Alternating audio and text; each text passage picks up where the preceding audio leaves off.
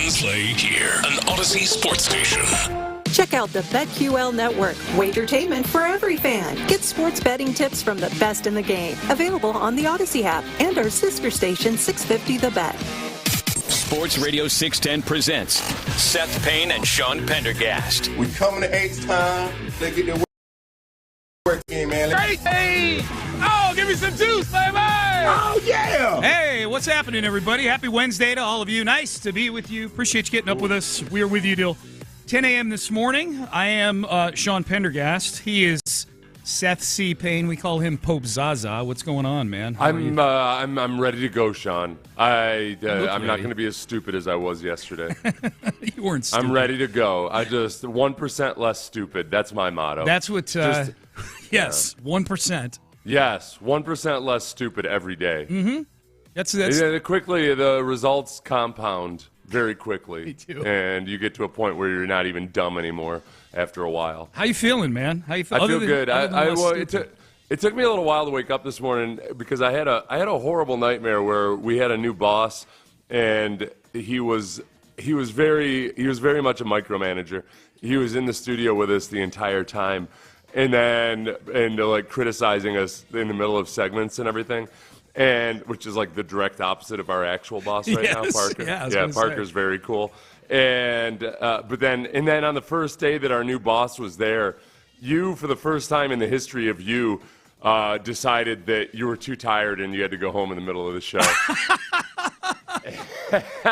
Ben's laughing his ass off at that right so now. I was sitting there with this new boss who was criticizing every little thing, doing a show solo. By yourself. Yeah. And then it got even worse. It turned out that we were having all kinds of technical difficulties. Somehow snuck away during a break, and I called the previous station this boss had worked at, and the guy that I was talking to was like, yeah, we had all kinds of technical difficulties. The tower would go out, all this stuff when he was here. And I started thinking, this guy is sabotaging. Saboteur, yeah. This is what I figured out when I should have been actually trying to prep for the next segment without you there, was that this boss would come into a new place and intentionally sabotage everything. Wow. The first couple months he was there, which would then make it look like he figured out all these issues and was the savior. Oh, my God. Wow. Very rough. That is a complicated I decided to quit. dream. At the end of the show, I decided to quit. Okay. That was the lesson I learned from it was, you know what, I don't need this crap. And I think the genesis of that was I realized one of the reasons I didn't want to go into coaching when I was done was that there's times where you get stuck as a coach just in a bad situation around a bunch of toxic people that don't know what they're doing or what have you, and I don't have any time in my life for that. No. I can't be wasting years working in bad situations. You get dragged down with that, man. You get dragged down, it gets hard to get the next job, It wasn't your fault that whole thing went sideways in your dream. Coaching is a lot like farming, in that I grew up watching really, really smart people sometimes struggle through no fault of their own. Mm-hmm. You can do everything the right way, but you end up, if there's a drought or if there's just paying more for your feed than you're getting for your dairy, all of that. And I don't like being in situations where I'm so far extremely out of my, where I have so little control. How'd you feel when you woke up? Were you, relieved? How sometimes you wake up and you're like, oh, thank God. I was mad at you.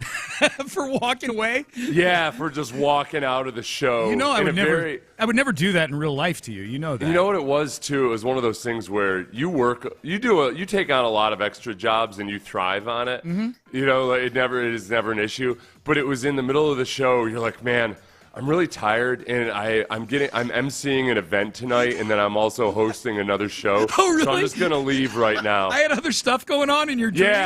Yeah. Which is probably pretty. That might be the most accurate thing in that dream. Was it? I had 3 other things to go to. Yeah, but you never forget your core responsibility. No. This is the ice cream that holds all the fixins together for me. This job, yes. You're not like an NBA player that makes more money from his sneaker sponsor than from his employer. No load managing going on here, buddy. I'm telling you. Yeah, that's so it's all right now. It took me a while. Okay. It takes me about a half hour to stop being angry at the people that let me down in my In dreams. your dreams, that happens. It's true. Brandy had a rough week last week. She did? She had I had a dream where she was she was much like you. It was much different than her normal behavior. And it probably took me an hour to unwind myself from that one. Okay. But at least you were in New Orleans and you weren't there to take out the frustration or anger on her in person. Yeah. She's not here right now. I wish I had that thought when I was walking around New Orleans last week. Was like, man, even if I wanted to get into some of this, I still would have no idea how to get into it. If I wanted to just partake of all the debauchery that somebody can get into in New Orleans, I still would look really awkward.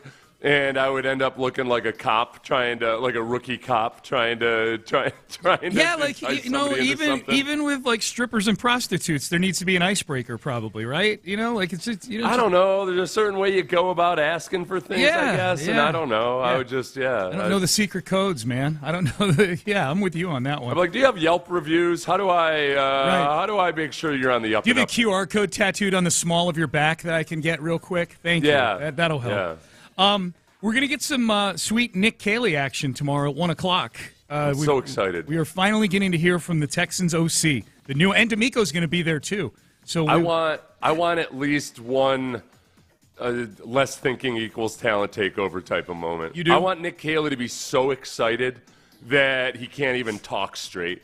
I'm done with good press conferences. If there's one thing I've learned from Dan Campbell or Nick Sirianni or anybody else, you need to be so bubbling over with enthusiasm that you don't even make any sense.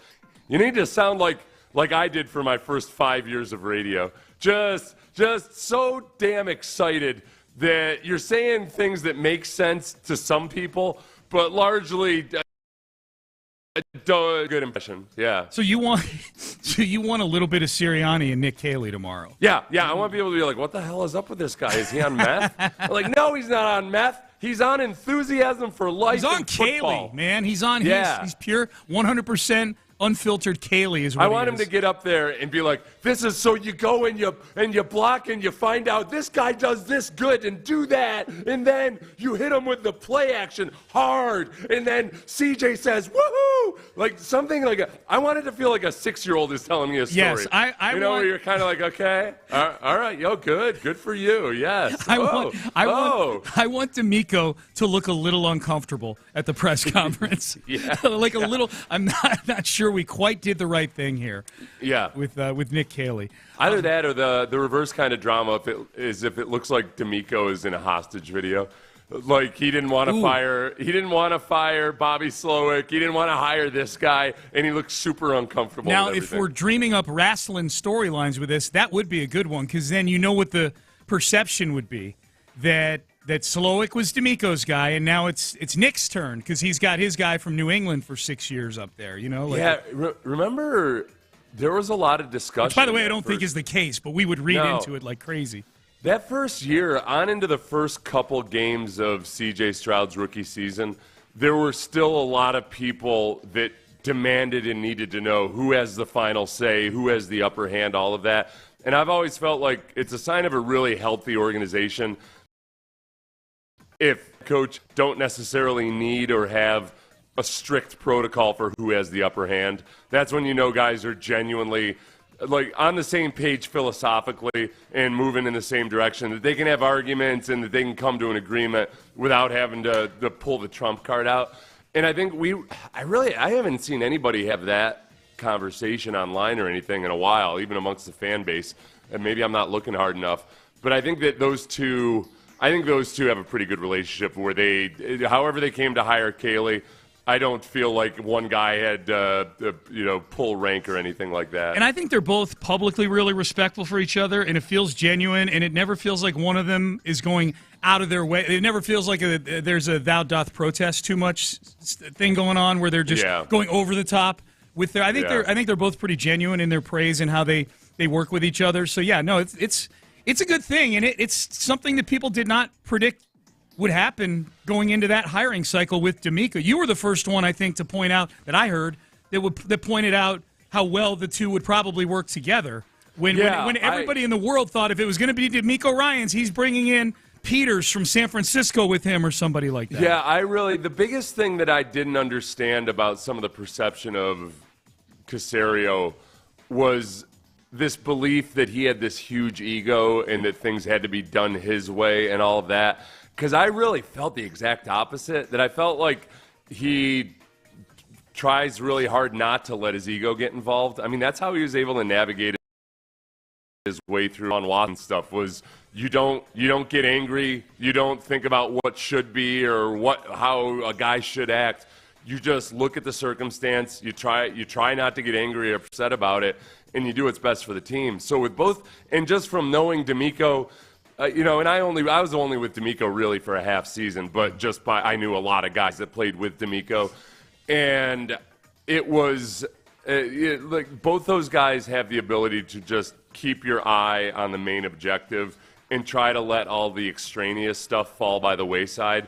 And as much as possible, you have that common goal, and that solves a lot of problems along the way. Yeah. And I felt like that. I think that those two guys with different personalities were going to work really well together as a complementary pair, because that's what you need. Ideally, you've got a GM that's kind of cold-hearted when he needs to be, or at least calculating and can take emotion out of it. And then you've got a coach that can tap into emotion. But as long as those two guys respect each other and respect the differences, then you can do good things. And I think they're still on the right path in that regard. I would agree. I think the perception that people had of Nick going into that third hiring cycle where they got DeMeco, I think, where it's like it's Nick's show and he's in charge and he's got this big ego. I would say who else was going to be in charge those first 2 years that he was here? You know what I mean? Yeah. Like you're completely tearing down and building back up a roster. Like that was his show because the head coach was David Culley and the head coach was Lovie Smith. It was never going to be either of their shows. Well, and also that's the one big thing where when Caserio came in, it was like buying a farm that looked like, okay, it needed some repair, but then you find out, oh, by the way, there was a toxic chemical spill 6 months before you got here that we didn't disclose. Yeah. Okay? Yeah. And the challenge has become that much greater. The biggest, and in that environment, I think hiring David Culley was the biggest mistake that Nick made. Yeah. And it's excusable to a certain degree given the circumstances, but there was just a lot more going on that he had to figure out immediately when he took the job. Yep. That made things a lot more difficult. All right, we're off and running on a Wednesday. Great to be with you. You can text in 713-572-4610. Oh, what was y'all's big announcement yesterday at 9 a.m.? Good call, texter. Seth and I are going to spring training. Last week of February, that's the big announcement. If you want an immersive Astros experience, then tune in to Payne and Pendergast the week of February the 24th. We will be in West Palm Beach all week long. With Baseball Spo and our aforementioned cool boss, yes, Parker. Indeed. So we're excited about that. That was the big announcement at 9 a.m. So for you 6 a.m.ers who are up with us, got to reward you. That is the big news. All right, the Texans have some decisions to make, and I'm guessing DeMeco Ryans is going to get asked about this tomorrow. It has nothing to do with Nick Caley nor even Bobby Slowick. What are we doing with Stephon Diggs? I'm guessing DeMeco gets asked about that tomorrow. Where are we at with Diggs? These are the four things that you need to know about the Stephon Diggs situation with February 17th on the horizon. That is coming up next. Men's T Clinic, your drop-dead date.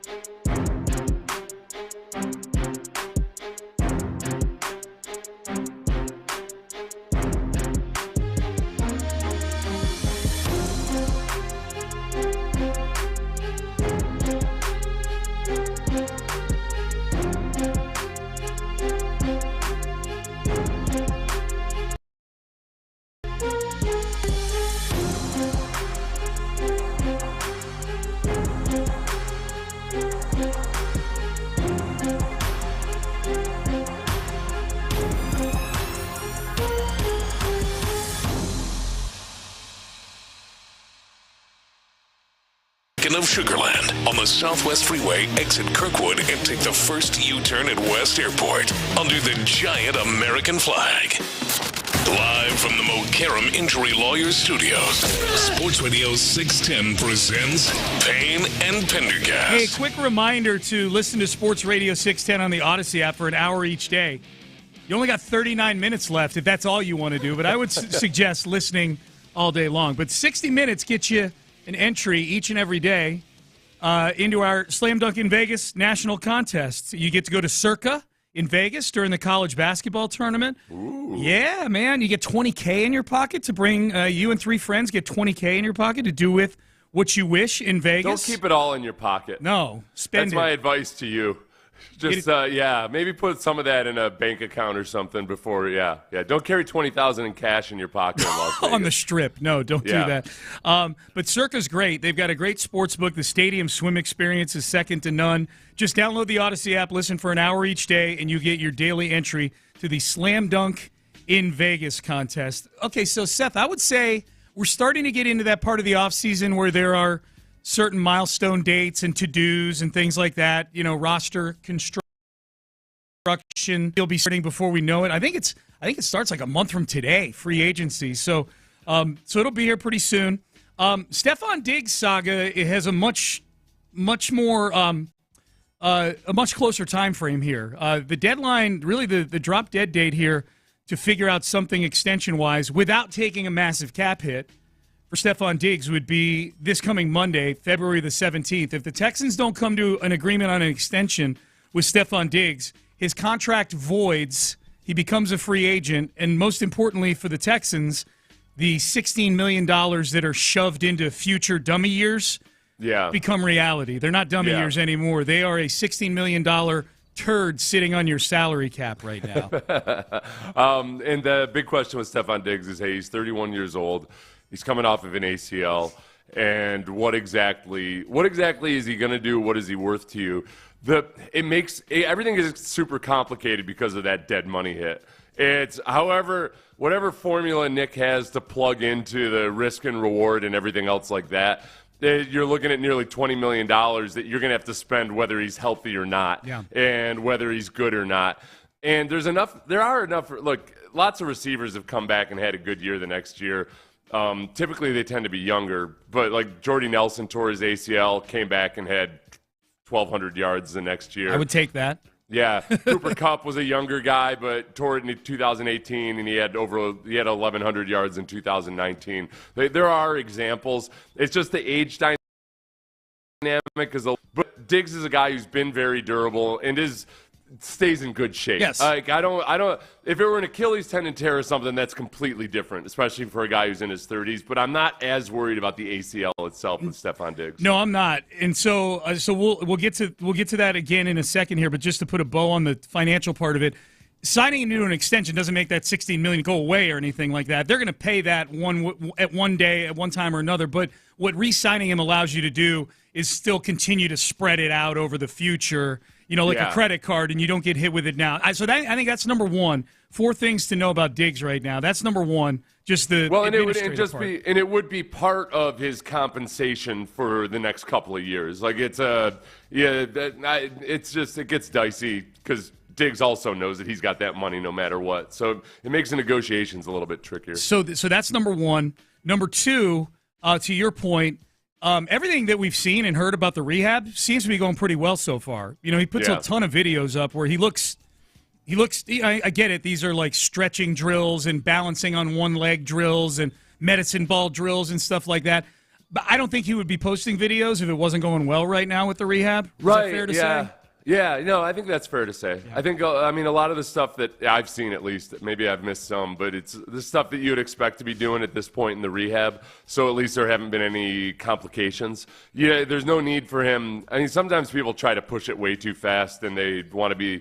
There's a natural tendency to want to, beat every benchmark, which can sometimes be the worst time. It's 9 months to come back from an ACL these days is not really all that aggressive. Right. But if your goal is to be at 100% 5 months after your surgery, that's where you're inviting issues sometimes. You know what would be really interesting to know is how close a touch he's been in with the Texans medical staff about the knee. Like if we were to get their phone records or their text records or something like that and see constant communication back and forth between the two, that to me would be a sign that he's really, really thinking about coming back here. Whereas if he were just rehabbing on his own and there's really not been much contact, I would probably read into that to mean that he's ready to go try to be a free agent. Especially because the Texans have to make this decision. Yeah. You'd love to really be able to monitor everything and get a good feel for where he is, as opposed to, hey, he shows up for a physical on Thursday. Yeah. And you try to figure out where he is. That's a lot harder. There's only so much you can figure out by that. Yes. And the other thing with the ACL, too, is a lot of it depends on how much cartilage damage there was, how much meniscus damage there was. For a guy in his 30s, if there was a bunch of meniscus damage or something, that's when that can get ugly. That's when the swelling is an issue day to day, and that's another thing that you can get a feel for at this point in the rehab. But if you can. A guy can fake it for one day, or if the swelling's not an issue on that day in a physical, you're not going to see it. I've never torn an ACL. You have, so let me ask you this: I'm just going based off of the vein injury.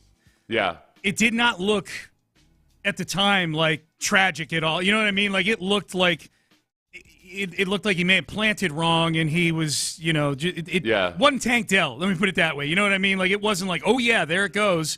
Does that matter when it comes to stuff like what you're talking about, that ancillary damage like the meniscus? I don't know. My knee-jerk reaction, no pun intended, would be that I wouldn't read too much into it. Okay. That's all. Who knows? I mean, it's just like a simple car accident. You can get hurt real bad in a fender bender if all the circumstances align. So I wouldn't leap to any conclusions. That's why I'm asking. That's why I'm curious about it. And everybody, I'm not a doctor. Okay, so that's just my gut. Man, I'm not going to go there. That's what I'm waiting for. The dream where you're a doctor. That's well. I mean, it's the same thing with concussions. When a lot of times. Your temptation is to say, oh, his head just bounced off the turf a little bit. He'll be fine. And then, lo and behold, that guy's out for 6 weeks. Yep, that's good. It's a good point. Number 3, 4 points on Stephon Diggs. The fact of the matter is he might be the best option out there in that 30-plus-year-old with some baggage category. I think the Texans... sexy category of wide receivers potentially available in free agency. Here's the thing. In my mind, Seth, this wide receiver room right now is Nico Collins, and then everybody else is playing for a job. He's the only one that has a guaranteed job next year because I'm not counting on Tank Dell. Diggs is a free agent, and Mechie are not at the level where they should feel like they've got their spot sewn up. Robert Woods is a free agent. Everybody else is practice squad fodder. So Nico's the only guy. So here's the thing.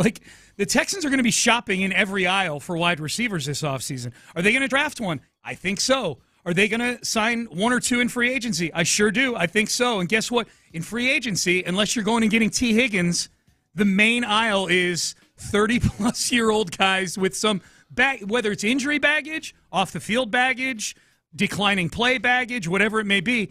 Diggs may be the best option out of that bin that has Kupp. And I know Debo's only 29, not 30, but Devontae Adams, odds are out now where he's going to go.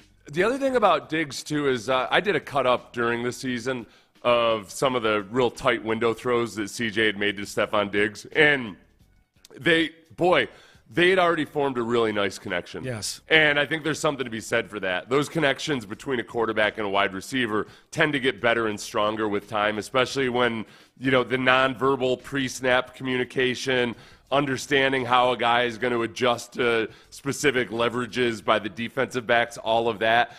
CJ's already established that with Stephon Diggs in a way that he hasn't with Cooper Kupp or anybody else. My other big question that I'm intrigued by is if Caley tomorrow, when he speaks to the press, is asked specifically, how do you feel about Stephon Diggs, what you saw from him last year? I would imagine Caley by this point has watched a really big chunk of film on the Texans offense last year.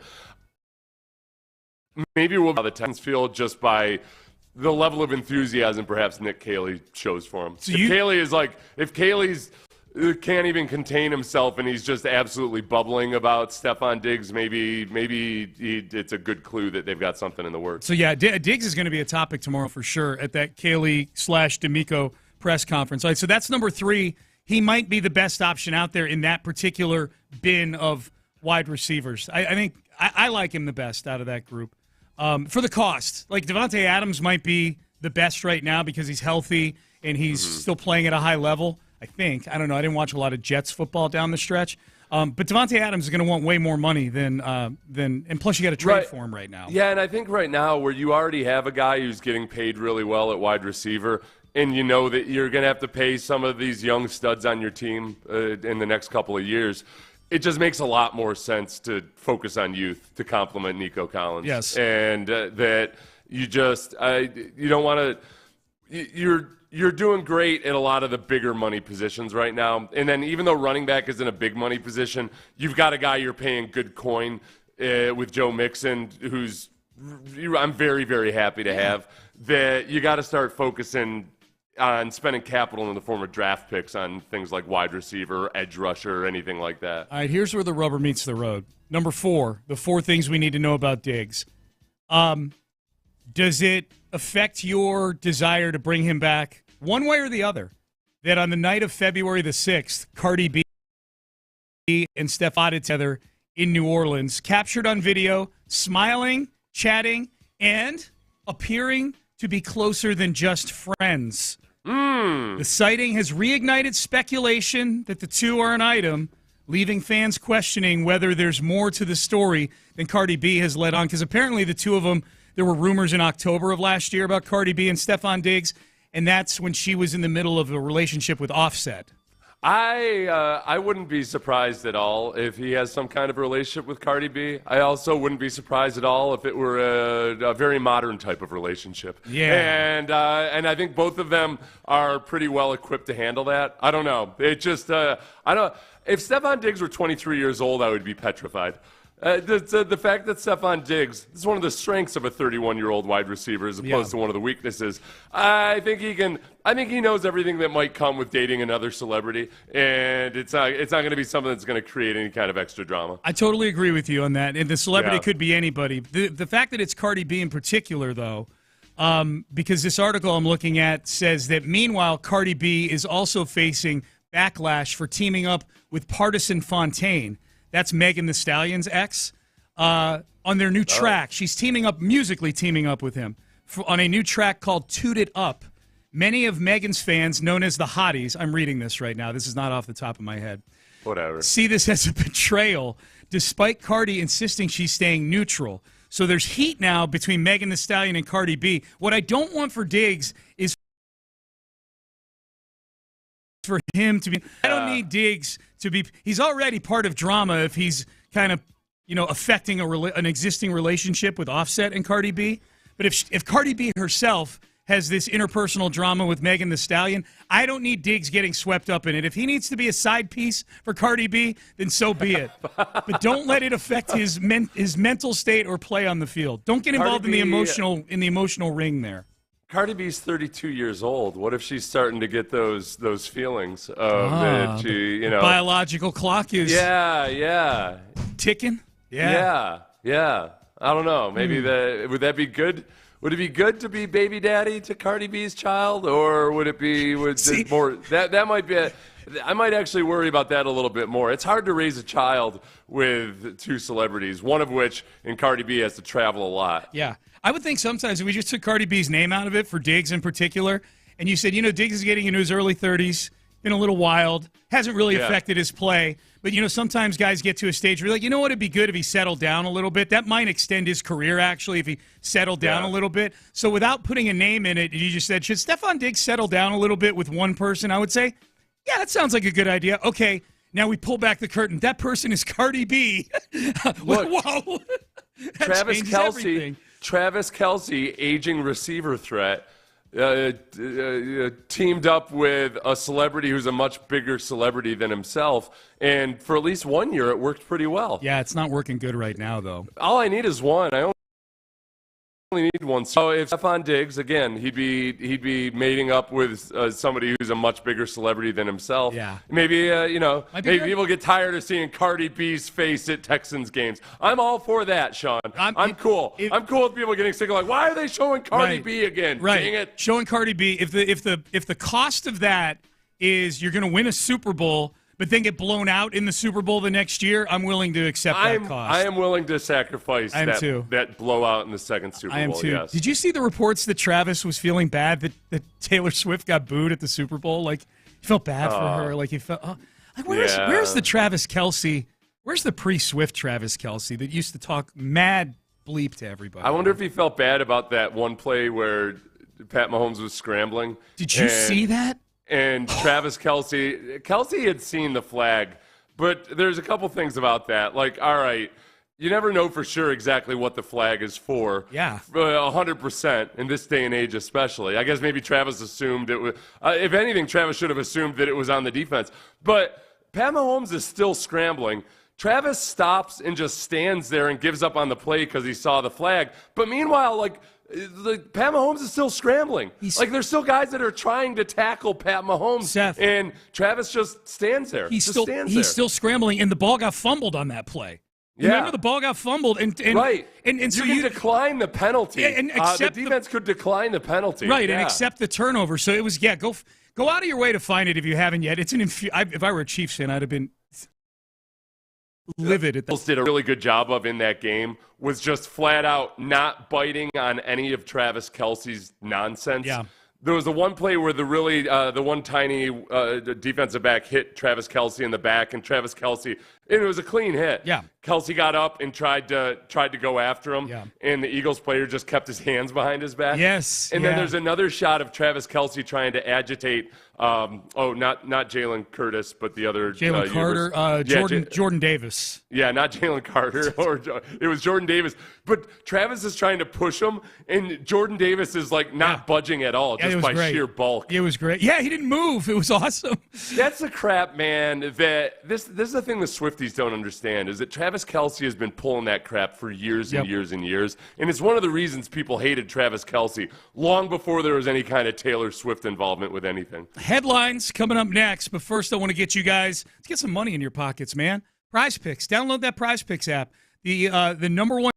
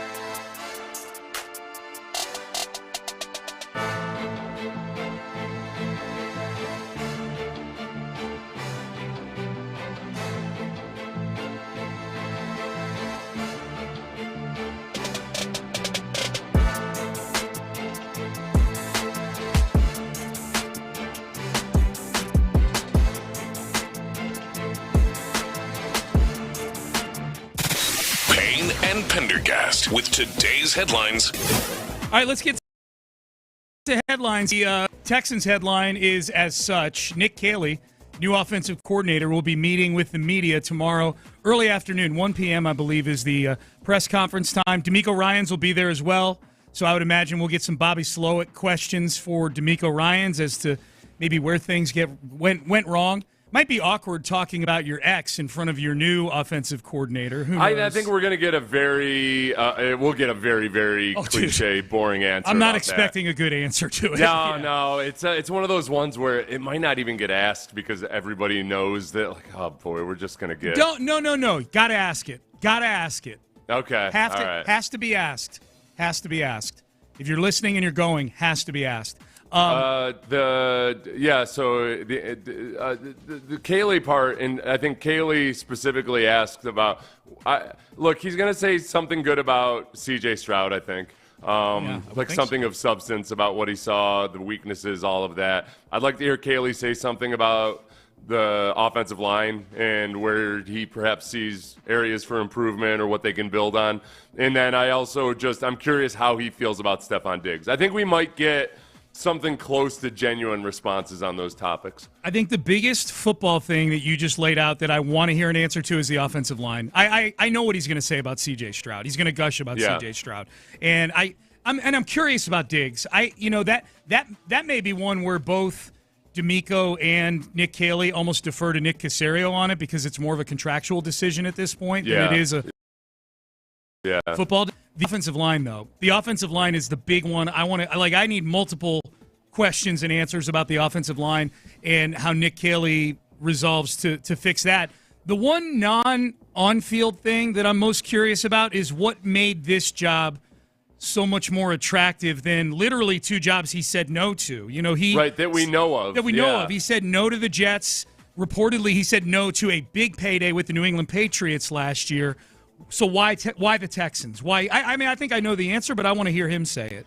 And I want to hear put it in frames of the value of delayed gratification, something that you and I struggle with. Big time. Just hey Nick, Seth Payne here, Sports Radio 610. Listen, I've struggled with delayed gratification in my life. How did you turn down $3 million per year? Exactly. Because I would have bought my yacht on the way to that meeting, man. You could offer me almost any job for $3 million, and I'd just say yes.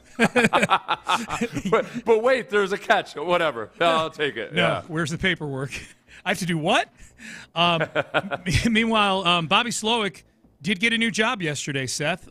He is headed to Miami to go coach with his good friend and former coworker in San Francisco, Mike McDaniel. He's going to be his senior passing game coordinator. I'm just happy that there's finally somebody in the building that's going to lay down the law with Tyreek Hill.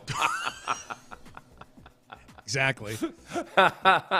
It makes sense. It's probably – look, I think Bobby Slowick is really, really smart. I think he was not ready to be an offensive coordinator. Sometimes maybe he'll pop up again as an offensive coordinator somewhere down the road. Mm-hmm. Sean Payton, as a young man, was stripped of his play calling duties while he was with the Cowboys at one point. Yep. Sometimes guys just need a little bit more seasoning or learn some lessons. But I do think he's got a prior relationship with Mike McDaniel. The first thing I thought of that was interesting there was Mike McDaniel, when he was a young guy, and I think when he was telling the story, it was about when he was with the Texans as a young assistant.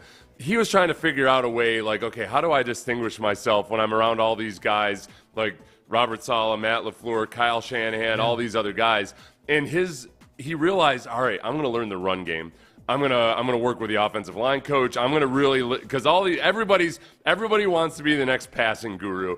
I'm gonna learn the run game. So I think that makes him a little bit unique in terms of nerdy dudes who want to be offensive coordinators. He kind of took a different route and really tried to focus on the run side. And I think it felt like the opposite of Bobby Slowick. Yeah. Bobby Slowick looked lost for answers in the run game. Yeah. And so maybe Slowick gets under the learning tree with Mike McDaniel and learns some things about the run game. I'm looking at this through the lens of what you were just alluding to, which is sort of Bobby Slowick's career trajectory here. It's obviously gone backwards now. He's in virtually the same position he was in San Francisco before he came to Houston. So he's taken a step back in a strange way, because I got to imagine Bobby Slowick wants to be an OC and be a head coach someday still, right? Yeah. So on paper, he's attached himself to a pretty good passing game to be able to say, as long as Tua's skull remains off the turf.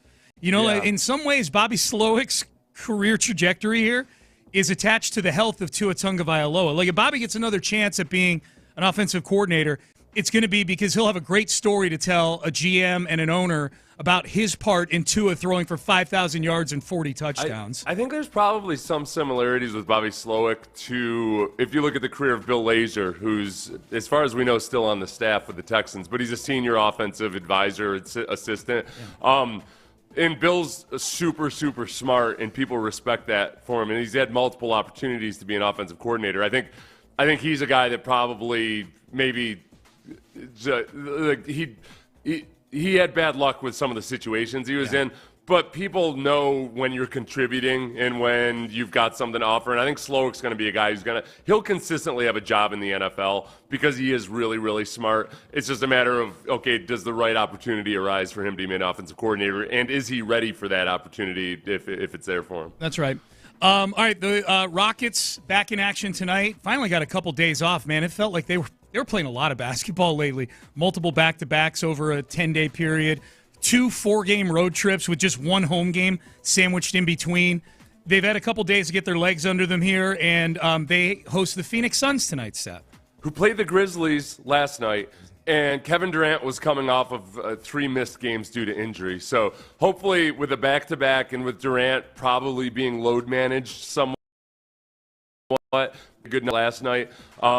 Yes, I like this. The win streak, the 2-game win streak begins tonight, Sean. I like it. I like where your head's at. The Rockets, for those who haven't been paying attention to the standings since they were the 2 seed a week or so ago, they're not the 2 seed anymore. They're the 5 seed now. Now, the Western Conference standings have some tiers to them. The first tier is Oklahoma City, who are in a universe of their own right now. And then there's a tier of about 3 or 4 teams, 2 to 5, that the Rockets are part of. They're a half game back of the Lakers right now, I believe, for the 4 seed. When they were the 2 seed a week and a half, 2 weeks ago, my feeling was, hey, as long as they finish in the top 4, my goal at that point was, hey, let's get home court advantage in an opening round playoff matchup. If the season ended today, they would be playing the Lakers in the first round of the playoffs. That's kind of fun, although I hate that Dallas just handed Luka Doncic to the Lakers. I hate that I've become a marginal Lakers fan now. Because of the Mavs. Yeah. I just every time the Lakers win a game, I'll feel like, how's Anthony Davis doing for you there, Dallas? He's in street clothes. That's how he's doing. So the Rockets tonight against Phoenix. The Saints make it official. Kellen Moore is indeed their new head coach. Now it's up to Mike Florio to go find any tampering between Kellen Moore and the Saints that took place during the postseason. So eager for it. Oh, there will be no social media post that vaguely might suggest that there is tampering that will go unturned. Nope. A lot of texts coming in on our segment. Stephon Diggs, Megan Thee Stallion, Offset, entire situation there. So just so you know, there's rumors and speculation that Stephon Diggs and Cardi B are somehow intertwined romantically. Yep. Text message on the Jim Adler Texas Hammer text line. I love how Sports Radio 610 just turned into 97.9 The Box. LOL. I think we handled that. So it's a pretty common comparison. All right, come up with some new material. They're in our building. Yeah. We get confused for those guys all the time here in the building. All the time. Yeah. Awesome beef segment. Okay, that was pretty good. Now this is the one text. Y'all, period. Okay, let's add that to the list of things that when you begin your text with, you're already poisoning the water a little bit. So you do know. Yeah, it's a shortened version of you do know. Y'all, Cardi B has 2 kids already. There's no biological clock ticking. Chill out. I love that somebody took our discussion about Cardi B seriously enough to get to a point where he told us to chill out. Yeah. I would take your own advice there, fella. Yeah. Spin that mirror around and tell that guy to chill out. I was up all night worried about whether Cardi B was desperate to have children with Stephon Diggs or not. Oh, finally I can chill out. Woo! Chill out. Phew. Oh, thank goodness. That person must be the equivalent to like what a Swiftie is for Taylor Swift. Like you can't say anything bad about Taylor. Did you see that They're We killing. didn't even say anything bad about her. We were just wondering if she had children or not. Cardi B. But obviously, it gets interpreted by the diehards a certain way. Did you see where they're crushing? The Swifties are killing C.J. Gardner-Johnson's floor because C.J. Gardner-Johnson on social media, the safety for the Eagles, posted on social media that Travis Kelce should have stuck with his old girlfriend, Kayla Nicole, I think her name was, whatever, because she's thick. 2 C's. Yeah, the Swifties did not like pointing out. So some Swifties are hammering the Yelp reviews for the restaurant. 1-star Yelp reviews are killing her restaurant, yeah. I'd love to frown on that, except that I believe that loyal Houstonians pretty much doomed Steph Curry's wife's barbecue joint. Yeah, we can't be Memorial hypocritical about it. That's true. They torpedoed that thing. All right, Payne and Pendergast with you. Those are your headlines for a somewhat light headline day. Seth and I are going to spring training. That was a big announcement yesterday at 9 a.m., and you know what? I have a huge reason, and it would sound counterintuitive because it would imply the Astros are a worse baseball team than they've been recently. But damn it, I'm excited for this season for this reason. And I'll tell you what it is coming up next. But first, Sugarland, West Point Lincoln is Sugarland.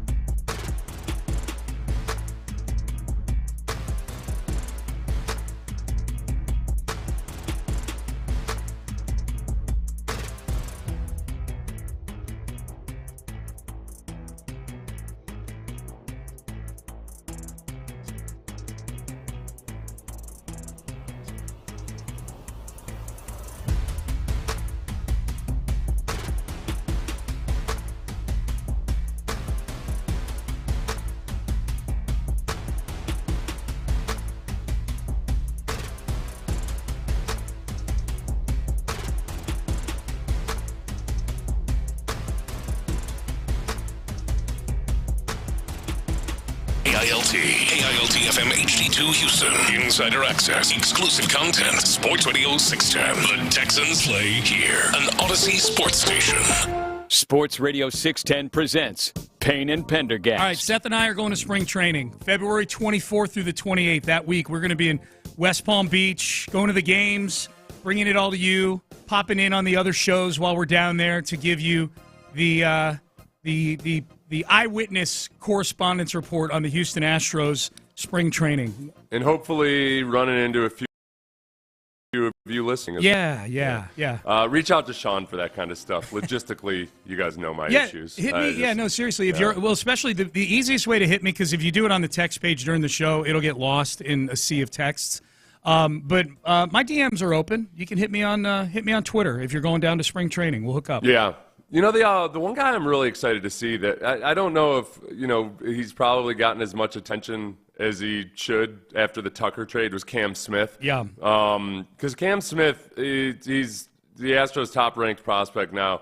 And he was a guy that initially, when I started reading about the Cubs having interest in Kyle Tucker, the reporters out of Chicago were saying that they really didn't want to give up Cam Smith, so that might be a barrier to some kind of a trade or something. So the fact that Cam Smith's going to be out there and might become Kyle Tucker's replacement, it'll be fun to see him in person. Yeah, we'll see. I mean, let's hear from Joe Espada on that, because Cam Smith could wind up in any number of places on this team. Yeah, very versatile player. Here was Joe Espada. He was on Chandler Rome's podcast. And here is Joe Espada's assessment of Cam Smith. He's got potential to be, one of those, this guy can carry your team for years. He's got that potential, right? I like to be careful how I word this, because I don't want him, coming into camp thinking that it's got to happen tomorrow. No, Cam Smith is going to let us know when he's ready to be the guy. But he can play. He can play third base. I think he's athletic enough to play corner outfields. But right now he's going to come in. I'm going to play him at third because that's his natural position.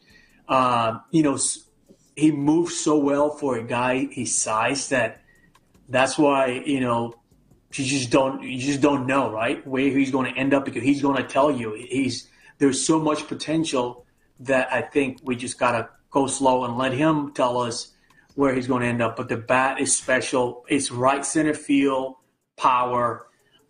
This guy knows the zone. Okay, we'll get into what this all means from a baseball standpoint, Seth, real quick. Yeah. I love Joe Espada, because Joe Espada, you could tell at the beginning, is pausing there, trying to figure out how best to articulate how good a player he is. And he's like, got to be careful with this one here. Let's see. I did say Jose Abreu was one of the keys to actually achieving our ultimate goals. Yeah. I got to be careful. He is a player that could carry the team for years and years moving forward. That is his potential. And I'm like, wow, no pressure there. And then 10 seconds later, Joe Espada, who's still gushing about Cam Smith, says, I've got to be careful with how I word this. I'm like, that ship sailed already, buddy. Well, no, I think even though in him talking about, I think in his mind he's like, I hope we can put him in right field. But he's like, we're gonna start. You don't want to overload the young guy. You're gonna let him stay where he's most comfortable right now at third base. But he sure could play out there at right field. Yeah. Well, I mean, the first thing you got to make sure is he can hit Major League, because he can't go in there and have a 614 OPS. I think you want to keep him as comfortable as possible without doing all kinds of playing him in multiple different spots in the field and everything until you feel comfortable with him. The playing outfield isn't nearly as big a challenge as just actually hitting the baseball. Correct. So what has me excited, I'm with you. I'm excited to see Cam Smith. He will be there at spring training, so that'll be really good. Fangraphs has their percentages out on winning the various divisions. And the closest division by far, in terms of parity, is the AL West. The top three teams in the AL West are all within 3 percentage points of each other when it comes to percentage chance of winning the division. The Rangers, 33%. The Mariners, 31%. The Astros, 30%. And I know we've lived in an era where the Astros have dominated this division. Now, the actual divisional races have become closer the last couple of years. Just the Astros have still won the division. But so in terms of owning the division, the Astros have been, I mean, there's been no team more dominant in owning a division probably since the Braves back in the 90s, if I had to guess. 8 straight years other than the COVID year when they finished 29-31. They have dominated this division really since 2017. I'm kind of excited about this. Like, if the season plays out the way Fangraphs thinks it'll play out, and you got 3 teams, the importance of all of those games with the Rangers and the Mariners, like, it almost, and we experienced this the last couple of years, it almost creates de facto playoff games in September that we didn't get before because the Astros were so dominating over the World Series, yes. But this is a new kind of fun for me going into the season where it feels kind of even. It feels kind of even. The only thing is the bastard stepchild, the A's, where they'll be the Sacramento A's this year. That's the one little thing within the division that I'm like, all right. So eventually we'll be able to get excited about making a road trip to Las Vegas, but for the next couple of years, it's going to be Sacramento, baby. I think Amy and I are going to actually make a road trip to Sacramento just to go experience it. They aren't even going to be called the Sacramento A's. They're just in the standings. When you look at it, it'll just say Athletics. That's it. Oh, really? Yeah. They will be a cityless team this year in the standings. Could they at least call them they should call them like the Southwestern A's or something. I don't know. I'm just telling you. Because at least then they're kind of, it combines Oakland, Sacramento, and Las Vegas, I guess. Yeah. Southwestern Pacific. Just the A's. Does that make them sound like a railroad, which is basically what they are? They're just they're running routes between various. Yeah, they're just a bunch of baseball hobos with their bindle over their shoulder. Yeah, walking to the next town. Yeah. So the Astros. There's probably Astro fans a little mad at me that I'm like, oh, cool. The Astros have a 30% chance to win the division, and it's super even. Sean's real excited about this. No, I don't know. I think most people are just, A, you're excited for baseball season, but B, all right, this is what it is, and this is where the Astros are. A lot of people are starting to, they're marginally counting the Astros out. Yeah. Okay, the Astros aren't a superpower anymore. Oh, your pipeline is trash. All of this. Yeah. You know what, Sean? It's nice to feel like it's you against the world, and it's not anything to do with 2017. That's right. It's more just the conventional, like, oh yeah, people are counting the Astros out. Let's do this thing. If they were to win this one, and they could, they're like, when the World Series odds come out, I'm guessing the Astros, even without Bregman, are still going to be one of the top 7 or 8 teams on the board. Yeah. Teams further outside of the top 7 or 8 going into the season have gone on to win the World Series over the last several years. We know this because 2 of them beat the Astros in the World Series, the Nationals in 19 and the Braves in 2021. If the Astros were to go on and win the World Series this year, if we're comparing the to the other two, this to me would be the most gratifying one. This is like you lost a ton. You're at the part of your arc where you're closer to rebuilding and retooling than you are dominance. And the 2022 one was pretty good because you shut up all the better than being everybody else scandal haters. And 2017 was pretty good because it was the first one. But if you did it like with the total retool, like losing Tucker and Bregman, not just 2 of your best players, but 2 of the best players, like they're both among every list of the top 50 or 60 players in baseball. I'm getting a little ahead of myself, but if they were able to pull this thing off, man, this would be a coup. Yeah, the problem is you start throwing that many ifs into an equation, and it feels a little bit like a Bill O'Brien scenario, Sean. Hey, all we need to happen is for these 19 weird things to work out. Okay, I 100% agree with you. Right? It's a baseball. Than any other sport these days, it feels like, man, anything could happen. Yeah, you catch fire. I mean, you have pitching at the top of that rotation. If Framber Valdez, if you get the best version of Framber Valdez and Hunter Brown, and I don't think that's a huge if, then you go into a 7-game series feeling pretty good about being able to be the team that wins 4. Now, the things I started to think, okay, what could pull the Astros out of this muck that they're in with the Mariners and the Rangers? This looks like it's going to be just sort of a 3-way death match this season, which, again, I'm excited for. I'm going to say some things here that are going to trigger people even more than me being excited about the Astros being in this, 3-way dance. What if Lance McCullers comes out of nowhere and he provides you a really high-level third arm at the top of the rotation? Sean, I appreciate your gumption, and I very much emotionally want that. I would be happy for Lance personally, for one, because it's not like – This is a frustrating thing with how upset people get with Lance. Lance works his butt off. If anything, he might work too hard. He loves Houston. I know. Yeah, I just flat out. He was probably the first Astro to get a Houston tattoo in a long, long time when he got his Houston tattoo. And it's not for lack of effort or caring or anything else like that. He does everything the right way except for the staying healthy part. Yeah. But I'm at a point where it's been 3 seasons now. Yeah. You know, like I can't. I really, really would love for that to happen for multiple reasons, but I just can't bank on it. Right. But yes, that would be a very welcome development. These are things that I've come up with that that have very little chance that I are very minimally invested in these things happening. Yeah. But if Lance comes back healthy at some point during the season, that's one. These are just things that could separate them potentially from what we expect the Rangers and the Mariners and the Astros to be. If Jeremy Pena takes a step all of a sudden, like Jeremy Pena's heading into his 4th year, and there have been times that Jeremy Pena's career, and I'm not talking about the defense. The defense will be fine. I know he made some weird errors last year, but Jeremy Pena's an elite defensive shortstop. But if all of a sudden Jeremy Pena, like if 2022 postseason Pena turns into something more than this 3 or 4 week dalliance that we have every year, where we go, man, look at Pena. Pena's caught fire. And then you look up at the end of the year and his OPS is 719. You know what I mean? Yeah. He went from being a 700 OPS guy to like a 790 or 800 OPS guy. I think the thing with Pena is, yes, he's getting to that point where you don't look at him as a prospect plus or anything anymore. He's been in the league long enough that you start to worry about, okay, maybe this is just who he is. Except that on 2 fronts. One, in his fielding last year, where he was a below-average fielder on the sum total of everything because he had so many weird errors, he was still making incredible plays pretty consistently. So I feel like that's something that can totally be smoothed out, and that the best version of him defensively is still a really high ceiling.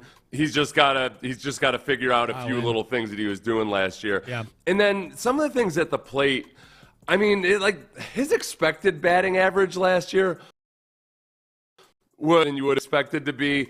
He doesn't strike out a lot. Like, there's still evidence that he gets like 25 hits just by hitting ground balls in the infield. Right, I know. Yeah, he's such a good base runner. Yeah, he's fast. Yeah. So, like, all of those things and all of those traits are still there. That was from the advanced stats stuff. His best thing was his base running run value. Yeah. He was in the 89th percentile for that. That makes sense. But yeah, I can't talk about him like he's a budding young prospect anymore. But I think it is still very much he's still at a point in his career where you can capitalize on some of the really good things he does. He's just got to smooth out some of the issues. Yep. So McCullers, Pena, these are all things that I think incrementally or big time could help separate the Astros in what Fangraphs expects to be a virtual 3-way tie in the AL West with the Rangers and the Mariners. This is probably a little more like smaller incremental than the big thing of like a Pena becoming a good hitter or like a great hitter or McCullers being healthy. But just getting the version of Josh Hader you thought you were getting when you gave him 5 years, $95 million. And I say incremental because Hader overall was pretty good last year. He was pretty good last year. I think he was 34 of 38 on save opportunities.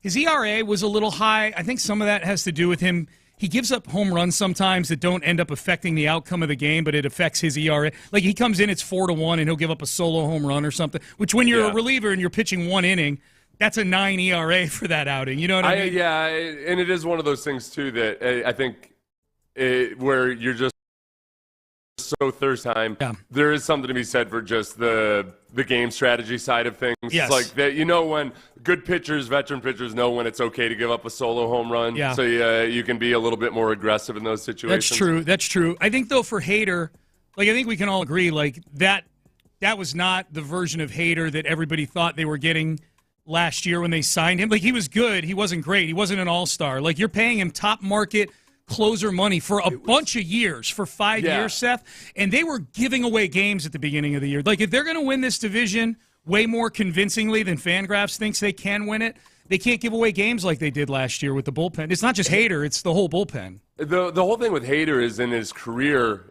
after his first 3 seasons, he was kind of up and down. He'd have one so-so season, then one incredible season, then one so-so season, and then the year before the Astros had an incredible season. And that was what was weird about the Astros signing him and paying all that money is, man, the Astros have made had a lot of success taking guys who had been struggling like Garrett Cole and then bringing out the very best version of him, where it felt like the Astros paid for the very best version.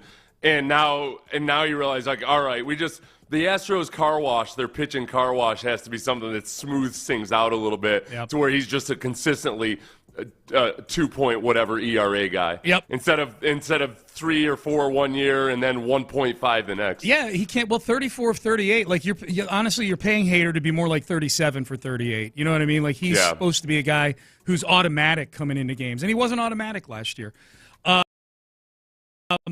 Can Chas McCormick recapturing some of his 2022 and 2023 magic, is that a big ask, Seth? If we're talking about things that could get the Astros back to where there's some separation between them and the Mariners and Rangers? Yes. He was horrible last year. That's a big ask. He was terrible last year. Yeah, I think it's a really big ask. I think the best thing for him is I think your most realistic hope is that he becomes an average Major League Baseball player. Yeah. I don't need anything magical. I just need some consistency to where it doesn't feel like it's a black hole in the lineup. Yeah, he's your starting right fielder right now. The guy you had out there last year was a top 5 MVP candidate before he broke his leg with a foul ball. And now we've got a guy where you're saying, and I agree with you, that the best we can hope for is he becomes an average major league. The best we can hope for. Which is fine. There's a place for average players on every championship caliber team. That's the ceiling we're forecasting for him right now. Right. But I'd be cool with that. I'd be all right, I don't feel like this is the worst thing in the world having him out there. I totally agree with you. That's my point. Like, it makes me nervous. I never expect anybody to hit their. I never feel like that's a promise or try to, that the ceiling is what I'm going to assume is going to happen. You know what I mean? Yeah. Like, I'm with you. I'm assuming it's probably somewhere in between what he was at his best and what he was at his worst last year. Do we know, was Joe Espada taking him out for yogurt the way that Dusty would? Banana. If it was yogurt, that would be better because that's actually healthy. Banana pudding is what it was. Remember? And it was making Chaz fat. Remember? People were complaining that it wasn't people complaining. It was a rumor inside the building that they thought Chaz was overweight. Remember that? Yeah. And then Dusty was taking him out for banana pudding. It's like bringing it to him in the clubhouse. It's like that point in the cartoon when you realize that the witch is fattening you up. Yes. To put you in her stew. That's right. That's same exact thing. I think that a non-fat Chas McCormick has the potential to be an average MLB player. I think Chaz. Because Sean, seriously, have you ever had one serving of banana pudding? Yes. You can never have just one. Oh, okay, yeah, that's what I'm saying. You've never had just one. I thought you were asking me. I thought you were asking me if I'd ever eaten banana pudding before. Yeah, have you ever had just one serving of banana pudding? Of course not. No. No, you eat a vat of banana pudding. Right. And trick yourself into thinking it's health food because there's bananas in it. Which is the least healthy of all fruits. But the sugariest fruit that there is. And usually, what does banana pudding come with? Vanilla wafers. Stuck right in there in the top, and they're not decorative either. You eat those. A lot of times, parsley. A lot of times, the Nilla wafers are stale. That's my one biggest complaint about banana pudding is a lot of times it's been sitting out on the buffet for way too long at the Golden Corral, and the Nilla wafers are a little stale. Okay, here's a big question: has it ever stopped you from eating them? No, God no. Staleness has never been a barrier to anything in my life, okay? Whether it's food or sports takes. Yeah. I'm all in on them. People point this out. You can set your watch, Jim Adler, Texas Hammer text line. Kyle Tucker sucked in the playoffs. that's good call. Yeah, screw that dude anyway. Yeah, exactly. All right, so we're excited. We're headed to spring training, getting ready to go see the Astros try to keep that AL West crown, and who knows what happens, man. We'll see.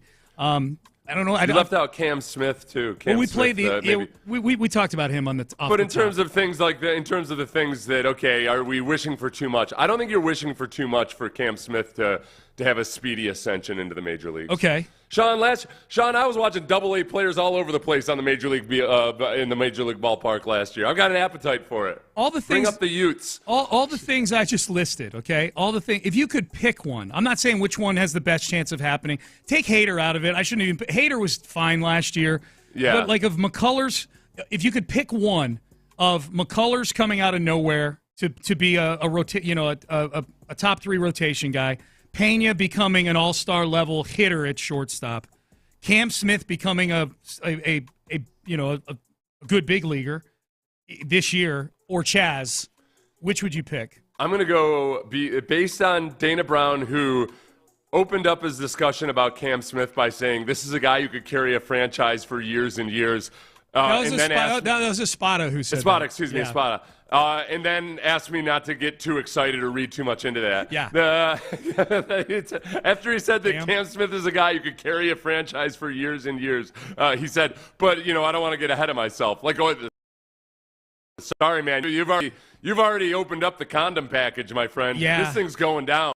It's interesting because I think any of them are good choices. I think just for 2025, if it were just for 2025, I would say McCullers, because then you got Hunter Brown, Framber Valdez, and look, Lance has been injured, but when he's pitched, he's been good. Like, that's the thing is with Lance, is that when he's been healthy, he's been good.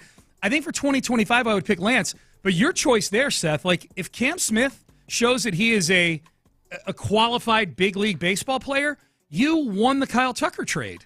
Yeah. You traded. You got Cam Smith, a certifiable third baseman in the big leagues, for 1 year of Kyle Tucker. If it ends up being, it would be like the Anthony Davis for Doncic trade, except that those guys are established players in what they are. But if Cam Smith turns into that, you traded for a guy that could be with you for a decade versus Kyle Tucker. But Kyle Tucker on a 1 year and Paredes deal. and your fifth starter right now, Wisniewski. So it's a give it to me now versus what can we do in the future. Yep. The other part about McCullers is, okay, do we see him as a reliever this year? Yeah, it became something that people were even afraid to ask Lance McCullers because he was so adamant that he would never be anything other than a starting pitcher. Is this a year where he's like, you know what? I just want to be out there helping win baseball games. Okay. That's the question. Does Lance see himself as a reliever more so than do the Astros see him as a reliever? I would imagine it would be the point where he might feel like, I want to be a part of winning baseball games and play entire seasons, and that's the compromise you have to make at some point. They paid, that factors into we've already paid you money to be a starting pitcher. Now you're going to earn some money as a reliever. You're going to earn money doing what we ask you to do more than anything else. That's what it is. All right, Payne and Pendergast with you. A lot of people weighing in on the Jim Adler Texas Hammer text line. We'll get to some of those. Let's get to some of them now. Since I think Pena can give you more power than he has for the Astros. That can be a big difference maker and really lengthen the lineup. He's a big strapping guy for a shortstop. He is a big strapping guy. That is true. If he makes the adjustment with his swing, he's capable of hitting home runs in the mid to upper 20. He's hit 20 home runs before. He hit 22 home runs a couple of years ago. Sean, he's just like the ratchet strap that we talked about yesterday. He's not just strapping; he's a ratchet strap, and that it can be very powerful. But you gotta figure out exactly how to use it and get some of these kinks out of it. Yep. Okay? You gotta untangle Jeremy Pena. Yes. He spooled too much of the strap up onto the spool there. That's right. That's a common issue with ratchet straps. Relief pitchers need to be able to pitch back-to-back games. Lance McCullers will never be capable of that. Never, never, never. Okay. Well, capable of it if he's only out there for an inning. Right. I mean, it's a whole different deal. Yeah, whole different scenario. Totally different. So this was interesting. Just shifting gears a little bit. Aaron Glenn, new coach of the New York Jets, kind of laid down the law with Aaron Rodgers, it sounds like. This is Diana Rossini and Chase Daniel on their podcast. They've got a podcast together that they do, I believe, for The Athletic. And this is Diana Rossini talking about what she heard in the building about what Aaron Glenn told Aaron Rodgers. This is how it's going to need to look if you're going to be the quarterback of the Jets. When they had conversations with Aaron Rodgers about what the future would look like, if you're going to be part of this team, you're going to attend all of the training camp. You're not going to do Pat McAfee interviews anymore. So they were really trying to change the way. They said that? Yeah. They had a conversation with him of, if you were to stay here, here's how we would want it to be. So this to me is Aaron Glenn getting control back and Glenn making Who said sure that? Who said that to him? The GM and the head coach, when they had these conversations of, look, I think it's Aaron Glenn that's the one pushing for, I'm holding everyone accountable, and every single person on this team is going to be treated the same way. So do you think that if he would have agreed to not do that stuff, that he would have been their quarterback? Or do you think he was just thinking like, I don't want to be controlled, I don't want to be put in a box? This is fast. I knew none of this, and this is extremely fascinating to me hearing you say that. I think that no matter what the Jets were going to say, Aaron Rodgers wanted to move on. Okay, well, there you go. That's the part about that that's interesting to me, Seth, was the very first part where they said you can't do the Pat McAfee show anymore. Right, yeah. You know, like that's a media hit that he does every week. Now, that was a media hit that I would imagine caused a lot of ripples in the locker room, especially when he's doing it during that season where he's really not around. He's rehabbing an Achilles tear, you know? The point where it reached maximum with Aaron Rodgers on the McAfee show, for me, it was never about anything outside the world of football. It was when he called out people within the organization for not addressing things internally by calling them out on the Pat McAfee show. Yeah. I'm like, wait, what in the inception is going on here? Exactly. You're criticizing people for not keeping things in house on the Pat McAfee show. Right. I know, and it's one of those things where if you're a new head coach, especially I think, and a first-time head coach, you want to try to keep things as vanilla as possible in terms of drama or anything like that. You're going to have enough drama just with personnel changes and all that other stuff that they want to just try to keep the car in the center of the lane as much as possible. And it just gets a lot harder to manage, especially in that New York media environment, when you're adding fuel, when your quarterback is the guy who's out there adding fuel to the fire and the flames. Yep.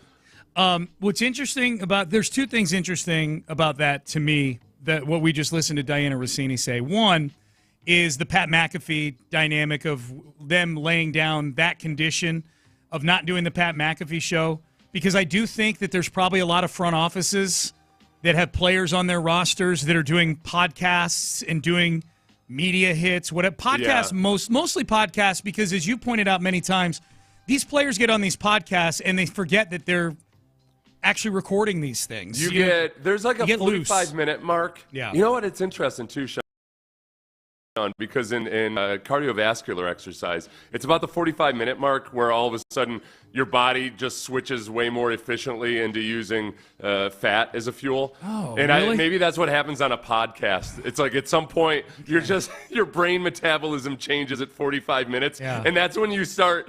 You forget, you get the runner's high. Yeah. It's the podcaster's high at 45 minutes. After the 45-minute mark, you're on the podcaster's high, and you've forgotten that people are going to listen to this, or that it might have ramifications outside, and you're just having a conversation with a friend. Telling me I got to go 15 more minutes till I'm actually burning fat efficiently? It was at the 47-minute mark when Rusty Hardin told us that happy endings weren't illegal. That's not inaccurate, by the way. It's not a crime. That is 100% true. And he's 80 years old. And he probably hit the 45-minute mark at about the 25-minute mark, you know?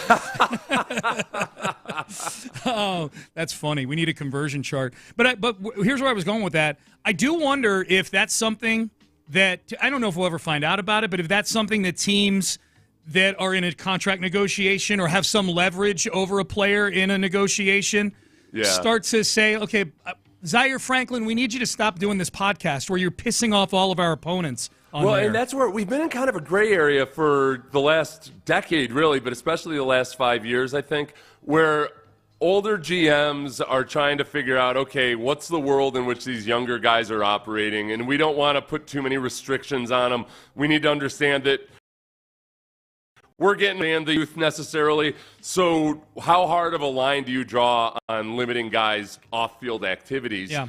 And maybe Aaron's going to be the guy that, still relatively young, can kind of draw a hard line and be like, listen, no, we're not going to do stuff off the field that's going to end up being a distraction in any way, shape, or form. Yes. So does Aaron effectively put a muzzle on some of this stuff? Right. So number one for me was, do more teams take this stance with guys doing some form of media. Number two, and I think this is kind of where you were going here, with specific to Aaron Rodgers, is they wanted Aaron Rodgers back. I think if they didn't want him back, Aaron Glenn, to me, is every bit of communication I've seen with Aaron Glenn is he's not somebody who's going to dance around things. He's very direct. You were his teammate for seveul years, so you can speak on that. That's 100%. If he didn't want Aaron Rodgers, he would have brought Aaron Rodgers in and said, "We don't want you anymore." Like I guess okay, because clearly there are qualifications. Well, that's where I'm going with this. Is clearly they wanted him.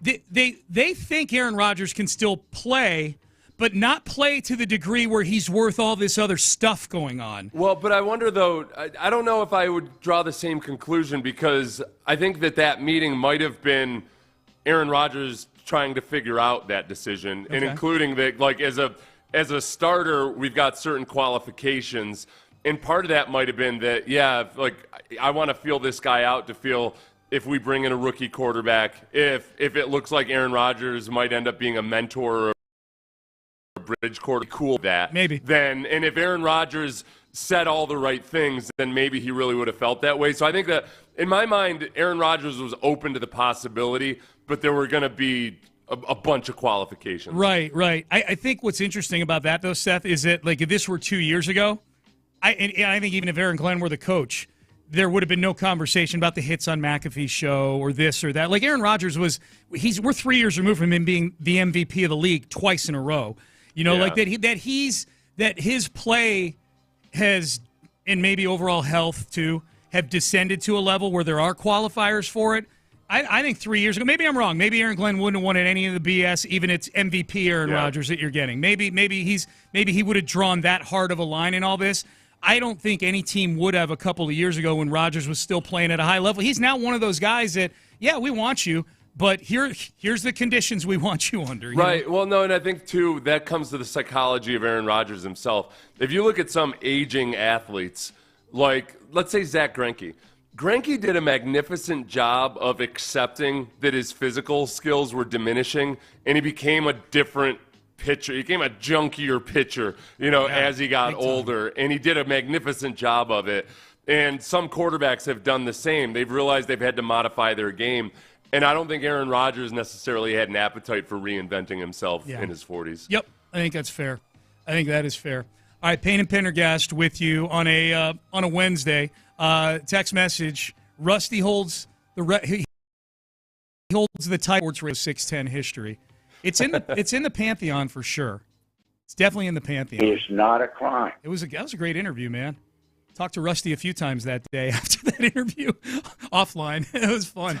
Yeah. He didn't have any. It wasn't like he was mad at you or us or anything for putting him in that situation. No, he's been a professional speaker for long enough to know that he says what he's going to say. Yeah. I mean, we have enough removal from it now. He literally called me later that day and asked if we had a podcast of it, just so he could go back and listen to it and hear exactly what he said, so he could put his statement out later that day.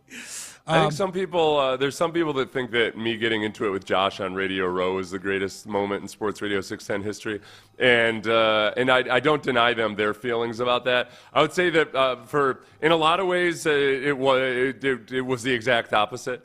I think for me personally, I think there are a lot of people nationally who think that I am this loose cannon wildfire like SOB, that I'm a jerk and that I was the instigator with all of that. So I regret that part of it. Yeah. Did you ever get anybody coming up to you asking if that was a work with Josh? Yeah. If it was scripted, if it was something to draw attention. I think Josh may have put that out there at one point or something. Yeah, it wasn't. Yeah. And it wasn't. Definitely not a work. I've talked to Josh about it. I went on his podcast and talked to him about it. I hadn't looked at a single thing online afterwards about it. I just wanted to move beyond it. Yeah. Whereas like Josh had done videos breaking it down and everything. Oh yeah. So I just. Deal, man. I don't with no criticism. That's no. Yeah. So we had a nice I had a nice interview on his podcast a couple years ago. Good.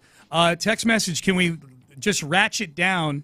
Oh, I see what you did. They put quotes around that. The ratchet's become a thing on the show, Seth. Can we ratchet down any talk of Lance McCullers until the night they say he's playing? I'm just over the speculation at this point.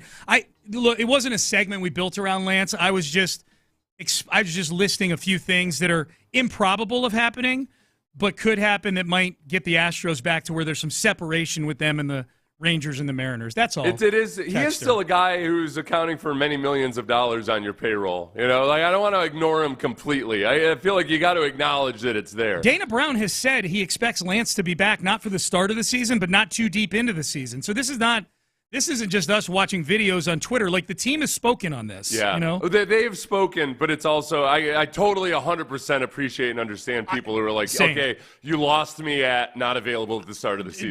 Totally. I'm merely pointing out to the texter, like, this isn't anything I'm fabricating out of thin air. Like, I probably wouldn't have put that on the list if there weren't signs, at least, that Lance is going to give it a go here in 2025.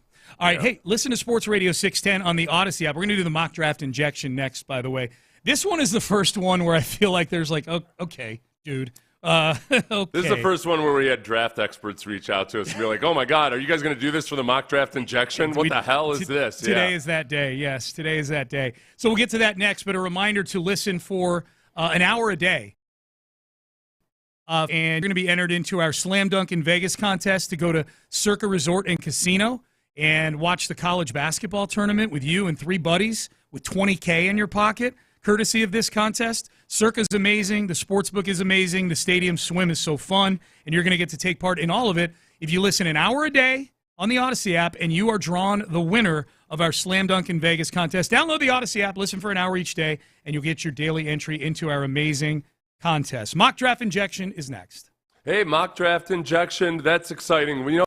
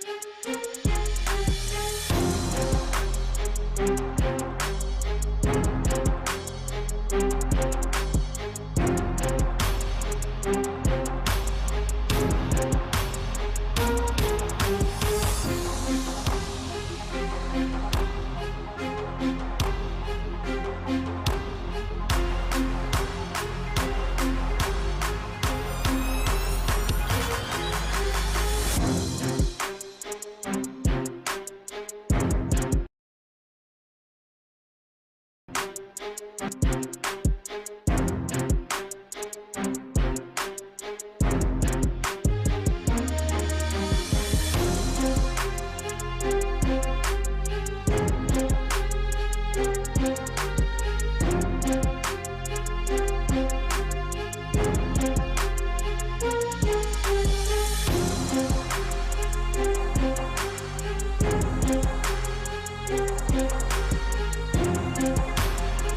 and Pendergast is driven by West Point Lincoln and Katy Freeway. 1 mile west of the Beltway, exit Kirkwood, under the giant American flag. Live from the Mokaram Injury Lawyers Studios, Sports Radio 610 presents Payne and Pendergast. Payne and Pendergast with you on a Wednesday. Good to be with you. You want to text us on the Jim Adler Texas Hammer text line? You can, 713-572-4610. It is 7:45 during draft season, and that means it's mock draft injection time. It's time for Doctors Pendergast and Payne to get out the syringe and jam the syringe into your vein and inject all the mock draft into your veins. Right, Seth? I like that you frame us as doctors there instead of actual drug dealers. So let's.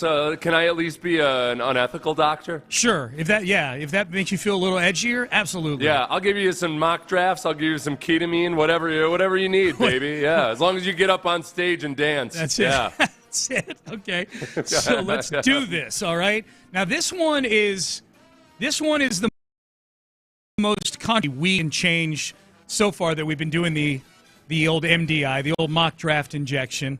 Thus far, it's been picks that largely make sense. Interior offensive linemen, wide receivers. You got excited yesterday because we had Nick Baumgartner from the Athletic mock draft, Kenneth Grant, the defensive tackle from Michigan, the 340-pounder that moves like he's no heavier than 310 pounds. There are, you know what, there's one thing that's coming clear is that and I've seen various draft experts say that the picks 20 through 40 this year, again, look like they could be a good meaty part of the draft where there's going to be a lot of guys available that meet that value. So Gray Zabel, I know I had some concerns about him last week, but I ended up sounding the guard from North Dakota State. I'd be really happy with him. Sure. Like, I know it wasn't, like, so far, up until this mock draft, everyone that we've done, I felt like, yeah, that makes sense. That's an area that the Texans could use an infusion.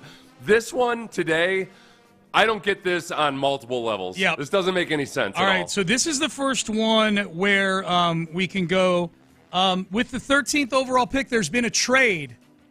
The Houston Texans have traded up from 25 to 13, and in the process, they are giving up their second-round picks and third-round picks as well in return for the 13th pick and a fourth-round pick. So 25 overall, a second and a third for the 13th overall pick. And with the 13th pick in the Chad Reuter NFL.com mock draft, the Houston Texans select Jalon Walker, linebacker, Georgia. Yeah, okay. Here's what he said. I'll read Chad's assessment, and then I want you to react to it here, Seth. The Texans showed they are willing to make a big move for a special player when they traded up for Will Anderson 2 years ago. Walker can blitz, play the run at the second level, line up on the edge. Sure. Houston sends its first, second, and third-round picks to Miami for this pick and a fourth-rounder. This is why this doesn't make any sense, and it has nothing to do with Jalen Walker as a prospect. I would agree with everything that he says there about Jalen Walker. Good player, yeah. This is no. Okay, for one, let's start with trading up. Like, now all of a sudden, the Texans are just a team that's going to trade up for a pass rusher every single opportunity they get because it worked out well with Will Anderson. That was a one-time thing, baby, okay? We did that once. That doesn't mean you're going to go back to the well and do it again when you have other needs on this team. And at the time the Texans did that, they had a plethora of future draft picks. Yes. So they had draft picks to burn. You can't use all those draft picks on rookies. You end up having too many rookies on the team. So just by virtue of even trading up that aggressively, I would be very, very skeptical. Yes, Jalen Walker is a very good prospect. He's not a scheme fit at all. Like, if he goes to a 3-4 or a team that kind of likes to use the tweener types more, the Eagles, for instance, it would make a lot of sense. DeMeco Ryans, if he were in need of edge rushers, which right now it's not in the first round right now, DeMeco likes classic 4-3 defensive ends. He wants guys that can play the run as well as be good pass rushers, where Jalen Walker is more of a tweener guy that you wouldn't want him out there all 3 downs lining up as a 4-3 defensive end. So, okay, you might think, well, they'll use him more as an off-ball linebacker. Again, I feel like you're good with off-ball linebackers right now, particularly young ones. But if they did take one, I would get it. I just wouldn't trade up for one at this point. It doesn't make sense, and it has nothing to do with Jalen Walker's potential as a pro. I don't think D'Amico would be interested in spending a first-rounder on a guy like this. If D'Amico's going to go after a tweener, it's going to be somebody in the mid-rounds or something, or like some journeyman vet that he sees value in. You'd be using Jalen Walker. You'd be trading up into the first round or up in the first round to take a guy that you'd be using situationally. Yeah. So it just doesn't make sense. I would say, too, Seth, that independent of the scheme fit, and you make great points about the scheme fit, just purely on the draft front, this is a team that's a good team but has needs. And this is a team that is currently and is going to be in the future up against it cap-wise. They need cheap, capable labor. Imagine this team without Blake Fisher and Kalen Bullock this past season. Or hell, yeah. Kamari Lassiter and Kalen. But I view Kamari almost as their first-round pick because they traded back. They moved back, and he was their first pick, but he was pick 47. Imagine if this team didn't have the year. I'm not saying Blake Fisher was great or anything, but you needed him at the end of the year to be a starting right tackle for you. And you're going to need him moving forward to be a starting right tackle for you cheaply for a couple of years. Kalen Bullock, similarly, this team has done pretty well picking in the second and third rounds under Nick Caserio. Nico Collins was a third-round pick. Tank Dell was a third-round pick. Got hurt. Yeah. They've done well picking on day 2 with Nick here. You are forfeiting the opportunity to get 2 guys on day 2 to get a guy who, even if he were a scheme fit, that's a lot to give up for a team that drafts pretty well in the second and third round of the draft. Yeah. Yeah. That's two cheap, potentially capable players. Now I have to do that thing that I always do whenever I have a strong opinion about a draft, which is, oh, crap, what if they draft him? I think there's no chance. What would the justifications be? Okay, what if he's there at 25? Not trade up for him, okay. But if he's there at 25, you might think, okay, the Texans this year did not play a lot of their base 4-3 at all, which is not, it's people play more nickel than their base fronts these days. Almost every team in the league plays with 2 linebackers on the field instead of 3 most of the time. If D'Amico feels like he would like to be or prefer to be in his 4-3 defense more often, but also have a guy that can rush off the edge, maybe then. But in that scenario, you're going back to all right, so you're talking about an off-ball linebacker. And are we going to spend a first-round pick on an off-ball linebacker? I don't think it makes sense. If they were to do that, that may say something about how they feel about Christian Harris, perhaps. Yeah. Christian Harris which has not been just a 2024 issue. Remember, he missed all of training camp his rookie year. Injuries have been an issue, and I don't even think it was the calf for Christian Harris that hindered him at the end of the season last year. I think it was a second injury that he got to an ankle or something like that when the postseason rolled around. So that, to me, if they were to make that pick, I don't think it's impossible. I know I just said no chance. But if they were to do that, that would tell me that it may have something to do with how they feel about Christian Harris. I don't think there's. Yeah. I'd be shocked if that were the position they took. Right, and they're already spending heavily at the edge position, and it's not like your rookie isn't going to cost you a whole bunch of money on the cap, but it's okay. Your total capital. How are we investing and spending our capital right now? I don't think they would stretch and reach for Javon Walker to the point of trading up within the first round. You mentioned Daniel Jeremiah. Did you see the tweet he had yesterday that there were in last year's draft there were 12 defensive tackles that he viewed as starters? Yeah. And this year it's 24.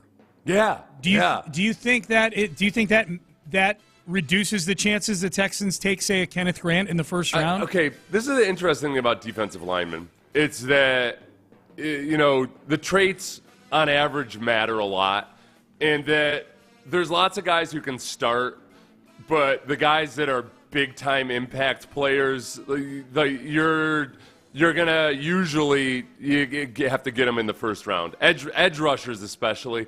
And there's boatloads of exceptions, everybody. I know, I understand. But I was a quality starter in the NFL, but I was never going to be like the guys that are 10 sack a year type of guys and everything. And you don't spend a first round pick on guys unless you feel like they can be impact players. That's right. I still think the Texans, they've got quality starters at defensive tackle. I think D'Amico wants an impact player at defensive tackle. Yeah. And your best shot at doing that is in the first round. So I don't know if this is the year now, but maybe they also think like, okay, but we could use a younger guy who's a quality starter who has upside. Yeah, we'll spend a second or third rounder on that. But I think it might make Kenneth Grant, who I like a lot, fall to 25. Yeah. Because a lot of teams might be thinking, all right, there's guys away. we feel good about. We're just going to hold off and wait and see what happens. That's a great point. Yeah, they, with all that, he may still be around at 25. If teams are just going to, we'll wait till the third round, take the one of the 15th or 16th best one. All right, Payne and Pendergast with you, heading into the 8 o'clock hour. And I want to circle over to the Rockets. There was a lot of coverage of this Doncic trade. There's been a lot over the last week. There were a couple things yesterday that triggered me about the Doncic trade that got me angry with the Rockets, of all things. I will explain why coming up next. But if you're listening right now, we are 2 days away from Valentine's.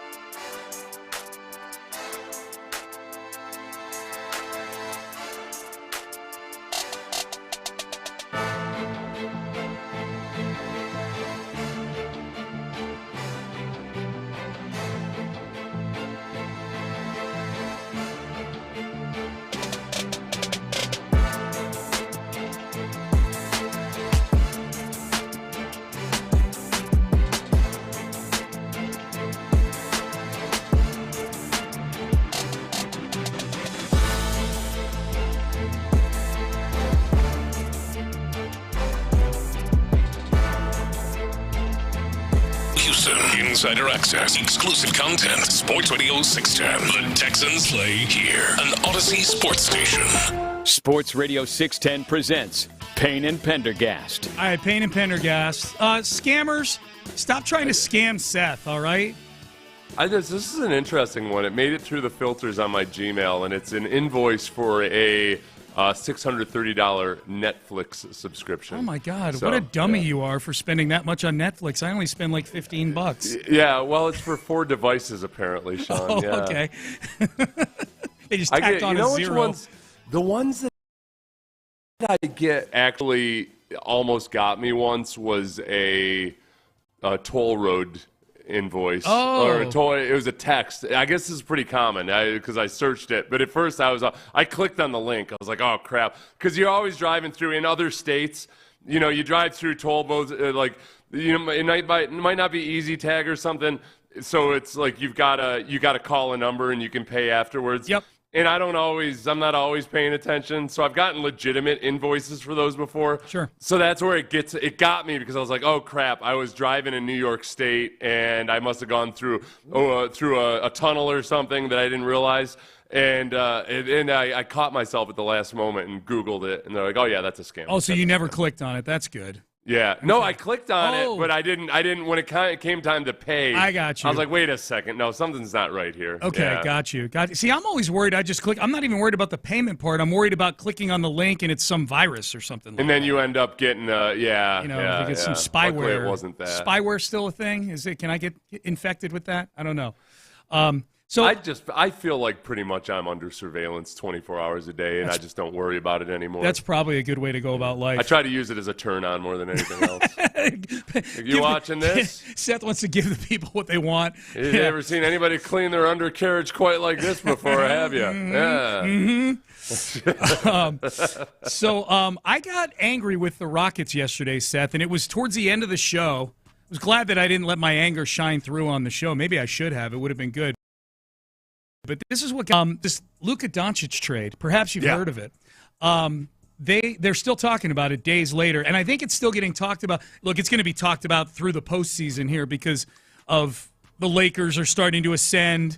The Mavericks are turning into a bit of a disaster for all the reasons we thought they would when they made the trade, which is Luka is a better player than Anthony Davis, and oh, by the way, Anthony Davis gets hurt all the time. Right. And he got hurt in literally the second or third quarter of his first game as a Maverick. He got a soft tissue abductor injury, no contact, just pulls up lame, and yada, yada, yada. He's out for a month now. Yeah, but Sean, he doesn't drink beer. So There you go. Okay. So it doesn't matter that he's injured all the time. They trust that he's going to be a little less pudgy. Than Luka, who likes his beer, reportedly. Yeah. So is this thing, man, like there's nothing more fun than Schadenfreude, at least on this show. We're very petty on this show. We know that. As I'm watching Seth yesterday, the TV on in our studio here had, I think it was First Take that was on, and they had the caption at the bottom of the screen, and it said, "Are the Lakers a contender now?" And I'm like, okay, it's a fair question. They've got two of the best players in basketball, who I think are very I think they're going to find a way to mesh really well on that team. 5 minutes later, the caption at the bottom of the screen: "Are the Mavericks done?" So you're right. So caption-wise, this trade is going exactly how Team Schadenfreude would want it to go. Okay, so you got those two captions, right? This is all happening during STV. Mind you, they've probably just finished hashing over the question of whether Pat Mahomes is done forever as a great quarterback. right. You know, it's just yes. So these are the headlines on here of these two things. So then the next segment is about how it's kind of adjacent to the "Are the Mavericks done?" They start talking about this mutiny that's going on in their arena the other night. That sounded like fan Thunderdome. You know what I mean? Where fans are bringing in, they had a protest outside the arena. That happened on Saturday and at the next game. People holding up "Fire Nico" signs for Nico Harrison, the GM of the Mavs.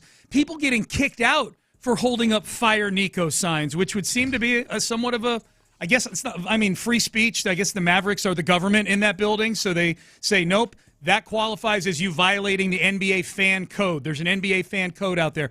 There was yelling going on between fans and Mark Cuban, who's always been a pretty fan-friendly owner. He's pointing at Mavericks fans, telling them, shut the F up and sit the F down. There's videos of that out there. They're booing, raining boos down on the new owner of the Mavericks. This, forget his last name, but he's part of that Adelson group that bought the team. They're booing him. It is crazy in and out of that arena. Are the Mavericks done? Are the Lakers contenders now? And then the coup de grace, the cherry on top of the sundae, is that during the next break, ESPN plays an ad for Anthony Davis's new prank show that debuts on February the 16th. From the makers of Impractical Jokers, you have Anthony, name of it, fouled out or something like that. But it's this prank show, and they're showing the commercial, and Anthony Davis in street clothes doing pranky things to people with a big smile on his face, which if I were a Mavericks fan would just make me livid. I know he taped all this stuff before the season and when he was a Laker, I'm sure. But there's something, it's almost like when the Astros are playing horribly and then an HEB commercial comes on, and I'm like, I am so mad at Bregman and Altuve right now. I don't want to see them driving through the countryside with each other. Yeah. So you have all this stuff going on, right? Like, this thing cannot be going worse for Dallas and better for the Lakers, and this is where I'm angry at the Rockets. Is it the one thing that let the Mavericks up off the mat through this whole saga since that tweet came out from Shams about this trade 2 Saturdays ago was the Rockets laying down for the Mavericks. The only good thing that's happened to them this whole last 10 days. You could have made it that much more Could have miserable. made it that much worse. And it would have been perfect because it would have been a team that has a lot of young core, and it'll be a team that you're contending with in the future. Yes. Could you have just done that? It reminded me, and then I got mad at the Texans because you know what it reminded me of? It reminded me of the Jets loss, where the Jets were terrible this year, and the one good day the Jets had all year was that Thursday night, Halloween, second half. Aaron Rodgers looked like Aaron Rodgers for 30 minutes of football, and that was it. And so I got mad because of the Doncic trade yesterday. I'll tell you what. I'm mad at the Rockets, and I'm mad at the Texans. Angry at the Rockets and the Texans jointly, and that's become a running theme with the Texans over the last couple years. It's, man, at some point, you beat the Titans at home. Right. You got to figure out a way to beat the Jets on the road. Yeah. You got to be able to figure out a way to beat last year's version of the Panthers. Like all these things Falcons. Where they play their worst games versus the worst teams. Yes. Yeah. Yeah. That is very, very frustrating. Yes. So I got reminded of that because of how bad the Doncic trade has been going for the Mavericks. The one time that they got let up off the mat was a Houston team doing it. And you got to stop Houston teams. You got to stop giving hope to these hopeless teams, even if it's in small little spurts. I forgot. I sent you the audio, but I didn't send it to Ben, so we'll play it in a future segment here. One of the most entertaining things to come out of this was Stephen A. Smith suggesting to Brian Windhorst that the Lakers should, if they really want to go for it, they should sign Dwight Howard, who's I think still playing in China at this point. Hasn't been in the NBA for years. Windhorse tore him up over that. Windhorse looked so frustrated. It looked like Windhorse was going through the crisis of conscience that I think Dan Orlovsky is going through right now, where it's like, all right, I want to be taken seriously. And look, Orlovsky has some goofy takes at times, but I feel like he's trying like hell to actually base it on analysis and everything. Yep. Where there's a part of ESPN where it's just say the most ludicrous thing you can imagine, and we'll get clicks for it, and then we'll pat you on the butt and give you a lot of money and give you $18 million a year. Yeah. That's so yeah. The going word Dallas. Man. Why'd you have to do that, Rockets? Why'd you have to do that? Why'd you have to play me like that? Hey, in my building yesterday, I'd never seen this before. Somebody got evicted across the hall from Amy and I. Yeah. And that's happened. I've seen, we've had evictions in the building before.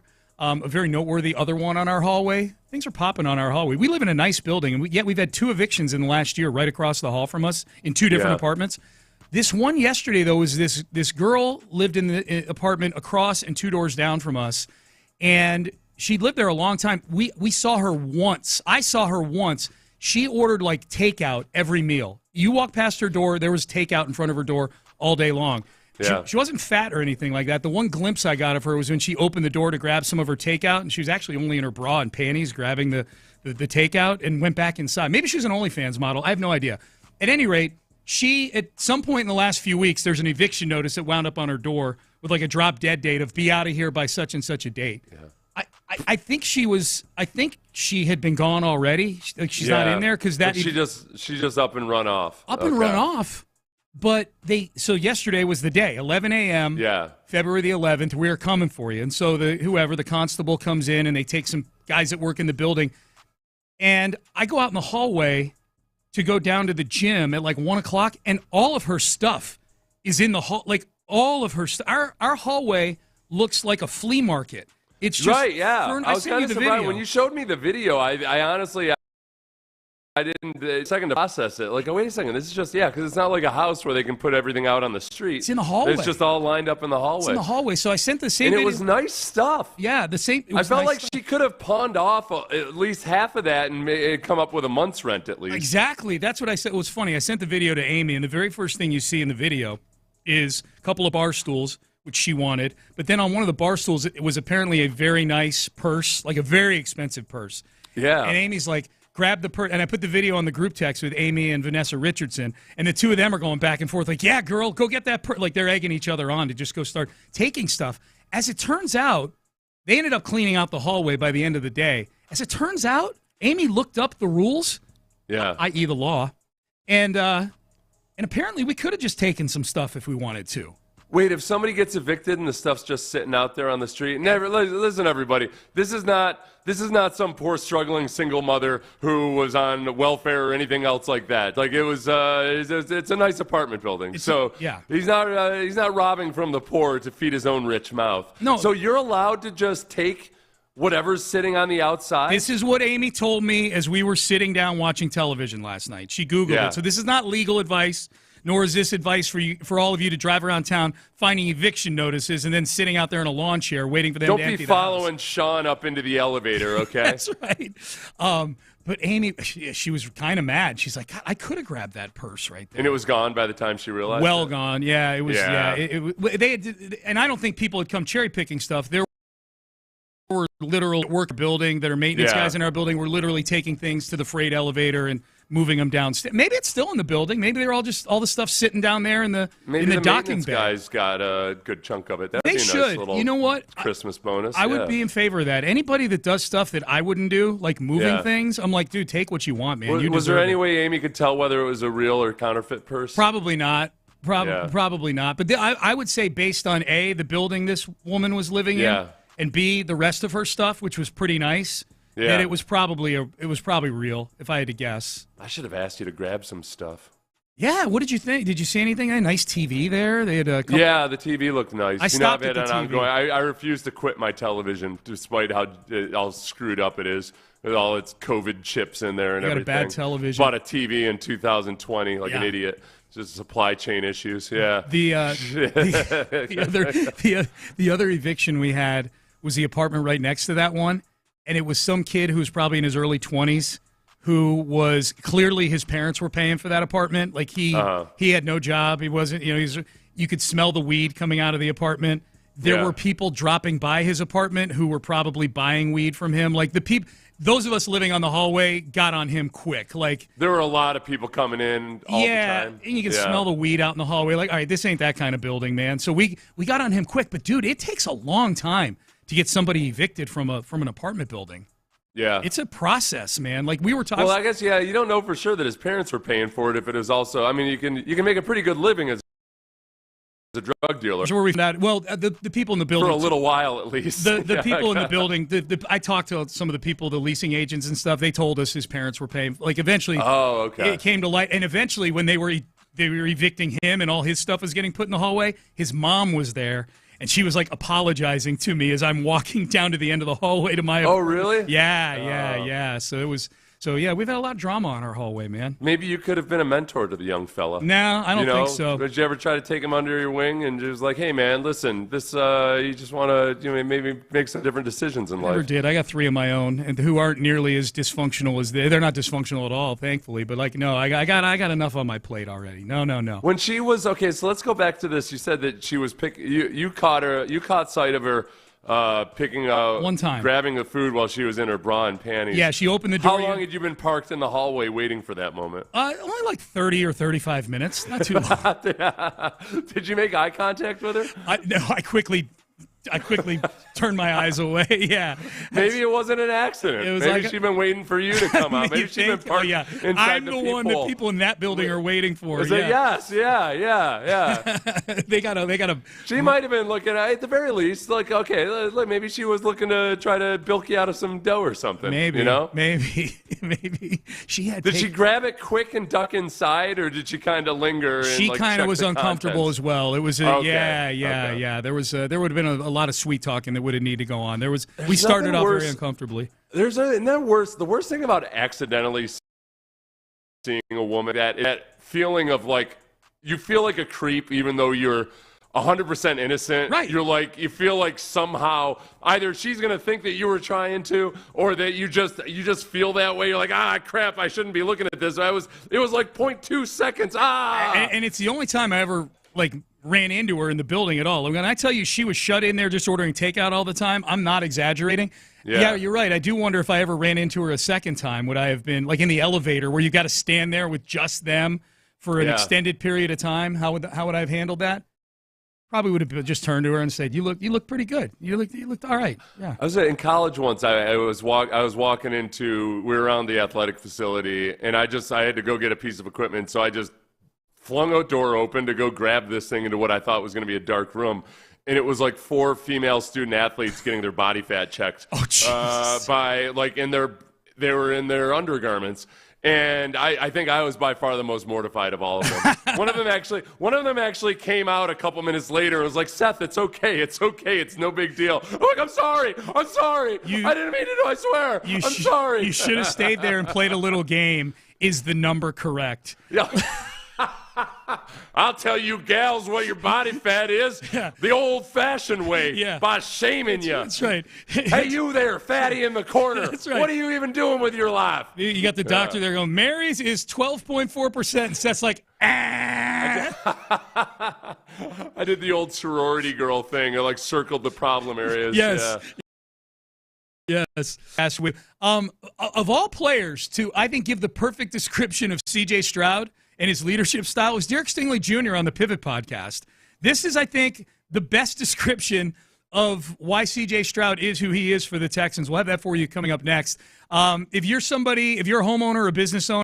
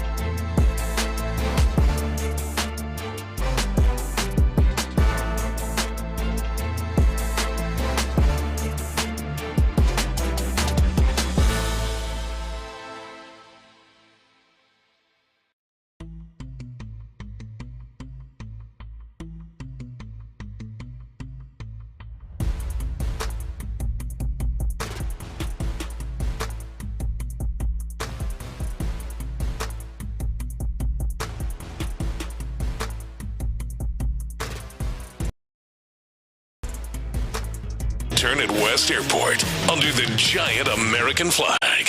Sports Radio 610 presents Payne and Pendergast. All right, next segment, 8:45. The beef coming from the Super Bowl that we did not see coming at all. No. Some drama on Bourbon Street that I'm excited to recap. An impressive display of a guy keeping himself in the public eye. Yes. Long after anybody thought he would be. Yeah. Indeed. We'll do that next segment.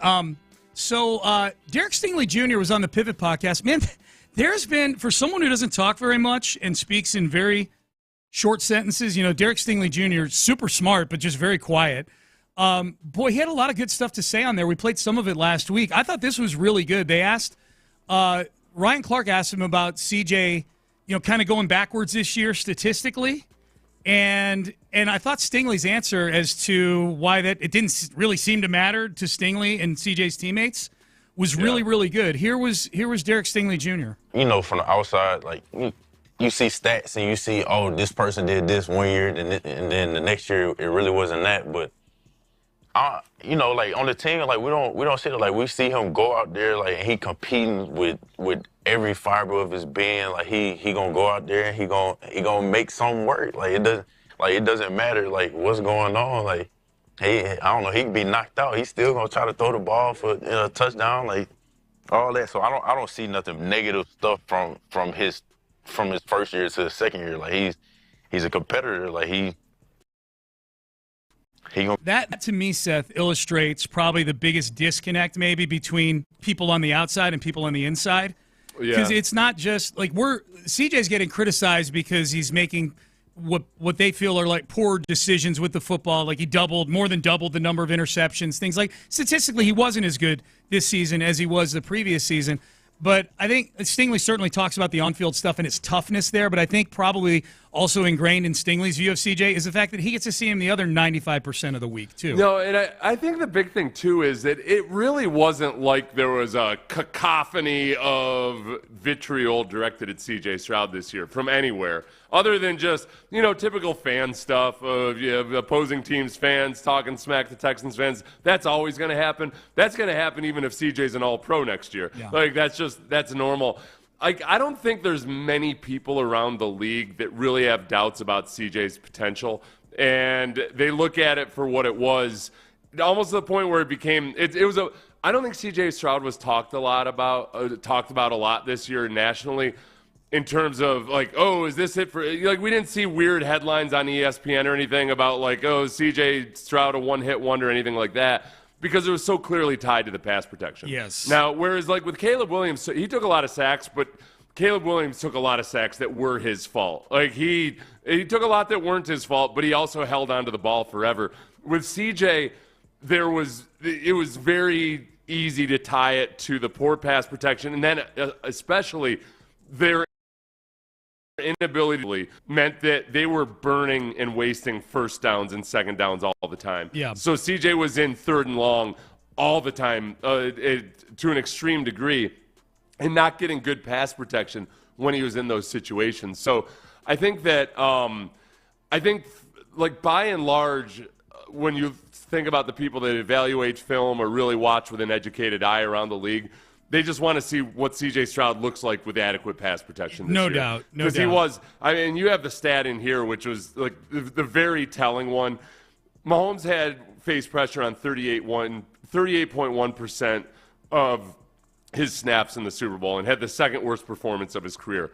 That's lower than the average pressure that C.J. Stroud faced this year. That's right. So, C.J. is facing the type of pressure that Pat Mahomes got for one game and turned in one of the worst performances of his career. CJ was dealing with that regularly week to week and still did some really good things this year. Yes. So I don't think Stingley, and Stingley's not trying to frame this like people treated CJ poorly or anything. No. I think that it's easy to see where guys in the building weren't looking at CJ as the source of the problem. No. Or that CJ somehow had taken a step back. I think if you ask guys like Stingley, like how many interceptions did CJ throw this year, they may be way off on what they think it is. You know what I mean? Like that was my takeaway. Like why do we care about the numbers? You know what I mean? Like he led us to 10 wins in a division championship while getting his head handed to him on a weekly basis. Well, and I'll tell tell you the other thing, multiple times this year where it started to be kind of a narrative or a theory as the season went along that, man, CJ just didn't seem as accurate. He made more errant throws than usual. And I think there was some validity to it.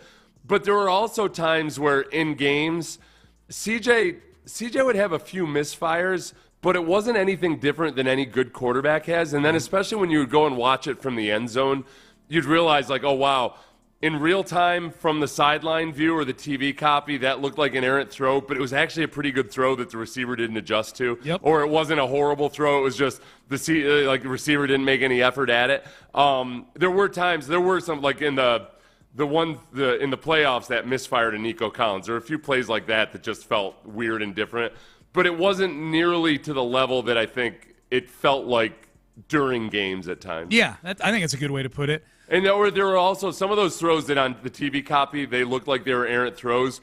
And then you watch from the end zone and you realize, oh, he was getting hit from the side as he was throwing that. Yep. And it just wasn't really apparent from the TV copy. Yep. Text message, when did Sean become a Karen? First, the smelly kids that he kicked out of their seats at the Astros game. Yeah. First of all, that's the problem. They weren't their seats. They were clearly... They came down and sat next to Sean and Amy in seats that were not theirs and did it while having really bad teenage body odor. Horrific BO. So I don't think I'm paying $100 a ticket to sit next to somebody who doesn't have those seats and they stink. If they smelled good, I would have let them sit there. Sean doesn't carry around spare for up strangers, okay? Yeah, I just carry it around for myself, okay? Right. So they point out, first the smelly kids at the Astros game. Now you report a guy that was smoking weed in your building just so he can deal with the stress of daily life. It wasn't that Sean was reporting him for smoking weed. It was that it always smelled like weed and there were people coming and going all the time. Yeah. Right? It was like, all right, well, this is something. This is on a level of I don't want to be living next to an active drug dealer. If I'm being literal, I wasn't the one who reported him for that. Like Amy and the girl that lived across the hall from him, like everybody who lived next to or across from him, somebody in that apartment went to the building and said, this has to stop. So it wasn't literally me. I don't think there's an apartment building in America anymore where you're not going to smell weed a good amount of time walking past one of the doors. Like it's not that. It was the sum total of the whole experience. Well, you're not allowed to smoke in our building at all. I mean, maybe I'm a Karen now, but I like smoking cigars. I don't smoke in our apartment or on the balcony. It's against the rules. I'd rather not be one of the ones getting evicted on our hallway. I kind of like the smell of it when I walk past. It reminds me of college. I'm like, those are the days. Yeah, I don't mind it. I didn't smoke in college. As many of you know, my dad was a prolific producer of marijuana, but I rebelled by not being a pot smoker. My dad would give me freezer bags full of pot that he thought I was going to sell, and I would just give them away. Because what the hell do you think I am, Dad? I'm not like I'd like to. I'm trying to have an NFL career here someday. I'd scout not to be asking about my thriving drug business that I had. God. Okay. Amy just texted me that she said that's definitely a $1,500 purse. She said that I could have snagged from the evicted. Yeah, from the. Sounds like you owe Amy $1,500. That's how she's going to hear it probably. With Valentine's Day coming up Friday for sure. What's the most Karen thing you've ever done? Probably. I'd have to think. I mean. Was the Astros game thing a Karen thing? Is that, where I had those kids kicked back to their seats that they were supposed to be in? I guess that was kind of Karen. Yeah, I don't know. I guess you could have told the kids. I don't know what you're supposed to do. If it was an offensive body odor, I guess you just live with it. How old were the kids? They were they're old enough to have teenage BO. They were 13. They were also excited to be able to watch the bullpen. Yeah, we were sitting. Yeah, I didn't mention. It's not like they weren't necessarily. You wouldn't have it's not like they had awesome seats or anything, right? Like they weren't rich kids that were doing. No, we were out in the outfield, but Amy and I get the front. We like when we buy tickets. We like to get the front row, looking down into the bullpen. Yeah. Chop it up with the fellas. Their seats. Yeah, they weren't their seats, and they stunk. Like I said, if they smelled good, they could have stayed. But the most Karen thing I ever did was, and I felt like I was like, oh boy, I guess I'm really an adult now. We were living at the beach, and we had this condo that was on the 7th floor overlooking the beach. And one day we're out there. It was like a Saturday or Sunday too. It was busy on the beach, and it was fun. One of the best things about having a place like that is that you get to enjoy the beach in the breeze and everything, but without getting sand all up and everywhere. Yeah. So it's just nice to sit out and have a drink on the porch. And I look down, and I'm like, a couple of take some photos. I'm like, oh, okay, whatever. Like they were next to like somebody had left a sailfish on the beach or something, and so they were taking some photos, and then they both take all their clothes off, and they're taking like explicit photos on the beach, like legs spread, or like explicit, like not. This was not a tasteful artist, something or that. And it's on a Saturday on the beach where there's just loads and loads of children all around, like people, families and stuff. And I'm like, what the hell are they doing? And you could see, like, some of these people were just like, they're moving their kids away from it and everything. And meanwhile, like, one girl's wrapping herself around the mast on the sailfish and all that. So I think I need to call the cops. What the hell are they doing? So I called the cops on them. Oh, wow. Because they were being lewd and lascivious in front of children. Did you stay there to watch the cops? Did you stay and watch them with their photo session to make sure? I needed to monitor. I wanted to be sure that the cops handled themselves professionally. Yes. So I stayed and I watched the entire scenario. Arms folded next to the sailfish. No, it was one of those things though too, where it's like, okay, Brandy's in the house too, and I'm like, I just want to sit out on the porch and enjoy. Brandy comes out and she's like, so what you looking at, Seth? And it does affect your enjoyment. That's true. Yeah. No, it was weird. It was really, really weird. It was really weird. That's funny. It wasn't like I were walking on a remote beach and I saw it or something. I would have like turned away and walked away. It wouldn't have been a big deal. It was on a Saturday in peak family vacation time. I would say like in our building, I'm just thinking recently, like we live, you've been to our apartment, like we look down onto the pool. We're like 7 floors above the pool. And the pool, I don't like that. The pool's supposed to, I don't mind it. You can look down and see who's down there before you go.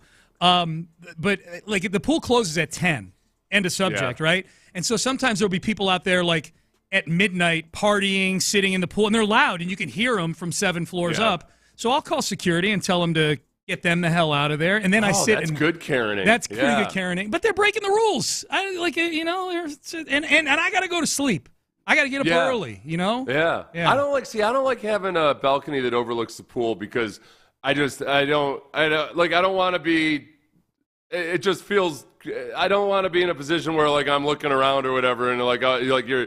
I don't want to look like you're staring at the women at the pool. No, our balcony faces north. Our balcony's on a different side of our apartment. Our window, the west side, we can look down through the windows down at the pool, and you can still. So you lean with your forehead pressed up against the glass and just stare and stare. I don't even need to do that. Like the pool's out far enough. Yeah. You can just look down there. It's great, but you can hear. Even though the glass is thick. You can still hear people partying down there, which is fine during the day. The more I've just realized as I get older, I just don't like being around people in general. Yeah, let me go stare at some trees. There you go. All right, the beef we did not see coming from the Super Bowl. This is out a prominent figure from the, I would say, the late 90s in baseball. Back in our lives, we'll tell you who got into a scrape on Bourbon Street coming up next. Underdog Fantasy. This is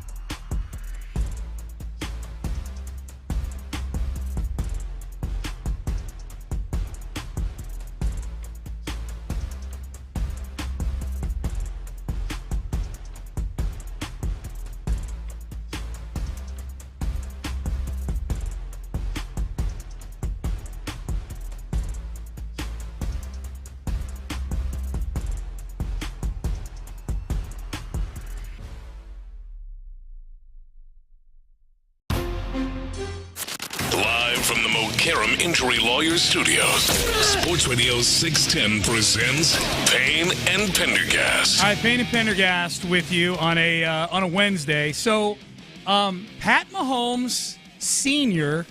and John Rocker did not see this beef coming at all at the Super Bowl at New Orleans. Now, it turns out, as I was doing some reading during the break, I saw the video of the altercation between the two yesterday, like a lot of folks did, and then the subsequent tweets from both sides going back and forth and back and forth.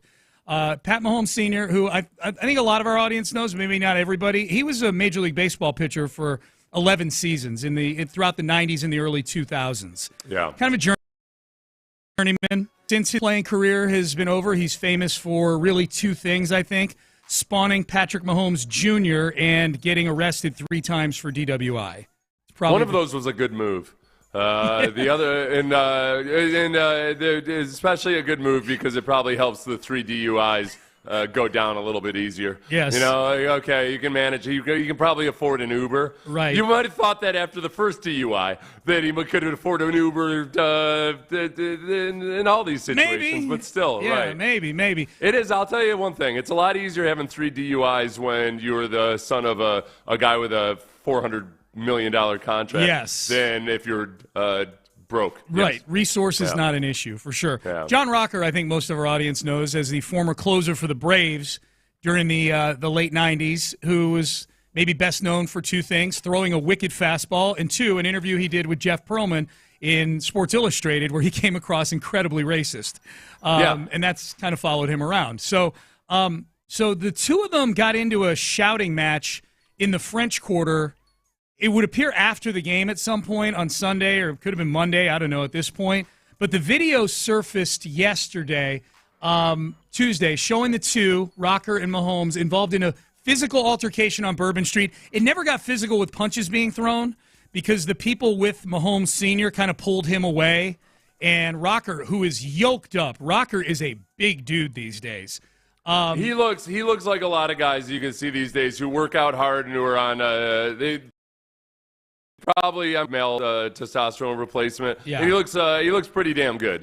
He's ripped. Yeah. So the two end up getting separated, and there was never any punches thrown on Bourbon Street. And the way it started is Rocker appeared to approach Mahomes to strike up a conversation before they had to get separated. So something was said along the way, at least as far as the video would appear. Didn't take long for Rocker to take to social media to explain his side of it. He retweeted the video and said, "This bleeping loser can't take a damn joke. Wish I laid him out right there and ruined his bleeping weekend even more." Mahomes replied to that and said that you haven't changed a bit. Last 25 years, blah, blah, blah. They went back and forth. With Rocker saying, I'm going to beat him up, and Mahomes saying what a jerk Rocker is. So as it turns out, Seth, as I'm gathering from this article that I'm looking at that is now having a hard time loading, apparently Rocker was tweeting quite a bit during the Super Bowl about Patrick Mahomes, the quarterback, not the dad, saying some things about him, tweeting about him, saying things like his hair looks like pubes. Yeah, here it is. It just pulled up. Patrick, this is what he tweeted during the game. Like 80s pubes. Patrick Mahomes' hair looks like overgrown pubes. Yeah. Patrick Mahomes and Travis Kelce should be ashamed of themselves. This is what happens to egotistical pricks. Wow. Mahomes sacked 2 plays in a row, then throws an interception. Overrated. All caps. And then he has one that I don't even know if I can read that involves Lewinsky and Patrick Mahomes somehow. So you can connect the dots there. As it turns out, all right, so before we get to as it turns out, what was your shock level of seeing these two in a video jawing at one another? When I saw the video, I thought it looked like maybe Pat Mahomes Sr. was in some kind of an argument with somebody else, and that it looked like Rocker might have been stepping in to kind of be a peacekeeper. Yeah. And Pat Mahomes wanted no part of it. So it looked at that point like, Pat Mahomes Sr. was just whatever he was angry about, it was him versus the world. But with all of this information, it seems like there might be more to it. Yeah, there's more to it. My biggest thing was, okay, I got to make sure with Twitter nowadays, you got to make sure it's not somebody sarcastically saying it's John Rocker, and it just happens to be a dude that looks like John Rocker. It's definitely John Rocker, and here's how we know why. there's the possibility that this viral video was staged in an effort to hype up the exhibition boxing match between the two. This is according to athlonsports.com. At Barstool Sports' Rough and Rowdy event, which was confirmed by Barstool founder Dave Portnoy last week, though the contract hasn't been officially signed yet.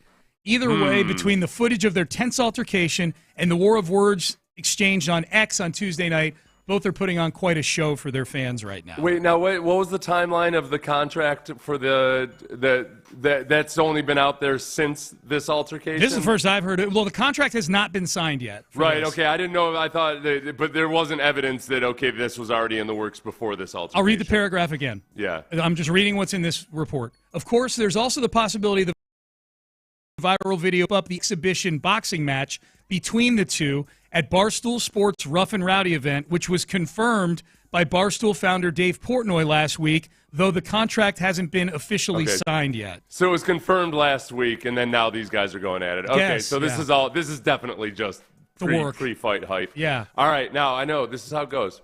You got to remember, this is boxing, not MMA. You look at the videos, and you think, okay, in a street fight, I feel like Pat Mahomes Sr., no matter what he might have been in his youth, wouldn't have a shot versus John Rocker. As long as John Rocker's got any kind of training whatsoever. Yes. In an MMA fight, boxing's a whole different deal. I don't know, man. I don't know. I got to see Pat Mahomes Sr.'s training videos before I say that he does that. Boxing, it doesn't, man. When you're talking about amateurs, the weight classes don't end up meaning as much as long as it's a pure boxing match. If a guy's got extreme skills, even as an old man. I refer you to the movie $1 Million Baby. Yes. Where Morgan Freeman took on a young punk one-handed. Yes. I don't know. So now I gotta watch. I'm in. They hooked me. I got to see Pat Mahomes Sr. in action in the gym. Dude, now that I know that this is a work, almost definitely. Yeah. Pat Mahomes can't be dealing with this crap, man. What is it with him and his not with him? What is it with his family? It's embarrassing between his brother Jackson and his father. I know it's hard to feel sympathy for Pat Mahomes about a lot of things.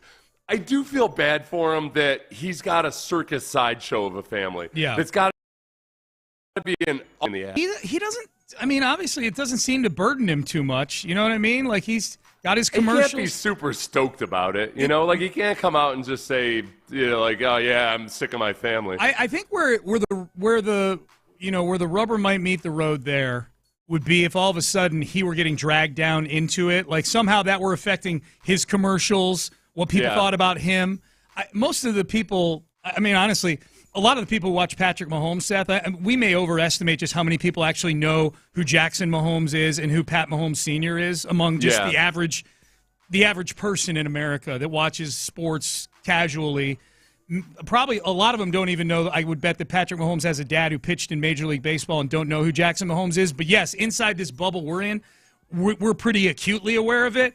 But it's not affecting Mahomes. It's not affecting Mahomes LLC at all. You know what I mean? Right. Well, it's just, and generally people with athletes, they try to, for the most part, the major media and everything, try to stay hands off. Because it's not a reflection on Pat Mahomes himself. No. If none of it were public, though, it's still a pain in the ass. For sure, yeah. Yeah. Well, with Jackson Mahomes, a lot of it is the public side of it that would be the pain in the ass. Yeah. Because he used to be just so cringy yes. Before he got into his little scrape up with the law. Yep. And now he's pretty quiet about everything. Yeah. That part of it, I feel for guys like that who are in high-profile situations and that also do have, you could tell, probably a lot of drama going on in their private lives that they have to handle and deal with just because people act like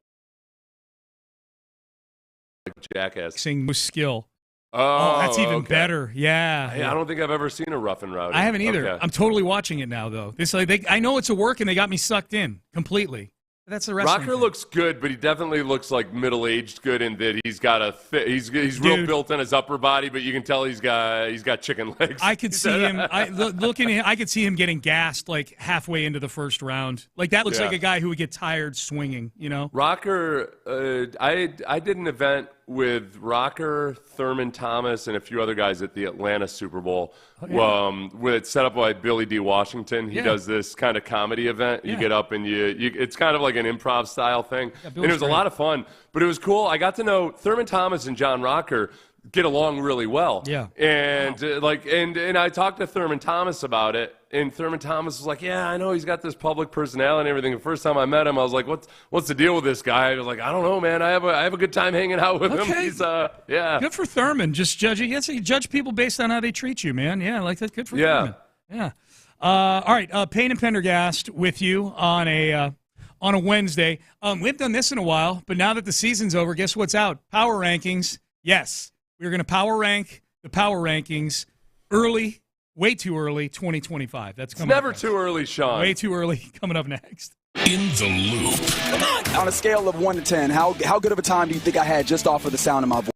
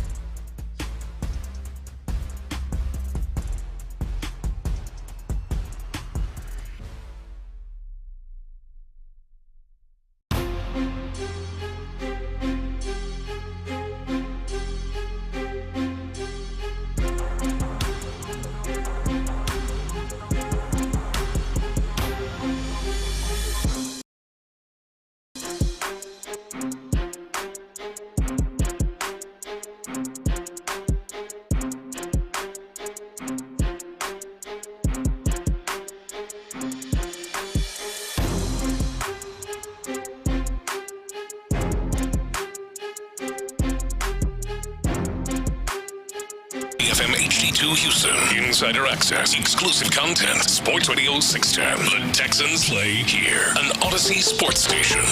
Sports Radio 610 presents Payne and Pendergast. All right, way too early power rankings. Although, is there ever such thing as way too early, as Seth pointed out? Power rankings are power rankings. We love ranking things. It's not like at any point in time the power rankings are just like, oh, these are the dead accurate power rankings. Right. They nailed it. Yeah. Right. So there have started to surface power rankings for next year in the NFL. And as you guys know, if you listen to this show, every Tuesday during the season, Seth and I power rank the power rankings, the different outlets. We rank them in order of how we think they did, ranking the Houston Texans.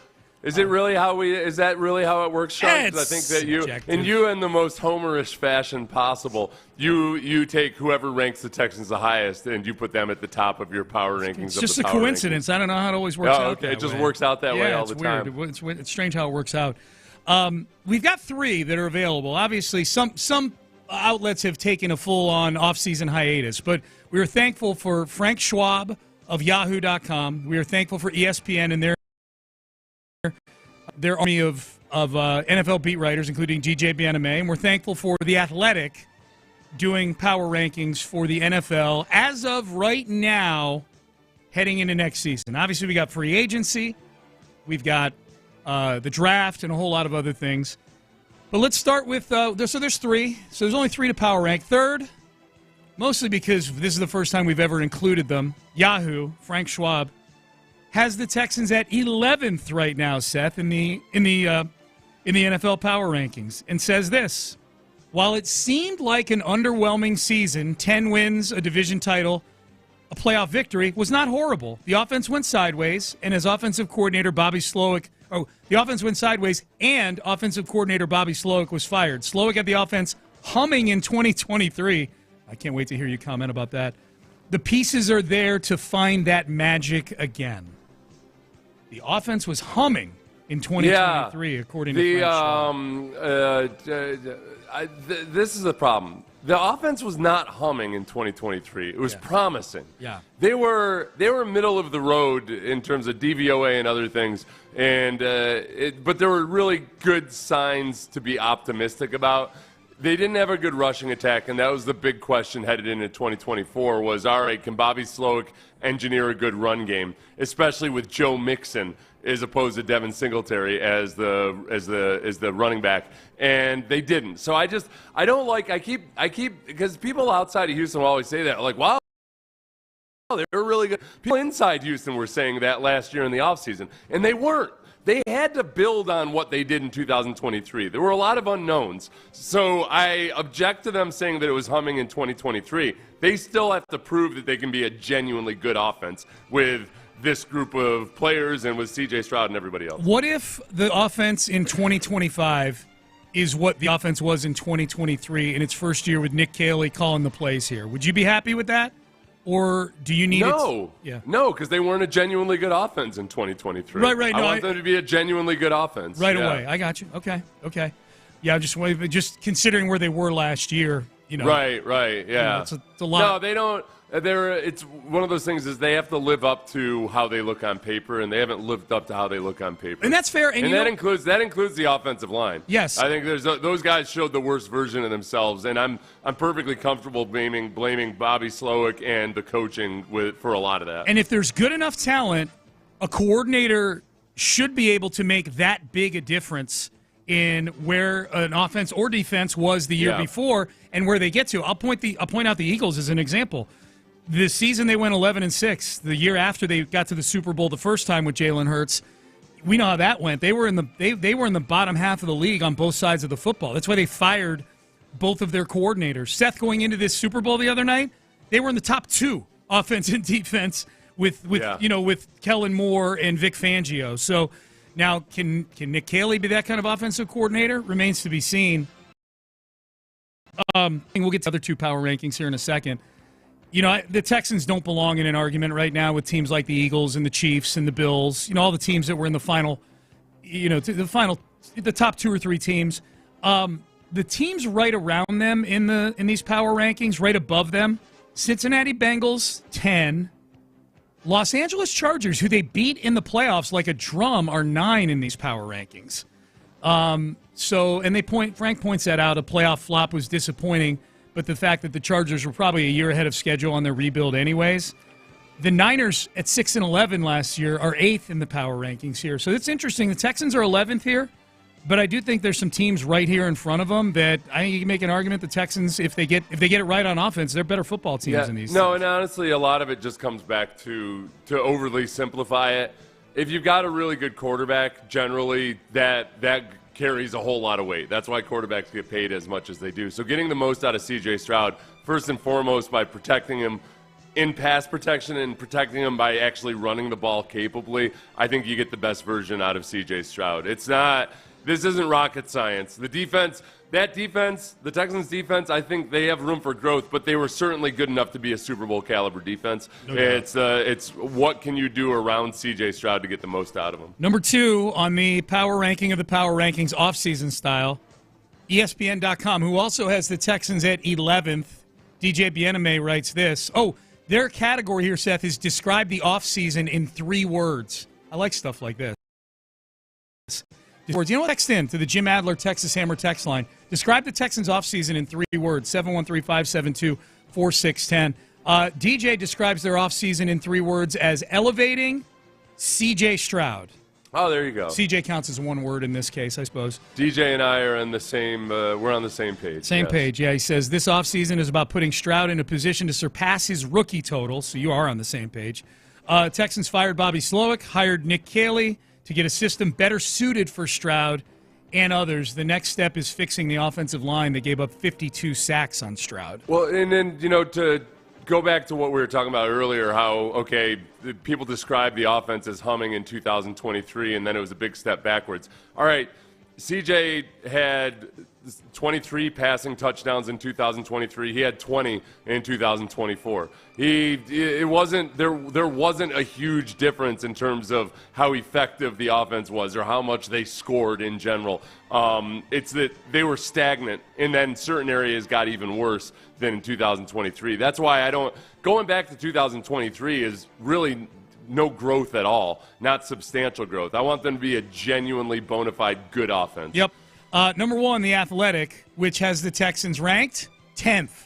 So they got the highest of those 3 power rankings, coincidentally, purely coincidental. And the category for The Athletic about each team is what's new? And for the Texans, I think it's a big one, the offensive coordinator. Houston fired Bobby Slowick as their OC, replaced him with a former Rams assistant, Nick Caley. This is how offensive coordinator now. Try a Niners guy or try a Rams guy. This is so bogus, though. It's driving me insane that they. Oh, go ahead. Just let me finish, because I know what you're about to say. He was with New England for a number of years, which they point out in the next couple sentences in The Athletic here. Yeah, I don't think it's as simple as like, we got to go get somebody off of the McVay tree. Because honestly, if that's what you're doing, this would be the dumbest McVay hire ever. Oh, the guy spends a couple of years with McVay and now he knows all the secrets. Right? Obviously, they're looking into more than just his Rams background. There's his Patriots background. His 10 years of football coaching in college before he got to the NFL. But Caley's got a whole lot of experience. One of his stops happens to have been with the Rams, but he did work with Tom Brady for even longer than he worked with Sean McVay. So I don't just to categorize him as a McVay guy. It doesn't make any sense to me. I don't get it. It's a big press conference tomorrow, man. It's a big press conference for the Fields. You know what I mean? Caley's going to get up and his first opening statement is going to be, first and foremost, I want to say I'm a McVay guy. Everything I learned about football was garbage until I got to Sean McVay, where I learned how to do football right. Screen drops, and it's all just Puka Nacua highlights on the screen in the background. Hey, the other thing about McVay, too, is the McVay system has changed since he first got to L.A., and they do a lot of stuff that's not classic Kubiak-Shanahan. Yeah. They say he's going to run a McVay scheme. Like, no, that doesn't tell the whole story. Even if all he wanted to do is do what McVay's been doing for the last few years, that's different than what it was 5 years ago. It was funny. I was listening, speaking of the press conference, I was listening to to Clint and Ron yesterday in the 5 o'clock hour, and they were talking. At that point, the Texans had put out the notified the press that there's going to be a press conference on Thursday. So they were talking about it on the show, and they were asking that very question, like, how are we going to feel? How big is this press conference? What's I think Ron was even getting ready to pose the question to Clint, who's I think skews more towards being very critical as opposed to very optimistic about stuff. It's not right or wrong. It's just how he skews. I think he was getting ready to see what Clint would say about like what Clint would need to hear to be hopeful about this hire. But he said something that in the moment I felt was like a drive-by on me. Take a listen to this. I'm about to step in here. Do you think we walk away from the Nick Caley presser encouraged? You think we walk away from this presser between those two encouraged? Now listen, there are going to be some fans that are going to, right? Like, there are going to be some fans that are just grumpy gills. Like, they're going, like, I think, like, for instance, I think it's going to be pretty hard for Sean Pendergast to walk away from this thing not feeling good about the pressure. Like, I think he's gonna feel good about it. I think it'll be pretty. Like, there are some people that got, like, Nick Caden's going to have to really, lay an egg. All right. For you not to be that, and immediately texted all three of them because I make sure everybody's in the loop on this thing. Texted Tyler, texted Ron, texted Clint. I got a chuckle out of that. I'm like, hey. I didn't realize I was such a patsy for the Texans. Like, for Sean Pendergast to walk away and be disappointed in it. And I said, man, I really need to reassess things here. Am I not being hard enough? And and obviously it was mostly directed towards Ron because he said it. Now, I want to point out, I did not sass Ron with this text. I have crying, laughing emojis. I was not sassy like I was the night that Clint left the parking pass in the truck. But Sounds Ron, like those were sarcastic laughing crying. No, they were. Sean, in my opinion. I didn't take it personal, but I guess maybe I did because I texted them. But Ron texted me back. He's like, no, you yourself said last week that you can talk yourself into almost anything Texans related. No, you also, because even though every single year at rookie minicamp, I caution and warn you about how good running backs look at rookie minicamps and no pads practices. Yeah. And every single year you say, okay, got it, Seth. No. Okay, I got it. Right. And then you come running back in the next day like, this kid out of South Dakota State is going to be the gem of this undrafted rookie free agent, moves like nobody I've ever seen before. I'm like, Seth, 2 words, Scotty Phillips. Okay? Yes. Scotty Phillips, who made the team out of camp, by the way. Never touched You're the a ball. sucker for the physique, too. If anybody's got any kind of vascularity in their arms or anything, like and cool tattoos, you're like, oh, wow. I can't even deny that one. I was just marveling at John Rockets. You're absolutely Clearly, he's right. a better boxer. He's got a better physique. Yeah. I pointed out. You know what? You do your scouting the same way Harrison, the GM of the Mavericks, does. Like, I don't know. You Doncic, shut your mouth. Kind of smooth looking. I don't know. I look at Anthony Davis. He's looking at that physique. Yeah. Oh, I can't believe you just put that evil on me, Nico Harrison. Man. So Ron pointed out appropriately that yes, I admittedly do tend to skew more towards the optimism, and that I said on the show last week that it has to be really bad for me to not be able to talk myself into it come training camp. You know what I mean? Well, and I get the part where I get Clint's skepticism about stuff, and I share some of it in that with a guy where there's unknowns, especially if he's never been a coordinator before. Yeah, you're jumping off into the unknown.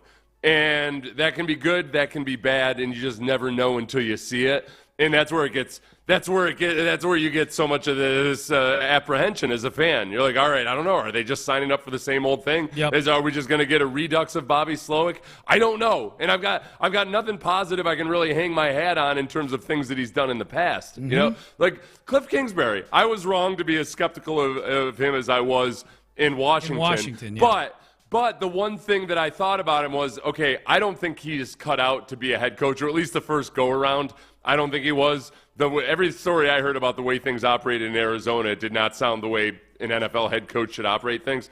But if he's with some limits on him and some guidance from a head coach, you might see the absolute best version of Cliff Kingsbury. He's never been a genuinely successful head coach. No. So at least that's something to hang your hat on. And some of the good offenses they did have in Arizona. But this is very much, all right, you don't know a lot of things about him, and there's not that much positive to hang your hat on. So you're naturally going to be skeptical of all this stuff until Nick Caley has proven himself. Yep. We got a text, Seth, from a person who runs apartment buildings. For those who missed it, there was an eviction in one of the apartments across the hall from Amy and I, and yesterday the eviction happened. And the person who lived there was not there, but all of her things were strewn about our hallway. She had a lot of nice stuff. A lot of Italian marble, as Amy's pointing out to me on text right now. She's like, yeah, like a lot of like an Italian marble coffee table, like really nice. It said "Made in Italy" on it, so it must be real. It's got. It definitely was made in Italy. And you and I were wondering. I told the audience that Amy went and Googled it last night. That stuff would have been free game. Like there was a really expensive purse that Amy wanted me to take, and I'm like, I'm not going to take it. This might be evidence for all I know. She might have hightailed it. She might be a criminal. Apartment guy on the text page says that I've run several apartment buildings. If the resident is not present or skip the eviction, that stuff is free game. You usually have already checked their key fob to ensure they have access to the building for a few days, that they can come back and get the stuff. Yeah. So, so I could, man, dude, it's just been up to the public. Yeah. Well, that's the nice kind of stuff bar too. stools. It's like, yeah. The part of me, the civic duty part of me thinks like, well, couldn't you just auction that off and then that can go as part of the Charity. tax base or whatever? Yeah. But that ends up being more of a pain. As somebody who's running a estate sale myself, it ain't that simple. Yeah. They have no idea how much dumpsters cost. Yeah. At the very I came out $75 in the red on an estate sale for one of my deceased relatives. Oh my God! That was my final gift to him. No, I'll tell you, the video I sent you where I just walked down the hallway filming all this stuff. The one thing that got the most comments from anybody, there was a perfectly unwrapped package of like 8 Bounty paper towel rolls sitting right there. Ooh. Like, dude, nobody's going to miss that. At least take the paper towels. Paper towels expensive, pricey, man. Dude. Yeah, I should have. All right. Speaking of expensive, Alex Bregman, he's going to be expensive for whoever pays him. Where are we at with Alex Bregman? Hey, Seth and I are headed to spring training in a couple of weeks. We are? Yes, we are. Write it down. Change my schedule up. Write it down. There is one reason I am super excited about this season, and it probably would not have excited me until 2025. We'll tell you what that is coming up next. But West Point Lincoln. Yep, West Point Lincoln. I want to talk about Chris Poulos, the Poulos family that owns the dealership.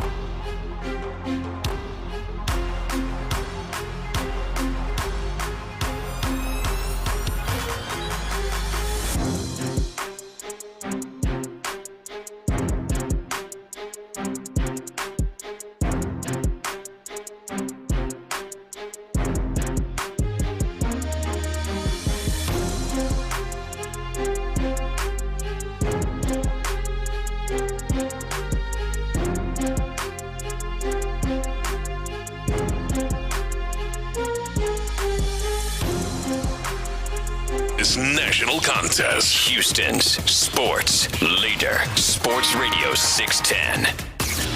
Payne and Pendergast is driven by West Point Lincoln of Sugar Land on the Southwest Freeway. Exit Kirkwood and take the first U-turn at West Airport under the giant American flag. Sports Radio 610 presents Payne and If this were the case like 2 years ago, if this were the case coming off of the World Series championship in 2022, I would not be excited. And what I'm referring to is Fangraphs has the Rangers, the Mariners, and the Astros forecasted in a virtual tie for the top of the division. They give the Rangers a 33% chance of winning the division, the Mariners a 31% chance, and the Astros a 30% chance. Man, I can't remember the last time the Astros would have been like third. Granted, it's third by mere tiny percentage points. Yeah. But third going into a season is probably predates like 2016 or 2015. It's been that long. Yeah. At this stage. So if this were 2023, Seth, and there were an article saying, wow, virtual tie for first place in the AL West coming off of a World Series, I'd be like, okay, this isn't exciting. I want to dominate still. But the last couple of years have kind of recalibrated exactly what the Astros are. They're not what they were 2 or 3 years ago. They're still very good. I'm excited about a dogfight if that's what it's going to be. You know? I am. I think that, you reset your expectations and you forget about everything that happened in the past. And look, the Astros very easily could have been in a mode where they would have decided to go fire sale. All right, we see which way they're headed. Then we'll clear the decks. It's going to suck for a couple of years, and then you'll have to rebound. And we've been through that before. Now, the last time the Astros did it, we didn't have the level of faith and trust in the organization that they were going to pull it off. Right. So it was especially hard to go through. But there are enough teams now these that get back up to ascend back to that same level.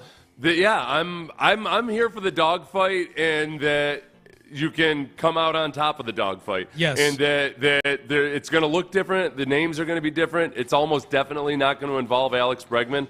But I'm starting to get excited about guys like Cam Smith, and some of the guys for the future. So, bring it on. Yep. Okay, great. It's a divisional battle. I love it. That's good. Instead of saying, oh, crap, all of a sudden we're in a divisional battle this season, you can go into it knowing that, that's the first – it's not a foregone conclusion that you've already laid that brick in the foundation. No, those Rangers and Mariners games become super important now. Not that they weren't important in previous years, but when you're winning the division by double-digit amount of games, they're not as important. So, I think it's going to add a playoff type element. It should to those particular series, assuming those teams are some semblance of what Fangraphs expects them to be as well. Like the Rangers win the World Series 2 years ago, and then they fell off a cliff last year. Some of that's injuries and whatnot, and that can happen to the Astros too. But I'm excited. Speaking of Cam Smith, Joe Espada, super excited for Cam Smith. Here was Joe Espada on Chandler Rome's podcast. He's got potential to be, one of those, this guy can carry your team for years. He's got that potential, right? I like to be careful how I word this because I don't want him, coming into camp thinking that he's got, Cam Smith is going to let us know when he's ready to be the guy, right? But, he can play, he can play third base. I think he's athletic enough to play corner outfields. But right now he's going to come in. I'm going to play him at third because that's his natural position. He moves so well for a guy his size that's why, you just don't know, right, where he's going to end up because he's going to tell you. There's so much potential that I think we just got to go slow and let him tell us where he's going to end up. But the bat is special. It's right center field power. This guy knows his zone. He's way at the top of my list of guys I can't wait to watch when we go down there in a couple of weeks. Oh, yeah. To see what he's all about. And especially, Espada, he caught himself because he doesn't want to put too much pressure on Cam Smith. The way that athletes these days consume sports news is that Cam Smith is probably going to see a couple of quotes somewhere that people are going to at him on, where it says that he could carry the team for years to come. Okay, let's hope that Cam Smith is a guy that doesn't, just feel like, okay, that's what I have to be immediately, and that he understands it. That's a good thing that they feel that way about you. Yes. But you got to, do things step by step and everything. And you know what? If he's the guy, if he does end up being the kind of a guy that can carry a team for years to come, he shouldn't be affected overly. Any other sport can keep an even keel and just understand there's going to be struggles along the way. And meanwhile, though, you and I at spring training will be having daily either exaltations or condemnations of Cam Smith. 100%. God help him if he goes 0 for 3 at the plate in spring training. Yes. Because I'm gonna lambaste him as part of the worst trade that Astros have ever made. Yes. Damn it. Yes. And then the very next day, I will point to him as the future of this organization. I'm so excited for this, man. I can't wait to get if he grounds into a double. I can't wait. We could have gotten that with Alex Bregman. Yeah. You bringing that crap here? That's right. Oh, man. Bregman, by the way, Cubs, Tigers, Red Sox all reportedly have multi-year offers out to him. Yeah.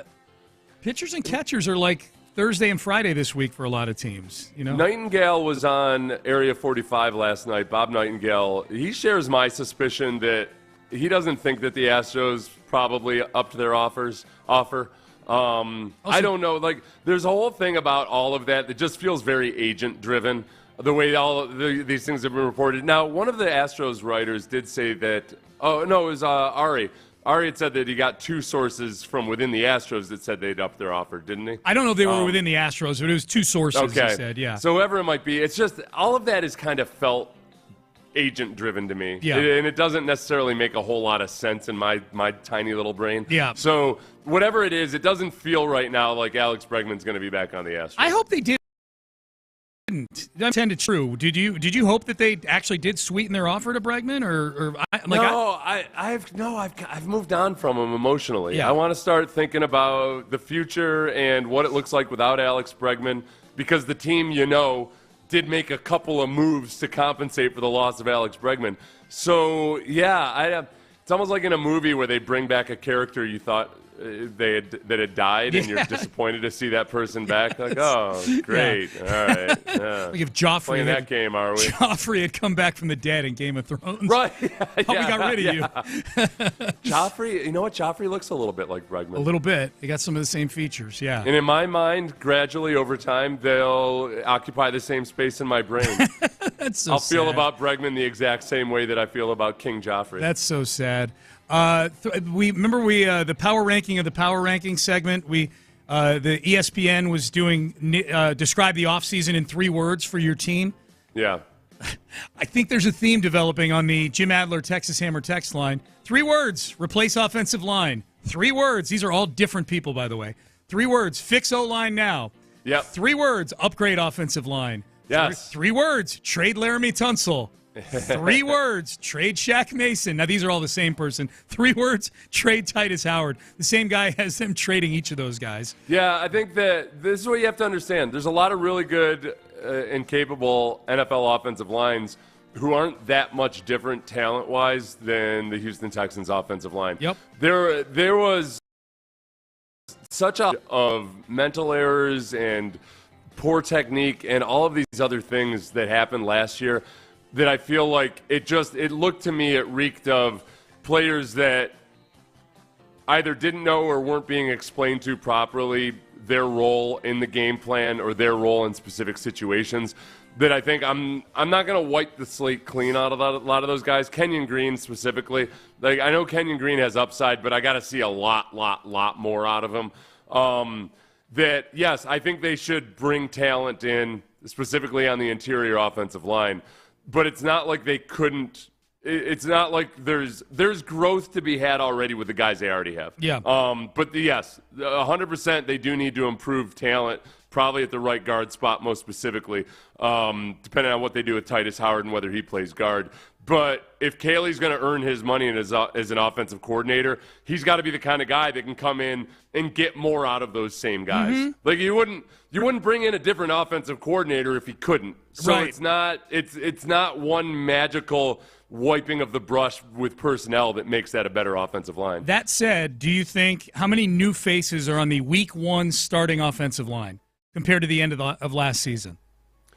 I'd put the over-under at 1.5. 1.5, okay. I think almost definitely at right guard. Yep. And then possibly another interior offensive line position. I think they liked probably what they saw out of Blake Fisher enough that they feel comfortable, whether it's Titus Howard or Blake Fisher, to go that route. Bingo. But yeah, I think like Titus isn't.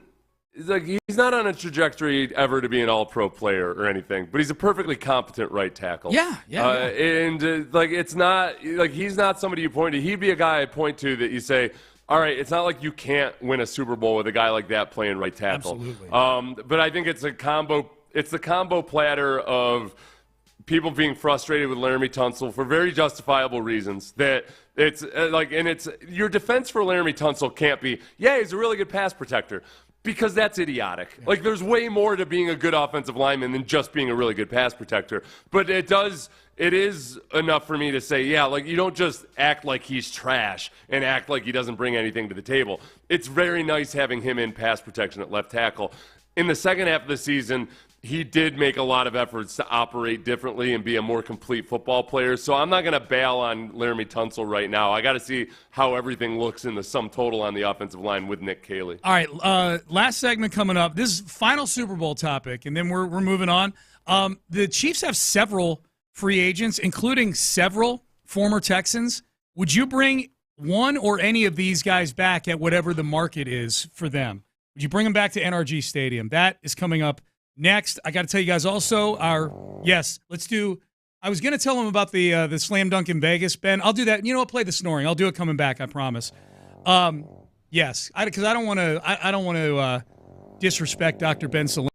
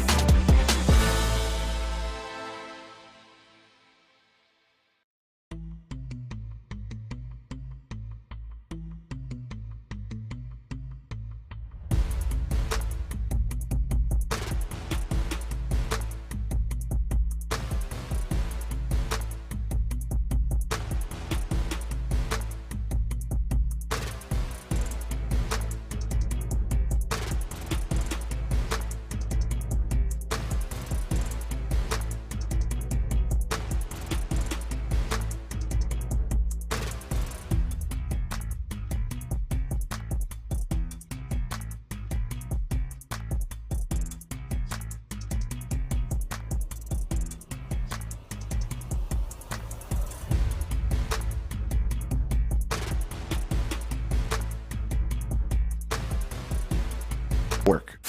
Live from the McCarran Injury Lawyers Studios, Sports Radio 610 presents Payne and Pendergast. I want to revisit an answer to a question I made multiple times, which I thought was skewing. After listening to it again and kind of going through the Super Bowl in my head, thought it was a good answer until ... We'll get to that in a second. Several people pointing out, Seth, as you pointed out either last segment or 2 segments ago, that I, despite your warnings every year at training camp, become smitten with various running backs. Yeah. Running in drills with no pads, showing no that contact, jump cut, no contact. Nothing, right. Look at that jump cut that Dameon Pierce has. LOL. Yep, Sean was excited by David Johnson just being in shape. True story. COVID training camp. COVID training camp where I was the only 6'10" eyes on training camp because they only let 10 media members in. You went full Peter King on that one, dude. Where because you were granted access, there were only like 6 media members allowed in there, and you were one of them. Yes. So remember when Peter King was one of the trusted few that was allowed to look at the Deflategate data? He was like, oh. Boy, I'll tell you what, dude. These guys know what they're doing. Yeah, it's a really sharp operation they got there. How many people did I steer wrong on drafting David Johnson in fantasy that year based on what I was saying out at training camp? Because he was in shape. Because David Johnson hadn't gotten fat. That's right. Now, there's others that point out Sean is a homer. That's why we love him. Yeah. That's why. And another one. That's what we love about you, Pendergast. Don't ever change. I'm not ever going to change. It's just it's. I gotta in my mind. You don't like having it, explain to you exactly how you are that you'll never change. Right. Yes. Kids, I will tell you, there is a kind of accepting certain things about your life when you stop raging against the machine and you're like, oh, okay, I'm probably never going to do that, but you know what? That's all right. I'm cool with that. Yeah, peace, all right. Man. I can focus on these things that I know I can do. It is peace. Yes. Someone points out existential dread drifts away a little bit. Indeed, man. Sean McVay was with John Gruden before Shanahan. Someone's pointing out. Okay, that's neither here nor there. My question to you, Seth, is how long do I wait to text John Gruden to come on our show? Because remember, I met him in New Orleans last week. On just a chance, random encounter with John Gruden. We're just eating Cajun food next to each other at a bar where there was like 3 people, and he offered up when I told him that we play some of his audio from Barstool on our show because he's very compelling and entertaining. He said, "Well, why don't we make it not a recording? I'll come on live on there, And I said, "That would be great." He said, "Get out your phone. Here's my cell phone number." So I feel a little bit like I'm a chick right now, but how long do I wait to text John Gruden? To come on our show. You want to do it before the draft for sure. Yeah. I think maybe you want to do it when you want to wait at least a week because he might be taking a break after the Super Bowl just to decompress and relax or what have you.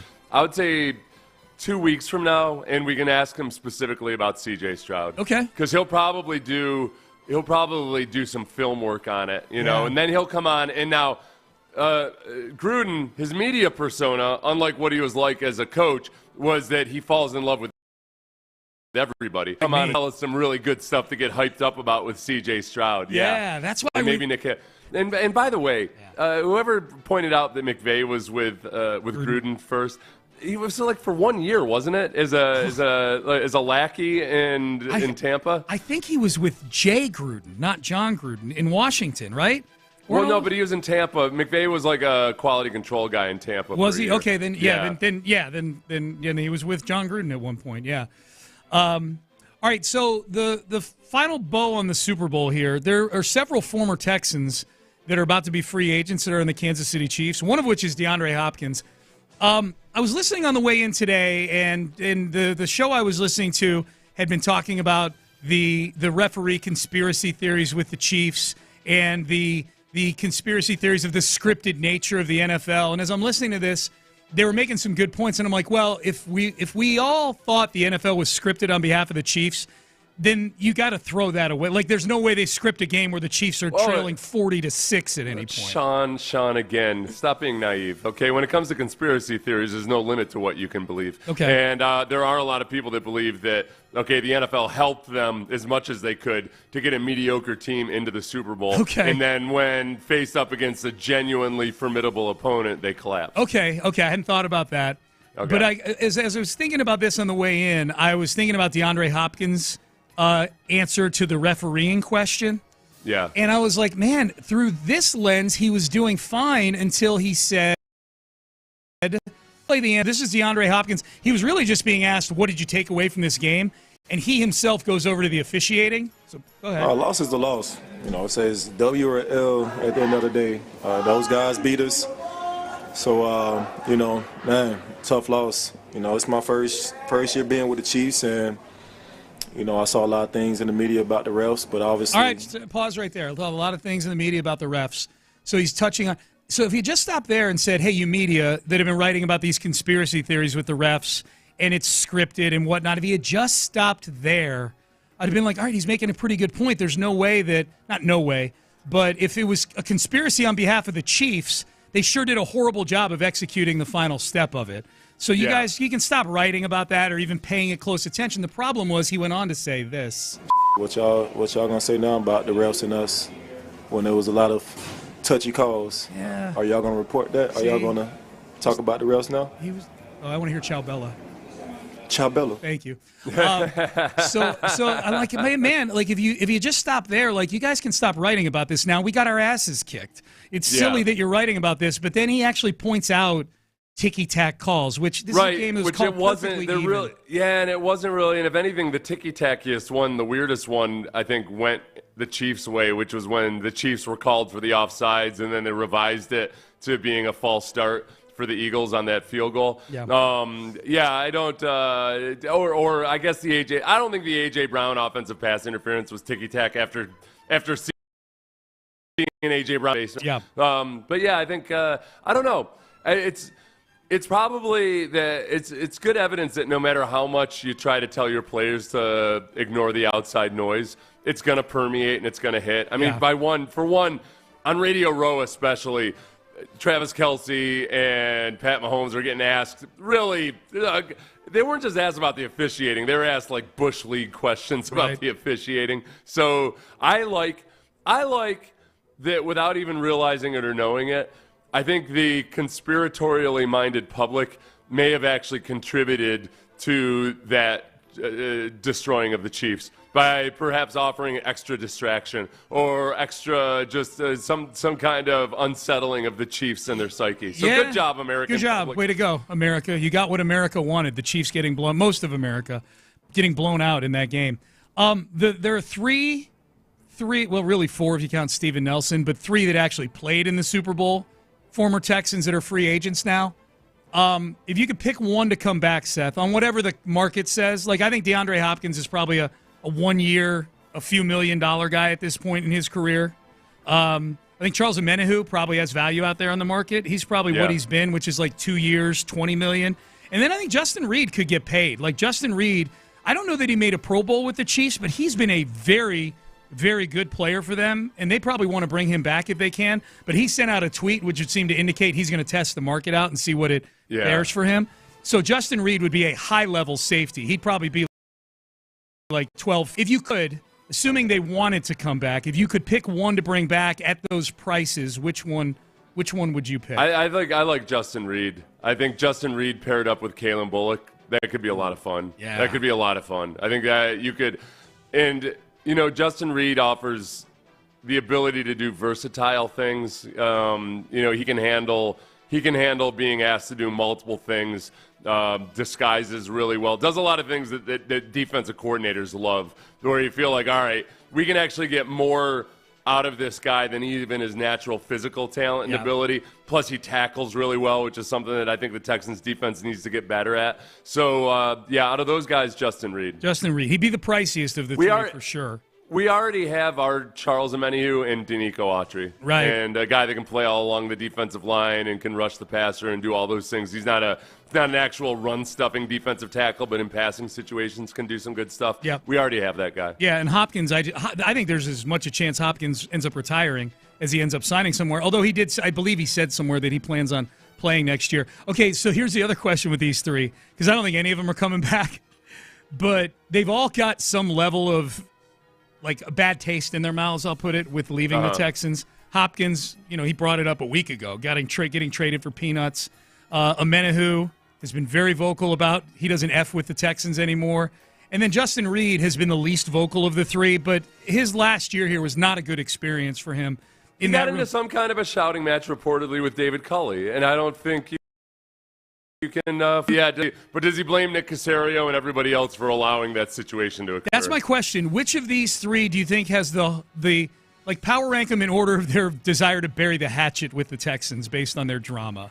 Okay, this is going to be a surprising one. I honestly think number one would be Steven Nelson, because I think Steven Nelson, he just strikes me as the kind of guy that genuinely doesn't realize what the hubbub is all about. Okay. Because he said it on his podcast. Okay. He's like, hey, what? I just made a joke on social media. So I feel like Steven Nelson is the one that's like, yeah, there's no hatchet to bury. Okay. That's just how I am. Okay, yeah. Who's number two then of the other three guys? Who do you think buries the hatchet the easiest? I think DeAndre, we saw DeAndre dap it up with Cal and his family before the game. I think DeAndre actually, especially because where he is in his career, and that, he's kind of riding out the string at this point, and it would be a chance to come back and play for a really good quarterback in Houston. And he still lives here. He still lives in Houston. I think it might be DeAndre. Okay, DeAndre 2. Yeah, so we're talking about which of the players would be most willing to bury the hatchet. And on a player side, Nelson 1, Hopkins 2. This is an easy one. Like Amenahu would be 85th on this list if there were 85 guys. He still has an active hatred for the entire organization. Yes. He didn't even name names. He didn't have to name names because he said he just doesn't like the Texans. What did he say? I don't mess with the Texans. I don't F with the Texans. Yeah. He just doesn't like them. Doesn't like him. He might on the team. He might. I don't know. Well, I don't know. And as we saw on the sidelines, he's a very emotional guy, man. Yeah. He's bawling his eyes out, with 9 minutes left in the game. So, but for those other three guys, I don't think there's necessarily a whole lot of emotional baggage one way or the other. Yeah. And Justin Reed especially, the only time that I can ever remember hearing anything about him as far as having locker room issues or anything else like that was that blow up with David Culley and whatever the hell that was all about. Yeah, no, Justin Reed's a businessman. Like if the Texans had a really good offer and he felt like this is a place to go win more rings, I think he'd be a Houston Texan. Reggie Atatula, John Lopez, fellas, how we feeling? Feeling fantastic. What's going on in your worlds today? What's happening? What is going on in our world today? Actually, I was just thinking about your question right there that you were talking about. About who would be able to bury the hatchet among these former Chiefs. What'd you think of the power rankings? I liked them. I think I would probably put DeAndre Hopkins up there. So I like Seth had Steven Nelson in there as number one. Yeah, I bristled at that a little bit, but I mean, we're not talking about the Texans side of it. We're talking about Steven Nelson's side of it. Yeah, it sounds like Seth thinks that Steven Nelson just kind of goes through, maybe goes through life with not a lack of self-awareness, but just he genuinely, when he's talked about the short two memory. different times when he called D'Amico Milk Dud Head, and he basically called Caserio a clown for wearing the vest that he does.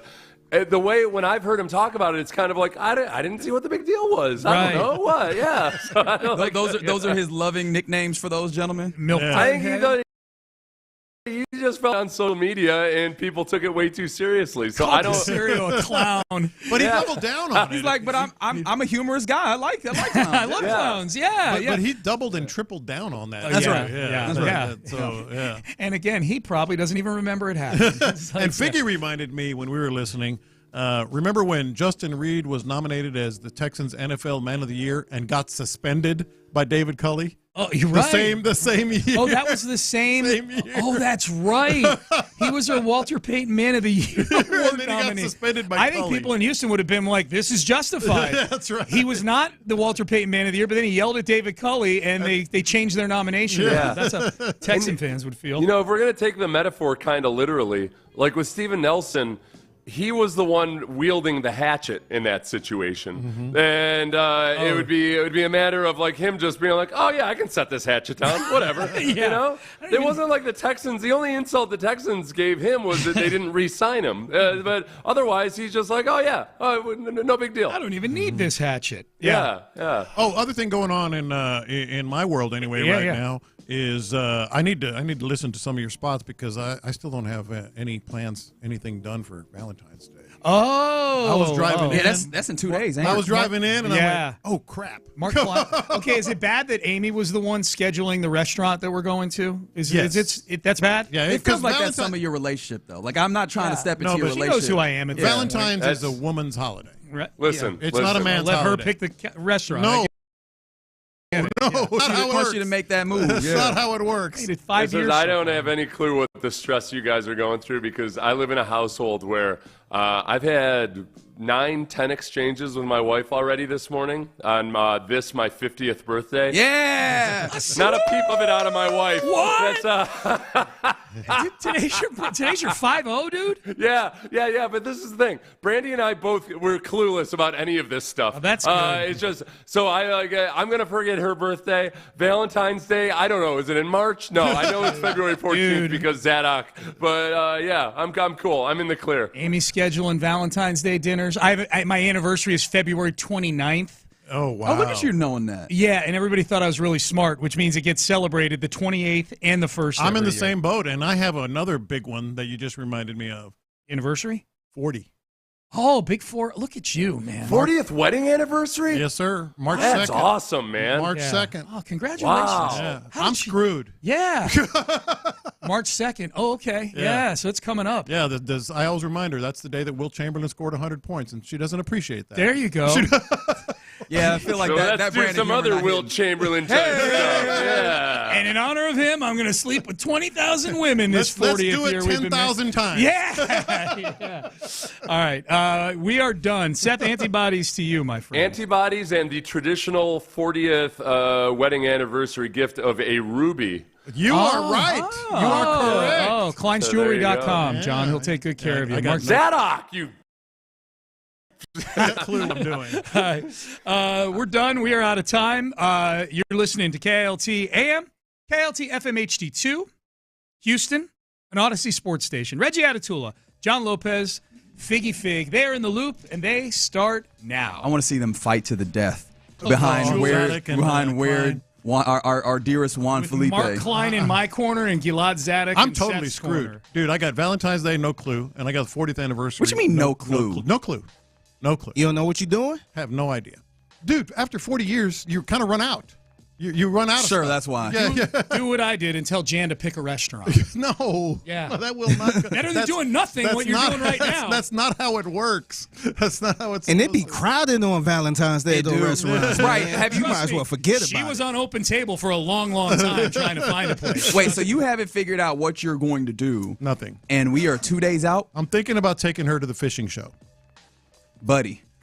All right, ladies and You gentlemen. just said to me that's not how you do this. Ladies and gentlemen, we have a man who's in, That's all I got. in a dire Hey, babe, straits. go to work with me for Valentine's Day. No, the fishing Dire show is straits. fun. The fishing Man, show now is you go over there recording interviews for Bite Well, Me I mean, Podcast. maybe. my goodness. I mean, maybe. Guys, Maybe we stumbled into a question and of the gentlemen, day. because I know we and ladies, because I know we got some ladies that listen as Reggie, well. What's up? He just said that he's coming up on his 40th wedding anniversary. Maybe he's just run out of good ideas. That's it. That's That's it. Yeah, this is the thing. That might be the case. She not trying to hear that. Like, I subscribe very I'm much to aware. the ain't nobody trying to hear that I am theory aware. of things. You know that. And That's sometimes the instances are, yeah, you may have logic, but ain't nobody trying to hear that. Yeah. And so the Jim Adler, the Texas Hammer text line, the first thing I will query of our audience, please, dear God, help John Lopez so that he don't. Because one thing I'll tell you, my couch ain't fit to sleep on, my boy. So 713-572-4610. Help Lopez out. What are you doing for Valentine's Day? What should he try and figure out on very short notice? Fishing show. Now, buddy, I'm telling you, that is not it. You got to get creative, That's man. not the one, nor the two, in fact. Yeah. So yeah, man. Yes, he ran out of common sense as well. 100%. If that's what you're gonna go with. Yeah, I'm actually interested. Yeah, what y'all got going, planned out for? You know, Valentine's I'm Day? interested. Yeah. No, exactly. See if we can siphon off something for you here. All right, let's get going in the loop on Sports Radio 610 on this Wednesday. A lot of sports significance. Tomorrow, pitchers and catchers report in West Palm Beach for the Astros, so there's a lot of Astros talk to be had. The Rockets beginning back-to-back tonight. Tonight they have a game against the Suns, who are on the backside of a back-to-back. We'll talk to Adam Spillane at 10:40 about such things. And, excellent night of college basketball last night as well. We'll talk about that and what's popping. Let's start, though, at the top of this. with those Houston Astros. I don't know. Are you in the same place that I am? Like, and maybe I'm just a sucker and a dope. Anytime we come into any season, the beginning of any season, the juices start going and I start getting excited. I'm ready for baseball, man. Like, I'm starting to get to that place. I'm looking up I'm on Fangraphs and a baseball prospectus, looking at projections and all sorts of things. I'm looking at Baseball Savant and what different guys on my zone now. This is one of the more intriguing spring trainings, and thank goodness Sean and Seth are going, because I'm looking forward to having them on the show. 100%. Everything they're going to do, they're going to be digging in. They're going to miss us, though. They're going to be in the Airbnb or whatever the rental is, and they're going to be like, man, this is not the same as It's definitely not the same. But I could use some jalapeno dip. Yeah, exactly. That's right. Oh, make a jalapeno popper dip. Yeah, exactly. I feel like Sean is about to put it in order right now. And people use the word interesting far too casually, and it's too vague for me. But it is intriguing. Just fight me then. Yeah, like, what you mean? No. It's an appropriate word, but it can be interpreted in so many ways. Well, that's interesting. Well, that's interesting. It's how you. Intrigue, it's all about tone. How okay, you use it exactly. Like interesting. Intriguing is the right word, because you are in it. You are plugged in. And that's what I am going to be with this Astro spring training, because there are not just some questions, there's some real significant questions about how this team is going to play out. I mean, pick an area on the field. Pitching, oh yeah, we got questions. Yeah. Oh yeah, relief pitching, oh hell yes. How about the outfield? Are you kidding me, buddy? How about the infield? Are you kidding me? Yeah. I mean, it's like, for a team that has been there year after year after year, this is an incredibly intriguing spring. Yeah, and this is why I've been dug in various different places. Shout out to the Crush City Territory podcast. I know Chandler Rome Helm was Spada, I think late last week. And I mean, I think you've heard, if you've been listening to Sports Radio 610, you've definitely heard his thoughts on Cam Smith, the third base, the big time prospect that you got back in the Kyle Tucker trade, and the ways in which he says that guy could helm a franchise basically for in the future. And then of course he immediately goes in and lets you know that, hey, yeah, but don't get your hopes up just yet. We got to still see how that goes. Like, that is part of the things, but he talked about a lot of different stuff, and I'm interested where you want to start here, because there's a couple of places that I think are fair starting points, which is either the expectations that he has, particularly for the young folks that are going to be here with this team, or we can start talking about like the infield, the defensive infield, because I think also that is something that you mentioned in there. Yeah, I think that's to me maybe the most intriguing, based on some of the conversation and the news that we were talking about yesterday regarding Altuve.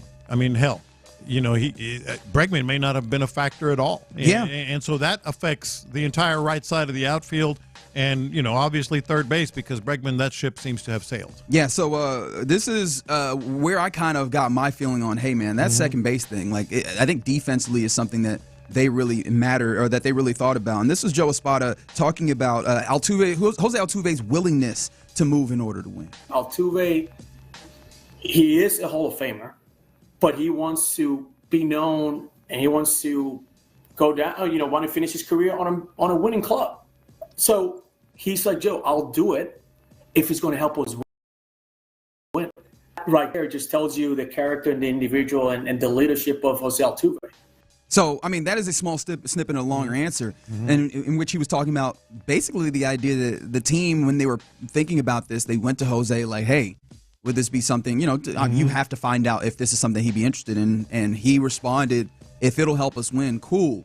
So it does not seem like this is like a Jose Altuve joint, right? Like this is his idea to move. But the reason why he would move seems to be interesting. I'd like to go to Espada 7 here as I'm jumping around a little bit. But this is what he was talking about. He was asked about what he liked about Christian Walker, who is the new first baseman, and Isaac Paredes, who you got back in the Kyle Tucker trade. This is the second part of his answer, but its focus is more on defense.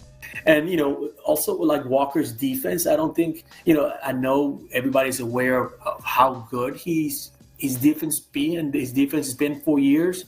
But I remember when we had that big run, we're winning all those championship series, World Series. We had a Gold Glove first baseman in Hughley, and how much better he made everyone around the infield. You could just catch the ball and just throw it over there. because he's just going to make you that much better. Right now, 4 of our 5 starters are righties. So there's going to be this lefty heavy lineup creation against some of our righties. So having that right side of the infield sealed with Walker is important. And everybody around here remembers Hughley and how important he was, not just with some clutch hits and some big hits, but what he just said, like saving your butt consistently, and even not just scooping balls out of the dirt or snagging them out of the air, but just defensively in general at first base. And that, I don't think you can overstate what he just said about how important it's going to be. No, but I mean, he mentioned the right side of the infield is going to matter, and then he talked about one of the positions, right? He talked about one of the positions on there, and so I do wonder what that then means for second base. Like again, getting Altuve out of that space and moving him maybe into left field a certain amount of games in the season. I think that this is what he was talking about. He alluded to it, man. You have a lot of righties in this lineup, and ostensibly, or what you could reasonably take from that is that, hey, teams are going to try and be hitting to that right side of the infield, and they're going to need to step up defensively. But this was just Joe Espada talking about how he feels about this defensive infield compared to last year. Do you feel better about it, Joe? I do feel better because of, the pieces that I have and some of the young kids that we're going to bring to camp who are, in case something happens, like our infield depth is actually pretty good. Like we signed some guys free agent that I feel like, something happens to an Altuve or Pena or Paredes or Walker. Like we do have pieces that we can, hold us together defensively. So, but yeah, I do feel pretty good going the guys that we have, penciled in our lineup. And, look, and they've actually, one of the free agents they signed just the other day, Luis Guillorme, they brought in. By the way, last year, I believe he was, where was he last year again? Wasn't he with the Angels? Because I wanted to say Mets. No, it's another A team. It's Arizona Diamondbacks. That's where it was. Because I was like, he'd been with the Mets for a majority of his career up to that point, but last year with the Diamondbacks. I mean, if you get into the advanced analytics, his range, like the outs, the OAA, I always forget what OAA actually stands for, but it's a defensive metric. And he was in the 80th percentile. Like that's a high level defender. I think that's what he's talking about when he's like, hey, some of the guys that you have there defensively. But he also mentioned the young guys, and he didn't fully run out that thought, but I think that he might be talking about the possibility of like what the youth might be in stepping up into some of those spaces, particularly possibly second base in my estimation, and coming in and filtering into this team. I think that he has a really strong opinion of the youth that they have here, whether it's Cam Smith, whether it's Bryce Matthews. Both of those guys, as I mentioned yesterday, have gotten like some nods on top prospect polls, right? I think front office executives, MLB.com put together a poll of executives on the prospects, and you got a lot of love for Cam Smith, who got some votes. I know that Bryce Matthews got a little love when it comes to some of this. So I think that you have some of those young guys that he believes strongly, and talk less of some of the guys that you had to see last year that probably you needed more seasoning in the land, Shea Cum, right? I think that he has a lot of faith in those guys filtering in with this club. Yeah, look, 6 of the Astros' top 10 prospects are going to be at Major League camp. I mean, there's a reason for that. Because of the guys that you just mentioned, they want to be able to see what they can do. But I still, obviously, that's going to probably be a long shot, this year. But to have that depth, as he just talked about, and maybe find a surprise or two. I want to let you hear what he said about Bryce Matthews in particular, because I was hearing this in a strong way, and I want you to kind of juxtapose it. Like, give me your opinion and see, am I jumping too far out on this one? This is him talking about Bryce Matthews and seeing him in Puerto Rico over the winter here. When it comes to Bryce, you're right. He's a terrific kid, super humble, he's great to talk to. He's so talented, he's so toolsy that it's hard to say, okay, he's going to end up being here. He's going to end up playing there because we just don't know. He did play some really good second base in Puerto Rico. That was exciting because when I saw him, he felt like, okay, he that's home. Like he landed in a place where he was comfortable. He moved around with confidence, and he finished some plays where average to above average players might not be finishing in the big league levels. Like he's that athletic. But he also plays some third base. He played third base really well. So, right now I'm going to bring him in camp. I'm going to put him some second base. I'm going to keep him up the middle. Off one because he can do a lot of things on the baseball field. And if the bat comes around, he's someone who's also knocking on the door. Well, he loves him some Bryce Matthews.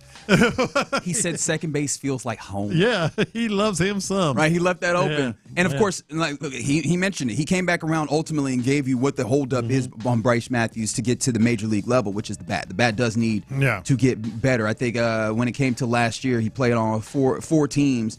And I think AAA, when he was at Sugar Land, it was not incredible with the bat. Talk less of being able to then translate that up. You want him to be hitting pretty damn well at AAA, understanding that it's a next step up into facing off against like major league pitching and the height of that. But defensively, again, something that it seems like they have some level of concern of when it comes to the right side of the infield, particularly. The way that he talks so glowingly, like that feels like the future of the infield. It is the future. I mean, that was, and there was no interpretation necessary there. Maybe like the nearer future of this. And I appreciate B. Scott always listening, cleaning me up. OAA is outs above average. It's so easy, and yet I always forget it when it comes there. But yeah, no, I'm so intrigued to see what like Espada seems to be focusing a lot on these youthful guys, and it feels like, hey man. I'm real interested to see like what the spring training looks like, how Altuve looks in left, and how much they could feel going over there. Because he still mentioned Altuve when talking about the defensive infield and those types of things. But I think we can all be honest in saying that that needs a little bit of improvement. There is going to be. You asked this question yesterday, like percentage-wise of games that Altuve is going to actually play at second base. I think he's going to play a higher percentage than you may believe, especially because. Obviously, that's his home position, and you've got a first baseman now that can help maybe, bail him out in some situations, and that, shots to the deep hole or whatever that he can still snag. But there is no question we're going to see more than two for second basemen start for this team. Maybe more than three. And it just depends on – I'm interested to see who they are in what situation. And, hell, this might get a little bit even more complex if, indeed, the will they, won't they of Bregman actually comes through. Yeah. And now you're trying to figure out with all the infielders that you have where they play. But starting to get the juices flowing. I know Espada is already in West Palm Beach. Pitchers and catchers report tomorrow as well. And we'll return to some of that audio. Again, that was from the Crush City Territory podcast. I thought that was some really insightful stuff there with the manager of your some teams are already in spring training, and it's heating up, man. Yeah, absolutely. In fact, the Cubs, I think they got out there earlier in the week, and of course, you can imagine they might have been asked a question or two about Alex Bregman. All of them. All of the questions were about Alex Bregman. We'll talk a little bit about that also as we continue. Somebody asked on the text line, the Jim Adler, the Texas Hammer text line, what are they going to put in the place of the train at Dyken Park? No, they're using the train. The train's still there. Yeah, train's still there. Yeah. I think that is that train guy still there too? I have no idea on that. I hope not. Like, I don't have that kind of. Oh, was that out loud? But I did. Wow. What a hater! No, not a hater. Why you don't want the train guy there? Yeah, it's just got irritating. All right, if you say. We're just going on a Wednesday here in the Loop on Sports Radio 610. Coming up next, let's get the question of the day in order to accommodate us talking to Adam Spillane at 1040. And look, let's just go ahead and lean in because Lopez does not know what he's doing for Valentine's Day. So one, if you got some suggestions, some of those have already come in. Go ahead and send those in. But also, how screwed have you ever been based on how you celebrated your significant other's birthday or anniversary or maybe, Valentine's Day? 713-572-4610. We'll discuss it next. All right, dear.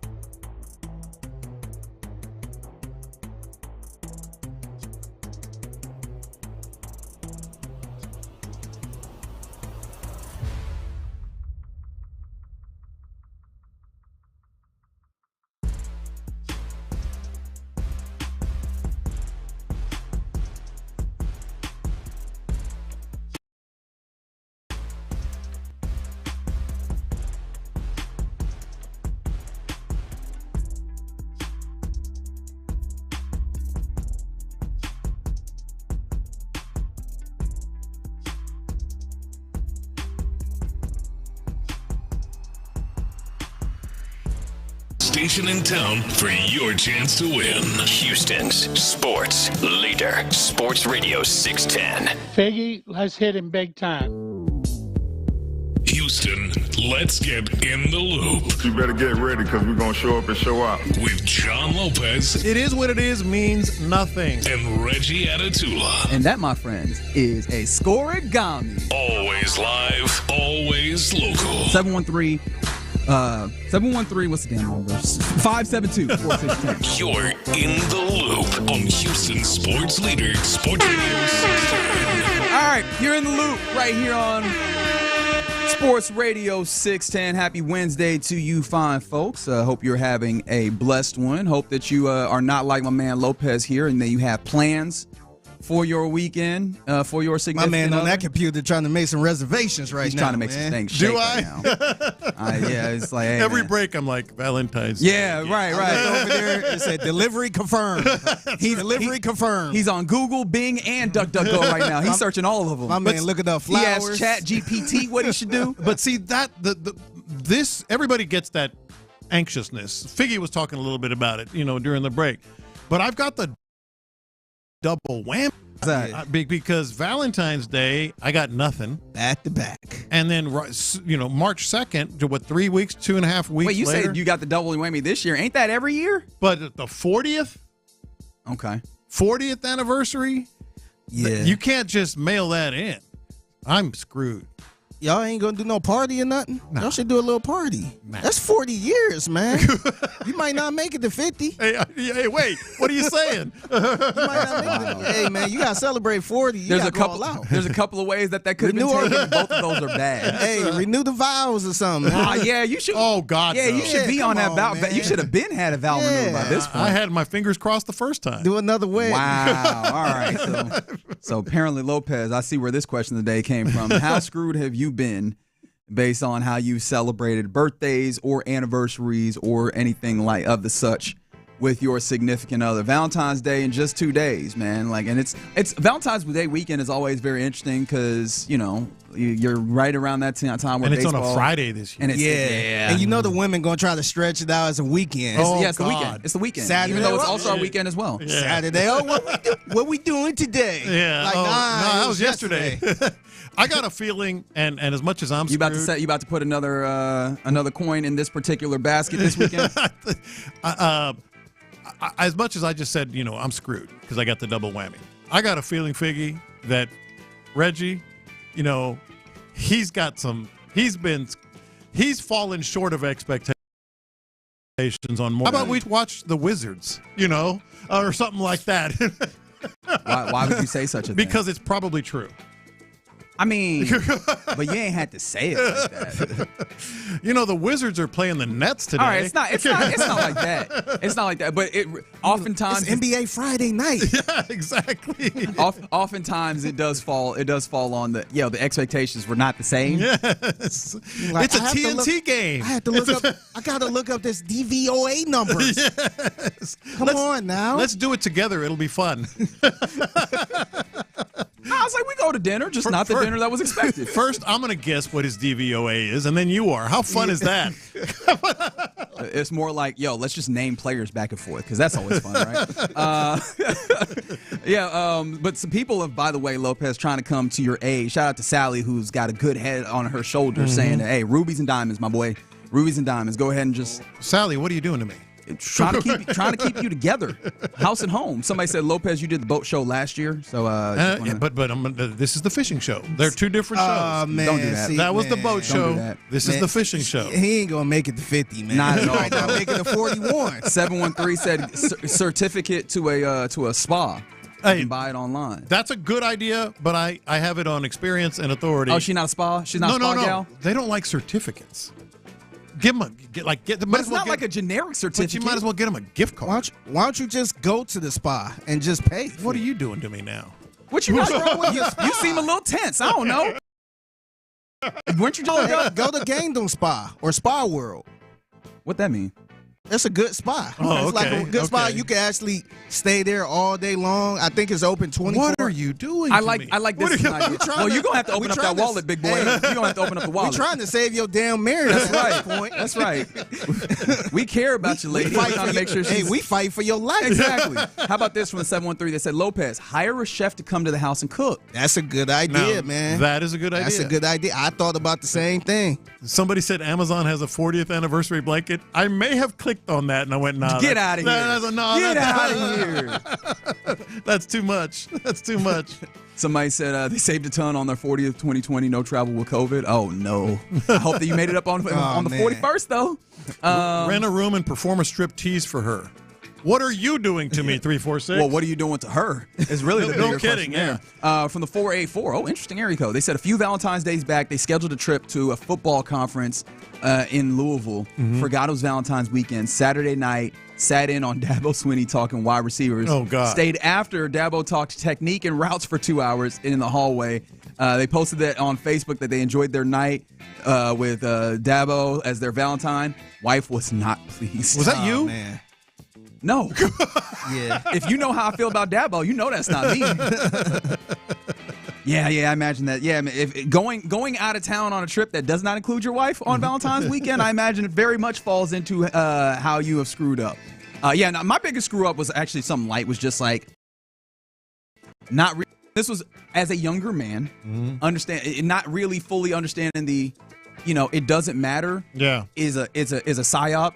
Is a trick. It does matter, and she cares, right? Like the idea that, oh man, we could do something light, and I'll just go something to like a more of a casual restaurant or something, just like a local Thai spot was what I went with, and nah, she wanted to do it a big. Oh man, yeah, that's the worst. Because you were like, I thought we was, man, I'm not trying to. I asked, I tried to figure out, and apparently I did not have my my Professor X going because I needed to be. Yeah, and they are on my keister. Yeah, you're right. 832. Somebody said buy her a star. Oh boy, that feels like the wrong one. Yeah, because that's too. You know the people that like name a star after somebody. A star after you. Oh, yeah. Nah. Yeah, I feel like that goes the other way because like you spend money on this. Well, not only that, it's like $4.99 or something like that. Is it really? I thought it was a maybe little it's pricier. more. I don't know. Whatever. Somebody said their compadre in a bow tie and all his glory with OG sauce doused on him. All right, well, I don't know what you're doing, Horacio. All right, start right here. But that's not going to work. Work your way up. Nope, absolutely not. Also, I apologize to everybody who had mental images there. I did not intend on that happening. Somebody said they can't help you, John, because they celebrate their 22nd anniversary February 15th. Still haven't planned anything. Oh, ouch, man. Ouch. Just as a collective, we're not doing very great right now. But how about this? Does this work? Drive to Austin and watch the sunset over Lake Travis at the Oasis. Well, let's just go to Aransas Pass and get on the boat. My man. Look at this guy. Do you care about what your wife wants? At all, bro. It's all about you. You just said Valentine's Day is for women. It's not a man. It's a woman's holiday. Yeah, so it's all about you. You gotta try. You gotta try and make it land. I mean, take her to West Palm Beach for spring training. She might like that. Yeah, I'm saying. Yeah, she might like that. Yeah, go ahead. I mean, only the pitchers and catchers will have reported, but still, maybe she can watch some pens. Well, does that work when you're like, hey, give it to her on Valentine's Day or the anniversary? Your gift is coming up in a few weeks. I feel like you need something to hit right now. Because the next day, nobody gives a damn. Ain't nobody in March talking about, oh, look, I got my Valentine's Day gift. Yeah. Does this work from the 281? And I understand this works for certain people. You got to know your lady or significant other, right? Bills are paid. I'll get her flowers. Oh, the flowers, but that's kind of hokey, right? That's kind of like that feels like that's cliche. The bare minimum. Yeah, it feels like, hey, we start with the flowers, and right, she gonna get these and be like, oh, this is lovely. Hey, this is a nice and then start. Look at you that like, should be the appetizer. Exactly. Somebody say, nice hey, might as well go ahead. And you was talking about it. Get a new whip. D&M, yeah, buy her a new car, Get her man. that new whip. Well, I got a new truck. Does that count? Look, all about you. Look, all about me. Oh wow! Somebody said in their younger years, 100% ordered in and watched NBA All-Star. Okay, all right, fair enough. They said disclaimer: if he pulled that now, he'd be divorced. Fair enough. Touche. Touche. See, it's a little tricky when your lady don't really care for sports like that. Well, she does. She does, but not like that. Yeah, I'm about to say Valentine's Day watching the game or something like that. Nah. Yeah. We need to go that way. Couples massage and then dinner on Saturday. Why are you sound like you just don't want to have this happen, man. Because I'm dog. It's easy, man. This ain't hard work. You would think I've been in the game for a while, but after a while, you just kind of like, have we done that? Is it something that'll resonate? You should go to Gangnam Spa. I've been there before. I'm gonna write that down. So I feel like the leaders in the clubhouse as of right now is no, we're not doing that 713. That's insane. Private chef, which you might need to get a move on. I like that. Spa day where you have to go to. I feel like those are the big ones. And then rubies and diamonds, buddy. Rubies and diamonds. You might just go ahead and make that happen. Somebody said just another day for me and mine. We get the little stuff and that's it. Okay. All right. Yeah, you should. And you do the Bite Meat podcast, right? Yeah. You done had some of these cooks. I know on. a bunch of them. Yeah, man. Go get Ronnie Killen on there, man. Oh, I like this one. This one might be it. West Side Story or Cirque du Soleil. She does like going to shows? the place. Yeah. That's a good idea. West Side Story. Go Thank you, take in a show. 832. Thank you, Take 832. in a show. Yeah. Because we don't want you to have a horror story. And again, I'm telling you, my couch is not available. I just want you to know that right now. I've slept on your couch before. It's just not. Yeah, you can crash my couch, man. Yeah, you got a bigger house now. So I could be like, man, I told you. All night I told you. What are you thinking? Yeah. Okay, yeah. Apparently, Ross Tucker said the My Story thing on Payne and Pendergast. Oh, yeah, that's right. Ross Tucker was talking about the My Story. He promote that a lot. I think that's his business. That's a good little thing. I could write it. That is true. You are, but I think you should also come with something as well. You should write her a song. Oh, Why don't you make a song. I'll help you record it. I think I've written her a song before. Did you record it? No. How did it go? Well, no, not as I had to go over. I can't even remember. Oh, it went over well. It went over well. Yeah, it went over well. Yeah. So maybe you just go back and revisit that. Did y'all meet in Houston? San Antonio. I was about to say, like, is she from San Antonio? Yeah, but we went there and then A&M. So, okay. Yeah. She went to A&M too? Yeah. Spot locally. I was like, the place where you guys met might be a cool thing to do as well on a big milestone like that. Yeah, treat your girl right. Every day is Valentine's. Sure. And tell her, if you tell her that when Valentine's Day come around. Hey, hear me good. They don't give a damn about all that. You could do everything every single day. Valentine's Day, make something happen, baby. Yeah, keep it going, man. Which is good. Like, you're not wrong. That is right. Every day is Valentine's Day, and then Valentine's Day is also something. They do not want to hear that. And on then there's Valentine's Day. Yeah, exactly. All right.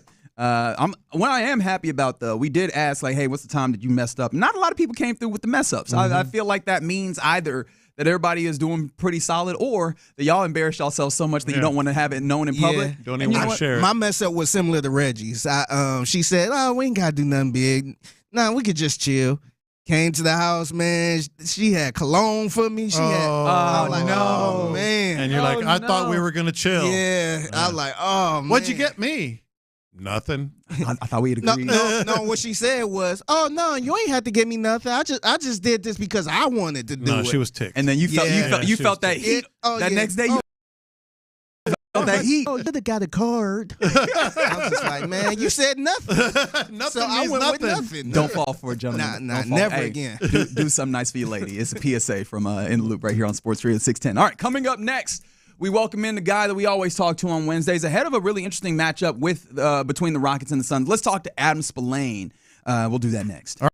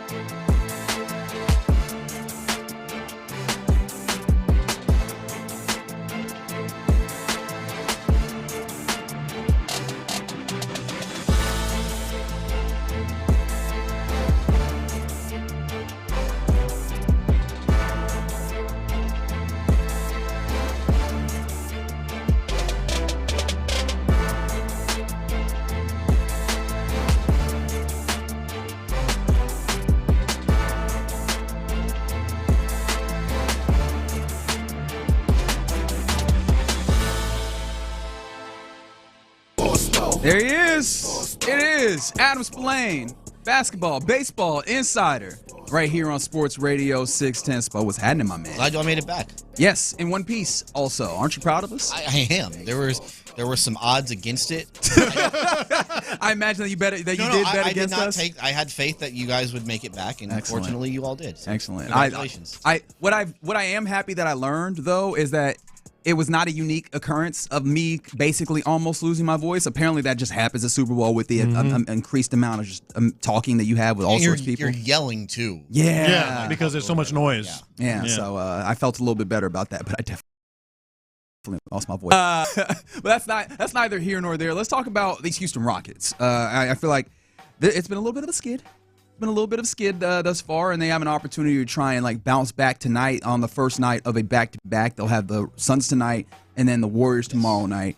What are you hoping to see in order to see this team bounce out of the skid that they've kind of fallen into? Get healthy. I think that's really it may be too simplistic to say that, but to me, you're just kind of seeing the effects of being without multiple starters for a week, 2 weeks at a time, and it's really hard for they've been without Jabari Smith for 6 weeks now. No, it's hard. By the way, when's he coming back? Sorry to interrupt. So because I've heard various. It sounds like the hope is that he'll be cleared for contact during the break, and then they don't think that he will need long after the break to come back. That it's basically it will just be about conditioning at that point. Okay, so continue, because I wanted to get that out. Yeah, so I don't think it'll be right after the break, but I don't think it'll be too soon after. Now, Fred VanVleet, who's also been out for a week and probably going to be out for these two games, sounds like he'll be back right after the break with that sprained ankle. So to me, it's when you are without multiple starters, it's just going to be hard to beat teams. I don't care who you're playing.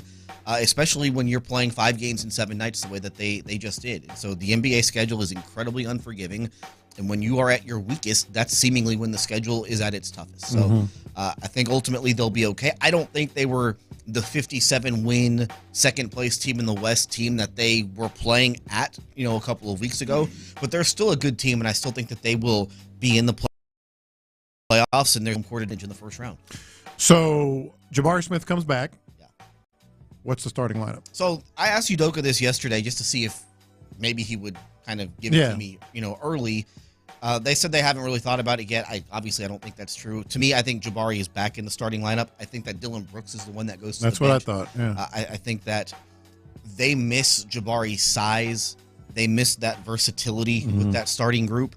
He's 6'10", 6'11" with the wingspan, and the rebounding has really taken a hit here over these last 6 weeks. The defense has taken a hit over these last 6 weeks. So I think he's back in there. And for me, Amen Thompson's just been too good to where I don't think you can sit him. And I think that that's the direction that they will probably – that's the direction that I think that I would go in. Also, Dylan Brooks has played a lot. This is the most minutes that he's ever played. He's at 32.7. I don't think they want him at 32.7. I think if you can have Dylan Brooks coming off the bench 25 minutes a game, hey, here's 6 fouls. Yeah. Go have fun.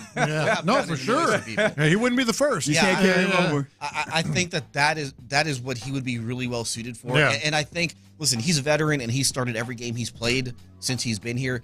But I think that he would accept that. I really do. I think that he is mature enough to be able to accept that change in role and just kind of understanding that, hey, Amen Thompson's too good and Jabari Smith means too much to what they do overall. Yeah. So that's the direction that I would go in if I were them. We'll have to wait and see if that's what they do, but that's what I think. I don't disagree with your assessment of it. The only consideration that I have on top of that is consistent three-point shooters, especially during the stretch where, since the turn of the calendar, they've actually shot the ball pretty well. How do you make that adjustment, or how do you factor that into the decision if you, Adam Spillane, are the coach in that instance? I think that you say, hey, we have a pretty decent three-point shooter in Jabari Smith taking that spot. And so, yeah, you take a little bit of a hit, but it's not like you have a nothing three-point shooter in that spot. And again, you get more size out on the floor. I think their rotations have been kind of messed up too. Their substitution patterns have been upset a little bit by not having Jabari Smith out there. And so I think that just something Udoka said a few weeks ago was that it just feels a little bit off when he's not there. So him saying that made me think that, okay, he's probably going to put Jabari back in with that starting unit whenever he comes back. All right, we're talking to Adam Spillane here in the Loop on Sports Radio 610. Now, Spo, I have a saying that I don't know is like absolutely true, but it's fun to say. Is trickbacks don't stop tricking. How much am I supposed to take about the Alperen Şengün back spasm that came through, or how much are you taking from it? And also, like, do we know if he's going to be back tonight? They'll test it out. So he practiced yesterday. The injury report says questionable. They'll test it out, and if he's good to go, he'll play. It sounds like he's been dealing with some stuff this season, but this is separate from all that other stuff. From the pad that he was wearing early on? This is just a spasm, and I actually saw this. I had a perfect angle for this when it happened. He tried this little spin move, and obviously the back didn't react too well to it. He immediately started holding it, and so Ime said that, this is a spasm, and so the spasm really has nothing to do with anything else. It's obviously you hope, and so it sounds like it was getting better. Having the 2 days off, I think, was important because they played so much. He had played. I guess he had missed a couple of those games, but he had played a lot. So getting that to calm down a little bit, it sounds like he'll play today.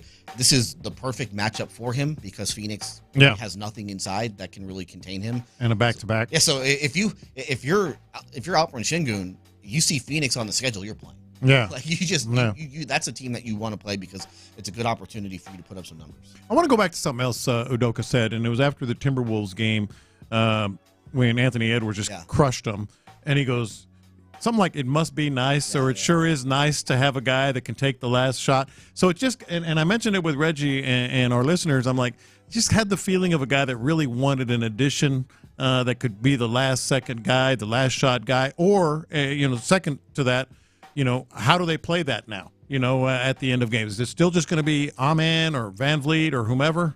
It reminded me of something Dusty Baker said a couple of years ago. We were asking him about playing time in center field. And they had like three guys that were getting that he was starting out there. It was McCormick and Myers and Dubon. He's like, man, if I had Julio Rodriguez, I'd just play him every day, but I don't have Julio Rodriguez. And like for Ime, it's like, if I had Anthony Edwards, then I would just give him the ball every single possession. But they don't really have that on this team right now, and that's okay. And also, Ime came from San Antonio, and you have Parker, Ginobili, Duncan. Like they said, hey Timmy, you're getting the ball every single possession. No, they spread that around a little bit. So I think that's what they want to be able to do until they have somebody who really like emerges as that late game go-to guy. And I think it's okay to not have that right now. It's still a very young team, and they just have to figure out how to execute better, sometimes down the stretch. But up until this last, couple of weeks, they've been really good at the end of games. That's why they were on a 57-win pace and second in the West, was because of how well they had played in close games. So, I don't think it's like a necessity to have that one guy that you can give the ball to, but it's a nice luxury to have when you actually have it. Maybe the answer is as simple as what we talked about earlier with injuries and then like kind of the different rotation, but it feels like qualitatively, the point of attack defense has suffered in a way that doesn't seem reasonable. You still have Amen Thompson, you still have some of those guys, and they have struggled keeping their opponents in front of them. What do you attribute to that? What do you attribute that to, rather? So when Jabari got hurt, they were second in defense. From the time that he got hurt, so that first game that he missed, to I think it was last Friday, they were 19th in defense. And I haven't factored in the last couple of games, the Dallas game and the Toronto game from Sunday. I haven't factored, what it looks like since then. But like that's a pretty big shift. Going to say the least. Going from second to 19th is a pretty big shift. I think some of that has to do with guys being a little bit tired. And, we talked about Dylan Brooks' minutes. He's playing 32.7. That's the most that he's ever played in his career. Amen Thompson's minutes have also skyrocketed. Last year when he was starting, when Şengün got hurt and Thompson was starting to end the season, he was playing around like 29 minutes a game. This year, before Jabari got hurt, he's playing 29 minutes a game. Since Jabari has gotten hurt, he's playing 39. Like, that's a huge increase in minutes when you consider it's an NBA schedule, all the back-to-backs, all the travel, everything that comes with it. So when you're playing 39 minutes a game for the first time in your career at the NBA level, like, it's going to take a little bit of a toll, and I think he's starting to figure that out a little bit. So when they start getting some guys back, when they can kind of pull the throttle off of some of these guys, I think that will help them at the defensive end of the floor. Okay, that's our guy. Baseball, Spo. But in this instance, talking a lot of basketball. Look, we got a lot of baseball coming up here. Pitchers and catchers report tomorrow. I think you're also going to today's report day. Is it today? Yeah, today is okay. I see. I viewed it as tomorrow, so that's my apologies. They're reporting today, and we got things going there, and we'll talk more about that as we go. And you're going to be out there in a couple of weeks alongside Sean and Seth as well. Looking forward to it. Yeah, it should be great. We'll have the opportunity to talk to you, as we always do here on a Wednesday. We appreciate you, my man. Yeah. There you go. There's Adam Spillane, basketball, baseball insider right here on Sports Radio 610. Coming up next, let's go around the NFL where, hey, Bobby Slowick has another job. We'll talk about that and more next.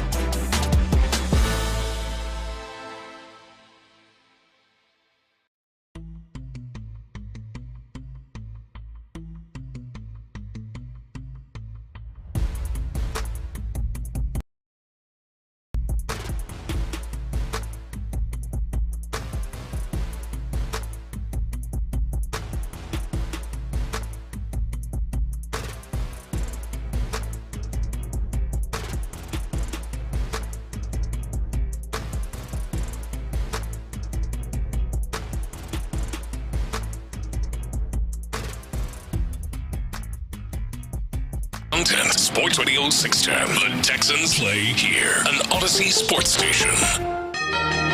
Let's go around the NFL in the loop style. Why are you smiling? Because I love football. Here's John Lopez and Reggie Adetula. I'm going to tell you all about how much fun you're going to have this season. On Houston sports leader, Sports Radio 610. All right. Let's, we're about to go around the NFL here in the loop on Sports Radio 610. But before we get there, sounds like the text line, the Jim Adler, the Texas Hammer text line is where people are flexing now. I thought we were trying to help Lopez out. 713-572-4610. From the 832, they said, I'm taking my wife to Nassau, Bahamas Friday and the weekend. Oh, look at you. Flexing. Good for you. Lopez, you want to go to the Bahamas? I feel like that's maybe you can make that I've shake. actually taken her there before. Oh, okay. That'd be good. Do it again, man. Yeah. On a whim, too. Yeah. Figgy's always in my pockets. I hear the women like that spontaneity. Figgy's always like in my pocket. Yeah, He's just trying to help you. You should call her right now and be like, you know what, babe? Pack a bag. We're going. Yeah, that feeling like, hey, don't even tell her where you're going. Just pack a bag. Yeah, just pack a bag. Make sure you got a bikini that in would there. be, Let's go. People do that. One of the dumb things that you don't think your wife would go for it? If you say just pack a bag, don't ever do that. They want to know, like, what should I wear? You know, even when you plan a trip, it takes them a month. Yeah. It takes them a month to realize, I want to take this outfit. My wife is very picky, especially when it comes to hotels. Yeah. So she would be like, what hotel? Yes. And then she'd be like, oh, how much you paid for this? It sounds like a good idea, but it's not. It is when you got a lot of money. Well, yeah, but then you can just buy stuff when you get there. I'm talking about, like, no. And I love this sweet summer soul on the text line. If she tells you not to get her anything and then gets mad when you don't, how is that good communication? Buddy, we ain't talking about no communication. We're talking about happiness right now. Hey, they do not care. It do not matter. They do not care. It do not matter. No, but you're not wrong. Mm-hmm. However, you can't bring that up because they don't care. They don't give a damn. There's somebody else here there with you that says, do not surprise them with the trip. They need to know the details in advance. If you surprise them, you have to have planned it to where the things, you know them so well that the things that they were going to plan, you go ahead and plan for them. The thing is, you got to bring the idea to the table like, hey, we going to the Bahamas. And then let her plan everything else. Let her just take control. Mm-hmm. But you just kind of like pay for the trip. I feel like you mad at Figgy being in your pocket. Everybody in your pocket now. Hey, go to Great Wolf Lodge. Hey, put that money down, Lopez. We just heard that commercial. We know you got it. Yeah. We know you got it. All right, let's go around the NFL now. And with that, let's start here. Bobby Slowick. I mentioned that Bobby Slowick has a job, and he does indeed. Obviously, no longer the offensive coordinator of your Houston Texans. He will now claim his residence. He's going to be with the Dolphins with his former co-worker Mike McDaniel, who's of course the head coach down there. His boy, big time friend. And so he will go and become the senior passing game coordinator there in Miami. I kind of like this for him. I love it. I was going to say the exact same thing, Reggie. I don't know if there's a better fit for him after you lose a job as an offensive coordinator than to be with a great friend who runs the exact offense, who has similar offense, because that's one thing about Mike McDaniel is that I think that's the juxtaposition between Bobby Slowick and Mike McDaniel is that McDaniel was given a lot of credit for innovating on top of the Shanahan system, and Bobby Slowick, I think one of the criticisms that can come up for him is that it was very rigid. simple on the basic tenets of the system. So maybe an opportunity to see some of the ways it could become more imaginative and develop himself as a play caller, I think would be super helpful for him. Well, even though he's not going to be a play caller. Not only that, but he doesn't have to worry about line schemes and techniques and all that. He better be learning it, though. Well, he'll be learning it, Yeah. but all he has to do is what he really does well in that offense is help coordinate the passing game with good quarterback and good receivers. By the way, now that we're here, how do you feel about Mike McDaniel as a head coach? Because I think early on I was like, oh, here's the dude with the styles. He got the big rim glasses or whatever, and he's a little quirky and everything. But after a few years, we've seen that team be very finesse, and that finesse seemed to hurt them once it comes to playoff time, especially when they get to these cold weather situations. How are we reevaluating him as a head coach at this point? I think that's the evaluation. That's the next step. That they are a finesse team, but I think he's a brilliant offensive mind. I don't know if you'll find anybody who would disagree with that in the league, but they do. They're in that sort of middle zone of, boy, they're really good, but they're not that good. You know, Yeah, I think at that point you kind of question him as a head coach. Yes, as opposed to like his offensive game is perfect. I would love for him to be offensive coordinator here. Yeah, but as far as being a head coach, that's when it's like, all right, I don't know if he can run this whole team. Yeah, but it'll be interesting to see one if Bobby Slowick can just rehab his I think it's the perfect place perspective for of him to him do that. in the NFL, being there and being associated with that offense. That'll be interesting for them. Somebody said Slowick hire makes sense. The Nerds have invaded the Dolphins. Yeah, they have. They've been there, and they've had a lot of success in that way. It's about to get nerdy. It is. Up in that offensive Plus, room. right? I think this one of the things that really will add to him. What was the big question that we had for Bobby Slowick just generally? Can he scheme up the run game? Boy, do they love running that football. Now, of course, they have a lot of speed there, but just the idea that McDaniel loves running the football. They had a couple running backs, too, man. They sure do. Yeah, they do. They sure do. So about 3 or 4. Yeah. They draft one every year. Yeah. I'll be very interested to see how he develops. And I mean, he's still 37, I think, right now. There's still a lot of room for Bobby Slowick to still make a name for himself in this league. Although it seems like some people, man, we done gotten some sour grapes on him because apparently somebody said Bobby Slowick needs to be hired as a shoe shine man only. I'm like, all right, guys, calm down. We're doing too much. That's just being bitter. It's funny how stuff changed over here. A year ago, we was bugging him to kind of stay and don't want to get hired away as a head coach. Yeah. Now he don't deserve to be in the league. Shoe shine? What do you say? I have a strong feeling that that's just a joke, but I'm like, guys, it's just funny how the tables turn. Yes, they sure do. And then this is fair, right? This is where social media, the internet is undefeated, as I like to say, 713. One of the first comments they said that they saw was, it's going to be hilarious when the pass game coordinator calls a run on 2nd and 10. Or the Bobby screens. He won't be doing. The screen. Learn game. that. The Learn how to screen, do that. yes. Hey, the screens might be all right with the Dolphins. But Hey, just get that to Tyreek. Get the ball to Tyreek. All right. Some other things around the NFL. Let's bring it back home, right? When talking about a coach that is no longer here, how about let's talk about a coach that is here now? The Texans. Earlier this morning, we learned that the Texans are hiring former Raiders and Panthers assistant Frank Oakham as the new assistant D-line coach. He takes over for Nate Ollie, who went. He moved on to be the big offensive or defensive line coach in Atlanta with the Falcons. I don't know. I noticed this about myself when I'm trying to go distinguish between assistant and just like I guess regular, for lack of a better term, of a situation where like with Cole Popovich, he was the assistant offensive line coach, and I keep going. Now he's the big offensive line coach. I just keep using that big line of demarcation. I don't know why that is, but yes, Frank Oakham, the assistant D-line coach, as Nate Ollie went and took the offensive line or the defensive line rather coach in Atlanta. Talk about another great fit, in this. You defense. think so? Oh yeah. Because you've got D'Amico, you got Matt Burke, talent on the defensive front. Now the interior is probably what he's going to be working with. Yeah, but that's a good spot. And by the way, could you maybe get him some talent to work with? That's the thing. Some high-end talent to work with. By the way, he might get exactly that. We were talking yesterday about the interior defensive line. 24 projected starters, at least according to, if I can remember, Daniel Jeremiah. Yeah, Daniel Jeremiah. So he might be in a really good spot, and he's definitely a guy that you say yes sir, no sir to. Well, I mean, he's a big dude, 6'5", 350. He's a big dude. At least that was playing weight. I don't know what it is now, and that's not to say that like it's gotten bigger. I just don't know. It was what I was ultimately saying. Yes sir, Mr. Oakham. Yeah. I'm gonna say it to his face. Yeah, you might need a step ladder, but go ahead and say it to his face, see what happens. But yes, obviously as a player. Ended up being drafted here to Houston, played a few seasons here as Houston Texan. He gets to return to the Texans. Now, interestingly enough, and I don't mean to be no level of hater or jerk, I went and looked like, hey, what were those defensive lines that that he did coach there with the Raiders and the Panthers? The Raiders did not get a lot of pressure, even though I think that defensive line featured a Max Crosby and Chandler Jones, although I think that was like kind of the animated corpse, with all due respect, of Chandler Jones. That's hard to say. That's what I was about to say. Say it to his face. Yeah, that's fair. Especially Chandler Jones. Said animated corpse, with all due respect. Well, no, that's what I think. Yeah, exactly. But you might want to have a word with you. I try and say with all due respect rather than no disrespect, because sometimes all due respect does include some disrespect. Sometimes it does.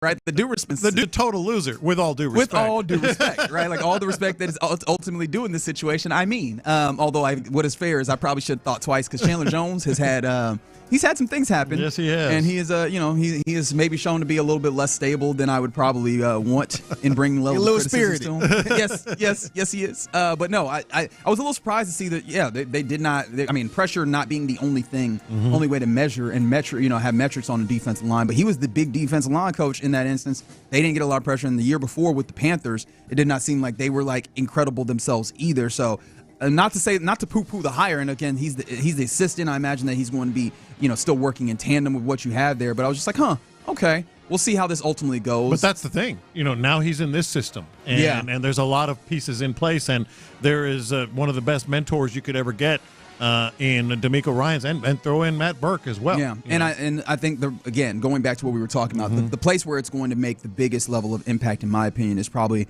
if you do indeed do what a lot of the mock drafts seem to be hinting towards, which is add an interior defensive lineman. All your defensive line coaches are going to be huge because, I mean, you know it. Like your assistant, those position coaches are the ones that are really getting all the face time and helping develop every day players. So I think that's where it's going to be really big. But obviously, a dude who's done it in this league, that's always very, very beneficial. And so he'll be there in that situation for your Houston Texans. How about this? Let me see. Where do I want to go here? Because there's a couple of audio clips that are just kind of fun.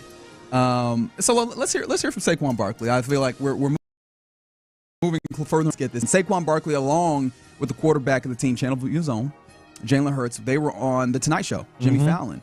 And the talk show circuit has begun. Well, I mean, yeah, man. Especially when you got like he's been to Disney World and then he went all the way back to L.A. But also, it works with them dudes in particular. I think also like just in general, you're gonna have like the Super Bowl, like whoever's the big Super Bowl champion or the people on that team.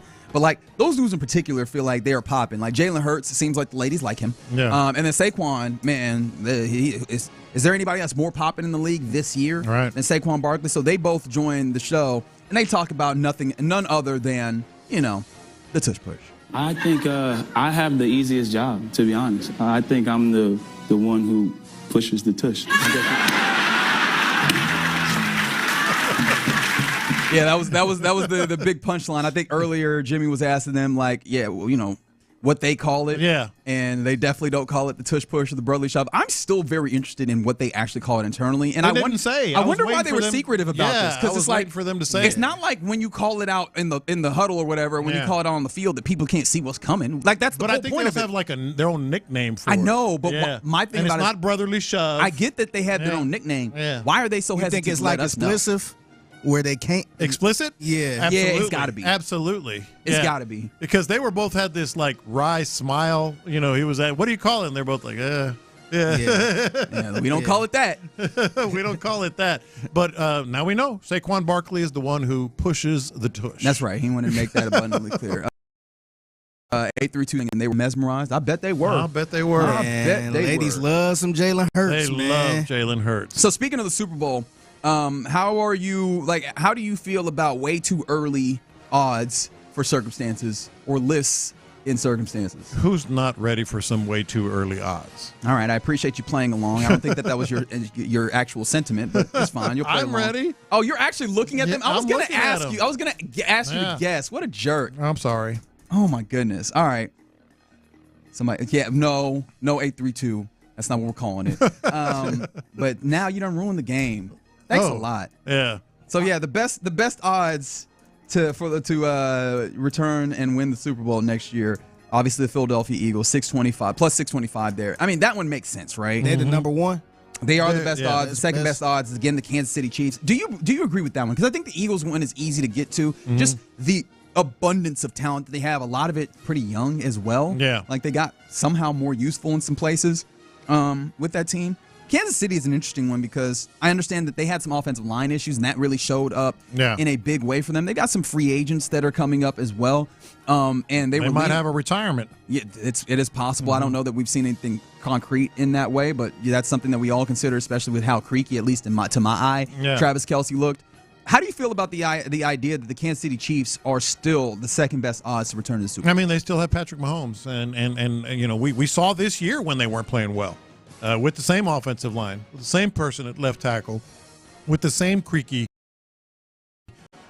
but still a very good defense. We saw they won 15 games. So I'm not by the skin of their But they did. Skin of their teeth. And the biggest reason is number 15. So I really don't think that's shocking or surprising. I found it interesting when it comes to the odds, of course, like they could be somewhat illustrative, but they're not going to be the end-all, be-all by any means. Very slim odds differentiate the Eagles, who have the best odds, the Chiefs, who have the second best odds, and then the Bills and the Ravens, who are tied up for the third best odds. Does that feel right? Because after that, there's a big jump from everybody else. Does it really feel like it is those 4 teams and the rest of the teams in the league? No, because I think the best value on the board is the next team in line. Yeah, the Detroit Lions feel Detroit Lions they're not going anywhere. Yeah, people just they're not going anywhere. Because it really felt like it was just it was injuries that slowed them down. It was really a lot. I'm surprised they got that far with all the injuries. Yes, the Detroit Lions should be right up there with the Eagles and Chiefs and Bills and Ravens. They have the 5th best odds. If you like that and you want to get that futures bet in, plus 1,100 there. 1,100. The Niners next after that at plus 1,400 is a little surprising. Yeah, the Niners got some soul searching to do too, man. So that is what? That is the 6th best odds. 7th best is the Commanders at plus 1,700. Then it goes Packers, Bengals, Rams. Are you getting tired yet? Chargers. I'm waiting for one particular team. Houston Texans there at we go. plus 2,800. Okay. That's actually not bad value either. I was about to say, I don't have an issue with that. I feel like, if Nick Caley could come in and this offense is hidden, if that defense is any sort of facsimile of what you saw last year, exactly, they have an opportunity to do something special. 12th best odds. I'll say if you feel confident, hey, place that bet. Yeah. So I'm look. I was about to say I might put a little something on it, even though I'm there not, we go. I'm not that guy. Welcome to the dark side. I was thinking the same thing. Buddy, I'm not gonna make it out of this segment with that sentiment. 100 will get you 2,800. That is what we call a fleeting thought. That thought was here for a moment, and by the way, by the time we get done with the show, I will not be putting any money in. So is that 2,800 to get to the Super Bowl or win it? That's a good question. To win next year's Super Bowl. And I imagine that. Well, I was like, to get to the Super Bowl is probably like the bigger thing, because like the NFC is not like it's the super strongest. It feels like the AFC is really the place that you travel through. And of course, I say that mere days after the NFC champion wins the Super Bowl. But it feels like the real struggle is in the AFC, especially with the quarterbacks that exist there. But yeah, those are kind of the Super Bowl odds that we're looking at, and those are your Around the NFL notes on this Wednesday here in the Loop on Sports Radio 610. All right, coming up next. How much does this potential staff change matter for your Houston Texans? I'll tell you what it is, and we'll talk about it next. Our guy show wants the Texans to be proactive in getting Derek Stingley Jr. a new deal. I think he is going to be the highest paid corner in football, and the Texans should help. They should go ahead and get on it now. Do it before Sauce Gardner goes or McDuffie goes, who are also eligible. Go ahead, knock it out. Insider access, exclusive content. Sports Radio 610. The Texans play here. When you're ready to sell, the choice is clear in the Houston area. It's my friends at the Franklin team, brokered by EXP Lopez. I'm chatting with Andrew from the Franklin team. A lot of times, even for me, who I've gotten to know,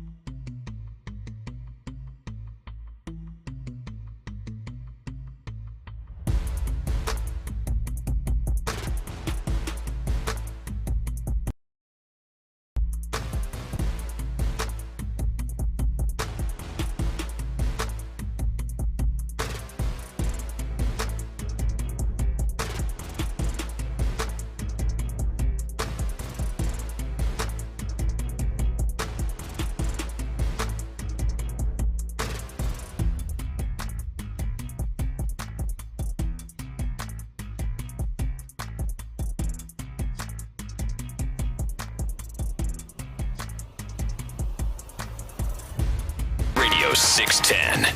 Live from the Mokaram Injury Lawyers Studios, Sports Radio 610 presents In the Loop with John Lopez and Reggie Atatula. All right, you're in the loop right here on Sports Radio 610. Happy Wednesday to everybody out there. Man. I was impressed with Reggie during the break. I won't say why. You're trying to get me fired, huh? Another kind of. I kind of like this song because it feels like the overcast day that it is here in Houston, at least for me. So you can tell me if you have a different feeling on the song. No, I like it. It feels like the overcast day that we have today. I don't know about y'all. I'm very pro overcast days. Just like I don't want it to extend too long. I like small breaking doses. Yeah, give me like a couple of days of like overcast where it feels like, hey, we sitting on the couch and watching movies. Yeah, you know what I mean? Yeah. And then let's get the sun back out. Maybe that's my anniversary idea. Don't do that. Just on the couch watching movies. Hire the shelf at least, man. Yeah, exactly. See now if we put those together, you got to get Ronnie Killing over. Yeah, no, legitimately, that's a flex. I think that Private Chef is the move. Yeah. Private Chef is the move. Just some Ronnie ain't light. doing that for nobody else. Well, he probably is, but they're paying a lot. Yeah, do something I don't want light. to pay a lot.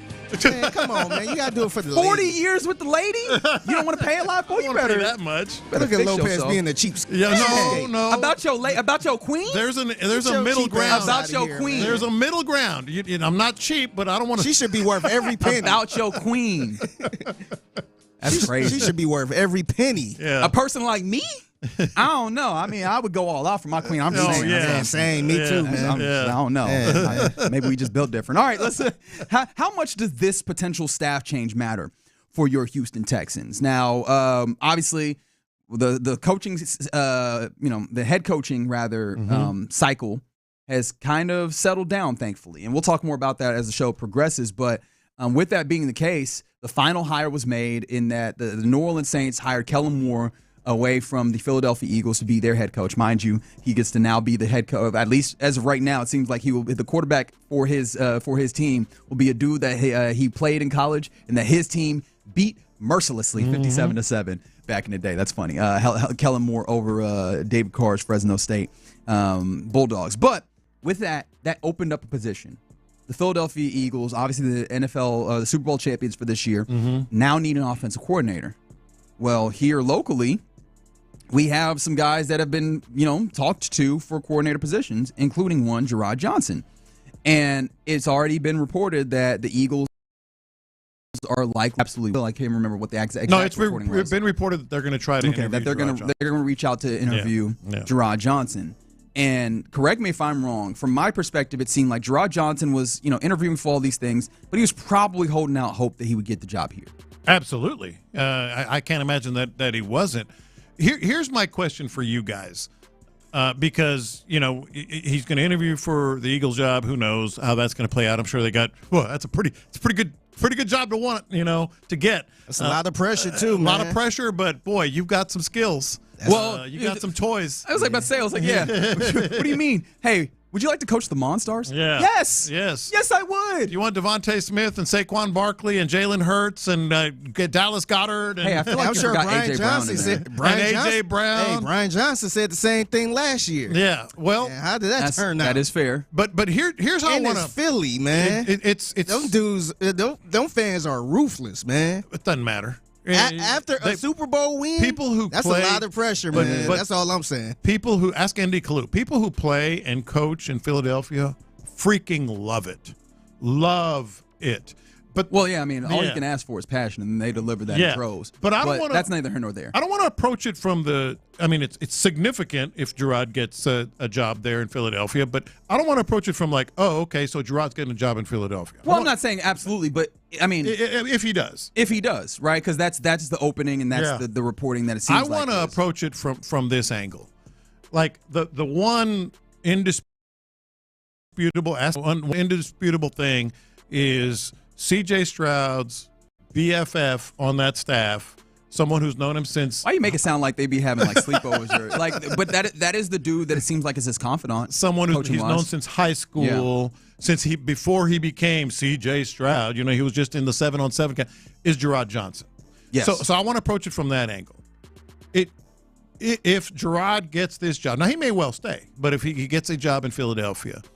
How does that affect C.J. Stroud when you consider he's never worked with Nick Caley, never worked with Jerry Shaplinsky, who's coming in as as an offensive assistant. It's almost like he's got to start over with these relationships. And by the way, C.J. Stroud was very much in Gerard's corner, from the start as a coach and. I can only presume as a candidate for the offensive coordinator job. So what does it do? Is C.J. Stroud going to kind of have to start over in terms of relationships and trust and learning and really some tweaks to the offense as well? Yeah, I'm interested in this because Nick Caley coming in, and by the way, you'll hear him on these airwaves tomorrow during our show, 1 p.m., when he does his introductory press conference, which I found is interesting. As an offense coordinator, put him out in front of and D'Amico talking tomorrow. Absolutely. Yeah. So we should get a lot of insight into during our show. Yes, a lot of insight into like what the ideas are. I imagine at least like roughly what the thoughts are on what the goal is for this offense and such. But it's a dude who also has not been an offensive coordinator.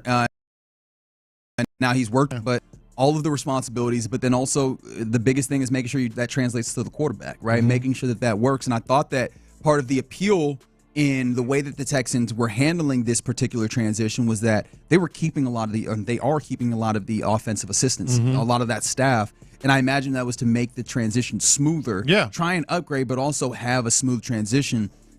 I mean, and this is I think Gerard Johnson at quarterback coach is the main one because that's CJ's guy. CJ's guy, and maybe helps him do that. I do wonder though, could it possibly be good to get CJ out of that comfort zone and kind of push him into a new place? That's why I wanted to bring it up. Yeah, that's what I was thinking too. Because when we talk about Jalen Hurts, that brother had a different play caller and offensive person it felt like every other year. So, and I felt like he's doing okay. So to say the least. Yeah. So I don't think it's a bad thing if Gerard But Johnson do move on. It would be a transition. 100%. You know, Yeah. to totally new relationships, starting over. But that's part of the NFL too. It Like is. a lot of people move on, so I think that's up to CJ to try to adjust and understand the business. But he's a younger guy in this thing, and I remember Peyton Manning said something that I found fascinating: the idea of like, hey, you don't want to do a lot of changing with a young quarterback, of the system over and over. And we've seen this time and time again with various different quarterbacks where they've had, 3 coordinators in 4 seasons or whatever, and it inevitably harms the way that they develop. Now, CJ hasn't quite had that, and that was kind of the hope, is that even with the best of both worlds, by still having some familiarity, is it possible that there's another way where you can still have some familiarity? Like what? Enter Case Keenum. Case Keenum has always kind of been one of those guys. In fact, when C.J. Stroud has kind of let the cat out of the bag on like who his advocates were, saying that, Gerard and Case kind of speaking for him in some of those, and getting his ideas or some of his feelings made mentioned in those rooms when decisions are being made about this offense. Case has existed as that guy, as that big brother in some ways. Case Keenum obviously did not play at all this last year because of the injury that he sustained. And he's at that point where he's up there. He's not really like a player, really. At least I don't consider him in those some ways, with all due respect to him. Absolutely, yeah. It does feel like, hey, he is perfectly ready to step into a role as like a quarterback coach. And could that possibly be an opportunity should Gerard Johnson move on, right? That's the kind of framework that we've set up here, to continue to be that advocate, to continue to be that person that has a relationship and help the transition go smooth. I think that would be the perfect fit. And again, nobody's trying to run Gerard out of town, but we do get the business, and frankly, there's probably a human element to this. Yeah, I mean, the guy was up for the OC job here and didn't get it, so maybe he's like, okay, it might be a better opportunity. This is not, he doesn't know Nick Caley either, and all that, so he'd have to learn. But I think Case Keenum might be the perfect fit and could slide right in there, and it might be the perfect time for him to slide right in there, because let's remember, one thing about C.J. Stroud. That quarterback coach is with you more than anyone else. Yeah. Literally anyone else in the building, maybe other quarterbacks. He's with you. It's that important a job for the most important player on the team. Yeah, so I think that even if you want to say like this matter's a big deal, which it's quite possibly that it could. Like, again, I think that, and look, we're in that place where this is still kind of hearsay. This is still kind of looking forward. It very well could be that Gerard Johnson remains the quarterback coach and is here in order to help take that transition, whatever Nick Caley brings in, and I imagine whatever, elements from the Sean McVay wing of the tree or branch of that Shanahan tree in, and whatever elements he brings from kind of the Patriots wing of things. Like, Gerard Johnson has enough versatility to kind of have some experience there, and of course the relationship there with CJ. But it feels like, however big that might be, at least it seems like there is a potential answer to that in-house. So I'm actually kind of very comfortable with that idea that should Gerard Johnson rightfully go and look for like a step up, but I think that you have the things in place to maybe make that transition really comfortable. And I'm still very much looking forward to the possibility of, or like to what is going to be said by Nick Caley to get a better idea of what it is that he is looking at from the horse's mouth. And that'll happen tomorrow, 1 p.m. is what time that press conference is scheduled for. And of course, we'll have it here on your home of the Houston Texans, Sports Radio 610. Make sure that you're listening. Hell, maybe listen on the Odyssey app, as you probably should be all the way into March. As if you listen to Sports Radio 610 on the Odyssey app for an hour each day, you will have an entry into each day, mind you, into the Slam Dunk in Vegas National Contest. Because if you win that, and we really want that winner to be a listener of Sports Radio 610, you and 3 friends will be headed to Vegas to stay at the Circa Resort and Casino, Las Vegas's premium sports viewing destination, and you can enjoy obviously a big March Madness or March Hoops party at Stadium Swim. Plus, with that, you'll have an extra $20,000 in your pocket to help facilitate all of the fun in Sin City. So make sure that you have the Odyssey app downloaded, you're logged in, and that you're listening an hour a day right here to Sports Radio 610. All right, coming up next, let's get into what's popping on this Wednesday, including, I know we were talking Super Bowl. Somebody with the Super Bowl attachment was out here squabbling. Well, not maybe straight up squabbling, but they're fighting. The girls are fighting. We'll talk about it next. Area 40.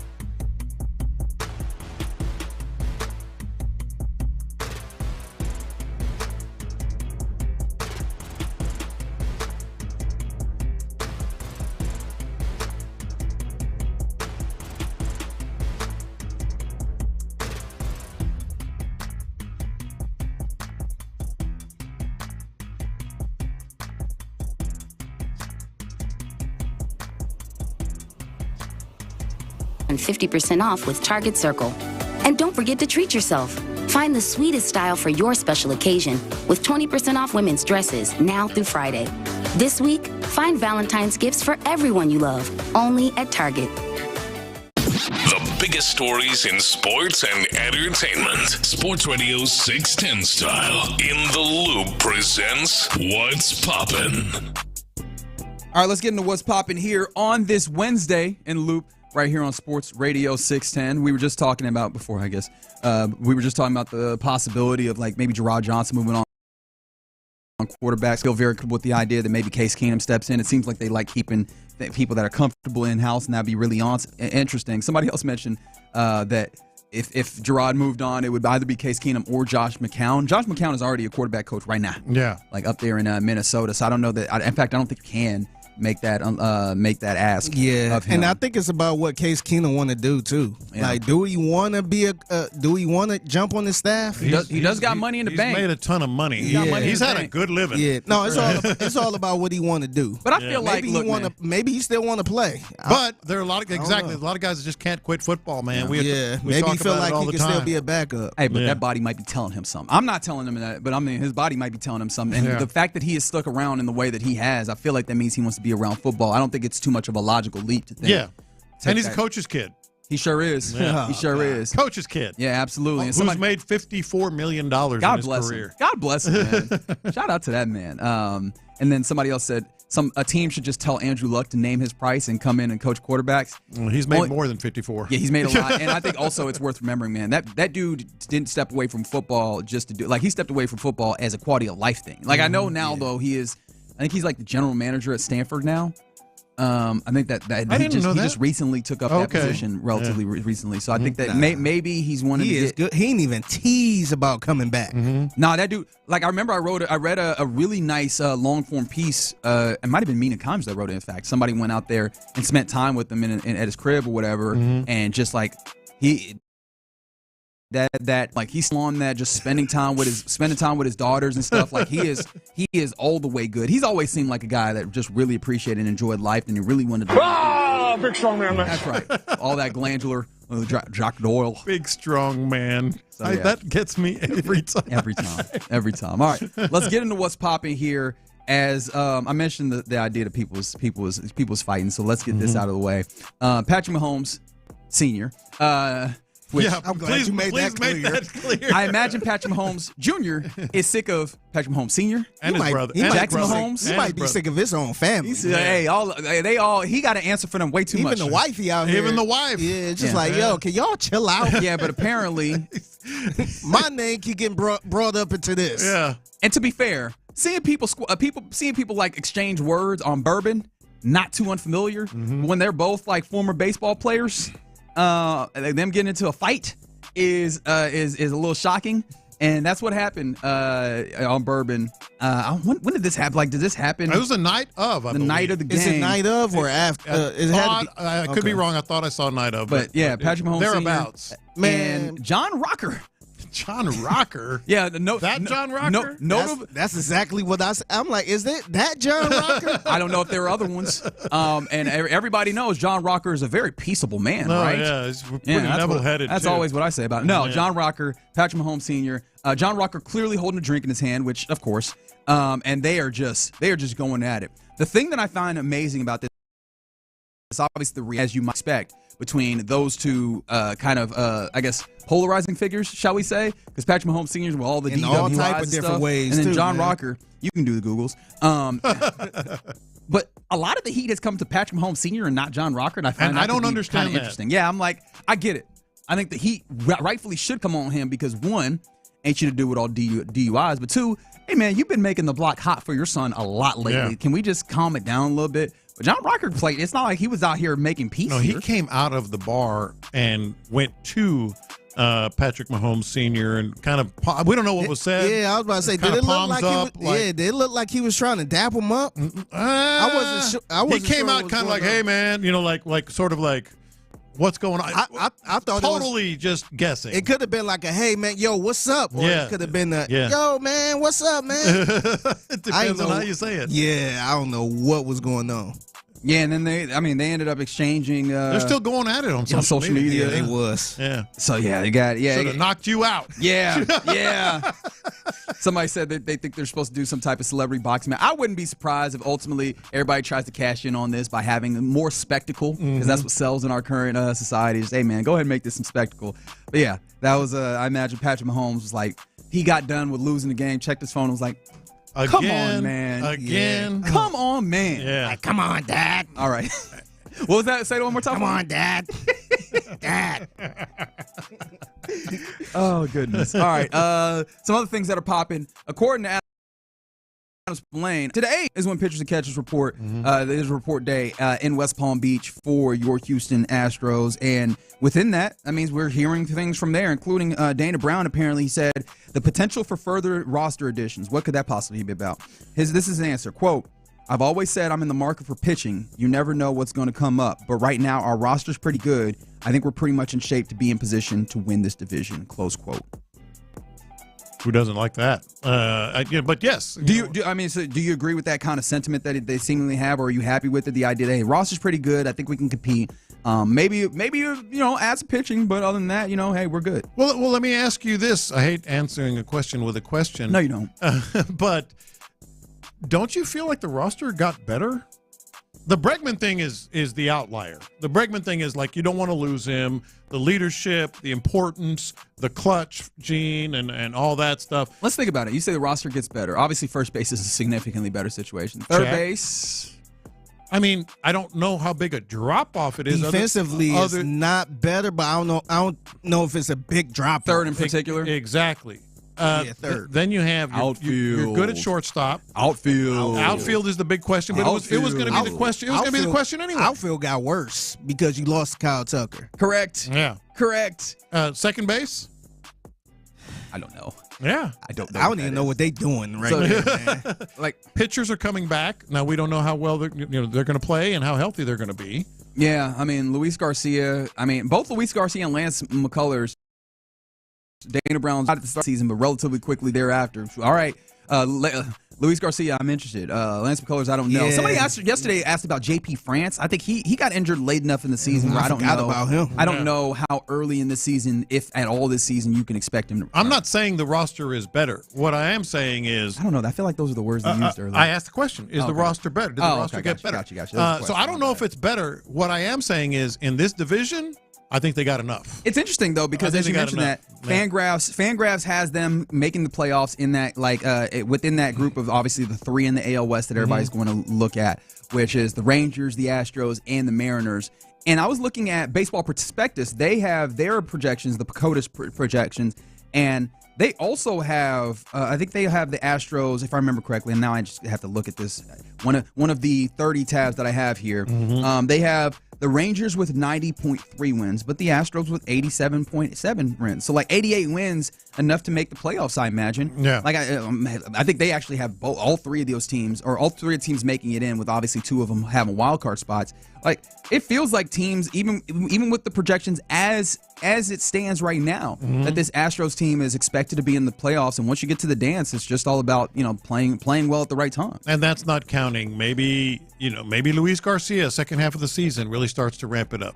Right. Maybe Ronel Blanco continues what we saw last year. Now that he's got it under his belt a little bit in terms of the proven experience, maybe there's a trade deadline trade. That's also a good point. That's not till July. From what firm, I think, is the question. No, But that's a lot of speculation. I think the place that I go also is if you're talking about second half of the season, what can these young dudes do for you? Like how maybe how some much of those young second basemen. How much progress has come? Infielders. Is Cam Smith ready to come through? Is Bryce Matthews maybe to come through? How impactful are the likes of DeZenzo or Taylor?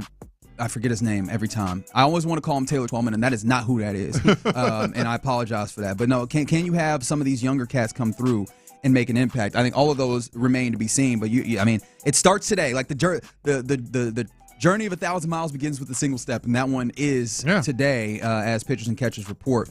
But yeah, the Bregman thing is still out there. I think that we've gotten to a place where reports are reports. Where have you seen those? Because I saw Jim Bowden make a mention, and it feels like I have been living Groundhog's Day, right? A film that I, mind you, have not actually watched, but I just know of. Because Jim Bowden last night at roughly 9 p.m. tweeted this, and I'll read it verbatim in a segment I like to call Reading. Teams that are still in on Alex Bregman as of this hour: Red Sox, Blue Jays, Cubs, Tigers, Astros, according to industry sources. We've been here for 3 weeks, dog. Yeah. Well, there has been a report last night, and Randy McElvoy had some of it, that it's been narrowed to the Cubs, Red Sox, and Tigers. Okay. You did not hear the Astros on that list. All right. Yeah, I think it's at a point where he's probably considering a 1-year deal and an option out to try to get back on the market next year, because I don't think he's trying to get. It was Buster Olney. Finally. Buster's good. Yeah. Buster is good, but also consider the sources, I think, is where we go. And Buster Olney, I wonder how much of that is player side versus team side. I'm not saying that I know for certainly. I'm interested in that. But look, we're continuing the dance. But hey, we're about to enter spring training, which I mean, you would imagine that Bregman would want to get this done relatively soon. Especially However, Bregman. Yeah, him particularly. Yeah. Now Boris, he's let his guys, kind of hang out here for quite a while. I would like to have some certainty. We need some closure, as they like to say. I just want some closure. Hey, just get it over with, man. Yes, I don't care what you do. Wait, some 832. Does Reggie know football? Are you talking about footy, like soccer? Because yes, And then if you're talking about American football, I think so. I think so. I think that might be debatable. Who knows? From the 832, this is Forrest Whitley's year, or put another way, this is the year that Forrest Whitley, if not now, puts it all together. I think I said this last year. If not now, when? No, he literally needs to. Like, if he does not, right. he would not be like. If he's not, does not make the major league roster, like he's over. He's done here, right? Like that's just how this goes. And so yeah, that's another one where we're going to be watching. In fact, I think that's going to be a conversation that we have as we continue. I realize I did not give us a lot of time to do this, but college hoops was phenomenal, and it's getting better last night. And how about it? I know that you have kind of made allusions to the fact that I have not put enough respect on Buzz Williams' team. And so, Lopez, I got some for you. Yeah? That A&M game was phenomenal. Them versus Georgia. It was not a pretty game. Yeah. But it was amazing. Dog, they held Georgia scoreless for what? Like over 10 minutes in the second half? Or not scoreless, bucketless. They did not get a field goal. Yeah. For like 10, 13 I think it was minutes? 13 minutes. 13 minutes in the second half. They came out of the half. On that. Yeah, I checked that. I'm like, damn, because I think I tapped in. It was like 33-30, and I think A&M was down. Man, they just went on a run. I'm like 22-5 or something like that. They were taunting the crowd, hitting their chest. Yeah. Dunk. I'm just like, yo. No, I'm like, all right. Our listeners know. I see y'all. I wasn't familiar with y'all work. Our listeners know I am very much a realist, and I will pounce on the Aggies as much as anybody when they're not good. This is a squad. This is a really good squad. That's going to be a tough squad in the tournament, man. Yeah, and that was amongst quite a few games that happened that were really interesting on the night. But yeah, shout out to the A&M Aggies. Again, not the prettiest thing in the world. Great offensive rebound. And Kentucky with a big win. Yes, we got our number Tennessee. number one versus number two match set now because both Alabama and Auburn won. Saturday, you're going to have. Keep in mind, we're looking at going into the third week of February, number one versus number two on national television. I like that you said Alabama won as if they did not just absolutely drub Texas. Well, yeah. But there was an upset. Yeah. And, of course, I will be self-serving in saying this. K-State? K-State beat number 13 Arizona. Yeah. And, I mean, they had them pretty handily early, and then, of course, Arizona tightened it up. But, man, there's some really, really good basketball happening in college basketball. Iowa State got another win, and that's one where I'm in like a week and a half. I feel like I'm going to have my keister firmly planted at the Fertitta Center to see the University of Houston take on Iowa State as like two of the best teams in the Big 12. But yeah, that's what's popping here in the Loop on this Wednesday. Coming up next, return to the Astros. I want to return to some of the things that Joe Espada talked about, particularly when it comes to these young guys and how he's looking to handle them in this spring training that is opening up for your Astros. We'll do that next. In the Loop.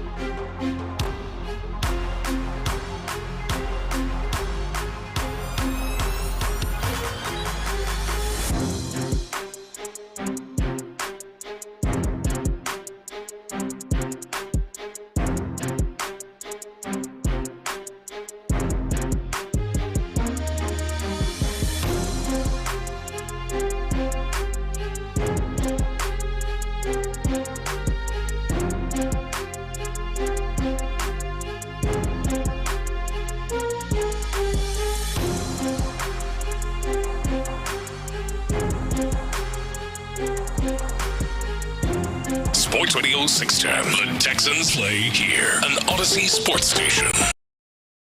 And Sense in the Loop with John Lopez and Reggie Anatula. I don't mind you coming here. You're in the loop right here on Sports Radio 610. I wish I could divulge what Lopez just said before the microphones went on, because then you'd be in this place with me and you'd understand. What this song remind you of, Lopez? College. Doing what? Having a great time in college. Huh? That was like right before the mic. Literally, as I was about to hit the button, I was woof. Yeah. What am I supposed? What you want me to do with that, Lopez? Let's go. All right. Let's go. Take it out from the side, man. Yeah, I guess ball up top is what we're doing here. Ball up top. From the side. Worth remembering, I guess, programming note for tomorrow. Nick Caley, the new offensive coordinator of your Houston Texans, will be able to be heard on these airwaves. He's having his introductory press conference. Him and D'Amico Ryans will be speaking tomorrow. And you'll be able to hear that live at 1 p.m., I believe, is at least what it's scheduled for right now, barring any level of changes, which sometimes happen.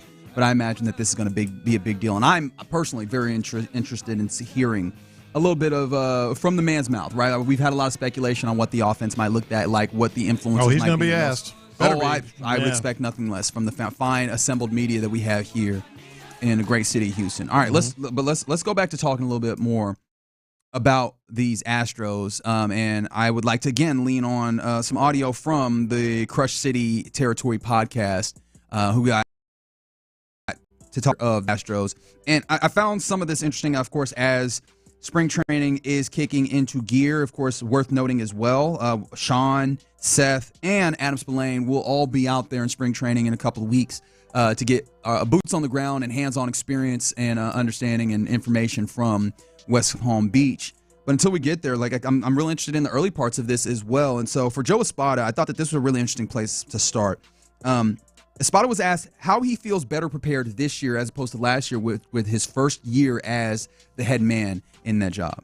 You know what? I thought when it comes spring training specific, I thought we had a really good spring training last year. For me, the toughest part was handing the keys to the preparation to Jason Bell and Omar. Delegating those responsibilities, getting the day-to-day things like plan. And, I've been around, they've been around me for a couple of years, so they kind of know how I like spring training to be run. But I think they did a really good job. This year we have some younger players in camp who are going to be competing for some jobs. So we're going to spend a little bit more time on some fundamentals early. I'm going to give those young players some playing time early. You're going to see some players playing back-to-back days right away. I'm asking them to come in ready to compete from day one because I want to give them significant amount of at-bats for us to evaluate them. So you guys are going to see that. But it's going to be a little bit, attention to small details. That's something that I think, for us to sustain winning. When we're a really good team, we do small things really well on the pitching side. So I was able to write some things down during the season that I think I, as a manager, I could do a better job emphasizing those things during spring training. I really like this approach, and he's got a lot of experience. I mean, he was Dusty's guy that handled spring training and put together a lot of that stuff. Yeah. And knew the day-to-day stuff and had that a lot more face-to-face interaction with younger players. And now I think it's not just younger players, when it comes to fundamentals. This was not a very good defensive team in general last year. At least, especially in places where you anticipated them being better versions of themselves. So, and that's where you talk about being detail-oriented. Again, that's a phrase that keeps coming up for me of late, where it seems like the best people at all these jobs, being the head man, whether it's football, basketball, baseball, what have you, are detail-oriented, and I appreciate that is a focus for him and something that in reflecting over what happened last year, like, hey, no, we need to get down to the nitty-gritty with the details. Mind you, he mentioned Omar Lopez, who is the bench coach, and then also Jason Bell, rather, quality assurance coach. Like, those are the guys that he mentioned, and it seems like those are the things that they want to get down to. Plus, I did appreciate that he mentioned the young guys. I feel like, I don't know if this was oh yes, it'll come up in one of these clips. In fact, let's go ahead and play this as a spot of 3. I thought that this also tied in with something that he talked about, that seemed to that I found to be really interesting, and again leans on the idea that it feels like, hey, this team is trying to turn over a decent amount of responsibility to some of the younger guys. This year, it's my first year in manager, right? I'm trying to win as many. First 45, 50 games did not go as planned. So I find myself where, here comes kids from AA, kids who were not, I'm not going to say they were ready, but they were not on our radar yet. We knew that they were a year or two away, but here they come. And I'm like, oh my goodness. Okay. I'm digging video. I'm trying to get to know some individuals because I did not expect them to be there. So that's an adjustment that I'll make this year where, you have your A group and there's the potential if, something happened to that second tier of prospects are coming. Let me make sure that I dive in case an emergency happens to a pitcher, a reliever, or an infielder. This is my next wave. So let me go and get to know this kid a little bit more during spring training. Let me go down to the minor league side and get to know some of these guys. Let me watch some more videos. So that's something that I have made that adjustment. So, hopefully it doesn't happen again. But if it does, I'd be in a better spot to make decisions and put those players in a position for them that could be the best versions of themselves. It's really looking like, and this team has been sort of in a constant state of flux, a little bit of transition here and there at certain key positions with key players going everywhere. But this is more of a bigger leap, to transitioning this team. Obviously, you still have the core players, the big-time players, but I just mentioned not just young players, that are going to be considered in significant roles. I mean, you have to realize you might have new starters on opening day on the infield, maybe 2 in the outfield, 1 for sure in the outfield. So that's 5 players, 4 or 5 players. So the fact that he's doing this and finally getting that second wave, as he put it, I think it's important for I also found it interesting that he was willing to be that open about, hey man, when you get to a part of the season where you're having some of these like AA level guys, right? I appreciate that he was like, not ready. Well, let me not say that. It's like, no, you can say it. We understand what it was. Like some of these guys weren't ready. But also, it seemed like he was not ready. He did not have as good of a grasp on what these younger guys can do. Seems like he wants to make sure that this year he has a better grasp on what the younger guys can do. Yeah. And he made it clear he's gonna play some of these guys early in spring training. We're gonna get a good idea very quickly at who is close to being able to help the big league club and win, because he's going to give them a lot of burn. A lot of these young guys.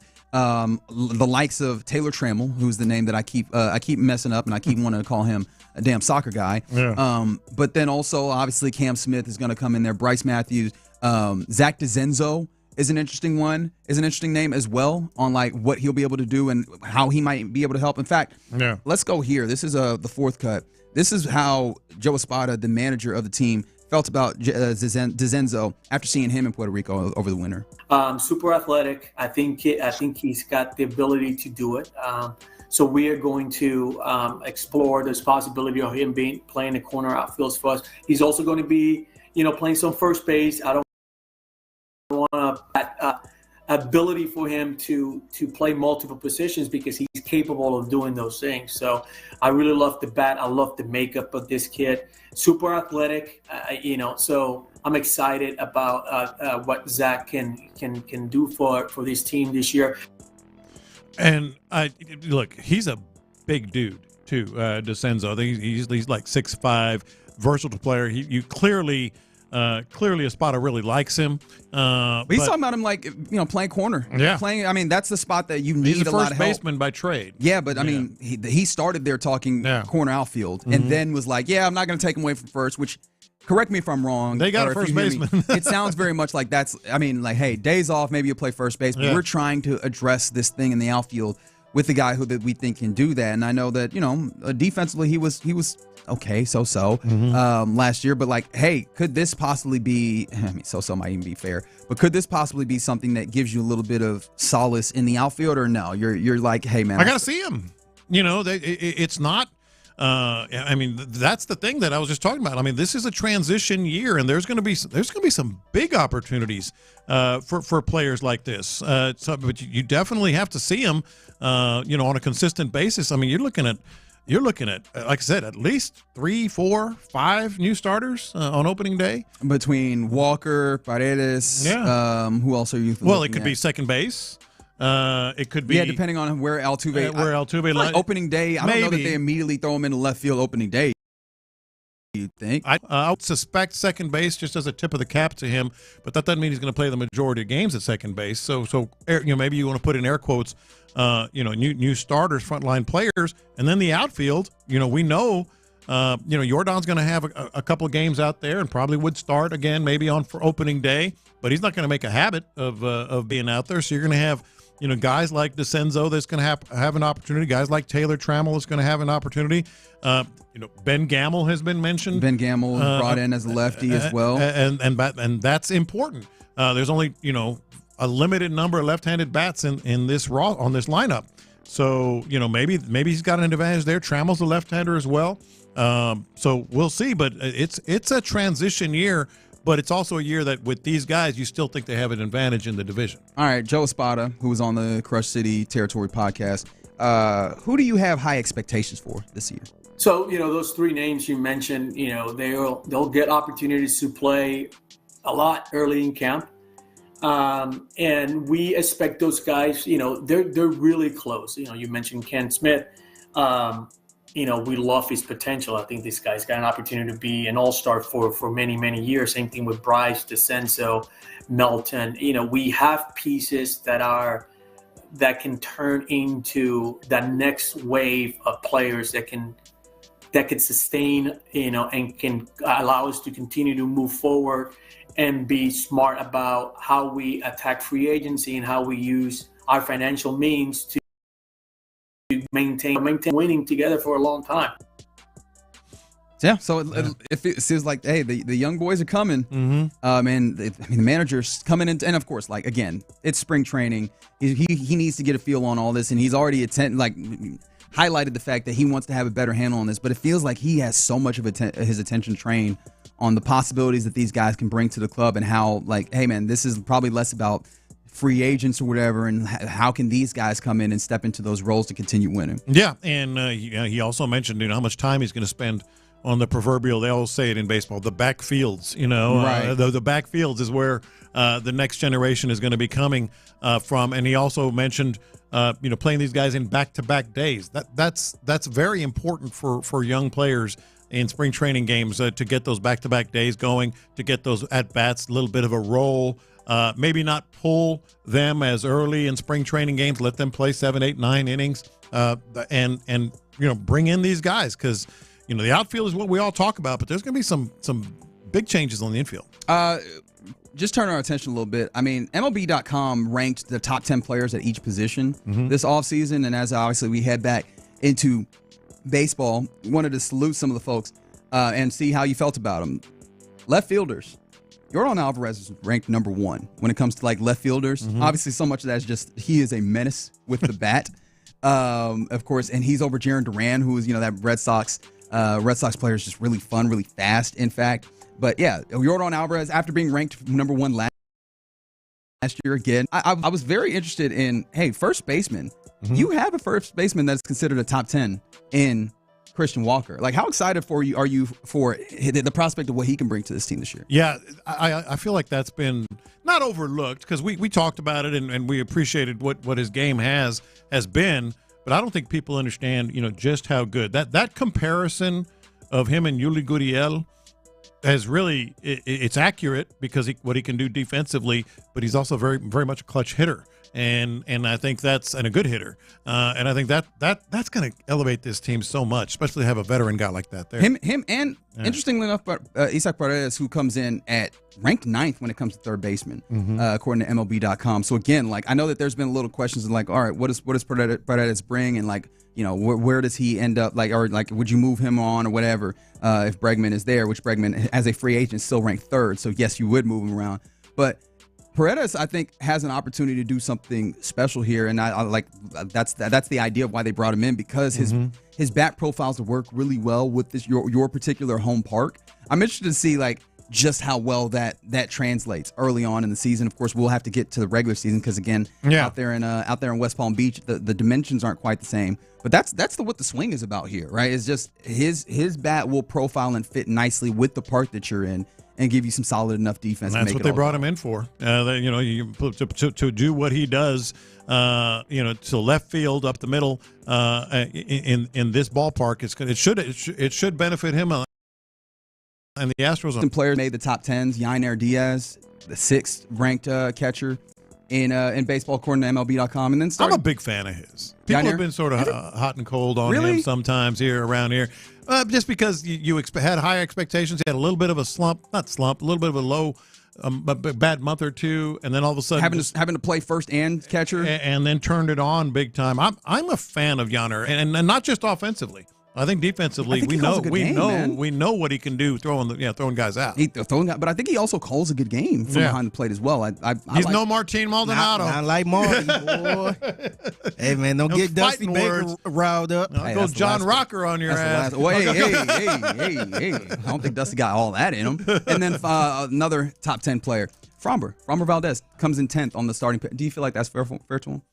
Probably fair. He's a player that's been up and down as well, but consistently, if you look at the totality of his numbers, probably, yeah. There you go. A little bit of Astros talk here as we are headed into spring training time, and remember that Sean Payne and Pendergast, I should probably say their names on the show. They'll be headed out to spring training in a couple weeks, as will Adam Spillane. Baseball Spo will be on the ground as well. Man, we're super excited for baseball season here. In the loop. All right, coming up next, about that time where we do a little bit of our lunchtime confessions, and we will do that next on Sports Radio. There may not be a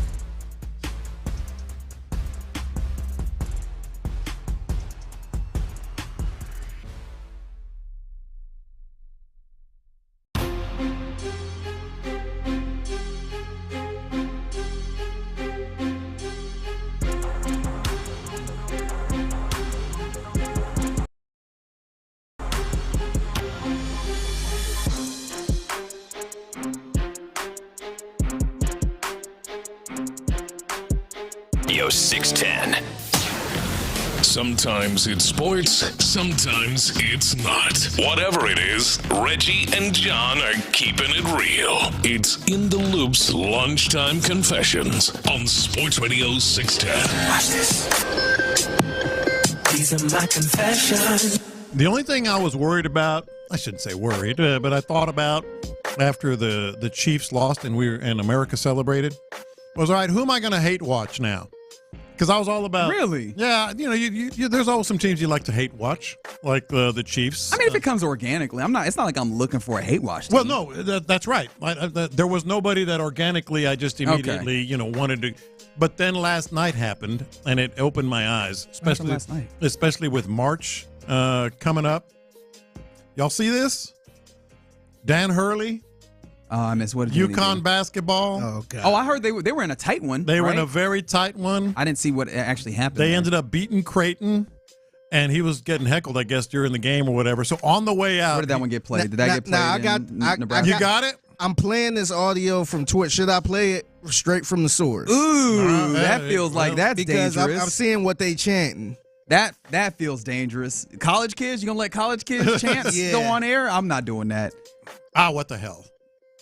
You could pay the SEC This is all on Lopez. My finger's on the dump button. You got that money. Or by man, guys. All right, here we go. Two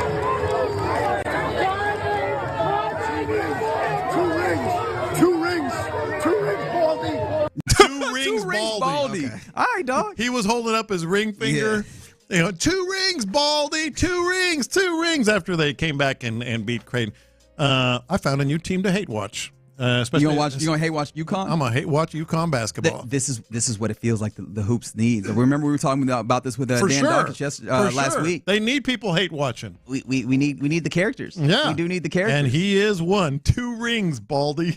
There might be him. And speaking of Baldies, I don't know if this rises to the same level, but Mick Cronin at UCLA in the Big Ten. I was watching one of those Big Ten commercials. You know how they'll play various commercials during the games, and they put the Big Ten commercial on or whatever, or it wasn't a commercial actually. I think it was on social media of the various coaches and who they would like to see as the halftime. And Mick Cronin was not here for none of them shenanigans. He wasn't here for none of that nonsense. He's like, I don't care about the Super Bowl halftime show. And I was like, okay, so is this what's going to happen here?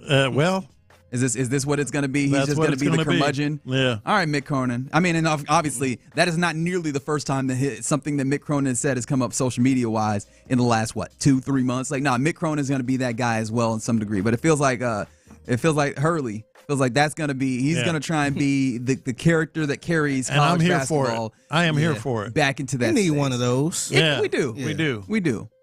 These are my confessions. So I have long held the opinion that all the people that are like, oh, you should not fall on a weekend on a college football Saturday. I've said that I've held that. No weddings during football season. Yeah, I've held that that's wrong. I'm like, look, man.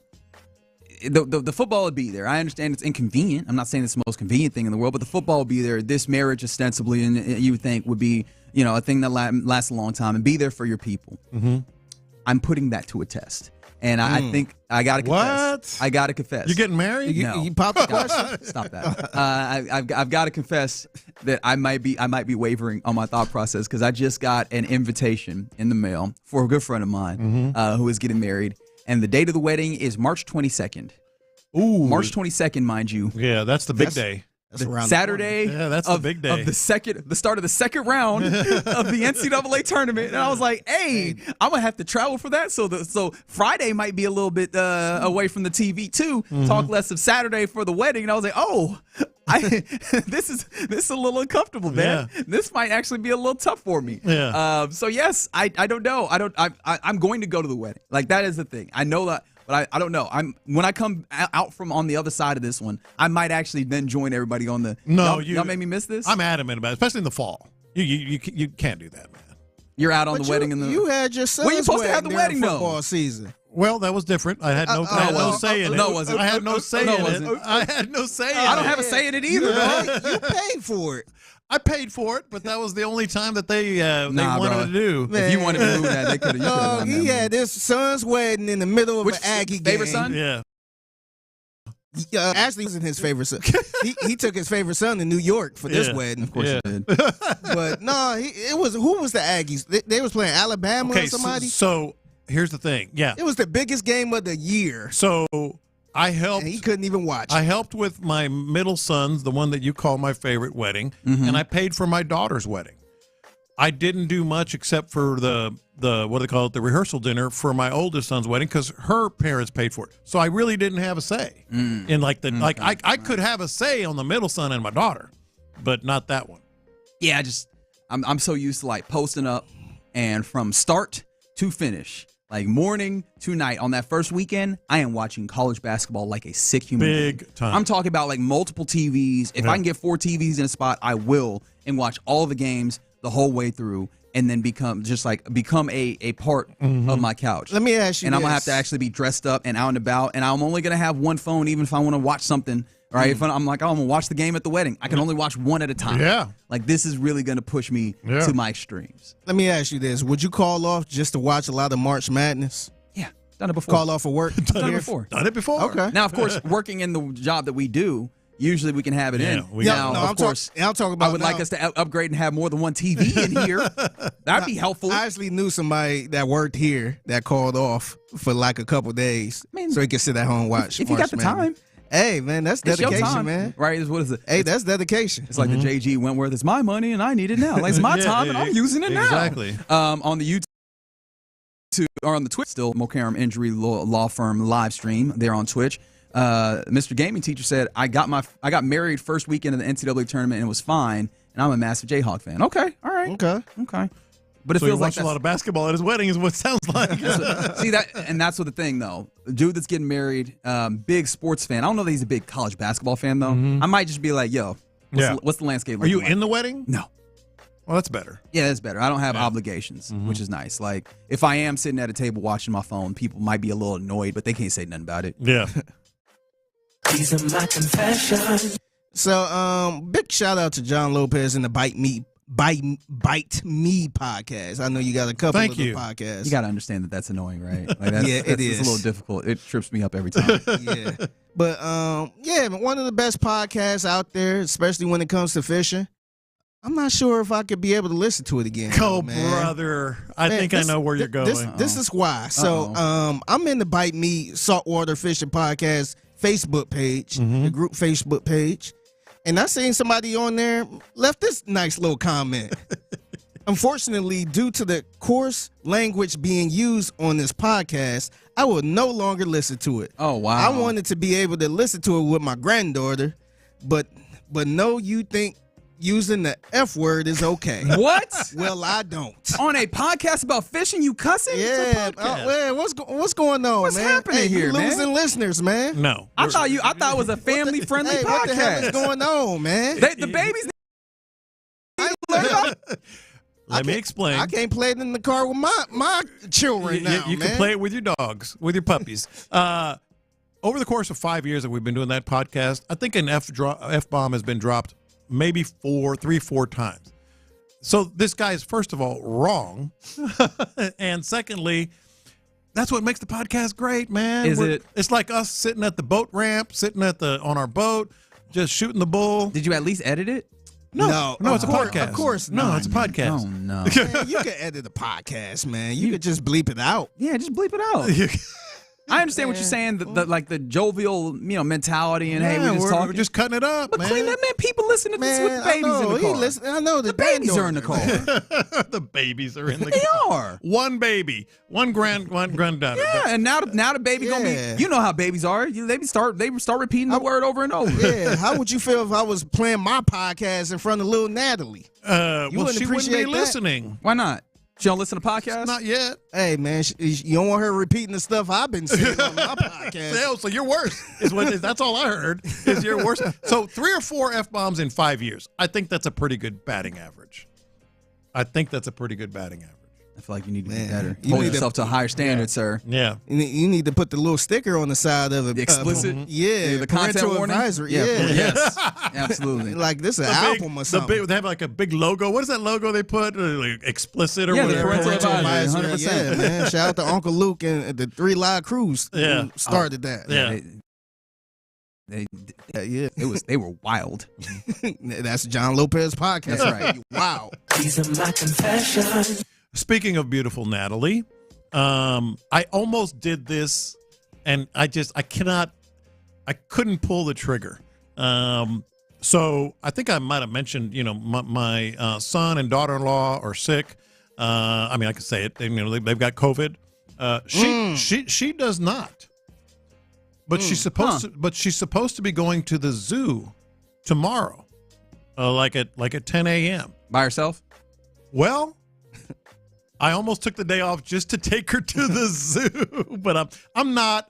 My wife ended up being able to get the day off, but that's not bad, is it? You know what? I actually would have respected you a little more if you did that. I wanted to, and had my wife not been, and I wouldn't have lied about it. I wouldn't have said, I got a little sick. I would have said, nah, man, my granddaughter needs to go to the zoo, and I'm taking her ass. I will say. You should have did it, man. I would have if my wife hadn't stepped up. I will say, going to the Houston Zoo, fantastic. It's great. Experience. Yeah. I still remember I took my little brothers to the Houston Zoo. Yeah. The best blast. But would that have been, that wouldn't have been bad. I wouldn't have judged you for that, man. Yeah. I would have, but I'm just judging. That's just generally how I operate. Like I would have done the same thing. This is the way that it probably operates. Man, we got people that are just weighing in on the weddings during sporting events from the 404. They said they got married October 3rd, 2021. That was the first Texans game that they missed in years, and they got blown out by Buffalo. See, it's your fault. So they were taking would have won the Super Bowl that year. And of course, constant in the loop listener Sean Pendergast. I imagine he's on an elliptical right now. He said people who have weddings in the fall are terrible people. End of subject. He said true story. He got his vasectomy the Thursday of the first weekend of the NCAA tournament so that he could sit on the couch unbothered for 3 days. You are not alone. Isn't that that is how people are, right? I feel like that's just the most common day for vasectomies in America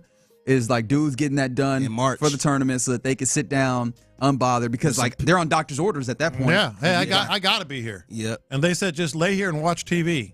Okay. Yeah, with a bag of peas. Yeah. I feel like you can get just a nice ice pack now, right? Yeah. A lot of people say bag of vegetables or frozen vegetables or something like that. Yeah. That's a little weird, but Never tell you one of the dumbest things I've ever done. Was it eating cereal in your car? Yeah. No, that's normal.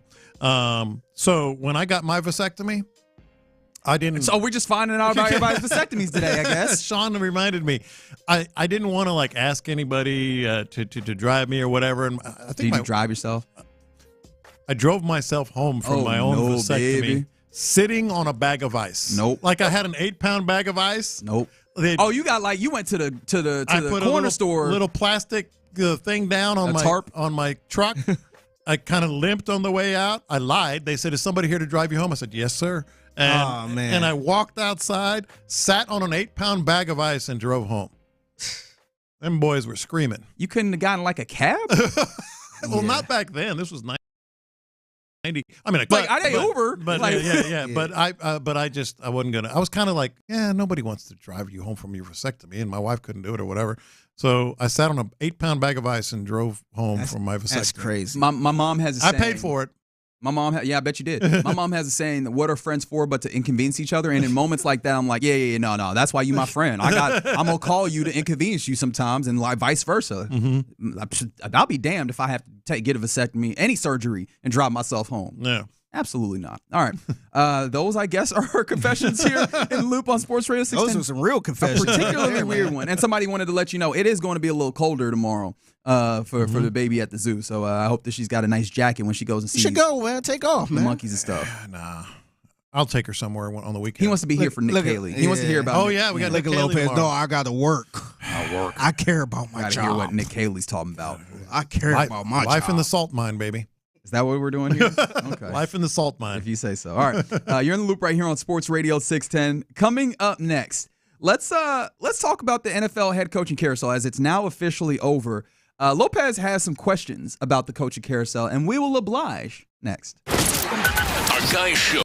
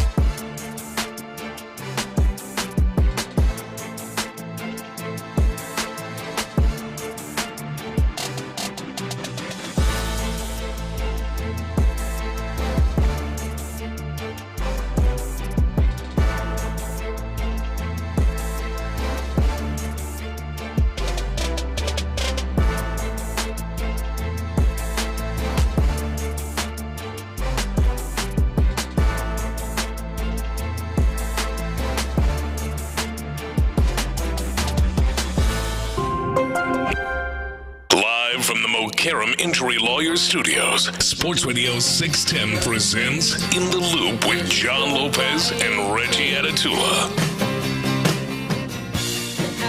I gotta admit, ladies and gentlemen, I am deeply uncomfortable right now because all through the break, shout out to T-Mill, Tyler Milner, producer of The Drive, who is here getting ready for their show this afternoon, came in and all through the break, T-Mill, J-Lo just talked about vasectomies, and one, I have learned way too much on this Wednesday about my coworkers' junk, and two, just listened to way too much about the process of them getting their junks fixed in a way. And so I am deeply, deeply uncomfortable in this moment. I just wanted to let the people know in case that comes out over air. Hey, man, you get local anesthesia, it's a wild ride, baby.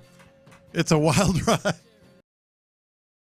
Yeah, you said from the 713. They also drove home from their vasectomy. Their wife was 9 months pregnant with the twins. Oh wow! So you immediately were like, we're twins. He said, get this out of here. She must have been driving you crazy. Mine was like, I ain't doing this again. No, less than 3 months after Leah was born, I'm like, I'm out. I'm out of the game. Unbelievable. All right, let's talk about sports because I don't think anybody else wants to talk more. You guys about. Get back to sports. Yes, that is me. I am that person. I ain't right seen this that moment. text in a few months. That is me right this moment. Let's do this. The NFL head coaching carousel has now come to a settling point where all the head coaching jobs are filled, and of course wrapped up with the New Orleans Saints hiring Kellen Moore, previously the offensive coordinator of the Philadelphia Eagles, to now be their head coach. And so, Lopez, you got some questions that you want to fire off about the landscape now that the coaches have been settled. It got me thinking. They're all the head coaches anyway. Yes, that's fair. Are all in. Obviously, Figgy get in on this because I think it's a fun exercise. So we have all the head coaches now hired, and just to go through them so you can think about this. Ben Johnson, Bears. Brian Schottenheimer, Cowboys. Liam Cohen, Jaguars. Aaron Glenn, Jets. Mike Vrabel, Patriots. Pete Carroll, Raiders. And Kellen Moore, Saints. So here are the questions. Which of these guys, of the new head coaches, is most likely to take his team to the playoffs first? Okay.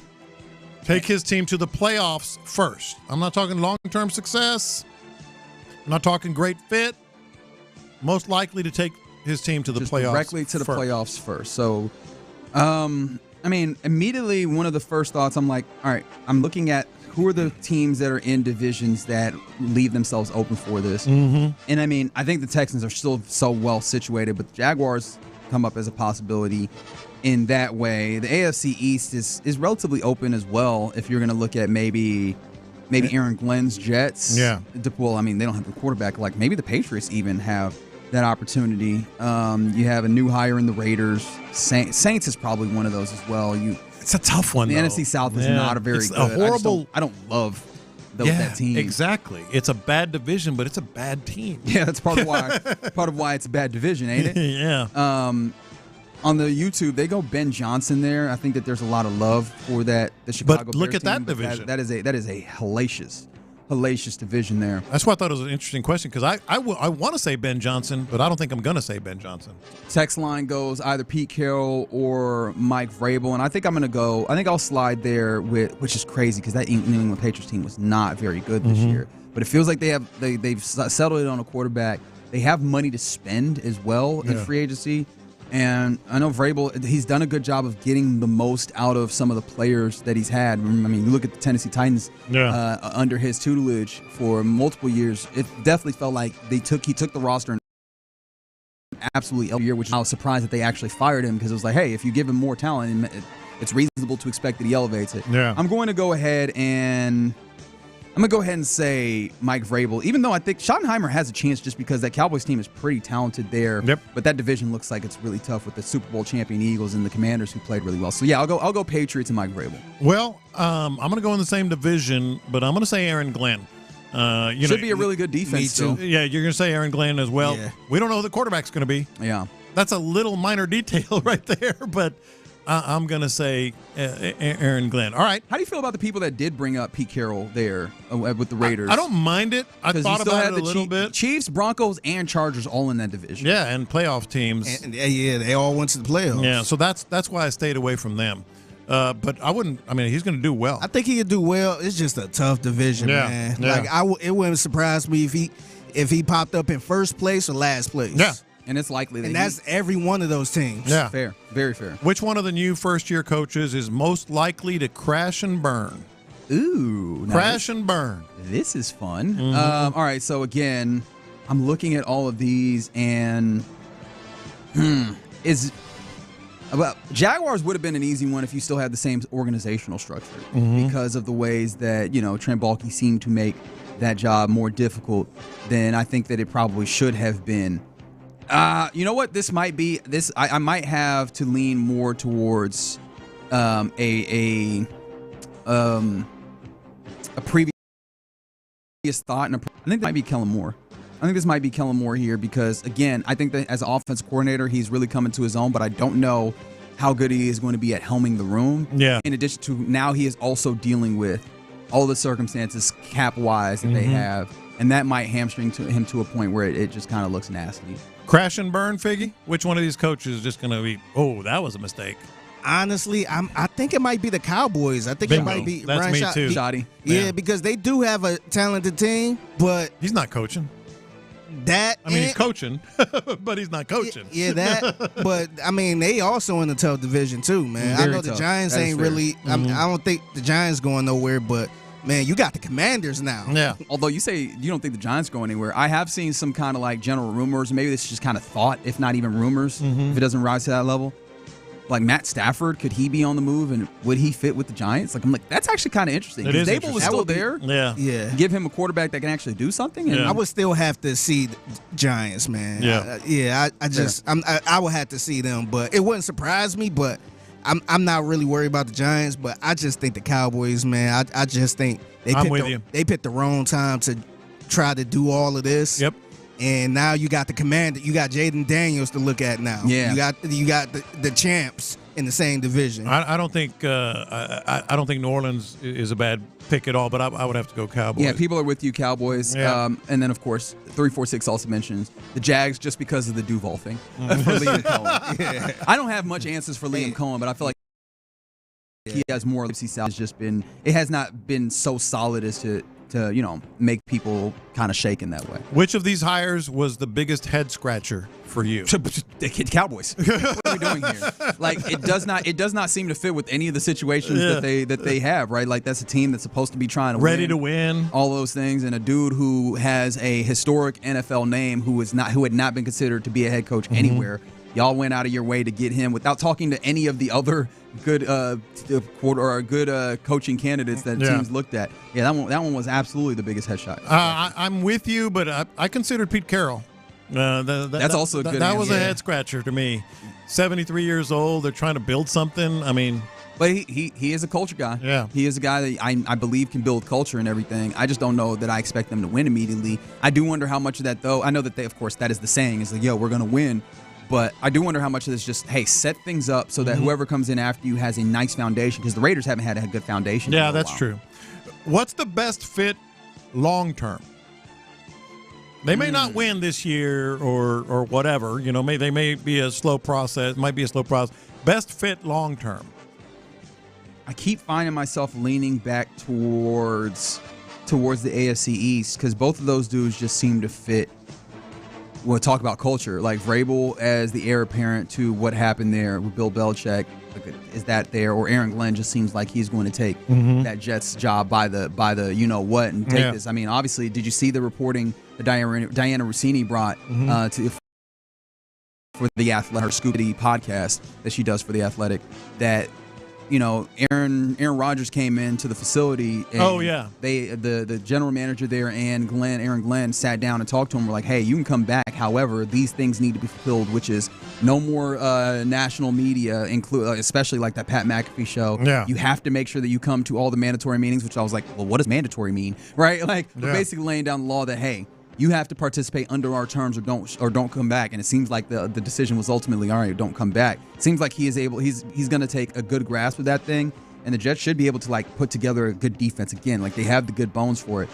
Those feel like good long-term fits there for sure. Yeah, I'm going to go with Mike Vrabel. I think that, to me, I felt like that was a perfect fit. I'm kind of shocked they moved on from old boy this quick. Gerard Mayo. But I think Mike Vrabel, him being there for them years and getting those Super Bowl championships too, I think that's the perfect fit, and I think that's the type of coach that they needed. I think those are good picks. I'm going to say Ben Johnson. I was like, I feel bad that I have not brought up Ben Johnson to this point. I'm going to say Ben Johnson. They have 8 draft picks this year, 2 second-rounders. Yeah. They, he's the young guy. He's going to have a long rope. He's got a franchise quarterback. 8 draft picks, including 5 on the first and second day, I believe. That's big time. I'll have to double-check on that, but I think the things that are the other considerations that slow me down on that is, one, they are still the Bears. And I get it. As an organization, I have not come to a place where I could feel comfortable with the way they will make right decisions. I believe in Ben Johnson's ability to call an offense and everything, but then also how good is he going to be as a coach? I don't know that, and I don't really know in a lot of those circumstances, to be fair. But then also that division looks like a mess. It's a menace. Yeah. Like the Lions don't look like they're going anywhere. The Vikings, I feel like that might have been just one of those, hey, we popped out, but I don't think that they're going to go and be bad after this. And, hey, the Packers have looked kind of decent as well themselves. Like, that's not an easy division, and I don't think that it's going to be a division that goes away very quickly. So he's going to have his challenge ahead of him. I think you're right. He does have an opportunity to be good for a while. I'm just not certain that all those things line up in his benefit, in his favor. Who gets fired first? Now, you want to say Brian Schottenheimer fired. Who gets fired first? Cowboys ain't firing No, they ain't firing him. Who gets fired first? Ooh, this is a good question. Because, again, Cowboys feel like it would be the answer, but I don't think that that's going to be the case. I feel like Robert Kraft had a real desire for Vrabel. So and he just fired a guy after 1 year? Yeah, but I don't think that he's going to make that switch. That's what I'm saying. He's not going to do Vrabel. I'm just go by this, and not because of him personally, but just the organization. I'm going to go with Liam Cohen because they let go of Urban Meyer early on. I know he ain't going to be Urban Meyer, but they let him. They didn't even give him a full season. So I wouldn't be surprised if things go off the rails. They will pull the trigger quick. Yeah, I think I'm going with Liam Cohen here too as well. And I think it's in part because you hired him because he's an offensive guy, but also this is in hopes of trying to fix Trevor Lawrence. I think you're getting closer on that timeline of Trevor Lawrence being like not be working, and if that happens, like it might be clean house time at that point, right? If he does not turn that around within the next 2 seasons, it might just be time to make that move. Otherwise, I feel like I can see these guys hanging around for a while because the Bears, you have a young quarterback that you can kind of run with for a while. Plus, the Bears have had a propensity to keep somebody who I thought was going to be fired for a year longer than that's what we just saw with Eberflus. Like I think that as an organization there. Kellen Moore is an interesting one, but I just don't know what I don't know. He was on my consideration. They kept Dennis Allen longer than I thought. Longer, and I feel like in terms of Liam Cohen, I feel like Shad Khan knows, man. We've been just going through these coaches like crazy. I think he wants to maybe stick a little longer and let things develop a little better with Liam Cohen. So I'm going to say Pete Carroll. I don't think he gets fired. I think he might leave. I think you use that particular word of fired. Fired is what the word I use. Kept me away from Pete Carroll. That's a disaster over there. It's a great division. He's expected to win soon. If he goes, into 2026 and starts to struggle, I think he could get fired. Okay. All right. That's what the Lopez's questions. Now that the coaching carousel has come to a settling point. That's how we look at it. I'm surprised that I don't know how that we were super negative on Jacksonville. Although we did say that their coach is probably the most likely to get fired. So there you go. All right, you're in the loop right here on Sports Radio 610. Let's head into our final hour of the program for this Wednesday. And let's do it by diving into the full offseason feeling of it. Let's get a mock draft update. Let's see what mock drafts have your Texans doing at 25 or maybe trading up in one of the weirdest ones. At the 45.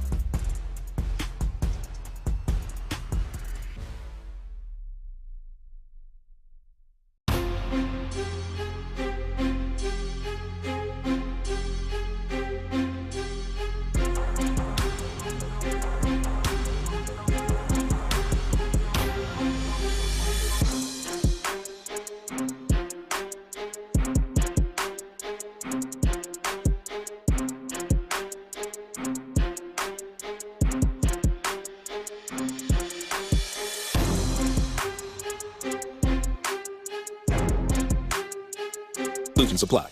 KILT FM HD2 Houston. Insider access, exclusive content. Sports Radio 610. The Texans play here. An Odyssey sports station. Sports Radio 610 presents In the Loop with John Lopez and Reggie Atatula. Yeah, you're in the loop right here on Sports Radio 610. Lopez, you're digging the music today, huh? You're darn right. Figgy's channeling that 1980s Northgate vibe. If you say so. Rebel. Yeah. All right. David Bowie never hurt anybody. No, not at all. Yeah. Not at all. We're about 2 weeks out from the combine. Like we're gearing up to get to that portion of player acquisition of this time period in the NFL. It's mock draft season. And we're fully in it. Like, there is no excuse to try and avoid it by any means. And so I kind of wanted to do a mock draft check. And shout out to Payne and Pendergast, who have been doing their mock draft infusion, just constantly giving you just little shots of mock drafts. They went in early. Yeah, day after day, all the way through. But I wanted to drop in and just kind of look at some of the mock drafts, what they are pointing to, what they're alluding to when it comes to your Houston Texans. Now, it's not going to be able to be a completely exhaustive list because, man, there are a lot of mock drafts out there. There are a ton. But I just wanted to get a little bit of a taste of some of the players, some of the ways that that the people who are looking at this team or looking at just the draft in general view your Houston Texans. And so with that, let's drop in on a few. I feel like if there is a name in draft situation and NFL draft kind of coverage, Daniel Jeremiah is one of those really good ones. So he put out his 1.0, mock draft 1.0, I want to say last month, a few weeks ago. Not that long ago, yeah. Yeah, a few weeks ago is where he put it out. And so obviously I think that he ended up with just a one-round mock draft. And, of course, the Texans, if you don't know, are selecting number 25. And so this happened. He made this selection before the Texans even hired their offensive coordinator. But the Houston Texans in his mock draft picked at number 25, Luther Burden III, wide receiver out of Missouri. Ooh. Really? Yeah. He has. So he says that. Not that they don't need one. Texans are clearer than them. Yeah. They were at that point in the market for a new offensive coordinator, but they need help. Luther Burden reminds him of Stephon Diggs, who is headed for free agency. So in his mind, he's going straight replacement on a Stephon Diggs wide receiver wise. It feels like, okay, wide receiver is absolutely one of those positions that you're going to see a lot in mock drafts for the Houston Texans. It's absolutely a need, and especially at the high level, because you're probably going to need one of these guys to step in and immediately give you some level of production at wide receiver as a starter, probably. Look, they need a wide receiver. I brought up the point yesterday. They might, outside of Nico Collins, they might need to make over the entire room when you consider, how long Tank Dell might be out, lack of production from Xavier Hutchinson and John Mechie, uncertainty with Stephon Diggs. I don't mind it. I don't think the Texans are going to prioritize wide receiver in the first round. Why do you say that? I think it's going to be a defensive tackle or an offensive lineman. Interior lineman. I was going to say either an interior or maybe a tackle, but depending on what they think of Titus and Fisher and all that stuff. I don't mind it. I think a wide receiver would be. They need it, but I think they need a DT or an offensive lineman more. I think it really depends on how the board falls. I was actually talking to a draft expert yesterday. Just kind of texting with him real quick and like, hey, comparatively to average, how many first-round grades are? Because if you're not familiar with the process, which I imagine you are, you listen to Sports Talk Radio, and most people are, but just on the off chance, the way the scouts do it is that they'll look at these players and they'll give them grades. Like, this is a first-round grade. This is second round. There's rarely ever, I don't think there has really ever been for scouts, a entire first round where you have all of them as first-round grades. Oh, I've been told that. I've been told by scouts that I trust over the years. Very rarely do you even get more than 10 or 12. Yeah, well, on average, I think, in talking to this scout who has been a scout in the league, 18 to 22 is what you're talking about first-round grades. I remember when I was really digging in on the NFL, like consensus first-round picks, first-round grades from NFL scouts or former, player personnel people, it's like a dozen. This year? Every year? Year in and year out that people agree on for sure. And if you think about it, it's true because it's so arbitrary And certainly, it depends on that particular scout's, eye.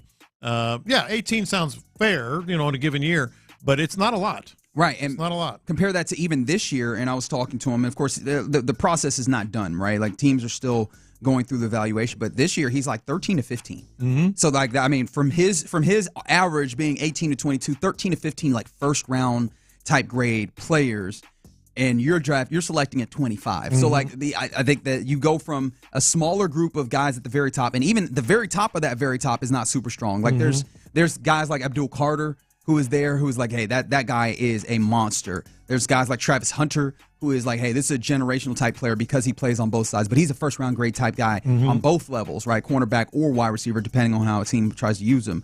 And then outside of that, you've got Grant Walker, the linebacker, and you got Ashton Genty, the running back. And outside of those guys, like, you don't really have like super high, hard-hitting guys up at the very top. And even Genty is an interesting one because I don't think that he's the same type of prospect as like if we're talking about high-level drafted running backs like Ezekiel Elliott, who was drafted 4 back in 2016. Like, I think that guy probably hits in a little different way than Ashton Genty.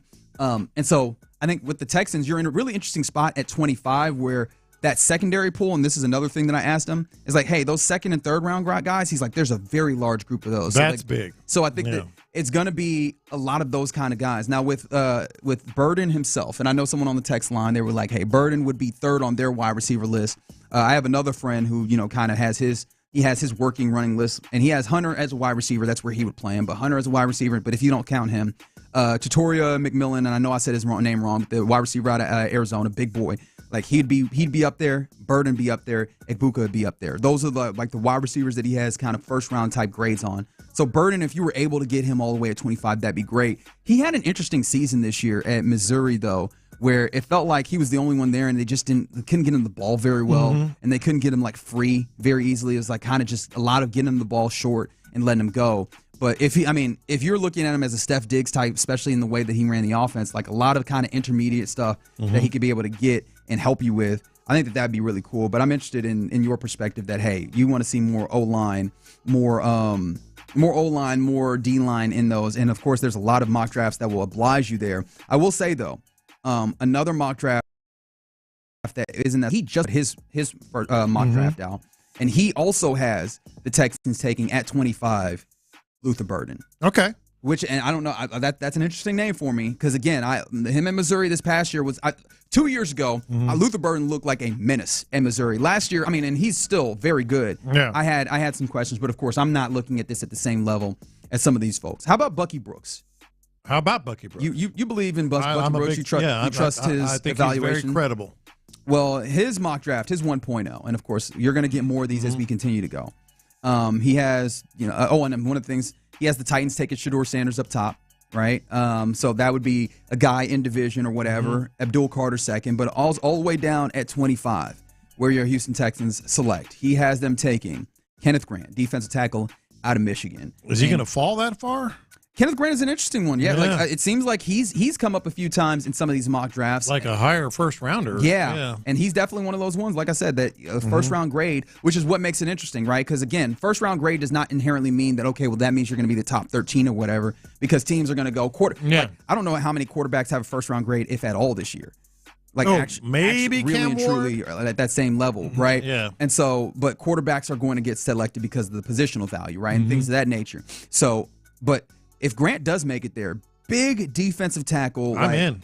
That can helm the middle of that line, but also has some agility to him. I think what Bucky Brooks writes in his write-up is DeMeco Ryans' desire to overwhelm opponents with a deep and talented D-line rotation makes Grant a possibility here. Grant, or just a defensive tackle, a high-end, high-level. It has to be that level defensive tackle. See, because here's the thing. When you say, as we've been talking about, boy, defensive tackle is one of the deepest positions in the draft, there's two ways to look at that. It's like, oh, well, maybe we can wait and get a really good defensive tackle in the second round or whatever it may be. Yeah. The other way to look at it is, if this is a really deep, defensive tackle class, the top end guys are going to separate themselves from a really deep class, and they might stand out even more so.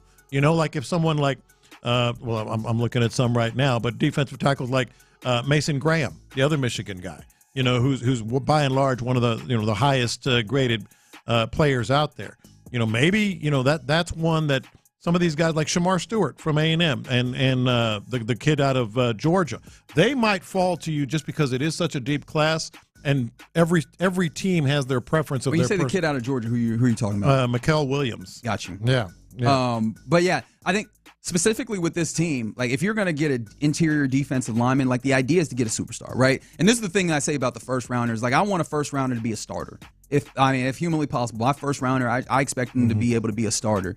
But then also like with this team, I know that you were talking with Daniel Jeremiah, like he has, 24 was what we were talking about. He had said yesterday defensive tackles that like he projects that could be starters. But I also want, with this team in particular, with this Texas team, you had a lot of guys that in the interior defensive line that were starter caliber. If you're drafting a guy, I feel like also like be at the helm. You want him to make a big difference. Like if you're drafting a defensive lineman, the whole idea and objective is to get Eagles-like production. Exactly. Where you get someone who's the cream of the crop, not even just in a good class. Right. Somebody that's going to make an impact. That's the other way to look at it. Like, we got a deep class. We can just wait.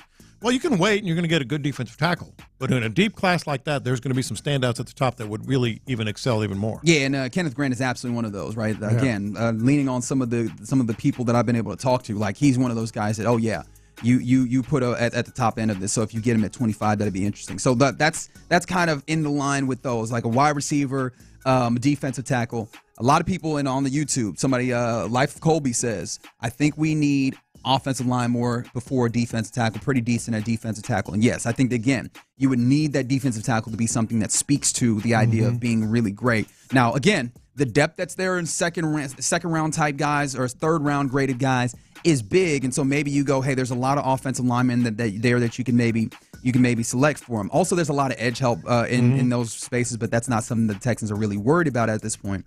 That's when we turn to various mock drafts. There's a lot of them in this space. How about, can I get you an Athletic, a mock draft from the Athletic? You interested in this? Of course. All right, so this is Nick Baumgardner and Scott Docterman. I hope I said his name right. I probably didn't. Apologies to him. By the way, up top, he has the Titans taking Abdul Carter, which that's the guy who's really stepped up as like a standout.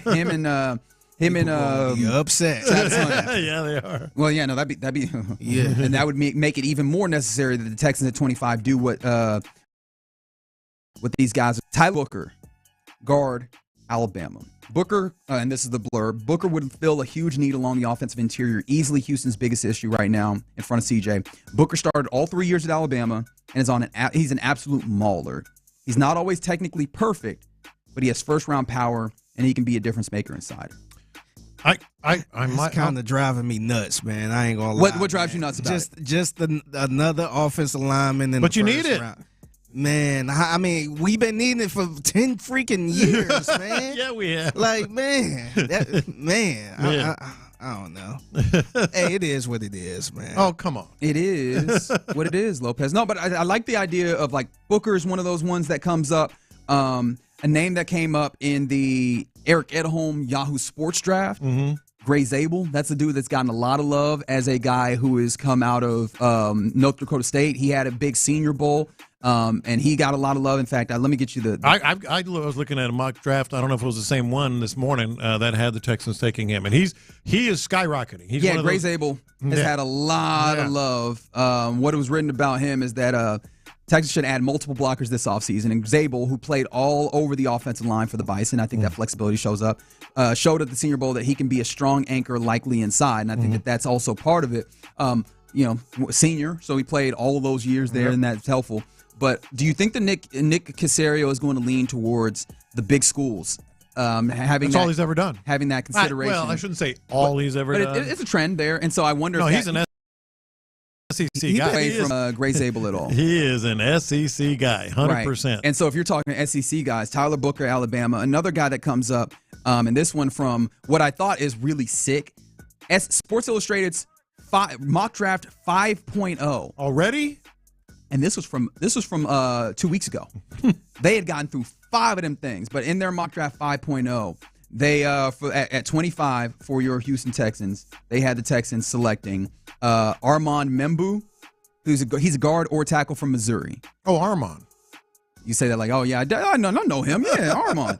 That is guy said. The Membo's kid. Okay, very good. One of the Membo boys. That's right. That's right. Athletic enough to block on the move, strong enough to finish when he gets there. Membu turns 21 in March. Didn't allow a sack or a quarterback hit in 410 pass blocking snaps.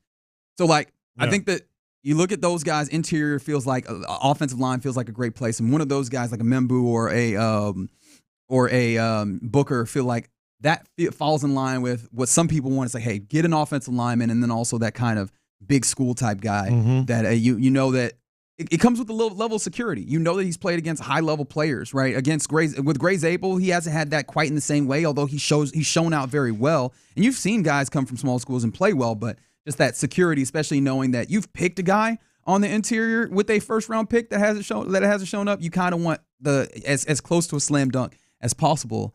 I imagine somebody said just Crimson, Kenyon Green. I'm not sure if I get exactly what you're talking about, but hey, man, you're in this place where you absolutely need multiple levels of this. But that shows up in some of the mock draft check in here. So there you go. Wide receiver Luther Burden showed up in a few of them. Kenneth Grant, defensive tackle out of Michigan.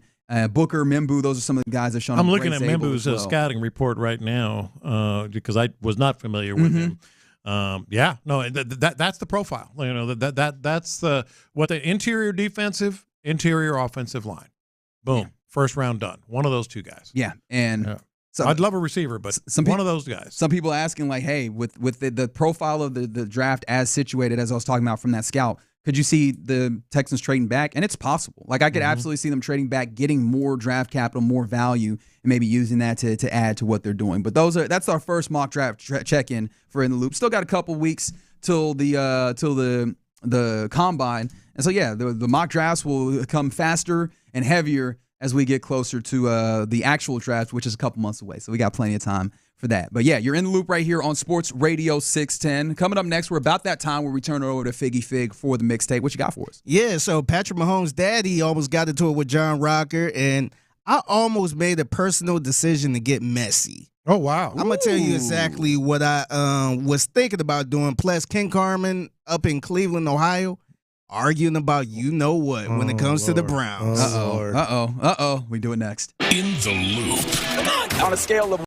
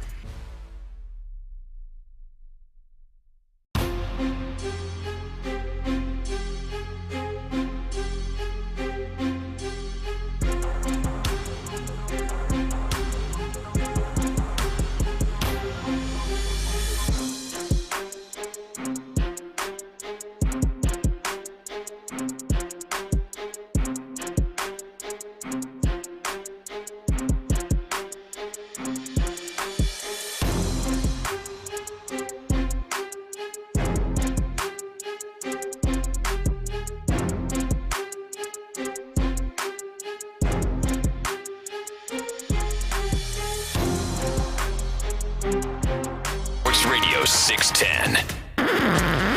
Pass the aux cord and crank up the volume.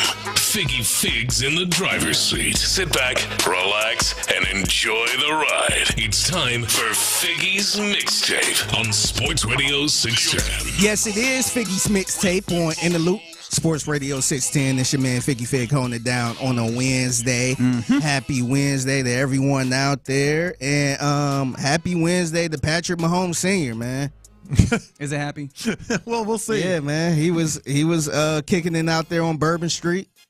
And randomly, just some big old white dude had no idea this was John. To be fair, isn't that a Bourbon Street experience? Yeah. He's kicking it on Bourbon, is. and some big old dude, random dude. Yeah. Oh yeah. It'd be like that sometimes. Patrick Mahomes' daddy. Yeah. Senior.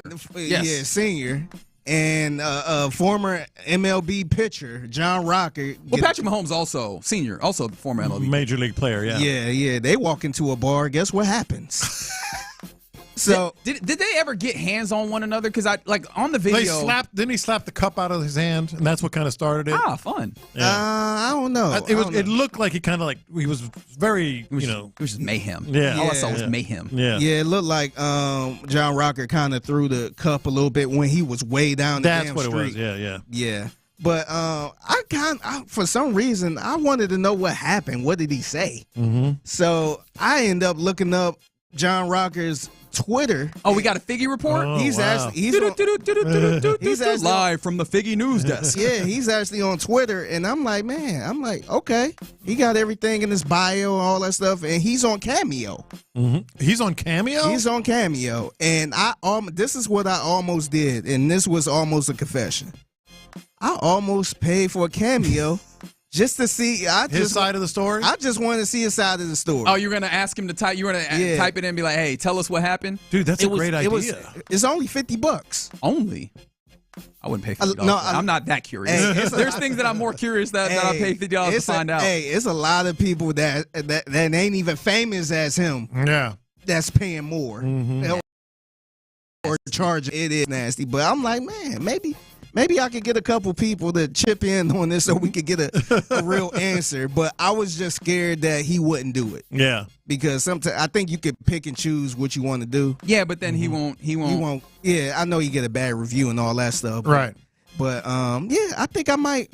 I don't know. I might have to think. It's a good idea. Yeah. I don't know how willing he's going to be. Yeah, I would like him to do a personalized video saying, Figgy Fig, what's up? Well, I don't even know how he sound. Well, I'm assuming, Figgy Fig, what's up? This is what happened. This jackass. I just want to hear his side of the story. I like that you were thinking, though. That was a very creative way of thinking about this, is to see if you can get some insight into it. Just in case anybody was wondering what happened once this went to social media, I went ahead and looked at John Rocker's Twitter account at it's John Rocker, which again feels like a little bit of a mistake on my part, but we're here. The first tweet that he sent last night was, I'm looking at it. Mahomes is lucky he got away. I would have, capital R, rocked him, which that's a little cheesy, ain't it? Like I'm going to make a little play on his own. Play on my own now, name. Patrick Mahomes Sr., he actually said something too. This was like 2 hours before he tweeted that. He said, John Rocker is a menace to society. All right, I'm getting a little more clarity on this. Okay, yes. As of 24 minutes ago. Oh. I don't know how real this is, but Barstool tweeted, it's official. The paperwork was signed today. Holmes Sr. versus John Rocker at Rough and Rowdy, April 19th. There it is. There's the spectacle. So they're going to have some sort of Celebrity boxing or something? I guess. All right. Rucker's going to kill Patrick Mahomes. Yeah. Maybe. I don't know. Senior, I mean. Yeah. So they was going back and More forth. power to them. Y'all enjoy yourself doing whatever the hell that is. Yeah. So speaking of fights, another fight. It seemed like another fight was. We got about more to break fights? out. Yeah, man. So I tapped into the morning show on 92.3 The Fan, Ken Carmen with Anthony Lima Up there in Cleveland. What did he do now? So you know the one thing people always get into it about, and we were guilty of this too when we had the number. I think that when we had the number 2 overall pick. Should they take a quarterback? Yeah. What should they do? And all this other stuff. And they kind of got into it about it a little bit this morning. It got a little heated. All right. So we're going to tap in with them and kind of see how this really played out. I just said that I'm willing for the whole organization to blow up. If it doesn't work, then we'll get another quarterback in the next draft. What is so hard to understand about this? You don't care about any. You didn't need any of these guys to stay. I'm not married to Andrew Berry. I'm not married to Kevin Stefanski. No, I've told you. And I won't be married to Shedeur Sanders. I just want you to stand for something. Is I've what I told want you to do. for 15 years that you keep We taking haven't known each other quarterbacks for 15 years. until you get it right. You keep taking quarterbacks. And now the whole city seems to agree with me, but I'm the crazy one. If he's Jaden Daniels, then we're not going to be firing Andrew Berry. We're not going to be firing Kevin Stefanski. And we are going to be hooting and hollering the following year. You in the last month. It doesn't matter. Ken was calling you crazy for advocating for a quarterback at 2 a month ago. Sean Tuberville. That is wrong. No, that it's is not. absolutely. I remember we had these. We had these He's conversations. trolling me. This person is He wrong. done stood up now. That is wrong. I vividly remember. Factually incorrect. You were not all in on That is Shedeur Sanders a factually month incorrect. ago. That is absolutely It's factually not. incorrect. I think he's right. I think you're wrong. Tell this person I think you don't remember. to go back on the fans' Twitter account and go back on the fans' social media. That is wrong. Like making me want to cuss wrong. I'm glad you worked me into a shoot. Congratulations. You were still able to do it. Dang.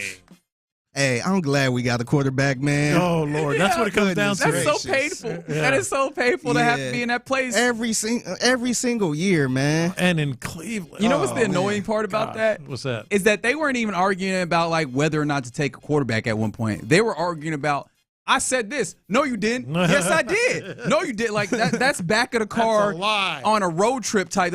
He's touching me. Yeah. No, I'm not. Yeah. Yes, he is. No, I'm not. Don't touch me. Like that. I did not say that. That's what they were doing at that point. That is rough. To that end, should they take a quarterback?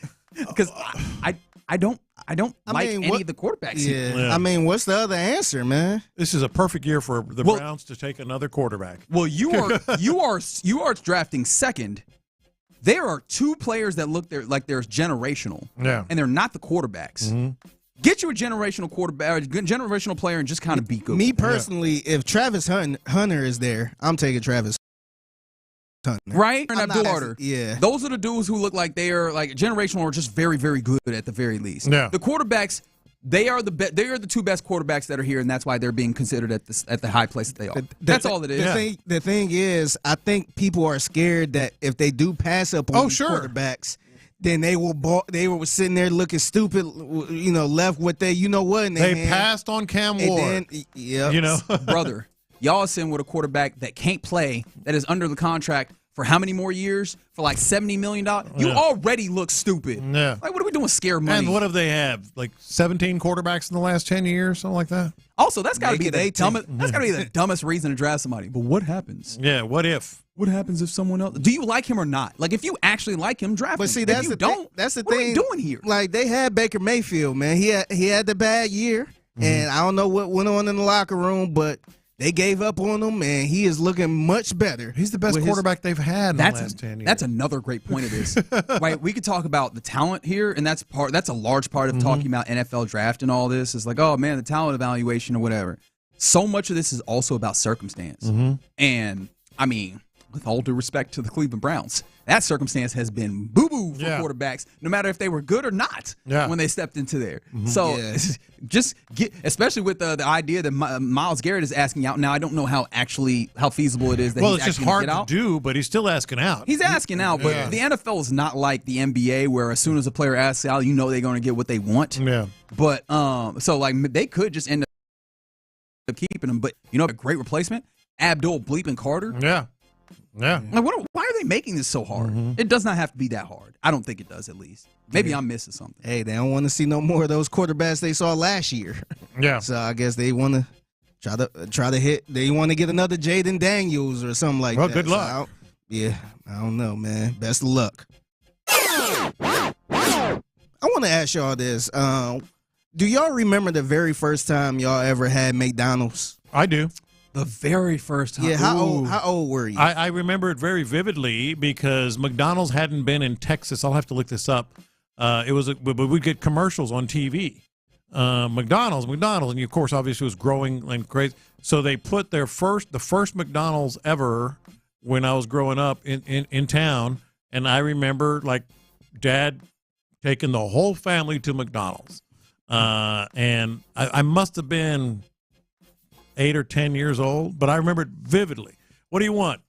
Big Mac, of course. That was the only commercial that they had. Oh, really? Y'all didn't? Yeah. Well, I guess we're talking about different times here because I was like, if I was a kid pulling up, that Happy Meal got to happen, right? I got to get that toy with it. No, I wanted a Big Mac. And see, I'm glad you said that, Reggie. So it's a 5-year-old boy who had McDonald's for the very first time, and the only reason he wanted McDonald's is because his classmates kept talking about McDonald's, so he bugged his mother to, hey, I want to go to McDonald's and get a Happy Meal. So she recorded his reaction to getting his. What'd you say? I got little cute French fries. Oh, little cute French fries. Oh, they're so cute. Oh, and they feel so good. Really? And so warm and cozy. They feel warm and cozy? Wow. You want to feel it? Yeah. It feels tasty. What else you got in there? I got a legendary Pokemon. Whoa. Wow. You see what else I got? I got Charizard apples? Yep. I got Charizard apples. See? Mm-hmm. Oh, and they're very fresh. And so warm, cold and cozy. Cold and cozy? Yeah. Here you go. I'm so lucky.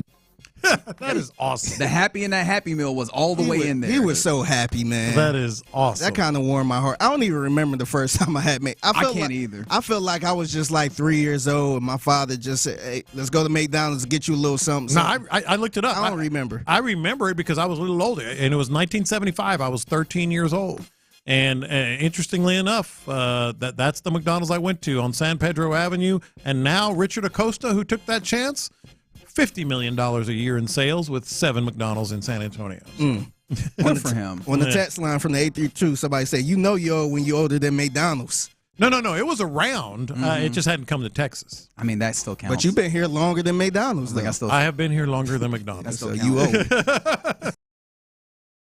Right. Man, I just hearing his happiness was that was awesome. What? He said, I'm so lucky. Yeah. You could tell he hang out with adults a lot, though. The way that he was talking about stuff. It's like, oh, you spend time with adults, don't you? As he's a an only child. Somebody said I start eating McDonald's when funds are low, looking low. Yeah, I feel like there's a point in your life where McDonald's is just that is the. You couldn't even drive past the arch. If you see the arch, the kid in the back is like McDonald's. Can we go to McDonald's? Yeah, I wonder. Clearly, it must hit the same if all his classmates in school was talking about yeah. Yeah. Oh, yeah. I'm just happy it lived up to it for him. Like, that's the only thing. I mean, quality has shifted over time. I'm glad the baby still had that initial moment. Although he was talking about how it looked. We ain't hear none of that after he tasted it. I don't know. I don't know what the feeling was then. But also, it's not like he has the most refined palate. He'll be all right. Yeah.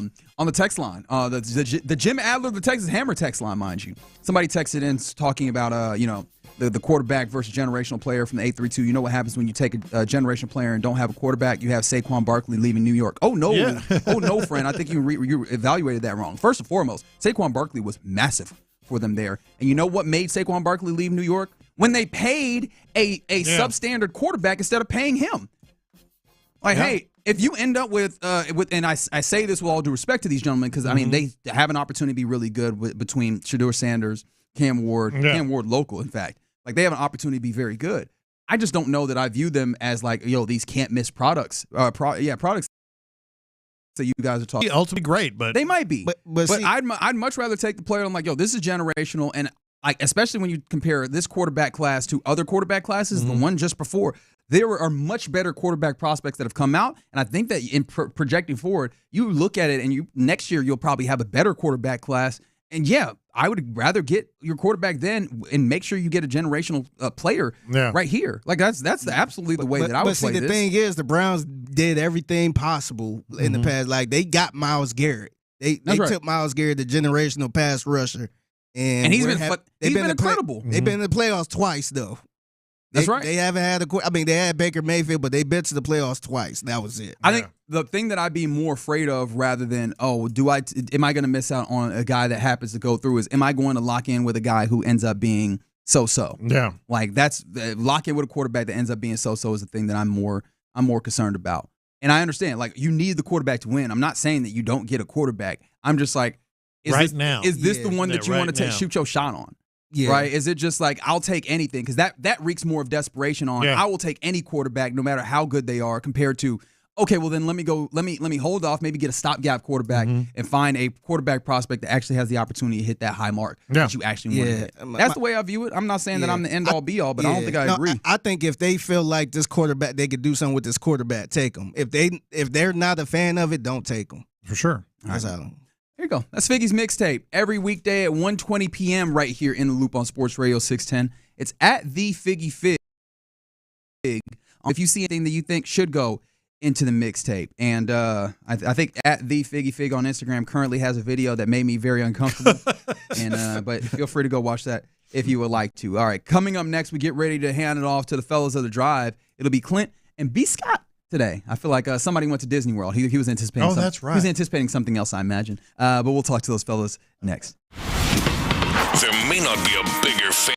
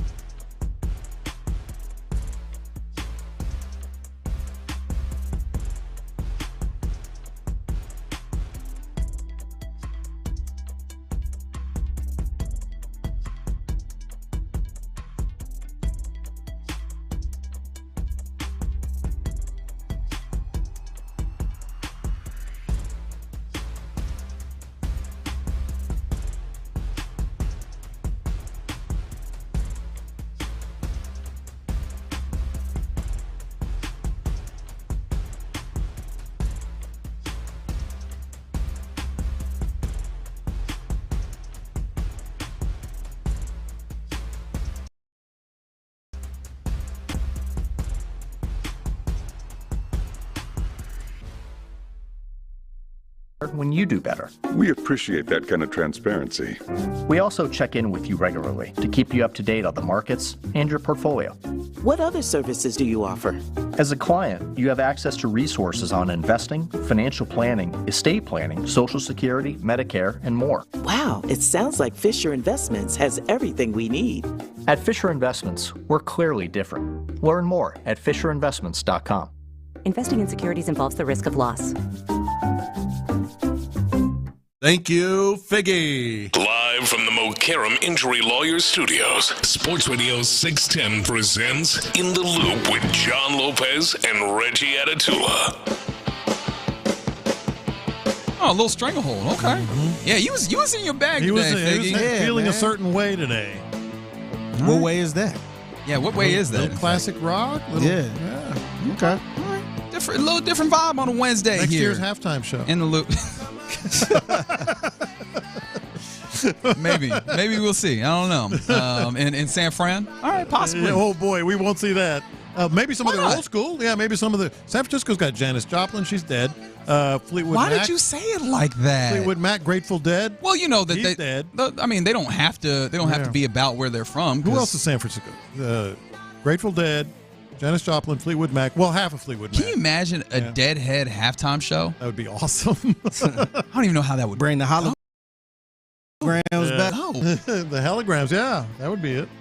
CCR, Metallica. Oh, okay, now y'all just they're right. No, they're right. Y'all are just going in on the what it could look like. Okay, all right. Look, I'm not opposed to it. I felt like we had those type of halftime shows at one point. Sure. But I mean, who says that you can't have something similar again? I don't know. I feel like people was kind of complaining about it a little bit. I'm on a mission now. Why they changed it? Yeah, but one of the things you know is that we gonna complain about anything. That's the beauty of us in our society. We just gonna complain. Complaining is part of the fun, I imagine. But yeah, appreciate you guys hanging out with us in the Loop on this day. Somebody said they don't want to see Sanders or Ward in Cleveland. I imagine that's because they feel like those guys are actually going to be pretty damn good. From 979. Was it Figgy's mixtape? Reggie didn't let him talk. Okay. Right. Journey. That was the other one I was thinking of. By the way, Journey could do the halftime. Part of the they're going to be at Rodeo Houston. Rodeo Houston. In fact, tomorrow will be another rodeo ticket. It'll be a rodeo ticket Thursday. We'll be giving away tickets to the rodeo. And somebody said there was a few people that want to remind you that Janis Joplin's from Port A. Yes, but she made her made bones or made her name out that way. And said, she went to school with Jimmy Johnson. Did she now? In case you hadn't heard. Yeah, that's right. I've heard that before. They were I just classmates. Did not commit that to memory for some reason. Somebody said, the weight game now for DJ Lagway, Arch Manning, Dylan Raiola, quarterback wise, because we were just talking about the predicament that those teams at the top, including the Tennessee Titans, mind you, Titans and the Browns find themselves in is you're at the top of this draft. Do you want to select one of these quarterbacks that heard some analysts, and of course it's not the end all be all, but some analysts talk about like the likes of Shedeur Sanders as the high end is like a solid starting quarterback. Is that what is that what you want to use these infrequent top picks? Yeah, right. It's not frequent that you get the number one pick in that instance. Use that on a guy who you're like, the high end is not super high, but you can get a starting quarterback as opposed to like a guy who is generational in a Travis Hunter at high level wide receiver, high level cornerback, possibly doing both, or like an Abdul Carter who looks like he's an elite pass rusher. Yeah, I think Tennessee can afford to pass up on a quarterback and get Travis Hunter, somebody like that, because that guy ain't getting fired after this year. But they could clean house at Cleveland after this season. I'm dumbfounded by all this discussion about, and not us necessarily, but about. No, it could be us. Okay. But sometimes us about, how about, Cam Ward, Shedeur Sanders, I'm a big fan of Jackson Dart, but he won't be drafted that high. This is a no-brainer draft to me if you have the number one overall pick. Especially if you have a quarterback, but I get it. You might need a quarterback in Tennessee, but to your point, is this quarterback going to be that good? Somebody said Cleveland's going to draft Quinn Ewers. All due respect, Quinn Ewers. Travis Hunter is the best player in the draft, period. You can talk about Abdul Carter. He's in the conversation. Travis Hunter is a no-brainer number one overall pick, not just because of how good he is at one position. That would stand alone. but how good he is at two positions, and you could probably mix some of that up even at the NFL level. Yeah, you'd have to have a good plan on how you would utilize both of those. And as a returner and just as a dynamic, this term is often thrown around too casually. He is a generational talent, period. You can't say that about any other. You can say Abdul Carter is in the argument as a number 1 overall pick, and maybe he'll be the next, Myles Garrett, who you might consider a generational talent. But I'm talking about Travis Hunter is next level. He's going to be a superb NFL player by any standard. Why people are overthinking this is beyond me. I think some of it's positional value. There's a lot of relative, like, hey, you can get a really good wide receiver at various different spots. Mm-hmm. You don't have to take it at the very high or even a very good cornerback. So I think that unless you have a very good plan on being able to find a way to use him both ways, which that looked wrought even at Colorado, right? Can you do that and extract the maximum value there? Because that's part of the appeal of him there. But no, Travis is really good. Somebody said, don't want Travis to go to that place. Cleveland. No, I don't either. I'm just saying it's dumbfounding to me that people are even, who's going to go number 1? That's fair. 1 of 2 players, and probably 1. I imagine if they had a decent quarterback, man, it wouldn't be a question. But for the simple fact, the only person they have is Will Levis. It's like, man, you gonna roll the dice on Will Levis? You're going to pass again? on that? When the quarterback class is iffy? No, I agree. Yeah. I agree with you. Yeah. I agree with you, but I guess that's why they having that conversation. And this comes back to the way that you set it up in the mixtape. Man, he's so glad to have circle. We'll be in here arguing. Yeah, because it's already 3 different opinions on this damn show. Right. I can't imagine the whole station. Yeah. And it's such a good place. The question is not, do you have the guy? It's just how do you maximize the guy and then go and do the winning that you want to do there. The big question, though, that has happened on this show, at least in my perspective, is has Lopez found what he's going to do for his queen, for his lady on Valentine's Day, seeing as he had been slacking on his pimping up to this point? I'm kind of screwed on that. You're still after all of the I've been thinking about a couple things. We got some good suggestions. Yeah, the Jim Adler Texas the Hammer text line came through strong for you. Like there was a lot of people giving you all sorts of ideas on what to do. I filed away a couple. Okay. I filed away a couple. What's the power ranking on the ones that everything's a power ranking? What's the power ranking on the ways that you might go about making sure that Jan actually has a lovely Valentine's Day instead of going to the boat show like you had previously thought? The problem is not so much Valentine's. It's always an issue on Valentine's Day for everybody. Everybody in this room, I'm sure Clint is like, oh my gosh, Valentine's Day. Nah, I feel like Clint probably got something in the tuck. What am I going to do? But here's the problem. I got Valentine's Day coming up, and I'm not real prepared for that. And 2 weeks later, I have my 40th wedding anniversary. So that's expected to be, special. I feel like that's the main difference between me and you right now. I got one of those new relationships. So I was on my P's and Q's. I was on it. You know. When did you get married? 1985, March 2nd. Oh, I'm February 27? Yeah, and I think Sean's February 29th. You sure about that? I'm one day before. He was sure about it. It's one of them days. Come on now, Figgy. Sean only has an anniversary once every 4 years. Yeah, he was 29th. You're 28th. 28th. Ooh, maybe 27. Glad we straightened that out. No, Sean says that Sean's doubles up though. He says that his ends up being the 28th and the 1st. His woman ended up pulling that okie doke on him. And I'm March 2nd, which is the day that Wilt Chamberlain scored 100 points, and I always remind my wife of that. I'm sure she's that's how I remember the date. Yeah, I'm sure 40 years in, she still loves talking about Wilt. That's right. Hey, I got it, Reg. You can appreciate, and you too, B. Scott. I mean, you're a little long in the tooth, but you can still appreciate this. So I had a college roommate. Mm-hmm. In fact, he was in New Orleans. A good friend of mine, college roommate. He had this chick, and she was a 10 out of 10. Now she was strong, and he would go way overboard every Valentine's. Oh, he should. I mean, rose petals on the bed from the front door to the bed. Come on, wow, all that kind of deal, right? And I'd always tell him, I said, "Look, bro, you're killing yourself. If this does work out, if it doesn't work out, you're wasting your time. If it does work out, you're never going to be able to keep up. You're never going to be able to one up. Of course, you're like this is going to be the expectation. See, that's every where I single am. year. I'm going to go with that story. I'm telling you, you're at year 40. You don't get to claim that. And I live by that, Lopez. I live now. Look. My wife, I get a good, well thought out card with a nice little handwritten "I love you" and you mean the world to me and you're the best. I'll do all that. Some roses, and I got something that I purchased in advance that needed to get delivered, and it'll be a nice little. I'll feel real good about my effort. All right, but you can't go overboard Don't go too set the expectation too high. But he had 40. Yeah. Well, he can do whatever the hell he wants now because the expectation is clearly Wilt Chamberlain. We're going to watch some Wilt Chamberlain highlights, baby girl. No, don't do it. Don't do that to Oh, it would be nice if you could watch the highlights from that game, but that's right. Alas, it's not available. Urban myth.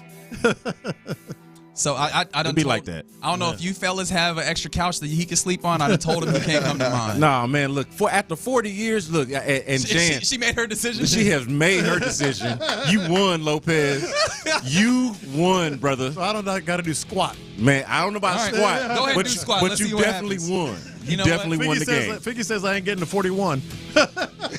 Got it to 40 though. It's about the journey, not the destination. I guess so. I guess so. I would like to see you not do nothing, and we'll see what happens there. That'd be great content-wise. All right, we're done on this Wednesday. In the Loop right here on Sports Radio 610. We'll be back tomorrow for a rodeo ticket Thursday. But until then, we leave you in the capable hands of these fine gentlemen. You're listening to KILT AM, KILT FM HD2, Houston and Odyssey Sports Station. And right now, the drive is live. That's right. That's Reginald Atatula and that man John Lopez, along with old Figgy Fig in the back, handing it off to us. Always good to follow such a professional crew. And I use that term. And I use that term loosely, ladies and gentlemen. I'm feeling good about myself right now. They done handed this old wheel over to me.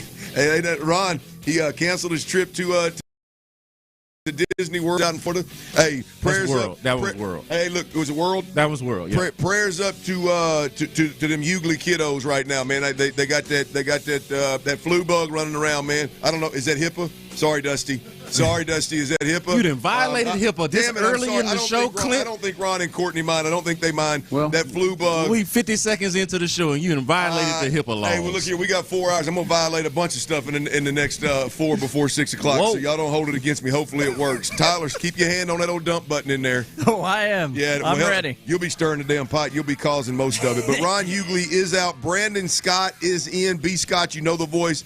He's always on the airways with us. He's responsible for any and everything that you see on SportsRadio610.com, the YouTube, the Twitch, all that rocking and rolling. Anybody in here acting like no bitch. That's right. Ain't no way in hell, never, ever would he act like one of them. But that's B. Scott right there. You good, bro? Yeah, I'm good, man. I'm living good, man. Good to be here on a fine Wednesday, man. A lot to talk about. Yes, we got sir. these Texans that's going to introduce us to their offensive coordinator. The Rockets start the first half of a back-to-back tonight. I'm going to be at Toyota Center tonight for that. So it's plenty going on. Of course, spring training right around the corner. So I'm excited about all of it, man. Spring training right around the corner. And I mean, can we announce anything? Have we announced anything yet? Are we going to have some folks down there? Yeah, we have officially made that announcement. We have officially made that announcement. Sean Pendergast and Seth Payne. And is that it, or is somebody else going with Adam Spillane. We call that boots on the ground. Yeah, we're going to have Spillane. 6 boots on the ground. That's right. They're going to spring training with the Astros. So stay plugged in right here on Sports Radio 6.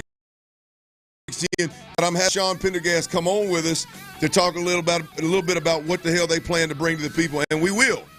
Them boots on the ground, whether it's Sean, Seth, or Baseball Spo, we will have one or all of those guys calling in and giving us an update. Boots on the ground Pendergast update. and Payne. Yep, one of them guys right there, and Adam Spillane. We will have one of those guys on the damn drive on a daily basis, making sure that they're keeping all of us up on what's going on down there in spring training. So I'm again, excited about that, man. That's it. This is a unique spring training, so I'm excited to see what they bring to the table, man. Hey, I can't wait. Altuve in left field. How much run is Altuve getting in left field? What's Christian Walker look like? You know, hey. When you get down there and you can lay your eyes on them pitchers and seeing how that ball is coming off their hand, that's always sexy. Sean and Seth and Adam Spillane will be down there keeping an eye on it for us. And again, they will be reporting. So we got that coming up. But you mentioned something. The Texans are going to be introducing an introductory press conference for their newly hired offensive coordinator, Nick Caley, tomorrow at 1 o'clock. On In the Loop. So set a reminder right now, whether you listen on the Odyssey app, that AM dial, the FM HD2 dial, or the Odyssey app, set your reminder tomorrow at 1 o'clock, whatever you're doing, you can first hear the Texans offensive coordinator speak to the fan base, speak to the great city of Houston. You can do that tomorrow at 1 o'clock right here on In the Loop. And the question is, what do you want to see? We talked about this yesterday. boys. I know there's a lot of fans out there. When we're talking Astros, I talk about them old boys sitting up in the mezzanine level that really don't care. It's just a long season. It's not a big deal. No, everything's a big deal. It's what the hell I do for a living. It's a big deal. And Nick Caley, at the end of the day, this isn't just an offensive coordinator hire, right? Nick Caley is tasked. Is that right? You said it right. You had it. Say it with your chest, Clint. You got it, man. He is tasked with several things that are going to be like organizational shaping type things with the Texans. Yes. I mean, he is brought in here to improve on back-to-back 10-win seasons. He's brought in here to improve with a third-year quarterback that in the first 2 years threw 40-plus touchdowns, damn near 8,000 yards. I think he threw 17 interceptions. Sorry, CJ, if that number's not right. I think it is. Won a Rookie of the Year award. One season led the league in passing yards per game. One season led the league in interception to touchdown ratio. This is a big-ass deal, B. Scott. This isn't just come in and, hey, man, we hope you're a decent play caller. This is coming in, and the expectations are absolutely through the roof. And don't let nobody tell you any different, right? This is a guy, B. Scott, that's brought in here to fix an offensive line that was one of the worst in football. Your quarterback was one of the most hit quarterbacks in football. And your offensive line had a ton of money already to be fixed. This isn't a growing pain. It's got to be fixed. You've got a guy with a C on his chest that's the highest paid player on this team that's got to be taught. He's got to be sat down and got to change his ways a little bit if this team's going to take the next step. Right? Nick Caley is tasked with all of those things and improving on what Bobby Slowick brought to the table. So don't let nobody tell you that this is just, ain't no big deal, man. It's just another coach. No, this is big time. Nick Caley tomorrow at 1 o'clock is must hear audio. Man, it's a big moment, and I can't wait to hear from him. And there are a lot of things that I want to hear. I want to know, and I'm not sure if we'll get all of these answers tomorrow, Clint. Yeah. But I want to know how this offense is going to be different from the previous one. Is he just making tweaks, or is he overhauling the entire thing? And I would imagine that he is overhauling the entire thing. You come in with this type of opportunity, they give you the keys. I figured that you're going to go ahead and drive it. But I want to know how it's going to be different. I am interested in, or at least intrigued by, the differences between the two coordinators, right? Nick Caley and the guy that he's replacing in Bobby Slowick, right? Bobby Slowick's background was as a passing game coordinator, right? Yep. Nick Caley's got a little bit more of a background with the running game. What's been one of the things that the Texans has struggled with despite their success over the last couple of years? Running the football. We asked the question repeatedly, can Bobby Slowick scheme up a run game? Does he have the offensive line and the personnel to do so? Both answers appear to be no. Is that going to change under Nick Caley, and if so, how? I mentioned his background as a run game coordinator versus Bobby's coordinator. He's also been a position coach. How does coaching tight ends and fullbacks factor into your scheme and your overall offensive philosophy and approach? I want to hear all of those things. I think it's a huge deal. I definitely want to hear from him. The thing that I'm cautious about, Clint, and this might be where we're different, I don't want to give too much credence to it whether I like it or not, if that makes sense. Like if say he wins the press conference, Clint, I don't want to come in here tomorrow with you and be like, hey, that's the right guy. He's going to do a bang-up job. Let's say he bombs the press conference. I don't want to come in here and tell you, Clint, you know what?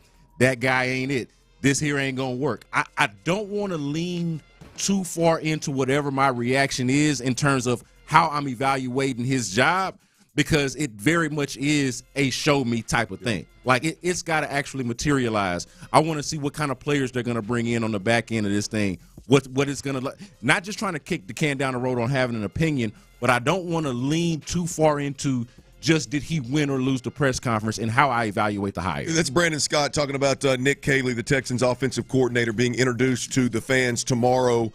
Can't wait for that on In the Loop. B. Scott, I'll be honest with you, man. Like, I don't necessarily want to hear anything specific. All right. I am wide open on Nick Caley. Right? I've made my point. I'm not comfortable with a guy that's never done it before. Given the Texans' current situation, this is the last offensive coordinator that the Texans are going to hire when they have the luxury of not making $60 million, right? It's the last coordinator that they're like. This is a big hire. I'm not comfortable with them firing Bobby Slowick and then hiring the next Bobby Slowick, good, bad, or indifferent. Their resumes look very, very, very eerily similar before getting the job, right? I've made that point. Now, this is what we got, right? Now, I expect to see and hear whatever it is that made DeMeco Ryans and, let's be honest, Nick Caserio, what made those guys go, we got to improve on a 10-win season. We got to improve on the second round of the playoffs and get to an AFC championship at the very least. We've got to improve overall as an offense because that unit is behind the defense, and this is the guy that's going to get us there. It's common sense for us as fans to go, okay, even the people out there that don't care, even people that look at it and go, hey, I'm going to trust the process and I'm going to trust DeMeco.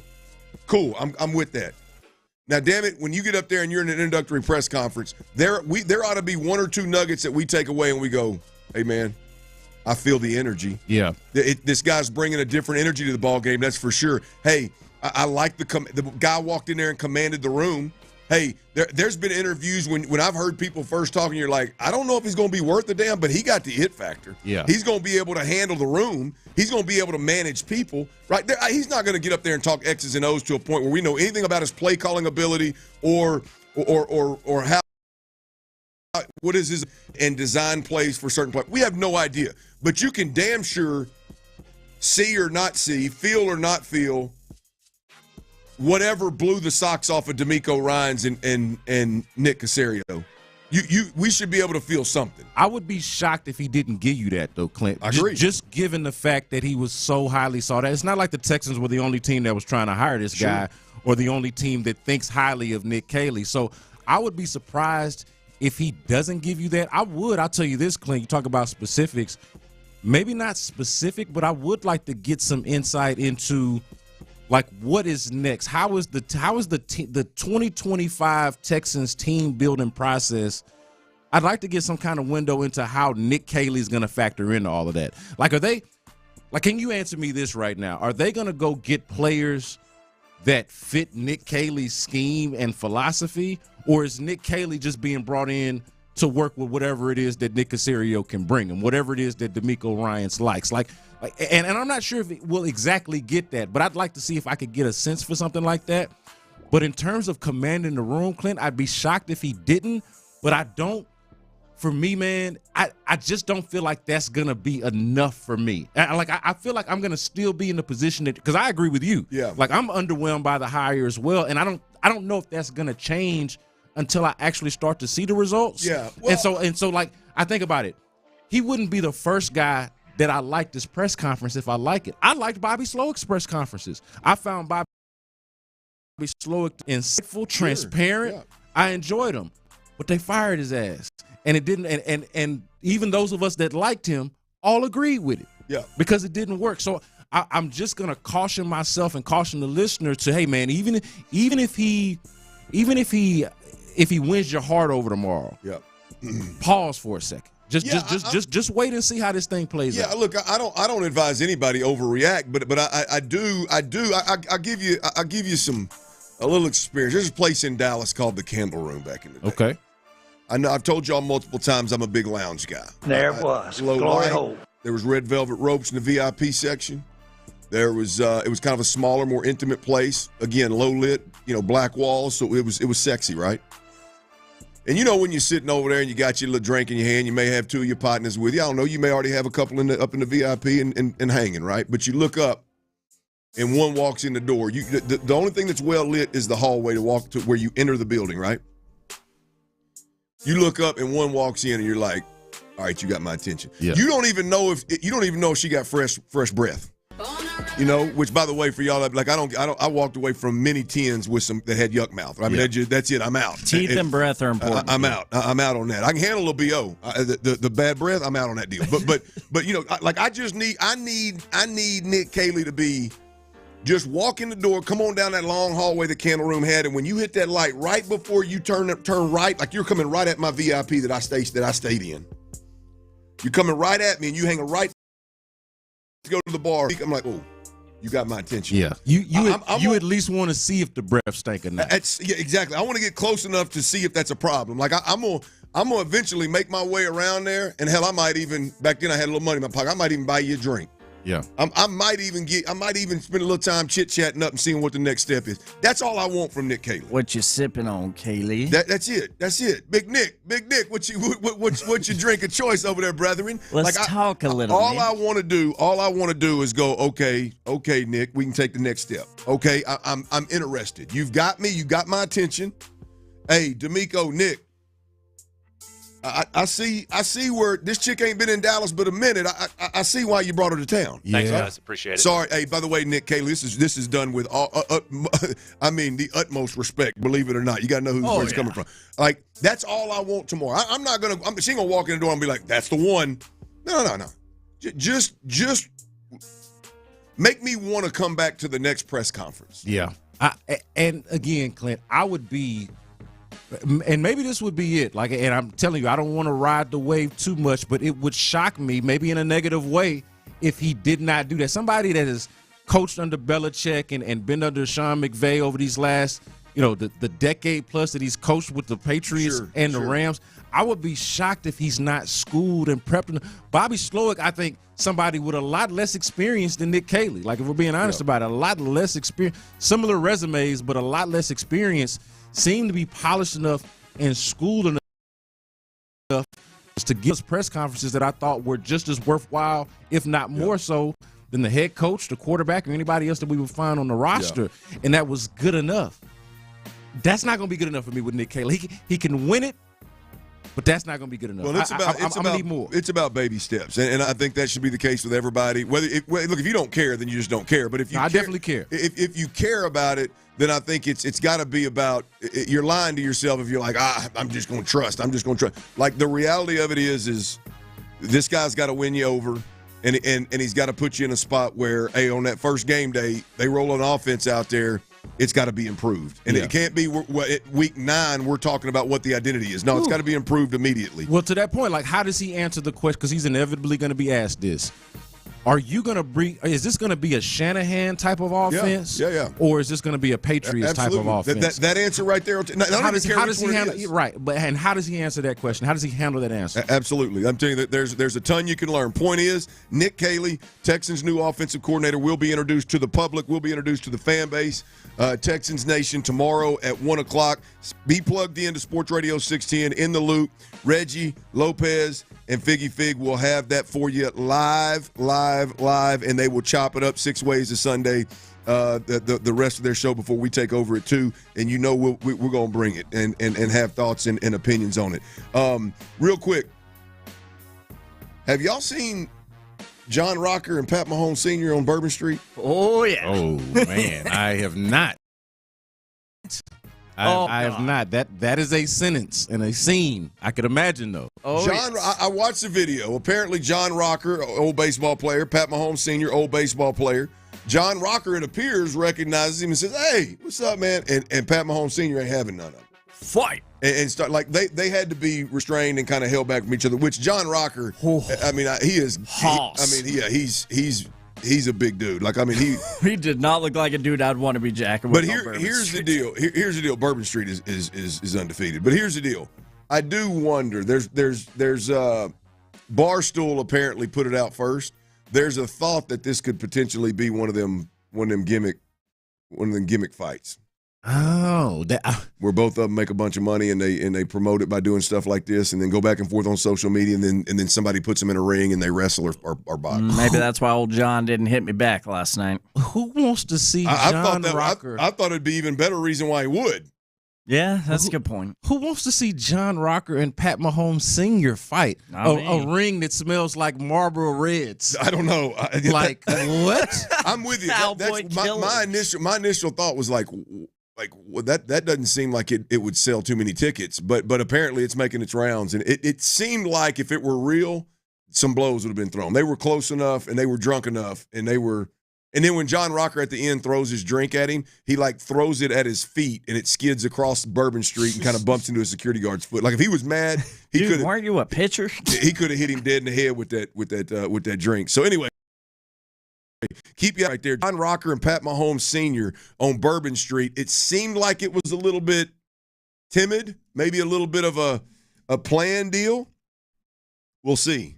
If it's on an undercard, if it's 3 deep on an undercard of celebrities fighting, and it's a slow weekend, I may peek it. Yeah, I'm not gonna lie. I would. This would be something that I would kind of secretly peek my head at. I feel like I got my fill of seeing old dudes fight for a while, man. I think I'm all good on that. Well, it's got to be on the undercard of something like that means something, and we're just sitting around now. We're making funny bets and drinking a little bit. But anyway, it's hey, am I the only one that is in this all-in mode for the Texans? I feel like I'm out on a limb a little bit by myself when I make certain comments and statements and have certain conversations. I'll tell you what those conversations are when we get back, and I want to know, 713-572-4610. Are you with me? Are you patient, trust the process with the Houston Texans? We'll talk about that next right here on Sports Radio 610. Before we do that, though, I got to tell you about Low T Center. Y'all, check it out, man. It's not if, it's when. All right? What do I mean by that? It's not if, it's when.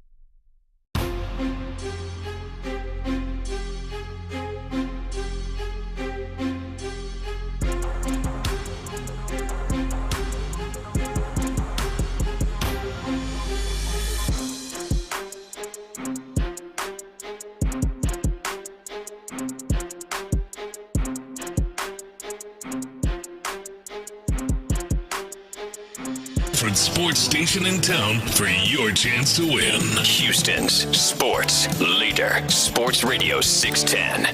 Live from the McCarran Injury Lawyers Studios, Sports Radio 610 presents The Drive with Stoerner and Hughley.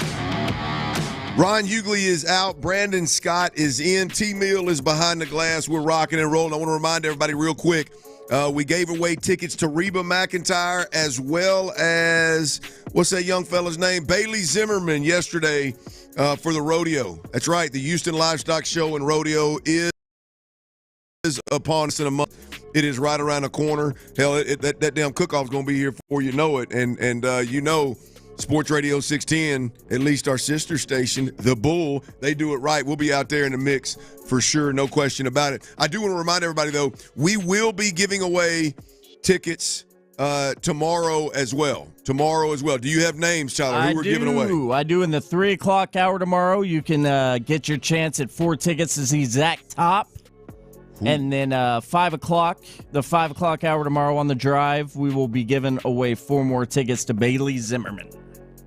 I'm going to tell you, in the light of the... Don't know much about either of those fellas, to be honest with you. I can't believe you don't know Bailey. You would be a Bailey fan. Okay, I'll check Bailey would fit very, very well into NSYNC and that boy band crew. Oh, yeah? Absolutely, 100%. A little Timberlake flavor? Super young, more pop than country. It's interesting we're giving those 2 away because Zach Top, in the spirit of a lot of true traditional country music fans being so beside themselves that Beyonce won a damn Grammy. If you ever were to wonder, traditional country versus this pop version of country where you have different artists from different genre kind of crossing over, right? These are the 2. Zach Top is the hottest traditional country music artist in the game right now. I'd be willing to bet you that of the country act, including Reba, that Zach Top is the hottest ticket at the rodeo this year. What about including Shania?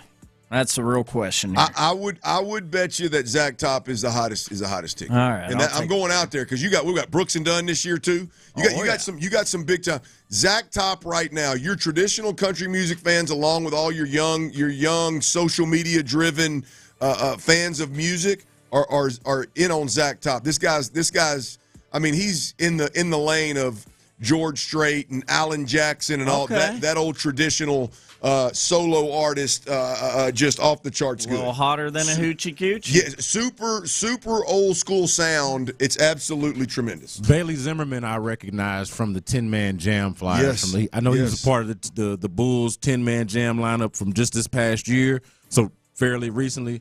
That's where I recognize him from. Yep. Definitely got that boy band feel. Well, the thing about Bailey Zimmerman, I said this yesterday, is Bailey went viral a few times, and it wasn't necessarily positive. He looks like an Abercrombie type of model. Yes, he is. The one thing is a very likable young dude. He had one hit that jumped him on the scene that just is a banger. I mean, it straight up. It is a great song. Pool, lake, get together.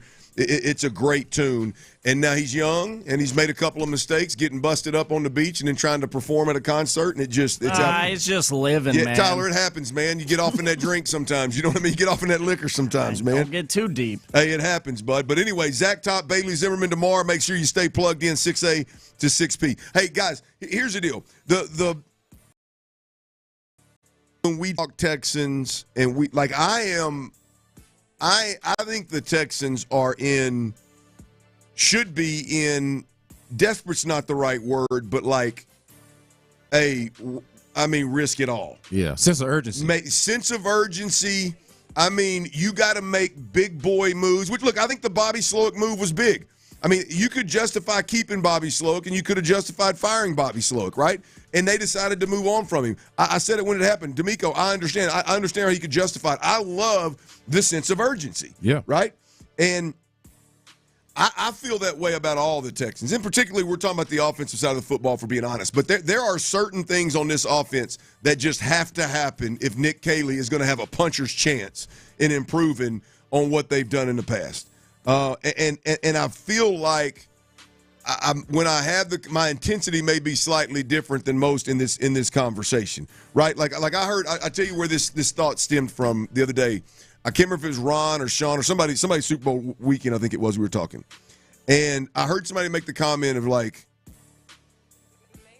the one thing the Texans aren't going to do is move on from Laramie Tunsil or Dalton Schultz. They got a lot of money wrapped up in those guys. They're not going anywhere. They just can't afford. And then look, that may be right. I'm not saying that opinion is wrong, but my opinion is that's the one thing the Texans cannot do.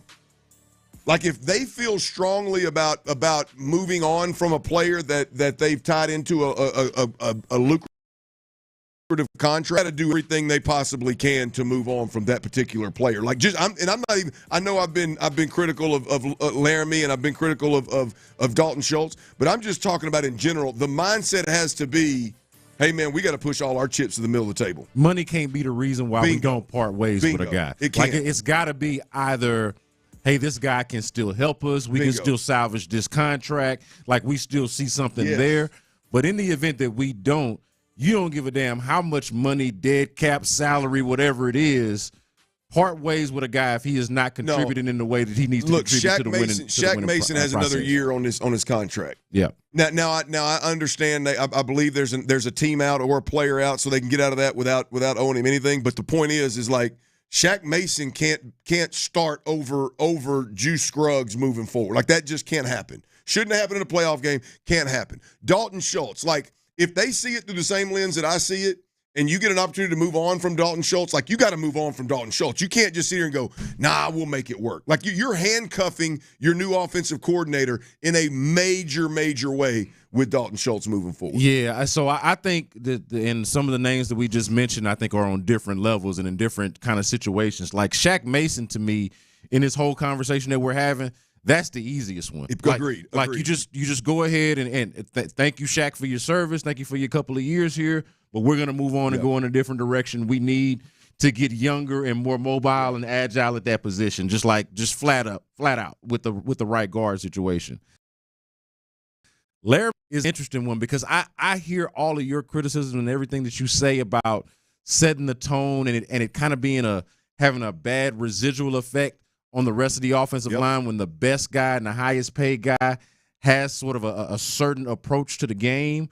But then at the same time, he plays the position at a certain level that is most difficult to replace and replicate. So I do feel like you're kind of stuck between a rock and a hard place there. As long as he's not flat out insubordinate and he's still performing, I do feel like that's one that you are going to have to live with. Not Shaq Mason, not necessarily Dalton Schultz either. Like, I'm with you on Dalton Schultz.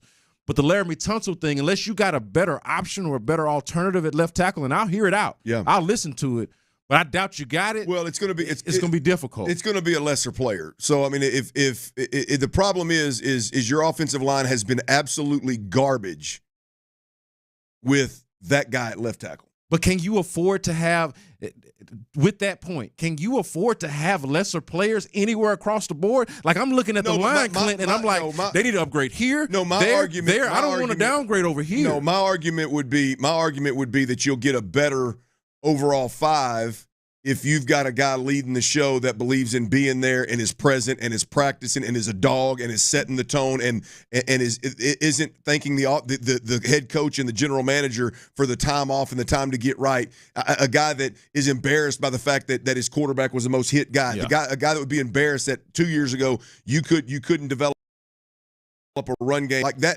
My argument would be, yes, it's going to be a lesser player than Laramie Tunsil, but your group as a whole, including your coach, would be better if the leader and the most influential person in that room day in, day out was more invested. No, I respect that opinion, especially from somebody that played. Like, I can definitely get with that mentality and respect all of that. The reason why I have an issue with it or where my hang-up comes in is, like, I don't necessarily trust the rest of the evaluation of the offensive line. There's a problem in the fact that the only offensive line evaluation that I can for sure say that they ever got right, and this is before these guys even got here, was Laramie Tunsil, and they haven't gotten it right with any other spot along that offensive line. So if I could trust more that the rest of the four guys that's fair. are going to be better, maybe I could lean more into that. But knowing damn well this is the only one that's been any good for however many years, it's just hard to get with, man. So I think I'm all in with you. I just think it's probably going to be a different, maybe a little bit different approach to how you figure out exactly what that offensive line look like. Hearing from Nick Caley tomorrow, to me, is going to go a long way in terms of like what is the approach going to be? How are they envisioning this offensive line and this offense overall going forward? All right, y'all, check it out. Altuve, Jose Altuve, the best Astro of all time in left field. It's hard for me to wrap my head around, y'all. But Robert Flores, he was on this show yesterday.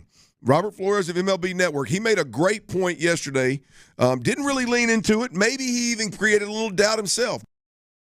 But the point changed my mind and has me a little more understanding and accepting of Altuve being in left field. We'll have that audio. We'll cuss and discuss next right here on Sports Radio 610. Before we do that, though, we got to talk about underdog, y'all. The reality.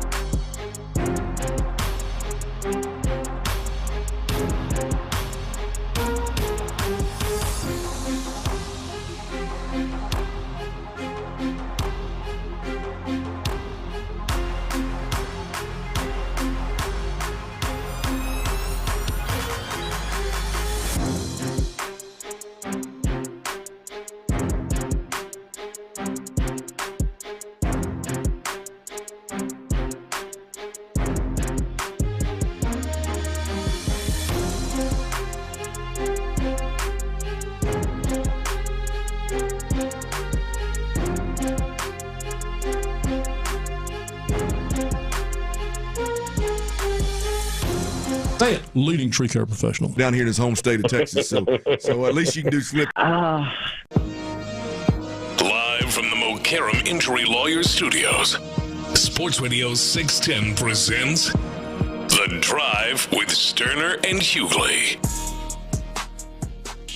Boys, I've been surprised. I'll be honest with you. I've been surprised with how receptive Houston, the media, definitely Astro fans that are vocal. I've been surprised at how receptive they've been to the best Astro moving from second base to left field. I'll be honest, when I first heard it, I was blindsided. I thought whoever was saying it was a fool. I thought that this has got to be a joke. There is no way on God's green earth that anybody's even remotely close to considering moving Jose Altuve to second base. Really, really happy. I mean, look, whatever makes you happy. I got a good feeling, though, Altuve's going to be happy any way it goes. Doesn't matter where he plays. If he's still playing and he wants to, he's going to be happy. But I'll be honest with you, I've had a really tough time wrapping my head around this one. You ain't alone. Yeah. Shoot. I don't know how you wouldn't, man. It's mind-boggling. Dude's been a fixture at second base for as long as you can remember. And just the thought, I mean, we were talking about this before the show, guys. Just the thought of this little fella running around out there in left field, even with a short porch, right? It's just like, it's a little bit mind-blowing. Like, you are not wrong to be given some pause by this. You know, out in left field, looking like a member of the Lollipop Guild. I mean, he looks small at second base. Yeah, he gonna look real small out there in all of that open field, man. I mean, it's just like I'll be honest with you. I've had I've lost respect for people that keep reporting it. But nonetheless, here's the deal. It's out there. What you mean, Clint? No, I'm with you. No, I'm with you. I'm really struggling with it. I'm just admitting that I have had terrible thoughts about people that keep talking about it. Like, I've just been like, what are we doing? But over time, as I've said before, I don't need to agree with everything. I just need to see the method to the matter. Am convinced that it is a real conversation that's been had. I'm finally convinced that if it happens, which I'm halfway looking forward to it now to see what it looks like. If it happens, I can at least, I don't agree with it, but I can at least go, okay, I understand what we're doing here. And I'll be honest with you, I gotta. It's because two guys, right? One of them that came on our show yesterday, Robert Flores of MLB Network, and Bob Nightingale of USA Today was on last night with Area 45, Sean Bijani, Patrick Creighton. And I took two of their responses to the an Altuve and left field conversation, right? Don't know how they got to this conversation. Just two of their statements within in a conversation about Altuve in left field. Both of these guys plugged in, by the way. Very plugged in, right?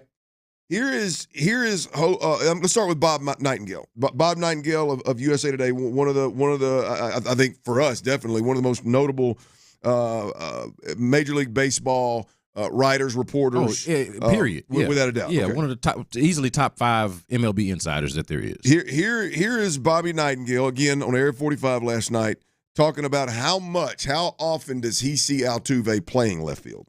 I think to be, some move somewhere. I really believe that Altuve is going to be playing left field a whole lot more than people think. I think their plans are, I could see him playing more than half the games there, no matter what Bregman does. I think that's the game plan to move him there. So they just go get another infielder or do with what they have right now. But I would think, obviously Altuve in left field would make that outfield a lot stronger.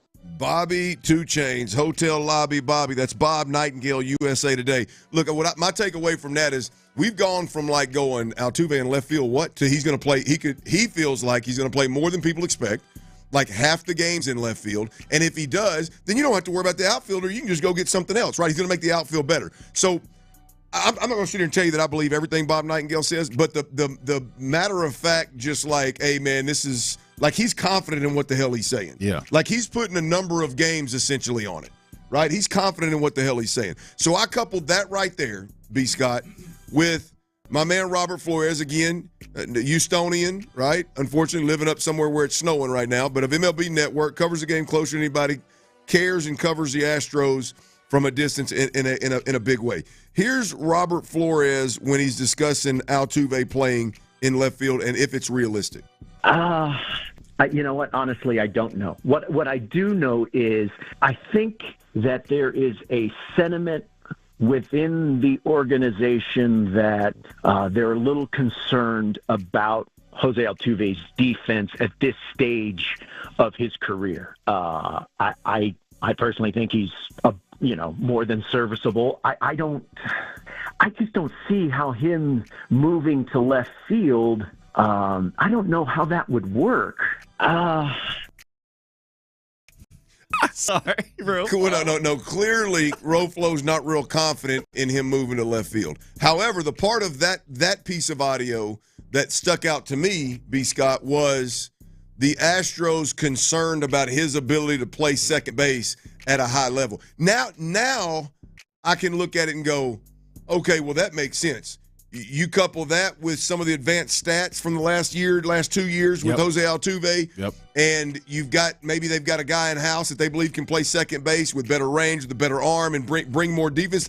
Now you've got my attention, and I can get down at least with the conversation about Altuve playing left. Yeah, so the advanced stats are out there. What stood out to me is the part where Roflo is saying that it's actually being acknowledged within the organization. It feels huge. I could easily see the Astros, because of Jose Altuve and who he is, I could easily see them putting blinders on with this thing and just allowing him to continue to play second base because he's Jose Altuve. He still gives you what he gives you as the leadoff hitter, clutch guy.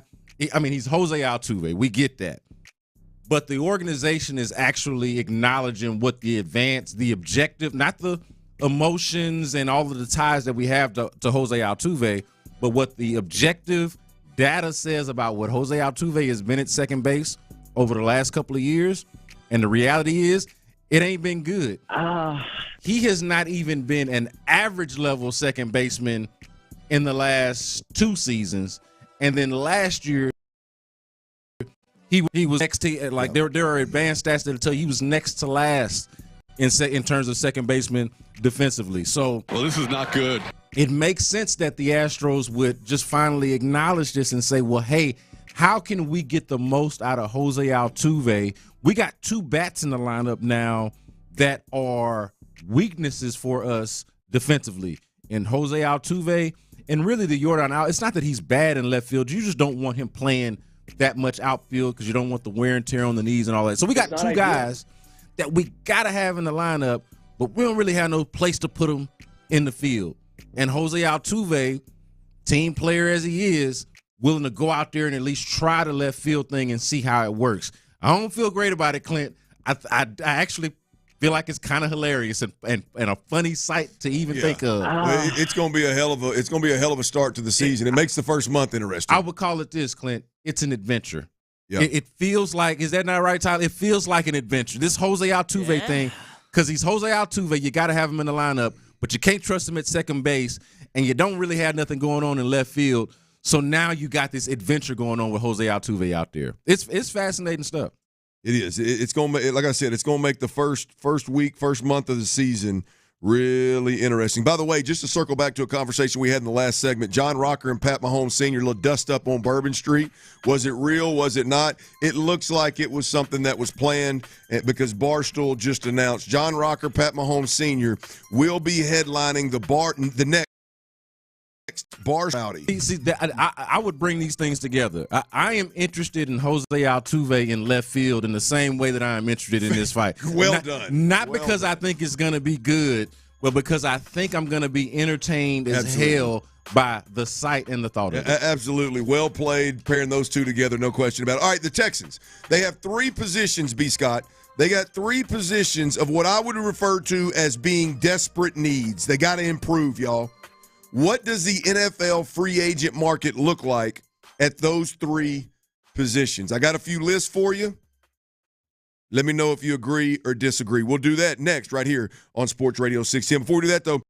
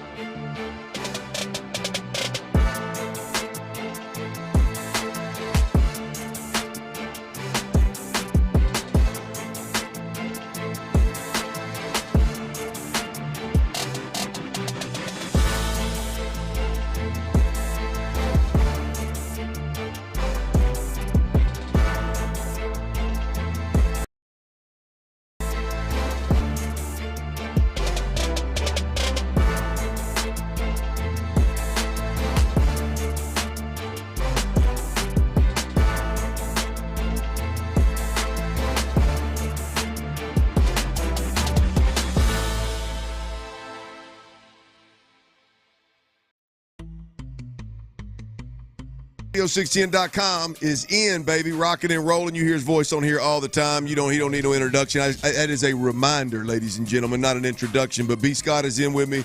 T. Mill is behind the glass.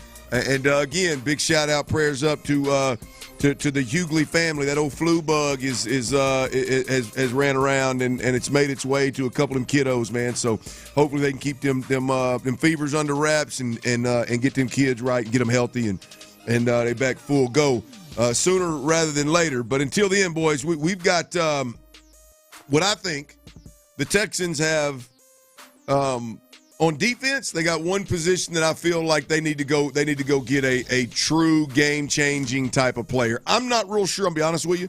I'm not real sure that guy's out there on the free agent market. I'm talking about interior defensive line. I've said this multiple times. Several guys in the interior defensive line played well above their ceilings. They played well above expectations. But the reality of it is, if you added one big dog in the middle, I'm talking about game-changing, double-team commanding type of interior defensive lineman, this defense is set to make a Super Bowl run. I believe that. Yeah. I firmly believe that. I mean, how could the team that were in the Super Bowl and the fact that they've got dominant interior defensive linemen is just kind of hard to escape. Well, you're not going to get, and these two guys have been great. Don't get me wrong. Will Anderson and Danielle Hunter off the edge with the Texans have been absolutely tremendous. But you're not going to get everything they have in terms of them playing at or above their ceiling every game until you get an interior presence that demands double teams. Those guys are clearly the focal point of every offense that the Texans play. Is how do you protect against Will Anderson? How do you protect the edges against these guys? Yeah. At some point in time, if the Texans and DeMeco Ryans can get it done, if you get a guy, not two or three guys that again exceed expectations, play above their head, make some plays here, they're not complaining, not minimizing, not disrespecting the guys that were there last year. I was wrong. They played really good football this year. They were much better in between the tackles than I thought they were on the defensive side of the football. No question about it. I still believe if you're going to take that next step, the whole buzz around the league is about the Philadelphia Eagles interior defensive tackles. Hell, they got about three of them that are monsters. And then obviously Chris Jones was on the other side with what the Kansas City Chiefs. There, yep. And so I want to say I believe that is a spot where defensively the Texans, DeMeco Ryans, they have got to be doing everything they can to get somebody in here that takes that defense to the next level. That is a compliment, to be honest with you. I don't know that there's another player out there, another position out there that they could acquire somebody and you go all of a sudden, that move made this a Super Bowl caliber defense. I think the place that this defense gets better in place, and that's in the middle with an absolute game changer. Not another rotational piece, another game changer. I believe this defense is set to make a Super Bowl run. Yeah, and I say this really liking what they ultimately did along the defensive line. Yeah. Like I got a lot of respect for finding some diamonds in the rough, if you will, and sort of just figuring that thing out. And to the credit, like it was the strength of the defense, the front, like the ends and the interior guys. I would say that, up until Derek Stingley really emerged later on in the season and was clearly just all-pro Sting, like it was the defensive line that I thought was the most consistent. Now, I know they had those games where they didn't get pressure on Patrick Mahomes and they let, Will Levis have a career day. There were some moments where they let up a little bit that was disappointing. But overall, I was glad with what I saw from them. Yes. But it's hard to dispute what you're saying. That just having, like, instead of that committee that is respectable and commendable as it is, just having a dog right there in the middle. And look, I feel like the Chiefs and the Eagles had both. Like, for the most part, like you're talking about, Karlaftis and Chris Jones.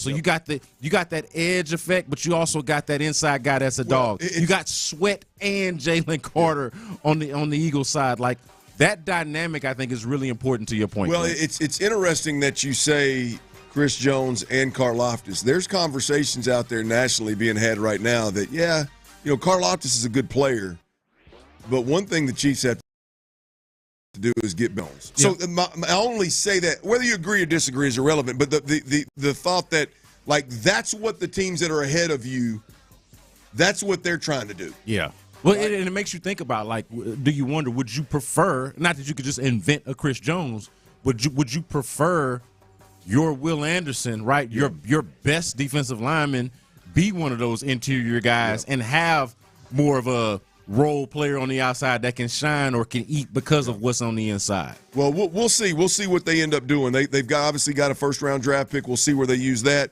I do think there's going to be a couple of guys. In fact, old buddy Milton, what was Milton's last name? I got it. Milton Williams had 2 sacks in the Super Bowl for the Eagles. I mean, he is a free agent. So there's some guys out there that I think could be an improvement on what you have already and would be above just rotational guys. Here's the deal, though. I didn't want to spend that much time on the D-tackle position because I don't think the free agent market really is one where I just expect it to happen. Yeah. These other two, both offensive side of the ball, the wide receiver position, and we've talked this one to death, the interior offensive line position, right? The interior offensive line has to improve in a monster way. They don't need one guy. They need 3 guys. They don't need one guard. They need 2 guards, right? This is I'll be honest with you, Patterson, I wouldn't mind him being the center for the Texans, but you better have 2 monsters at guard if that's going to be the case. So any way you slice it, I think they're a 2-man move away. And I'm going to tell you, the free agent market of interior offensive linemen is beautiful. Wow. I mean, I kind of 1, 2, 3, 4, 5, 6, 7, 8, 9. They're 8 or 9, maybe even 10 deep of guard centers that I would sign tomorrow. Yeah. I mean, like Trey Smith. Yeah, I'm looking at 3 right now. Trey Smith is chief among them. And he didn't have a good game in the Super Bowl. That's fine. But that's fine. He's better than what you got right now. I'm talking about that's a guard though that brings the mentality to the field of he is a physical dude, a monster, and he's still young in the tooth, right?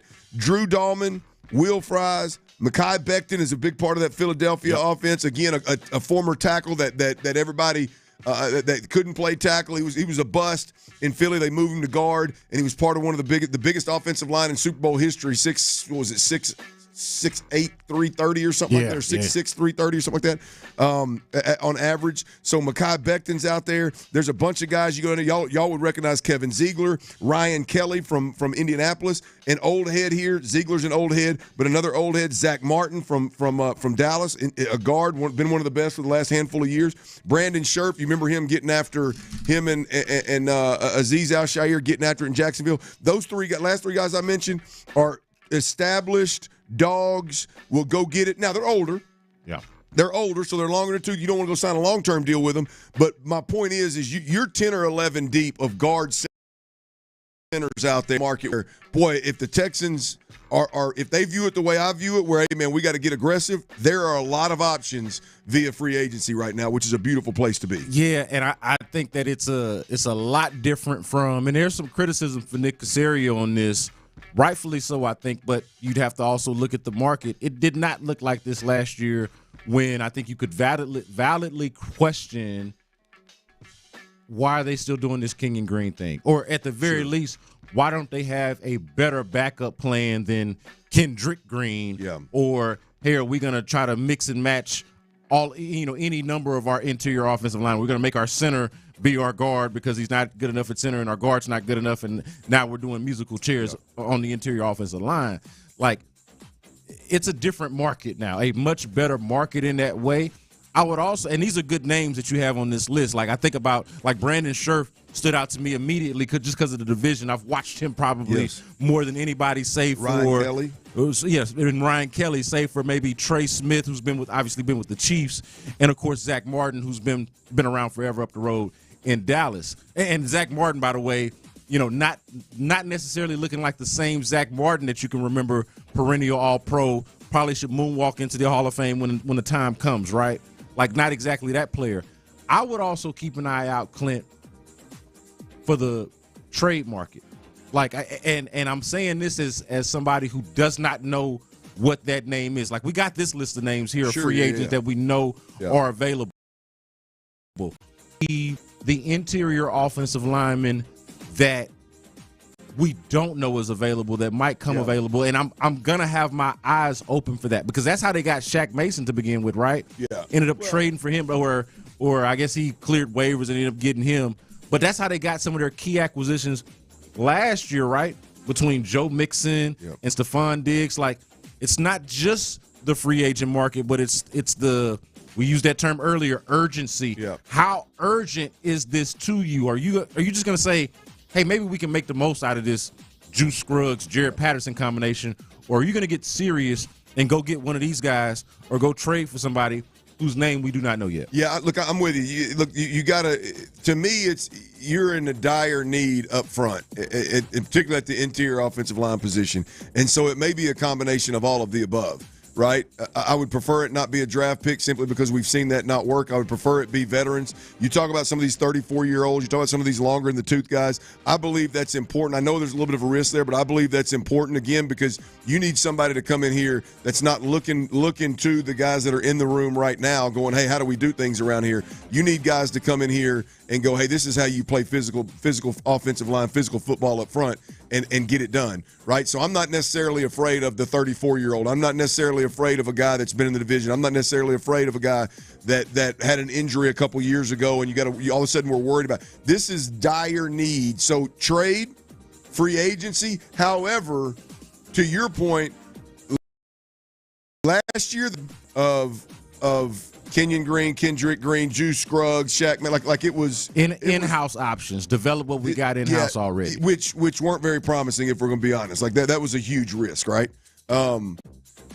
Because we now know that clearly Juice Scruggs was not as good a communicator as we thought at the center position. Clearly that was a problem. And then you look at Kenyon Green, but anyway, nonetheless, the point is to me that this needs to be overdone this year. Like we say you need two. It'd be nice to go get 3 or 4 dudes that are absolute game changers. Not game changers, but absolute. They're guys that at no point in time are you concerned about them starting a football game. Yeah, you kind of skipped over the Kenyon Green, Juice Scruggs thing, but I don't feel like we can hammer home enough how disappointing, like the reason why you're in this situation, because the conversation we were having a year ago was about Kenyon Green and could he fill that left guard position. And I think everybody was just hopeful and kind of assuming that Juice Scruggs would be able to just step in at center and everything would be all right. Yeah. But you arrive in this place, Clint, and we don't talk about it as much because Kenyon Green gets so much of the attention and so much of the focus. He's a first-round pick, local guy, Aggie, all of that type of stuff. But the Juice Scruggs thing not working out the way that they play, like that being a whiff, that being a miss in the second round is what's brought you to this place, this level of urgency that we're talking about, to where you're not just talking about replacing one guy, but you need at minimum 2 and probably 3. Like that part of it is just really just like you got to accept Ridge now. But I did want to highlight that because we don't talk about it enough, because I do feel like there's this, and I fear this, Clint.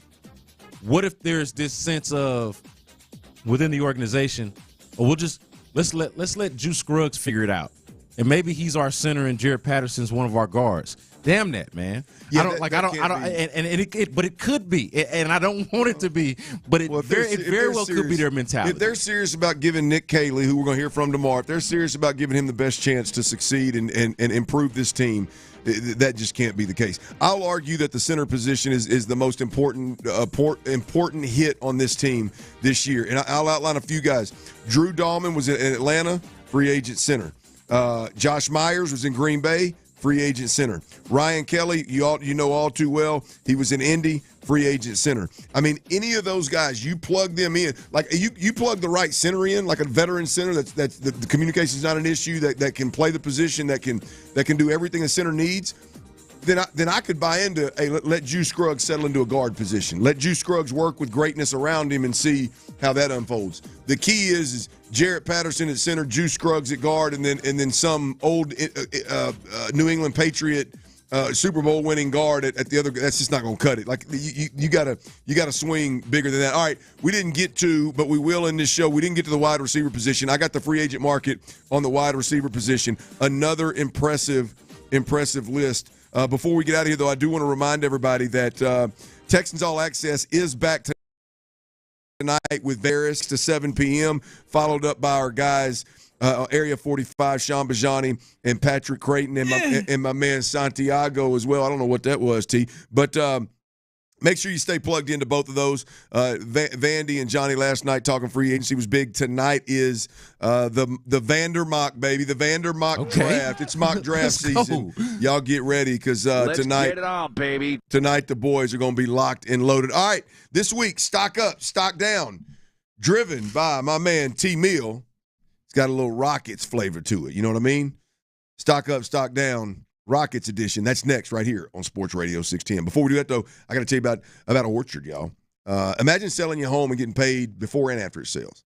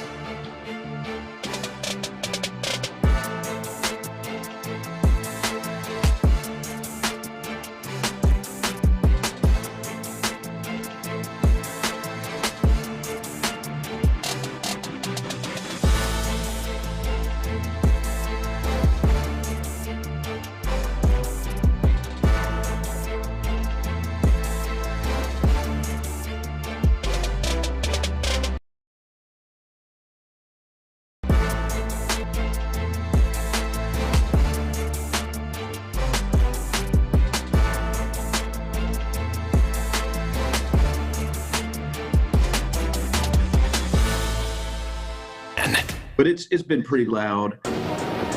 Every season brings highs I'm in my drop top, cruising the streets.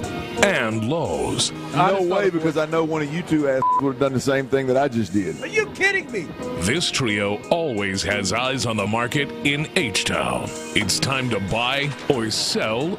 It's stock up. The arrow's pointed up. Stock down. They're selling, Mortimer. On the Drive with Stoerner and Hughley. Yes, it is. Same bat time, same bat channel. Stock up, stock down on the Drive with Stoerner and Hughley. We do this every single hump day around this time. And you know, we do a lot of football. A lot of Texans stock up, stock down whenever they are playing football. But in the offseason, we like to change it up each week. This time, it's got a little Rockets flavor. We're talking the hardwood with B. Scott and Clint Stoerner. And I want to start with the guy filling in for Ron the Show Hughley today. That is one Brandon Scott.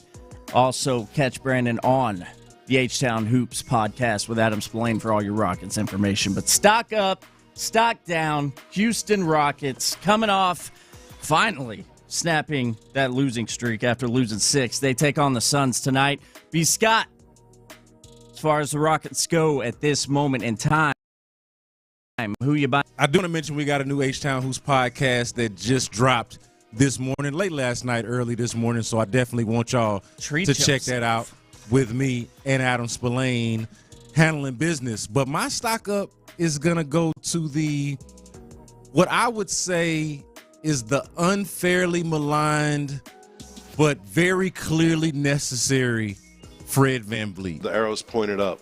And why do I say that? Fred VanVleet's been out for a little while, and boy, have they missed him. And this has been the case, Clint and Tyler. This has been the case for the Rockets going back even to last year. Anytime Fred VanVleet is unavailable or can't play, they don't have anybody else that can fill his role. He is far from the best player or the most talented player on this team, but I think you absolutely have a case that you could make that he's the most important player on this team because he gets them organized and right on both ends of the floor. Things are just disjointed out there without Fred VanVleet running the show. I know a lot of people don't like how many shots he takes. A lot of people don't like his shot selection. A lot of people don't like the fact that he's got the ball in his hands so much in so many critical situations. But the reality of it is you absolutely need this version of the Rockets absolutely needs Fred VanVleet out there, and it is no more pronounced than it is in these more recent games when they haven't had him out there. So I'm going to say in his absence, Fred VanVleet stock. You the winner. You took the winner without a doubt. Fred VanVleet is stock up number one. That's who we're buying, right? So I had to work a little bit here. Tell me if I'm wrong here, B. Scott, because this is based heavily on what I watched the last time I turned the Rockets game on, and Alperen Sengun got injured, and what I saw from that point on. Yeah. When Sengun is on the floor, obviously you got the best big man on your team out there. Yeah. Right. Hey, Houston fans, I am so happy. You make me happy too, big fella. When he is not on the floor, I watched Jalen Green. I watched Dylan Brooks. I watched Amen Thompson. I watched Jacques Lindell, even though it's Jock, right? It's not Jacques. I don't want to give him that. I don't want to give him that drip. Yeah, it's Jock. It's literally spelled like Jock Strap. There's no Q-U-E, is there? No. It's J-O-C-K. I watched those guys, Whitmore. I mean, just run down the floor and look like an AAU team. Yeah. And I'm just, I mean, I agree with you. Fred VanVleet is the overall, get the ball in his hands. I've said this from jump. Get the ball in his hands. He's going to steady the waters. He's going to slow the pace. He's going to get things right and get everybody back in a spot where you can shift them. But it seems like every time I watch the Rockets and Sengun is on the floor, whether it's being ran through him or not, several appear to be a plan. There appears to be a lot of movement. And the last time I laid eyes on the Rockets with no Sengun, it was AAU basketball. Yeah. And so I'm simply, my stock up is simply on, the impact that guy has on the action on the floor. Because I'll be honest with you, in the same breath. In fact, I'll save that right there because I'm gonna use it in my stock down. But tell me if I'm wrong. Tell me if I'm crazy. Şengün not on the floor. That thing turned into a mess. Look, he is their all-star, and he is the clear focal point of their offense. Like, there's just no way around that. And he's been an improved defender and rim protector this year as well, which I think is an underrated part of his game, or something that we don't talk about as much, or at least it seems like it's been a lot easier to lean into his shortcomings defensively, to where we don't necessarily circle back and say, hey, dude actually has improved and gotten a lot better in that area, which I think he has. I think you could go either way with these two as far as stock up, stock down. On this side of the ledger, stock up, because one is their best player, the other one is their most important player. I think that Fred VanVleet is their most important player because he keeps things organized. Yes, agreed. And then Alperen Şengün is obviously their best player, but more specifically to your point, he is the focal point offensively. Without him, it's, hey, Jalen Green, go out there and get me a bucket, which sometimes that can work, but more often than not, that's not necessarily the recipe for success. Beautifully said. And speaking of Jalen Green, you're going to want to be listening. Bets he might show up. Just saying. Nice little tease there. Yes, sir. You are listening to The Drive with Stoerner and Hughley. Every Wednesday we do this. A little stock up, stock down. Today's edition is all Rockets. We just gave you the positives. Got those out of the way. Buckle up, Drive family. It might get a little negative here because it's time for stock down. And B. Scott, I'm going to stick with you right here. Stock down for these Rockets as they prepare for the Suns this evening. So I'm going to go with Dillon Brooks, and it's not because of the way that he's been playing necessarily. Like, I don't have a gripe or a complaint about what Dillon Brooks has been giving you, right? He's been one of your better three-point shooters throughout the year. He's playing more minutes. Adam Spillane was on In the Loop earlier and also on H-Town, whose podcast mentioning this. Dillon Brooks playing more minutes this year than he ever has in his career. So he is emptying the tank out for you and giving you what he's got.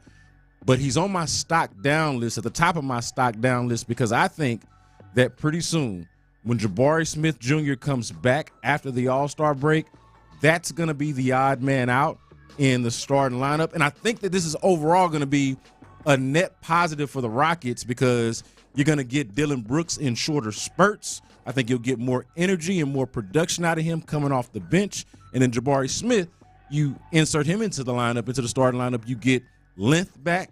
You're able to stretch the floor in a similar way that you already are with Dillon Brooks. But you've also got sort of you're a bigger team. The rebounding doesn't take as big of a hit.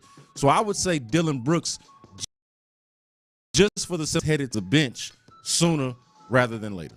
Said he's going to grab some pine. All right, there's B. Scott's stock down. He's got VanVleet stock up, Brandon Scott that is, and stock down right there with Dillon Brooks. Clint Stoerner, stock down for these Rockets for you, sir. Well, this is one of those stocks that you bought, it skyrocketed, and now you just got to keep an eye on it and make sure every little move in a negative way impacts your money, your earnings, if you will. Amen Thompson for me. This one hurts. I feel like Kobe. I feel where you're coming from, Clint. This one hurts, though. Well, I mean, it's probably unfair, the expectations that are set for him, and he's still a young player, and he's still learning. And, again, in this skid, I thought it was a real opportunity for him to take the next step. Like, I mean, there was a time when it was Eason, Jabari, even Fred VanVleet. These guys were out where he just took a huge step forward. And I thought Ime Udoka showed a huge amount of confidence in him and allowed him to do everything from bring the ball up the floor to then watch him be the guy that has the ball and get into the bucket in critical moments. A guy that was all over the floor, rebounding on the offensive and defensive end. And so the expectation, skyrocketed, right? And then recently, again, every time I turn the TV on, I view it as an opportunity with all the guys you mentioned out. I view it as an opportunity to take the game over. Maybe not, the whole fourth quarter like the greats do, but take moments where you take the, and I think he's missed on those opportunities of late. And so, look, when Şengün's out, you mentioned VanVleet's out. Sometimes Jalen Green's on the bench. Like, it's your time to be assertive, have a sense of urgency, and take over. And I don't know that I've seen that from him of late. Yeah, no, I think this is a fair criticism. Now, I would also point out I'm not like selling no Mint Thompson stock because I think that this is ultimately going to work out, and he will eventually be the Rockets' best overall player because what he offers on both ends of the floor. But I think about that Memphis game several days ago where he gets the ball. He's got the ball at the end of the game. There was a lot of criticism of Fred VanVleet for the shot that he took and a lot of criticism of Ime Udoka for the play that they ran. But that play came down to exactly what you're talking about. Amen Thompson not taking it by the reins and deferring to Fred VanVleet in a moment where he was supposed to be assertive and be aggressive and had that sense of urgency, and he did not have it. So I definitely understand where you're coming from with that. That's it. That's B. Scott, T. Mill on the ones and twos in there. Usually he's leading the way right there on that stock up, stock down, little Rockets edition. All right, y'all, Aaron Rodgers. Right, Aaron Rodgers appears to be set to be released by the Jets. He will be on the streets. Are there any takers? Who will those takers be? Who will be on the streets with him? It's an interesting Aaron Rodgers situation. A lot of vacancies, a lot of poor quarterback play around the NFL. We'll discuss Aaron Rodgers' options, some of the go zones around the quarterback. We'll do that next right here on Sports Radio 610. The sense of humor that the universe has. Our guy show wants the Texans to be proactive in getting Derek Sting.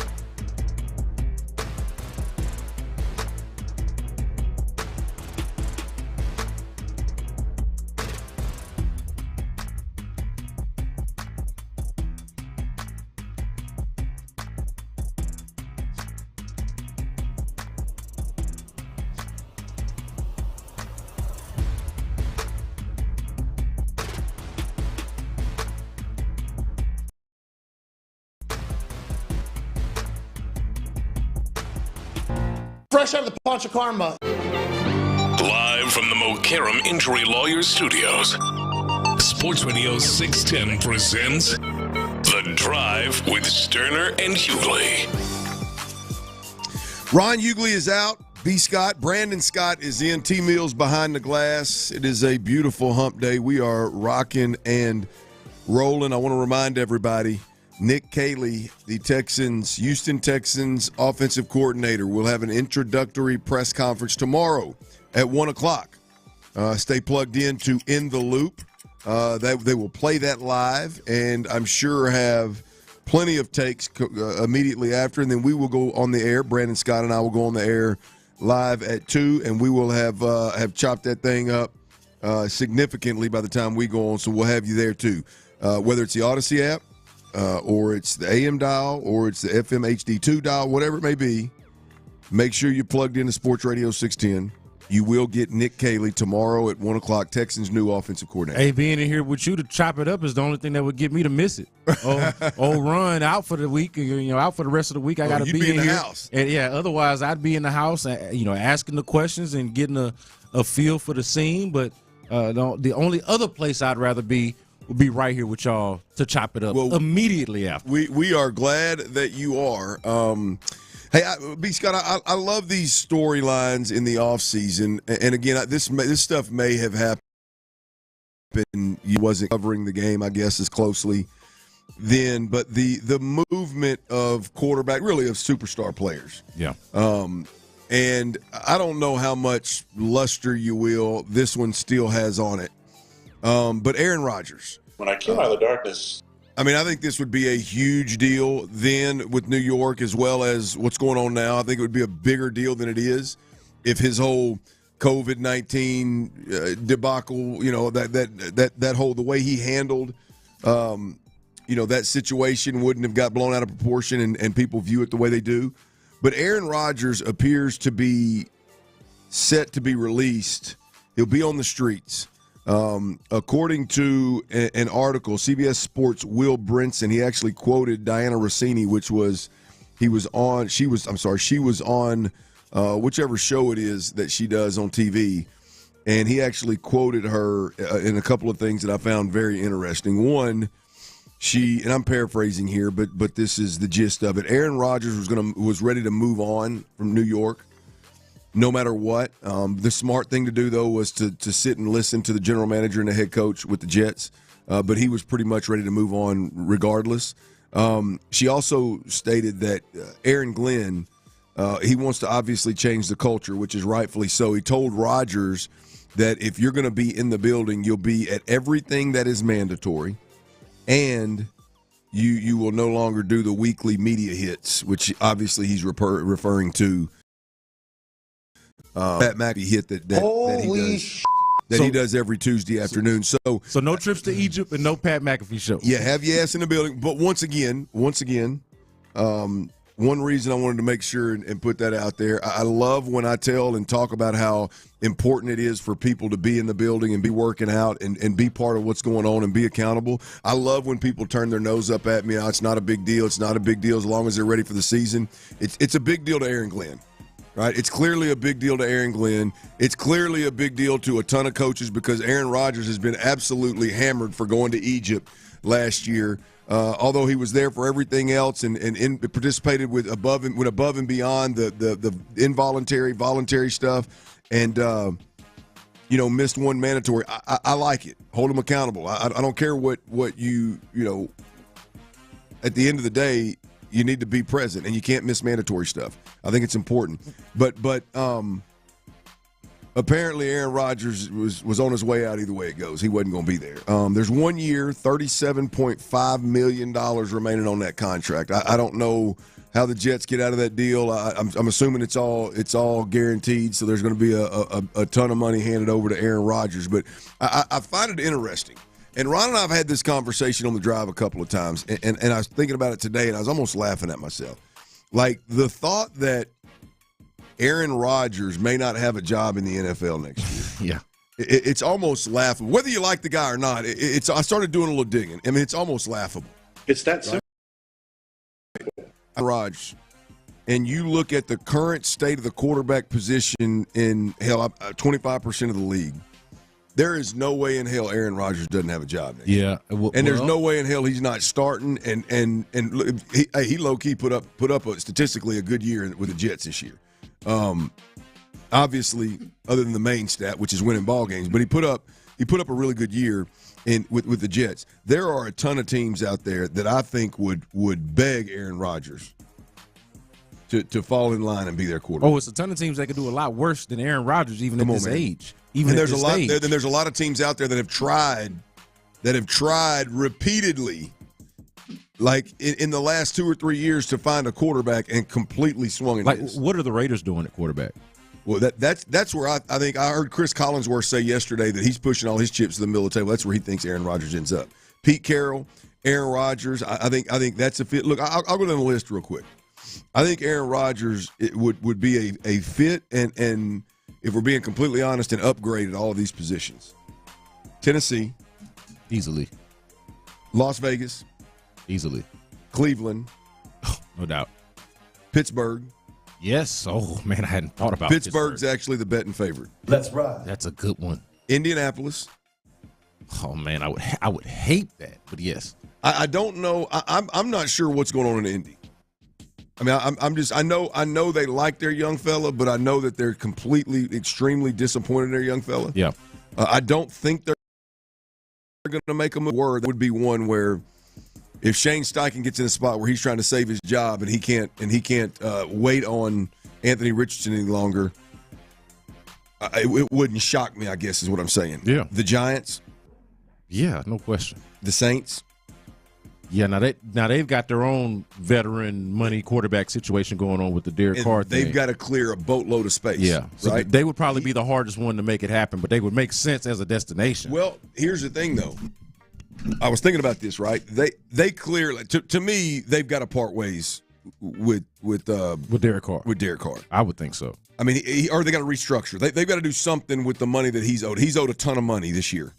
Right, and I don't know how much of it's guaranteed. I don't know exactly. I know. I was listening to a conversation this morning about them having to figure out a way to recover $70-some-odd million in cap space. Yeah, and they had his picture, his not mugshot, but his picture, and his contract up there. So they've got to restructure. They got to do something there. Just to sleep at night. The Saints are always in this situation too. They are perpetually in a weird, murky cap situation. And here's my deal: if the Aaron Rodgers situation works out like the Russell Wilson situation, where the Jets break him off all this money and then he can sign a minimum contract and go play with a team like the Saints who are in cap hell. Yeah, right. It may make sense. I don't know how they can get out. I have no clue about the situation with their current quarterback and whether they can or can't get out of it. But if they could, I'm just pissed off. That could be a spot. The point is there's 6, maybe even 10 just off the cuff right there that I ripped that Aaron Rodgers would be an upgrade. Yeah, to me, significant upgrade. It's not even a question when you talk about the player, what those teams have versus what Aaron Rodgers could bring. I know each one of those teams has their own sort of mitigating circumstances. Like you mentioned, the Colts. How bought in are they into Anthony Richardson after year 2, when year 1 was kind of a wash because he wasn't healthy, and year 2 just did not live up to the expectation whatsoever. So what does that exactly look like for Indianapolis? Each one of these teams has their own individual situation and circumstance to evaluate. But I would bring it back when we talk about Aaron Rodgers to, like, what's the team that is willing to, I wouldn't even call it take the risk, because I think the Jets did the risk-taking part by paying him a boatload of money, trading for him, bringing him in. They did the risk part. I feel like it's going to be a lot less risk, but there is still the potential for headache, and is it more trouble than it's worth? Yeah. And my answer would be yes, given the quarterback situations that you just described. Like, I would say, yeah, rolling the dice with Aaron Rodgers, with everything that he brings into the building and all of that, yeah, it would be worth that. But it is for each one of those organizations to decide, hey, do we want, like, think about it. Aaron Glenn and the Jets had to have a conversation of, hey, we don't want you going to Egypt or not showing up to mandatory stuff. You talked about having to be bought in. We need you to be bought in. And you can't do the Pat McAfee show anymore because that apparently is distracting as well, because you're going there and say all kind of strange stuff that puts the team team is trying to invite that, would they have to stipulate what the Jets were trying to stipulate whenever they were trying to draw their line in the sand with Aaron Rodgers? That part of it is interesting as well. Well, I said this yesterday, and I think this does matter, right? Like, there's something about the Jets situation, even in hindsight. At the time, I felt it, and now in hindsight, like Aaron would have been a fool not to. He would have been a fool to go to the Jets and not try to take control of what the hell was going on. That's fair. I mean, that was a mess. Now, you can argue several of these teams are the same thing, so you're going to get more of the same Aaron. Yeah. I would argue that I don't know what Callahan's doing in Tennessee. I don't know him personally. I'm assuming he's only in year 2. I'm assuming he's still got firm grasp on the reins, right? But I look at Pete Carroll in Vegas. Like, you ain't going in Pete Carroll. You ain't going in strong arming a 70-some-odd-year-old man. Yeah. Like, there's no reason. Well, and Tom Brady. Tom Brady's got pulled there. You know, like you look in Pittsburgh, Mike Tomlin. Yeah. No. Right. Like, some of these places, you're not. Like, it's not leaderless, right? You can go in there and go, okay, I don't need to do all that. I don't need to do more. And I would like to think, I don't know, but I would like to think that Aaron Rodgers is in a spot where he realizes that, like, you can't go in and treat Pete Carroll the way that you were dealing with Robert Saleh and Ubrecht or whatever the hell his name. Yeah, Joe Douglas. Yeah, no, I meant the coach that took over, the head coach that. Absolutely not. Olbrick or something. Oh yeah, was it Jeff? Jeff sounds right. Yeah, Jeff Olbrick. You know, I was thinking about more so, hey, you go to Vegas where Tom Brady and Pete Carroll are established versus Joe Douglas and Robert Saleh. Yeah. You go to Pittsburgh where it's the Rooneys and Mike Tomlin running the show versus, again, Joe Douglas, Robert Saleh. They're letting you bring in Hackett. Yeah. You know, all of this kind of stuff. Like, name the coordinator, bring in your second and third receiver. Yeah, Randall Cobb's coming in there. Like, none of this shenanigans is happening at those places. Which, by the way, I don't know how. I got to believe this is true. Devontae Adams is not interested in a rebuild. I got to believe Devontae Adams is going to be on the streets with him. So right after having that conversation, it'd be a hell of a deal if he and Devontae go somewhere else, maybe even back to Vegas. How about that? And play together again. Devontae Adams got to be sitting there going, damn, Aaron, you talking about going back to Vegas? I just left Vegas for your ass. I was just there, man. I hope he didn't sell his house. Yeah, no. Well, that's going to be interesting. Devontae Adams and Aaron Rodgers. I'm just here for it, man. I'm interested to see where that lands. All right, look, when we're talking Super Bowl, boys, there's still a little juice left in that squeeze. Who was the real winner at the Super Bowl, right? Jalen Hurts, MVP. Validated his last Super Bowl outing, no doubt about it. Milton Williams, defensive tackle, 2 sacks. Josh Sweat, defensive end, 2.5 sacks. He's arguing he should have been the MVP, right? Cooper DeJean, pick 6. Who really won? Who was the real winner at the Super Bowl? We'll cuss and discuss next right here on Sports Radio 610. Before we do that, though, I got to tell you an absolute winner.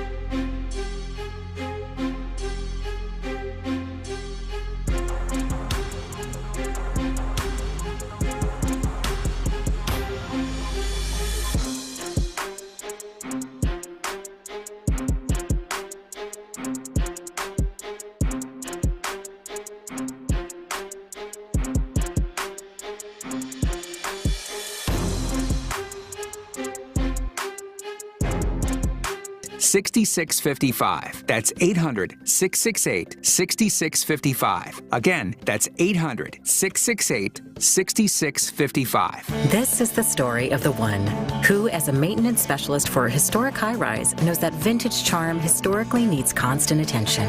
Which is why when it's time to upgrade turn-of-the-century mechanicals, they turn to Grainger. With easy access to 1 million+ products and the scale to deliver.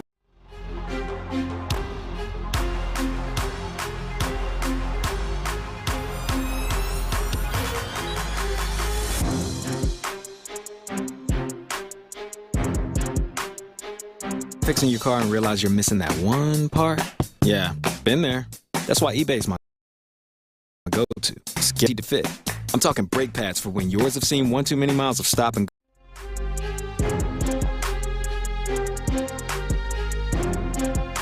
go for it. To keep the ride cool and your DIY streak hot. Find all the parts you need at prices you'll love. Guaranteed to fit every time. eBay. Things people love. Eligible items only. Exclusions apply. KILT FM HD2 Houston. Insider access, exclusive content. Sports Radio 610. The Texans play here. An Odyssey sports station. This is drive time, isn't it? Back in Houston. Why are your nipples so small, man? Sports Radio 610 presents The Drive with Stoerner and Hughley. Dive into the mind of former NFL quarterback Clint Stoerner. I like a good time. I like to have a party. I know you do. It's Dirty's Daily. Nipple party. I'm going to tell you, man, nipples are critical. Some of the best parties I've been to. They're critical, man. They are critical. Men and women, critical, man. They're a big part of life, man. And the finer things in life, man. Succulent. I mean, I don't know where you're going with that, but that's a plant, by the way. It's a cactus. That'd be an aloe. That'd be, did you know that? I did know that. These guys are turning it into something about fried chicken. And this fool just wanted to emphasize suck in there. That's what I told him yesterday. I noticed that. It's one of the themes of the drive this week. I caught the game. That is Brandon Scott, not the perv behind the glass, but the that'd be me. Brandon Scott is in for Ron Hughley, and I do want to take a minute again, and I want to remind everybody out there, as I do every day at 4:00, about the Odyssey app contest. Listening to Sports Radio 610 Odyssey app contest. It is, here's what you need to do. Download the Odyssey app. You log into the Odyssey app. And every day you listen to Sports Radio 610 for an hour. And that's going to give you one entry into this contest. You can get one entry per day until February the 23rd. So you want to make sure you're listening for an hour. That automatically gives you the entry. But you got to download the app. You got to log in. You got to listen for an hour. That easy. All right? Now, here's what you can win. Airfare and accommodations for you and 3 friends to Las Vegas for the first and second round of the college basketball tournament. Y'all know what I'm talking about. I've been to Vegas during this tournament. It is one hell of a time and one hell of an experience. We're going to Las Vegas. So this contest, you can win airfare and accommodations for you and 3 friends to Vegas for the first and second round of the big tournament. And on top of that, they're going to give you $20,000, 20 stacks, y'all, $20,000 to do with as you see fit in Sin City.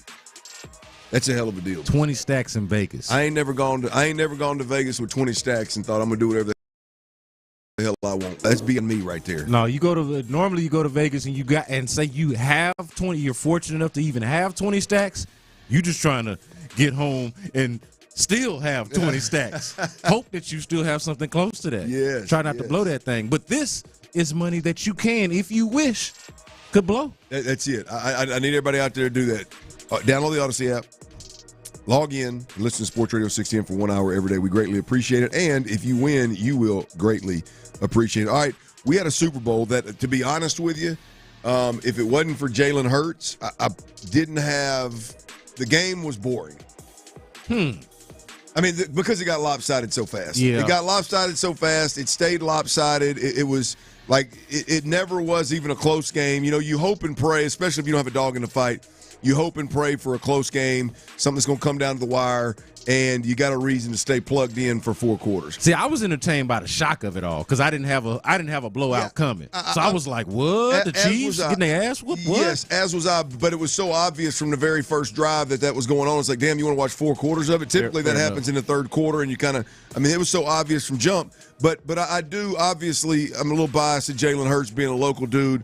I love seeing good things happen to really good people, and he's one of those. And so there was an added interest to hang around and watch the ass whooping, right? For me, it wasn't just another football game. East side at that. So shout out to Channel That's right. in the East That's side. right. All of but y'all. The question here is, boys, is who's the real winner in the Super Bowl? And I'll exclude Jalen Hurts because, look, Jalen Hurts, MVP. Hurts validated the last Super Bowl when I'll be honest with you, I was dead ass serious.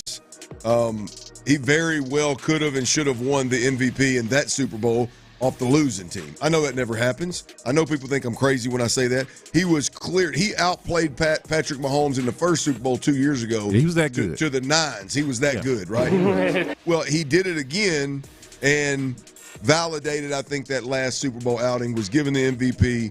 Jalen Hurts is, we talked about it yesterday, B. Scott, like to me, I mean, all these different Rolex and Mercedes and Bentley and Rolls Royce and all these high-end brands have to be chomping at the bit for Jalen Hurts. Yeah, he's put himself in a different conversation, a much different conversation than he was much less 2 years ago in that last Super Bowl, but even to start the season, it's a different space now. But B. Scott, on top of that, he's so, I don't want to say distinguished, but I'm trying to think of the term that I'm thinking of. Polished, marketable. Well, just the way, all of that. Grown up. There's something about it. No, not that. We're flirting with it, though. We're hot. Like, there's something there that is like, this dude is wired and has created, I don't think on purpose, I think he's just him authentic. But he has created this, what I don't think any other quarterback that we've seen has really, like, he's in a different lane from a marketing perspective. They're all powerful. They're all great. They're all going to make them millions of dollars. But to me, like, Jalen is the dude that is like an anomaly. Yeah.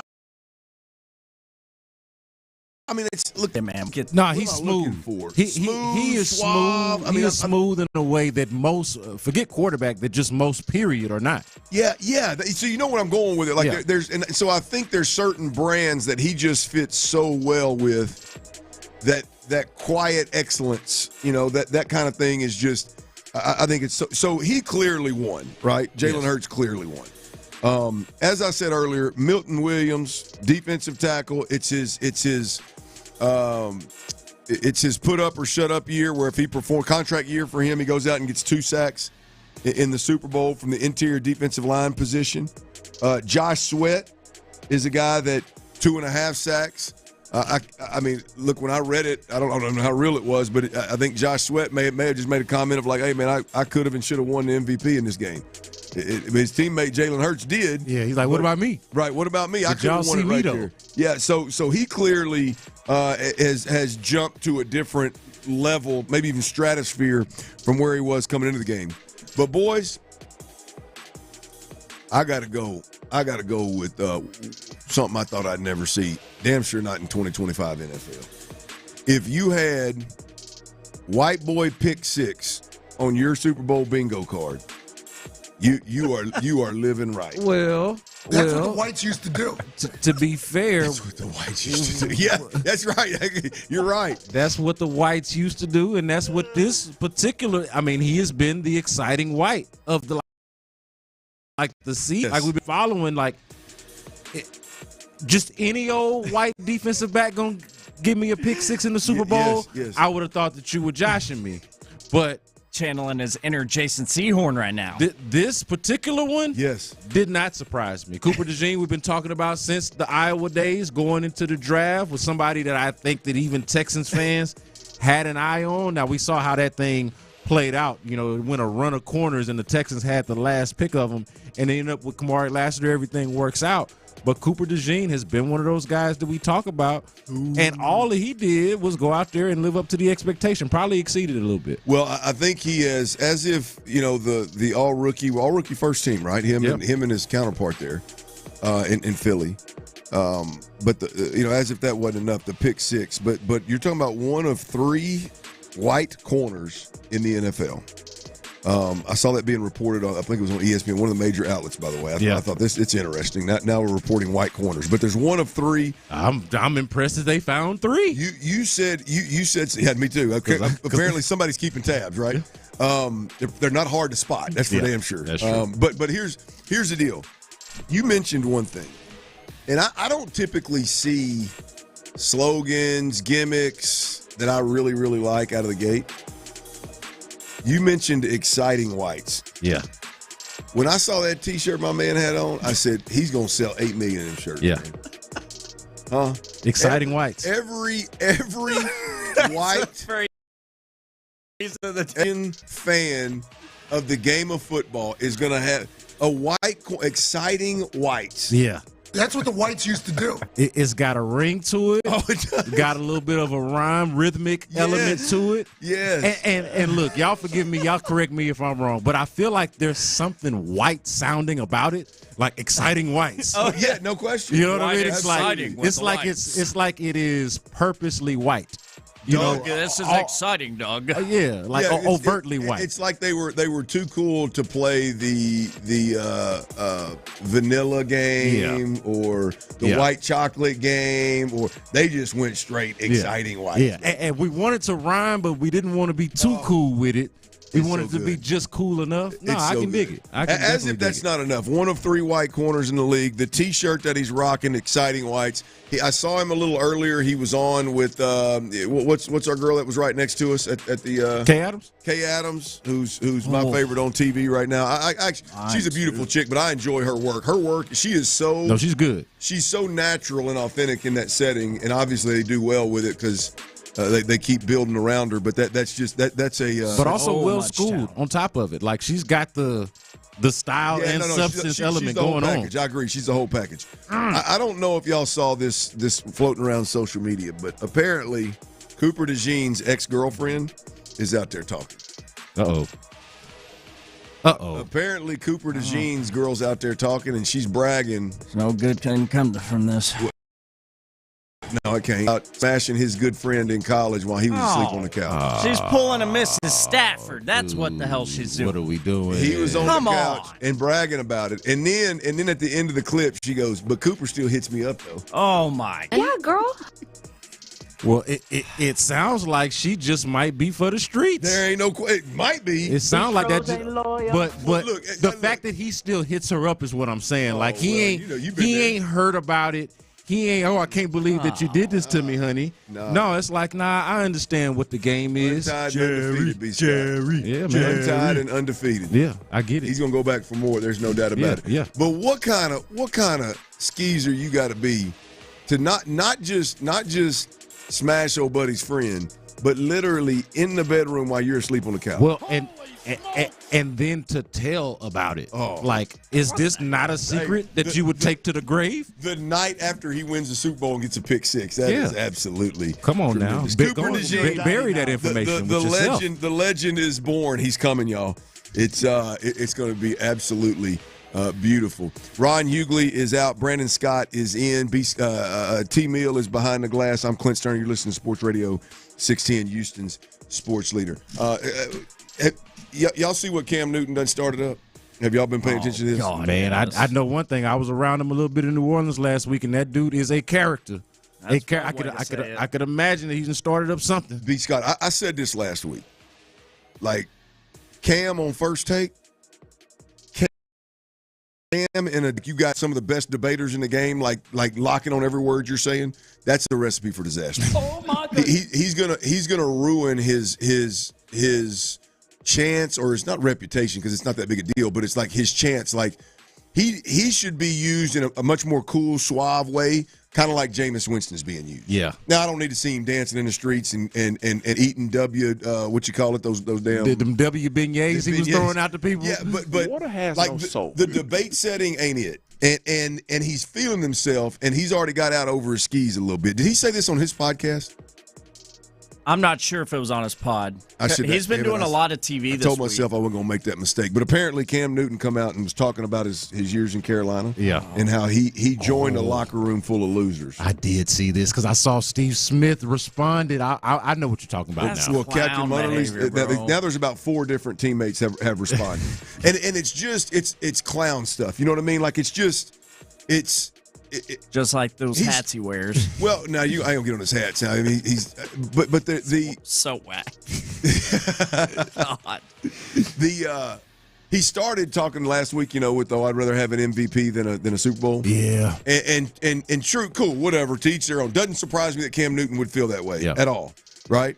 But now he jumps even further off into it of blasting his teammates and talking about, like, I don't know, man. I don't like the look for Cam at all. Yeah. I think it's just going to I think it's going to keep getting worse and worse and worse. What is the payoff and the benefit of doing this?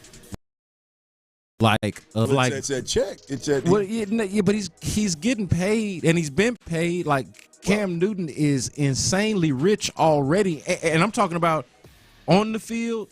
And then what he's doing off the field as well, so, post-career, he does not need this, these types of fanning of the flame. Well, I don't think he's found his lane yet. But to me, like the podcasting long-form stuff is ideal for Cam because you can explain, and you're ultimately leading the show there, right? Yeah. Like there's a topic, and we're just going to talk about it. Like, now he's in a world now with again, First Take and some of these other interviews he's doing where – he's getting punched with a question, and he don't know how to duck and dodge. He's just saying first thing comes to mind, and he's stepping on toes all over the place. And it just, I don't know, man. It's one of them, like, I'm a Cam Newton fan. Like, I'll argue to the day I die that the college football game hadn't seen a better quarterback. Yeah, my favorite, post Vince Young, but like my favorite college player ever was the 1 year of Cam Newton. And for him to be able to come to the NFL and do some similar things in the NFL and be as good as he was is a testament. Like, I just don't want to see. Like, I cringe when I see him making them comments, man. This is what we call, or at least what I call, overexposure. Like, somebody who does have something to offer, somebody who we do want to hear from and we want to see and we are entertained by, but because of that, we give them a little too much and we overexpose them a little bit to the point to where it knocks a little bit of the shine off. Agree wholeheartedly. And then if he doesn't have the ability to come back and go, hey, man, I shouldn't have said that. If he starts doubling down, then it just snowballs and more people start calling and more people start asking for responses, and it could get ugly. So I don't know, man. I am not a fan of Cam Newton in that damn sure not in the debate chair, but some of the stuff he's saying of late, man. It's tarnishing what I think is greatness. All right, the Texans, y'all. They got 3 positions of what I refer to as desperate. I told you earlier. We talked about the D line. We talked about the O line, right? The one that's left is the wide receiver market, right? What does the NFL free agent market look like at the wide receiver position? We'll give you some names and cuss and discuss whether the Texans should be hustling after some of these guys. We'll do that next right here on Sports Radio 610. Before we do that, though, I got to tell you about QC Connects. Look, it starts with a nuisance.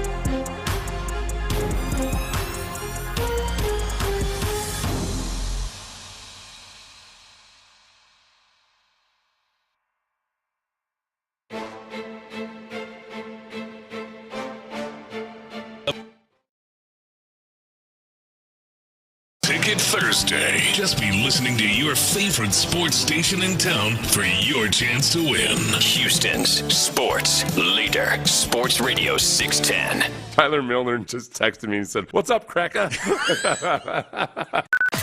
Sports Radio 610 presents The Drive with Stoerner and Hughley.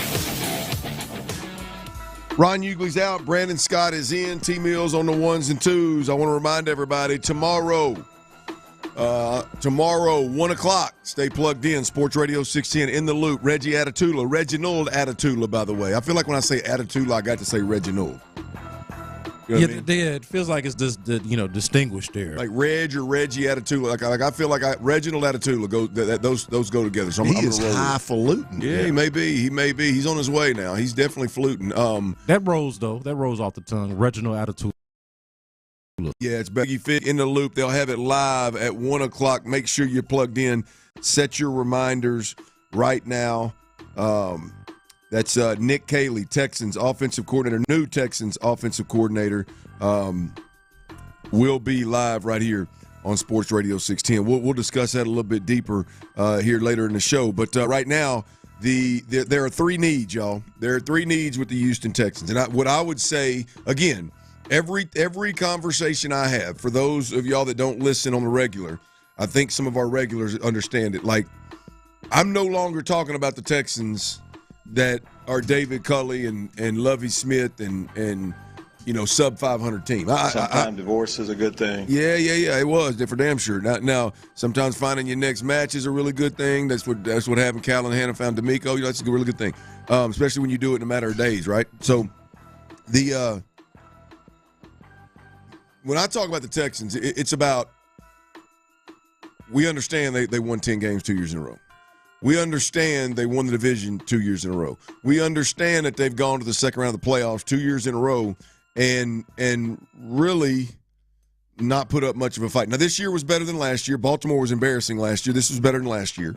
But at the end of the day, that's where the conversation starts. We're talking about the team getting better than what they've been the last 2 years. We're talking about the team advancing beyond the second round of the playoffs. Whether that happens or not is irrelevant, but putting a team on the field, a product on the field that gives you a chance to compete with those teams. I personally think there's three pretty dire, desperate, like take the next step types of needs, position needs. I think interior defensive line is one of them. You got a great rotational group.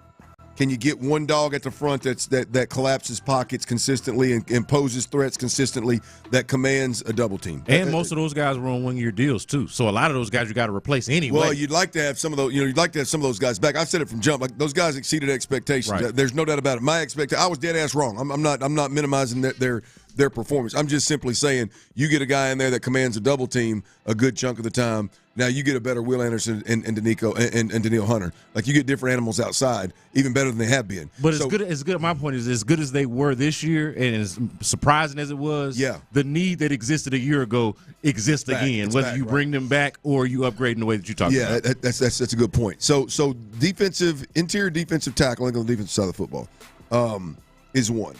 I think on the offensive side of the football, we've talked about it. We've talked about the interior offensive line. Like I'll be transparent. I think you should blow the whole thing up. But at the very least, center guard needs to be upgraded in a major way. The free agent market, luckily for us, is really healthy of center guards. There's some options out there. If D'Amico and Nick are tired of swinging and missing in the draft, tired of swinging and missing with players that that come from somewhere that maybe they've had in the past. I'm talking about like legitimately going and hunting these free agents that are some of the best in the league. They're out there for those guys to get. The third position is another offensive position, right? We're talking desperate needs for the Houston Texans to take the next step next year. The wide receiver room, B. Scott. Yeah, real quick. The top 25, 2025 that is, the top 2025 free agent wide receivers right now: T. Higgins, Chris Godwin, Amari Cooper, De'Ami Brown, Stephon Diggs, Hollywood Brown, Keenan Allen, DeAndre Hopkins. There are some good, really good number twos out there, and there are some great number twos out there. There's some good number 2s out there, and there are some great number 3s out there. If you want to give Nico Collins, the good thing is with the Texans, you've got Nico Collins. You've got the most important part. Yep. Now you need complementary pieces. How hard do you want to press? How much money do you want to spend? What kind of targets do you want C.J. Stroud to have? What caliber targets do you want C.J. Stroud to have outside of Nico Collins? That's the question. The beautiful thing here, the topic of conversation is you can address it in the draft. You can address it via trade. But we're looking at free agents that are available, and there's some really good ones out there, B. Scott. Yeah, so I don't want to get – because you're talking logic. I don't want to get too much in my feelings on this, Clint, but I just want to be honest and transparent with you, T-Mill, and the audience right now, the Drive family. This is the conversation out of all those 3 position groups that we've gone over throughout the show. This is the one that is most deflating for me. Oh, no. And I'll tell you why. Because I feel like we were having a year about needing to upgrade the weapons, and that was when they had Nico Collins on the rise. Everybody feeling pretty good about Tank Dell, even with him coming off an injury. Not the injury we're talking about now, but the injury from last year when he broke his fibula. They went out there and did that, Clint. They went out there and got the weapon that we wanted them to get, not in the way that we thought they were going to do it. I was talking about this earlier, the trade market that we might not know exists yet. Who is that player that's available that we just aren't sure or know is available? Turned out to be Stephon Diggs. Yes. They ended up doing that. The real one, by the way, the real Steph Diggs. Exactly, was open. Exactly right. The real Steph Diggs. They did that. Still didn't work. And so I'm not saying give up and don't do it. Yeah. But in my mind, I'm looking at this list, and it is now less appealing to me now than, say, signing or trading for Stephon Diggs was last year, which I was all for at the time and in the moment.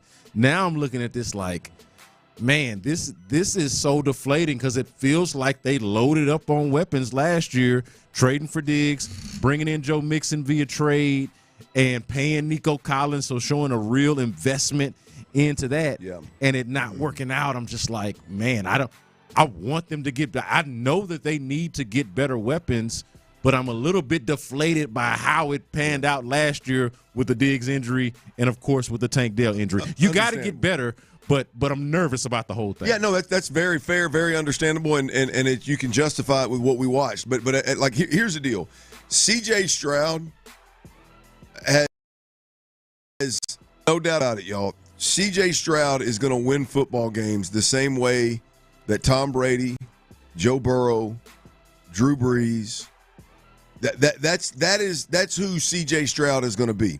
And you can look at like the Tom Brady comment one way or another. Like, he made a bunch of little slot receivers really good. But Tom Brady at his best was when he had Randy Moss outside. Now, I know there's not a Randy Moss floating out there. I'm just saying, when they did put better weapons around Tom Brady, the dude was explosive. It was a different brand of football, right? And to me, in 2025, that's where CJ's going to live. God bless, brother. If that's where CJ's going to live, he's going to need more than Nico Collins, especially if we don't look at Dalton Schultz and the tight end group as being, I mean, there's nothing explosive. There's nothing promising about the tight end group at this point in time. I'm talking about pass catching. I'm talking about the ability to throw the football, create separation in the pass game. Right now, the tight end position leaves a lot to be desired. The wide receiver room, other than Nico Collins, leaves a lot to be desired. So I think I understand where you're coming from. There is some PTSD there with what happened last year, but there's a lot of dudes that they got to make a move. They got to go get it. They got to go give him help. And there's a lot of dudes in the free agent market out there that fit the bill. Yeah, no, as much as I like John Mechie, I don't care how much you like John Mechie. That being your next man up, after Nico Collins, that's not going to get it done. It is fascinating to me how we move from with the Stephon Diggs trade and the contract restructure that essentially made that a one-year deal. We went from thinking, oh, okay, this is just going to be a one-year deal to now thinking, hey, they might need that guy, Kim. But we're not talking about, hey, this is just a one-year deal anymore. We're talking about, hey, you need to bring him back or somebody like him. Like that's an interesting place to be, juxtaposed to where they were last year when they thought, hey, you got Nico Collins, you got Tank Dell, you got Stephon Diggs, you got this bevy of weapons, and now you just look up and you got the one. That's Brandon Scott. I'm Clint Stoerner. You're listening to Sports Radio 610, Houston's sports leader. And B. Scott is with us all day today and tomorrow. And I'm ribbing him to try to be here Friday, too. We'll see about that. But he is with us all the next 2 days. So it makes this next segment interesting, right? You get a lot of B. Scott today, but there's only one Rockets Report. And we can't do it without B. Scott. Luckily, he's in the building. That's what's next. The Rocket Report coming up on Sports Radio 610. Before we do that, though, I got to tell you about Twin Peaks, baby. Y'all know there's 5 lodges around the city. I tell you about them all the time.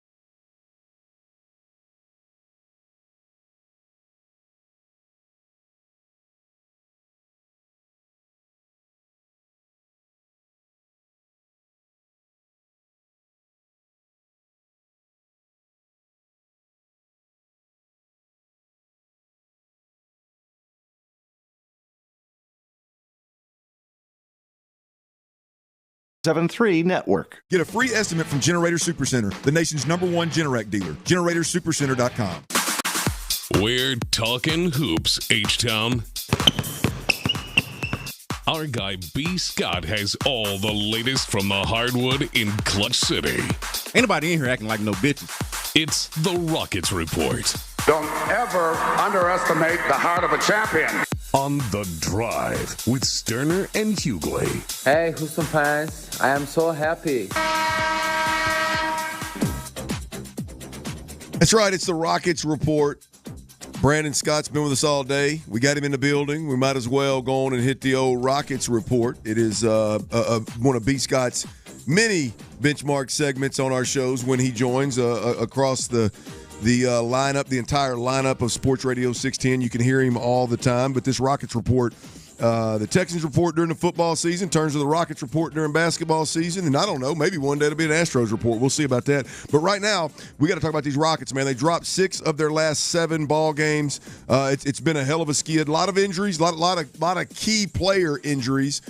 So it's understood that they're not going to be the same team with some of the pieces that they've missed. They start tonight, the first of back-to-back games. Tonight they're in Phoenix. Tomorrow night, tonight they're here. Yeah, they're here. It's back-to-back. It's home, Phoenix and Golden State at home. And B. Scott, let's start with just dropping 6 of 7. There's a skid. It's clearly a different stance on the Rockets team right now than it was, let's say, 2 weeks ago. How concerned are you about the skid and just your general thoughts on 6 of 7? Well, I would say I'm concerned not just because of the Rockets, but just because of how tight the race is. Like, even when they had the 2 seed, and they've fallen all the way down to the 5, but even when they had the 2 seed, it's not like it was a lock or they were running away with it or anything like that. Like, this is a decent and crowded field that the Rockets are in, and let's be clear about it as well. They are up against a lot of teams that are more proven and well-established and just flat out, and I've mentioned this on the show before, just flat out more trustworthy than the Rockets are right now. That's just the reality of it. So I would say I'm concerned about that, not just because of the Rockets, but because of everything around them. But specific to the Rockets, the thing that I'm looking for tonight and tomorrow night, and I'll be in the building both nights. I'm headed there as soon as we wrap up the show at 6 o'clock. I'll be headed to Toyota Center to check out the Rockets. Let's go, Rockets. But the thing I'll be watching for, Clint, especially tonight, is the energy level. And it sounds real basic to say, but that's been the big difference aside from the injuries. And I think the injuries has played a part in it because it's required more guys to do more things, and I think that's affected the energy level. That's been the identity of this team, too. That's been the identity of this team. And Adam Spillane and I have talked about this on the H-Town Hoops before the 6-game losing streak, okay? We were talking about them not necessarily playing straight up to the identity and to the DNA that actually got them here, that got them to this place to where we're talking about them in the way that we're talking about them. They haven't played that way for a little while now, going even beyond just the 6-game losing streak. So wanting to see what's it going to take for them to get back there. Do they have to get whole? Do they have to get fully healthy before? Does Fred VanVleet have to come back after the All-Star break? Do you need Jabari Smith Jr. back in the starting lineup to really start to look like the team that we had come to know early on in the season? Or can they muster it up? Can they dig deep and still play with the level of energy that they were playing with early on in the season that led to them being the number 2 seed in the West and had us talking about them the way that we've been talking about them? They have not played like that. Part of it, I think, is the injuries and what you're asking other guys to do. But also, even before that, I thought it was an issue. I want to see if they can get that corrected, especially against a Suns team that in and of itself is playing on the back end of a back-to-back. The Suns just played last night. Yeah, Tyler and I know about it. Yeah, Kevin Durant. Yeah, of course, y'all know about it because of y'all's best. Kevin Durant scored his 30,000th point. Well, they're going to be without Devin Booker. They're going to be without Bradley Beal tonight. All they got is a 36-year-old Kevin Durant who just played 42 minutes last night. Can you out-effort and out-energy a team that should be more tired than you and their best player is 36 years old? What do you – because I learned about the Rockets here, B. Scott. One thing we can learn is the guys that are healthy, whether it's Jalen Green, Amen Thompson, like, how much of it do you believe is those guys, one or both, have to take the bull by the horns and really drive that energy and that push the tempo? Or is this an overall collective, and are we really sitting here going, Jock Lindell has to be a guy that does something? And you know, the guys that more than likely wouldn't be on the floor at all that are having to play because of injury. How much of it do you put on just the overall team, and how much of it do you say, I'm more concerned about this guy, that guy, and the third guy getting after it? Yeah, I know. I give credit to Jock Landale stepping up in the way that he did in this most recent game against Toronto in a situation where, look, you should not be asking and requiring a lot of Jock Landale. Sure. That's just the reality of it. So anything that he can give you, to me, is a bonus, is a plus. The answer to your question is the first part, and I think this is huge. We cannot emphasize it enough to me that the thing that you're waiting on with the Rockets for them to take that next step, and they've already taken a step, let's be clear, but to take an even greater step is for one of those guys to take the bull by the horns. I was mentioning this on the podcast that I want to arrive in a space where Jalen Green does become that automatic go-to guy at the end of the game, because they don't have a more talented perimeter scorer than him when he's right. Now, the issue is he's not consistent enough for you to feel great about that, but I'm wanting them to get to that place. They are not in that place yet. It's just kind of a matter of when do they finally get there. But I think that absolutely needs to happen. The Fred VanVleet thing, the over-reliance on Fred VanVleet, that's not just about Fred.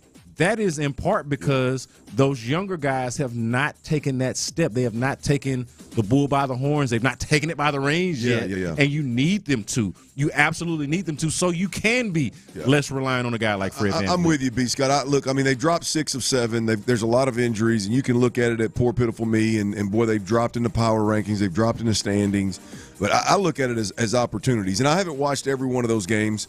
I've watched a good chunk of them, though. And to me, it's no surprise because Jalen Green has been great and then fell off, Like we've seen that inconsistency before.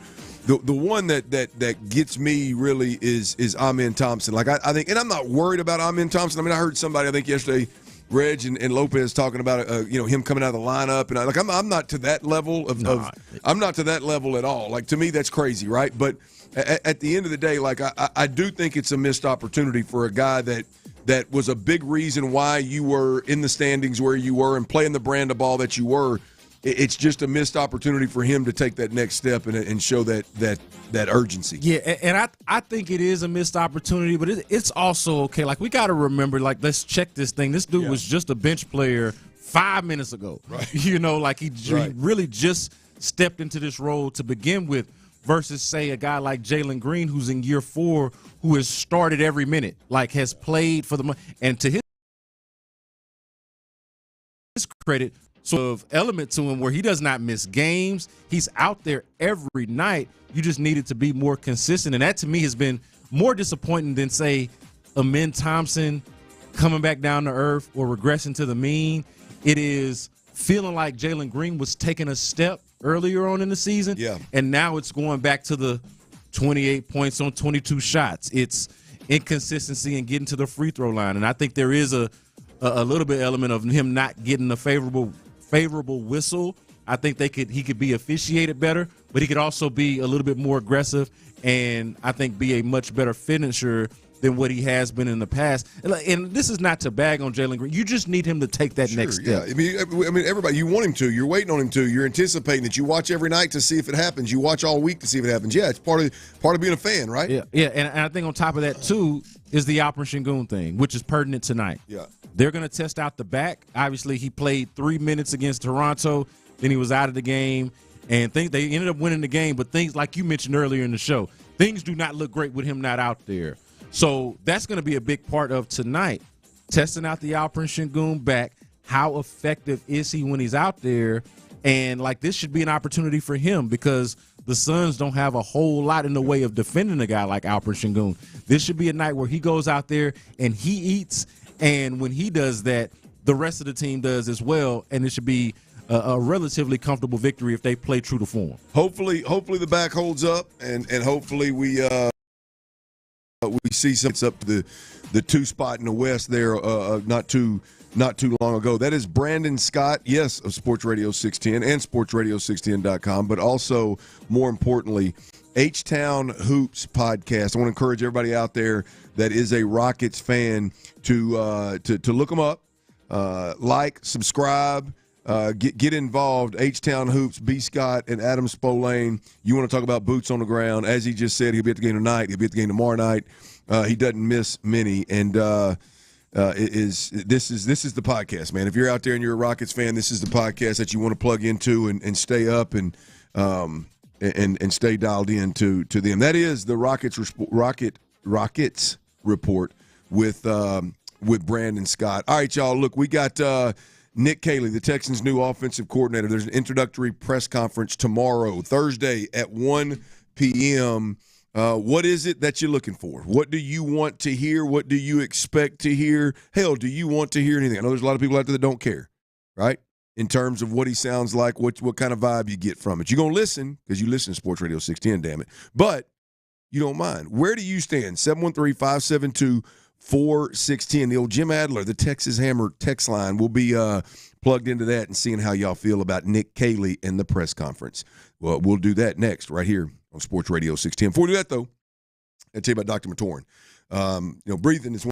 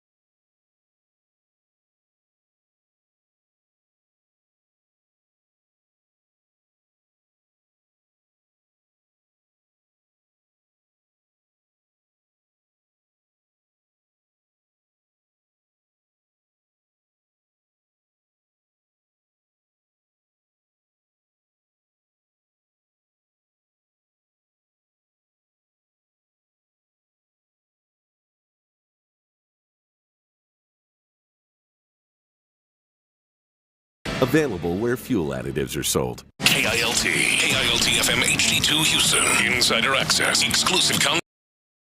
The Texans play here. An Odyssey sports station. Duval. We have a liftoff.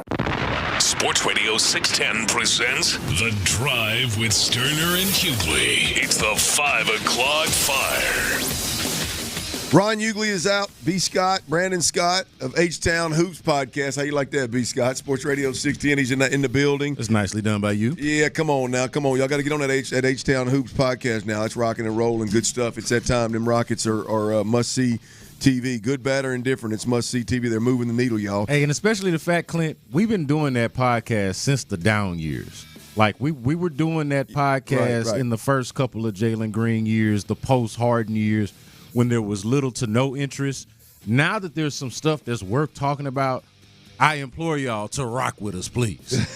Please do that. That is beautiful. That is beautiful.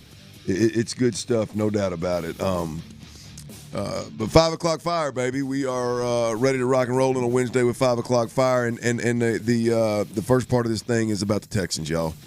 No surprise. Nick Caley, the new offensive coordinator for the Houston Texans. His introductory presser is tomorrow at 1 p.m. As I've said many a times today, it will be on Sports Radio 610 at 1 o'clock with In the Loop. Reginald, Atatula, Lopez, and Figgy. Stay plugged in right here. B. Scott, I know you're going to be plugged into it, no doubt about it. Not as plugged in as you typically are because you're on this radio show with me tomorrow, so you're going to be here, whereas you would typically be down there at the but just your expectations, your hopes for what you hear from the offensive coordinator, Texans' new offensive coordinator, Nick Caley, tomorrow. I just want to get a sense for the direction that the team is going in. And you mentioned this earlier, we're not going to get a great X's and O's schematic sense for exactly what they're going to do. Like, that's going to come with time. That's going to come with the actual receipts that we get on the field. And so I can wait for that. But I would like a window into how the team is going to be built from here, right? Like, you're building around C.J. Stroud. DeMeco Ryans is at the helm of this thing, him and Nick Caserio working in tandem.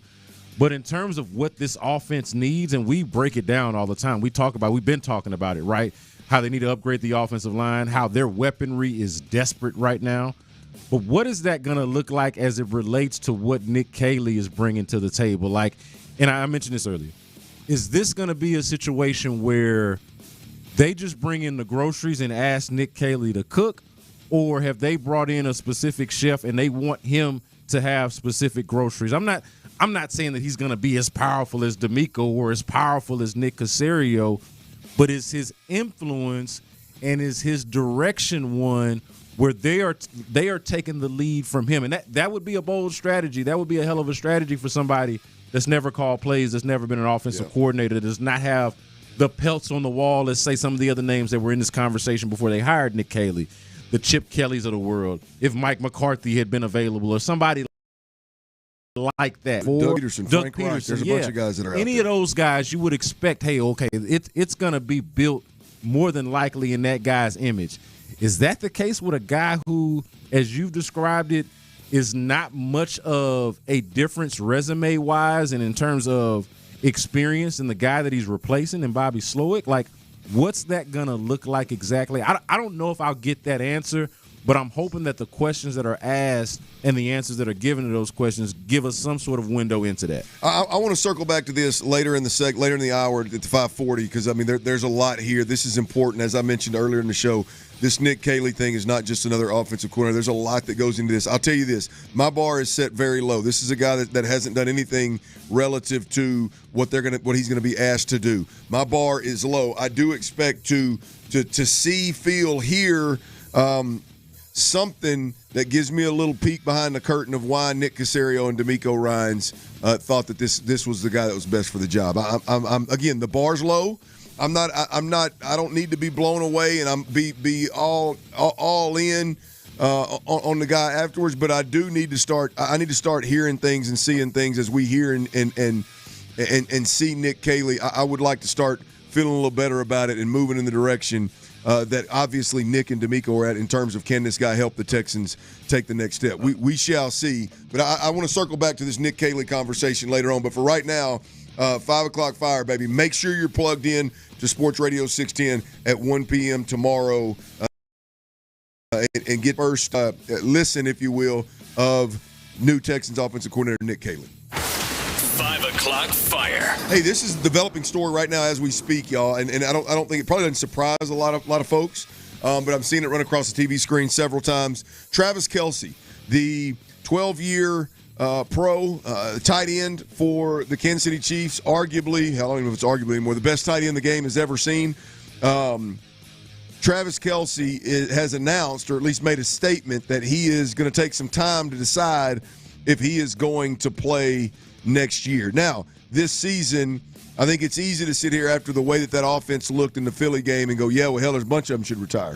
Right? I don't know how fair that is, but if you look at Travis Kelce, career low in yards, career low in catches, career low in touchdowns. Like, there's clearly some fall off here. Now, is it just him and Taylor Swift had a nice little time in the offseason and he's having a hard time being dialed in the way he was before, or has Father Time jumped on his back and is Travis Kelce ready to go on, get married, start him a little family, and enjoy all this money and fame that he has grown over the years? What is Travis Kelce? Do you view Travis Kelce as, hey, man, it's Father Time jumped on his back, or you think? As somebody who is exactly Travis Kelce's age, it would not shock me if Father Time was suddenly starting to. Huh? Yeah, man. Look, as his peer age-wise, okay, not athletically, just as peer age-wise, I understand it. I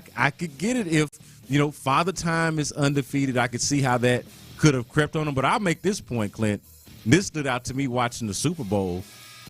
That did not, I'm not going to say it was Dalton Schultz level offensive of the effort that we were seeing out there from the tight end, Travis Kelce. Yeah.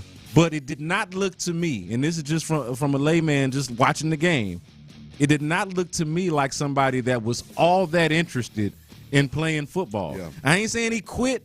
I ain't saying Travis Kelce ain't got no heart or nothing like that. But in that particular game, in that Super Bowl, like if you would have told me, if I was somebody that did not follow the game, did not know who Travis Kelce was, and you told me, hey, that's a surefire Hall of Famer.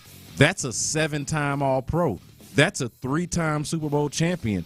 That is one half of the most prolific playoff tandem, quarterback-receiver tandem in all of football ever to ever walk the earth. I would not have guessed that because I did not get that vibe or energy or effort from Travis Kelce in the Super Bowl. He could have just realized early in the first quarter, though, that it wasn't going to go down like it normally does with the refs, and he may have just thrown the towel in at that point, knowing the refs weren't going to be helping him out. Yeah, it's the damnedest thing for the refs to wait until the Super Bowl to decide that now they don't want to be Team Chiefs no more. We done got pretty far down. Why they couldn't do that against the Texans? Why the refs couldn't decide that they was done when the Texans were at Arrowhead? I don't understand that. I don't understand why they had to wait till the Super Bowl to blow the lid off the conspiracy. Leave it to OT to throw in the refs in the old Chiefs combo. I tell you, just got to think about it, I tell you what Travis got to think about is I know Taylor Swift is on his ass about having them kids. I know, man. I know that's got to be the one killer for their relationship. Is like, all right, man, it's time to. Hey, Travis, it's time to mess or get off the pot. It might be that time. Hey, it's time to get this thing done, or let me move on and let me find somebody else that'll give me the seat. Yeah. Hey, look, it's that sweet spot. Taylor Swift also same age. I'm identifying with all of them. We're all three of us, me, Taylor Swift, and Travis Kelce, all in the same spot, born in 1989. This is a really, really sweet spot, that mid-30s. Like you say, I almost actually said the word. You know what? To get off the pot. You know what I mean? You know what? To get off the pot. It is about that time to make the decisions. How tall is Swift? She's pretty tall. That's about 5'9", huh? She looks like a taller chick, huh? Yeah. Got to be about 5'9", I would figure. Go and see what you can create, Trav. Go and do your thing, man. I don't know what y'all heard. I heard B. Scott's a Swiftie. The Chiefs are in bed with the refs. 5 o'clock fire. B. Scott a Swiftie. Huh? I do have a Taylor Swift T-shirt in my office that I got out of the our barn where we got T-shirts. Oh, swag. I didn't know we had a barn. Yeah, we got where we got the on the other side of the floor here where we got all of those promotional items and stuff like that in that Taylor room. Swift shirt in there? I found it years ago. Been one of my work. Now I don't work out as much, but it's probably worse to work out with her. But I do have a Taylor Swift T-shirt. Well, we'll transition. One of her concerts. We'll transition from your old workout shirt with Taylor Swift to the former Texans offensive coordinator Bobby Slowick. He's found a home, boys.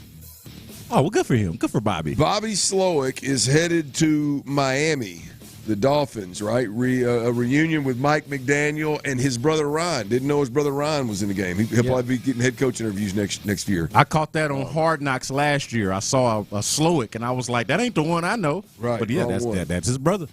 His title is Senior Pass Game Coordinator.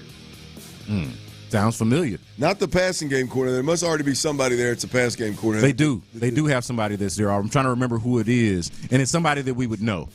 It is somebody that we would know. I'm blanking on who it is off the top of my head, but they do already have a passing game coordinator. Well, there you go. Now you got a senior passing game coordinator. It's Bobby Slowick. Not you surprised that he landed somewhere that quick? No, well, especially not this one because of the tie to Mike McDaniel and obviously his brother being there. So no, I'm not surprised. I am curious on what his career trajectory looks like now, though, because when you take that step back, this happened not too long ago with Joe Brady. Where he kind of took a step back, but he took another step forward. How does it? What is the path? How do you get from here or from where he is now back to where he was, and then where it seemed like he was headed, which was on a head coaching trajectory? It doesn't seem like he's on that now. Look, in where everybody gets head coach interviews and they're doing favors for everybody, I would imagine it's going to be sooner rather than later. Look, there's no doubt, especially with in the system that he's in, that Shanahan-McVay system. It's all over the league, and if you're willing to go in and be a pass game coordinator, run game coordinator, assistant this, assistant that, then you can get back in the game, and you're one step away from being named an OC again, and you do a good job there. We saw last year that you become a hot head coach candidate. So it wouldn't shock me at all if he wasn't back on that radar sooner rather than later. I'm telling you, you look at the teams that have that Shanahan-McVay, they're pretty successful teams. I mean, at least offensively. They're maybe not winning Super Bowls and things of that nature, but they're putting up points. And so if you get in that system and the right things, and you're in line and the right things happen, you'll get back to the OC spot sooner rather than later. Darrell Bevel, formerly of Seattle, is the passing game coordinator and the quarterbacks coach for the Miami Dolphins. So Bobby Slowick will be working with Mike McDaniel. He'll be working with his brother, and he'll be working with Darrell Bevel. Is Slowick losing it? 5 o'clock fire. All right, we'll stay in the coaching the coaching profession there. Former New England Patriots defensive coordinator and offensive coordinator. How about that? I bet he's the only guy that's held that's done that. He's been an offensive coordinator and a defensive coordinator in the NFL. And a TV fanatic. No credit to him, but more as credit to the foolery that was the New England Patriots at that time. I'm telling you, man, anybody but Bill Belichick would have been crucified. They would not be in the league today. They would not be getting paid $10 million a year to coach. That is for damn. How Bill Belichick slipped that, I know how, but the fact that more people didn't just absolutely, just ram him. That was let's be real. That was a heat check. That was a Bill Belichick heat check. Come on, man. That was him saying, "I'm Bill Belichick. I got all the answers. Agreed. I know better than everybody else. Even if this is just common sense." Good coaches, man. Good coaches. Yo, I'm gonna hire good coaches. Ohio State, y'all. That's where we're going with this. Ohio State is set to hire ex-NFL coach Matt Patricia as their defensive coordinator. They just lost their defensive coordinator and their offensive coordinator. Chip Kelly. Right? And so they've got to hire both of those. Matt Patricia will be the defensive coordinator. They're finalizing a deal to make the veteran NFL coach Matt Patricia the school's new defensive coordinator. The move to bring in Patricia comes with the corresponding internal promotion of secondary coach Tim Walton to the co-defensive coordinator role. So they got they got co-defensive coordinators now. Ohio State will also be promoting safeties coach. I ain't got his name, Matt G, to pass game coordinator per sources. So the national champion, Ohio State, they're figuring things out on the old coach front. 5 o'clock fire. All right, we mentioned in the Rockets report a little earlier, I almost called you show, B. Scott, and you mentioned this, but the Rockets reportedly have targeted return date for Jabari Smith Jr. Yeah, and hopefully it is. So the official wording is that once he is clear for contact sometime within or right after the All-Star break, that it shouldn't take long to get him on the floor after that. It'll just be a matter of conditioning. How much of a workload can he handle? How many minutes can he play? But, this is a hand injury. So once he's clear for contact, and it's the offhand, too. It's not his shooting hand, as far as I understand. So once he is clear for contact, he should be ready to go. So, you got these next couple of games. You got the All-Star break coming up in a few days, and then not too long after that, I would suspect within the next couple of weeks you should see Jabari Smith Jr. back out there on the floor, which does, of course, pose some interesting questions about who does that displace within the starting lineup that they've had with him gone over these last 6 weeks or so. Who do you think that is, B. Scott? Adam Spillane and I have talked about it being Dylan Brooks. I initially thought that, I initially thought that it could be that it could end up being, any number of these guys between Amin Thompson, or if it's or that it could end up being that it could end up being Dylan Brooks. But I think it's going to end up being Dylan Brooks because of the fact that Jabari Smith is going to offer you the things that Dylan Brooks essentially offers you, plus the size and the rebounding that he does not. So that to me is the most logical one right there. Yeah, similar game, similar role, just younger and longer, and I'm telling you, man, I'm ready. So right now, who all they got coming back? At some point, Fred VanVleet's got to come back. Fred VanVleet. The fact that Tari Eason is an issue because he doesn't his injury maintenance, and that's more so of a maintenance load management sort of thing, a thing that they do in the NBA, of course. And so there is that. Tari Eason, Jabari Smith, Fred VanVleet, and Alperen Sengun are the mainstays that are banged up right now. You're looking for those guys to get fully healthy and for them to be fully whole as a team. All right, that's B. Scott again, H-Town Hoops Podcast, talking Rockets right there. Stay plugged in, get plugged in. Sports Radio 610, obviously, stay plugged in, zero doubt about it. All right, y'all, Altuve in left field. I don't know about you, but I've had a hard time wrapping my head around that damn Altuve in left field. But yesterday, whether it's the Area 45 guys or me, Show, and Tyler right here on the drive, there were two different guests that are dialed into MLB baseball. I mean, like you wouldn't believe. Each one of them made a comment yesterday that I then plugged together, and I can now understand, don't need to agree, but the method to the madness I can see. It's old hotel lobby Bob Nightingale, and Robert Flores. I'll let you hear what they said, and we'll piece it together right here. Altuve in left field? What?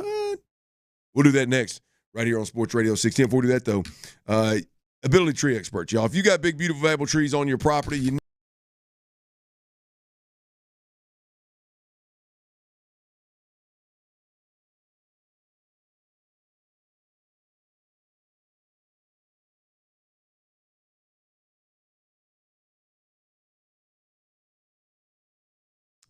what makes Lewis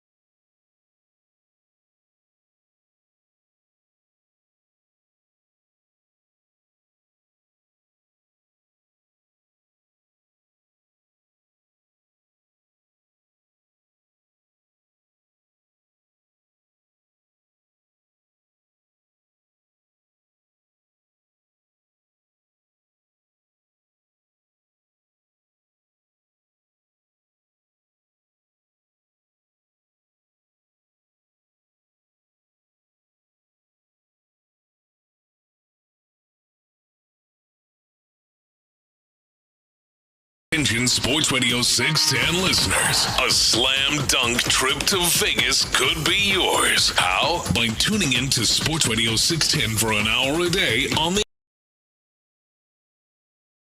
Odyssey. If you win, you and 3 friends will be wheels up to Vegas in March. Staying at the Circa Resort and Casino with an extra $20K in your pocket and access to Stadium Swim for the ultimate college basketball tournament experience. Just log in and listen now on the Odyssey app for your chance to win this national contest. Houston's sports leader, Sports Radio 610.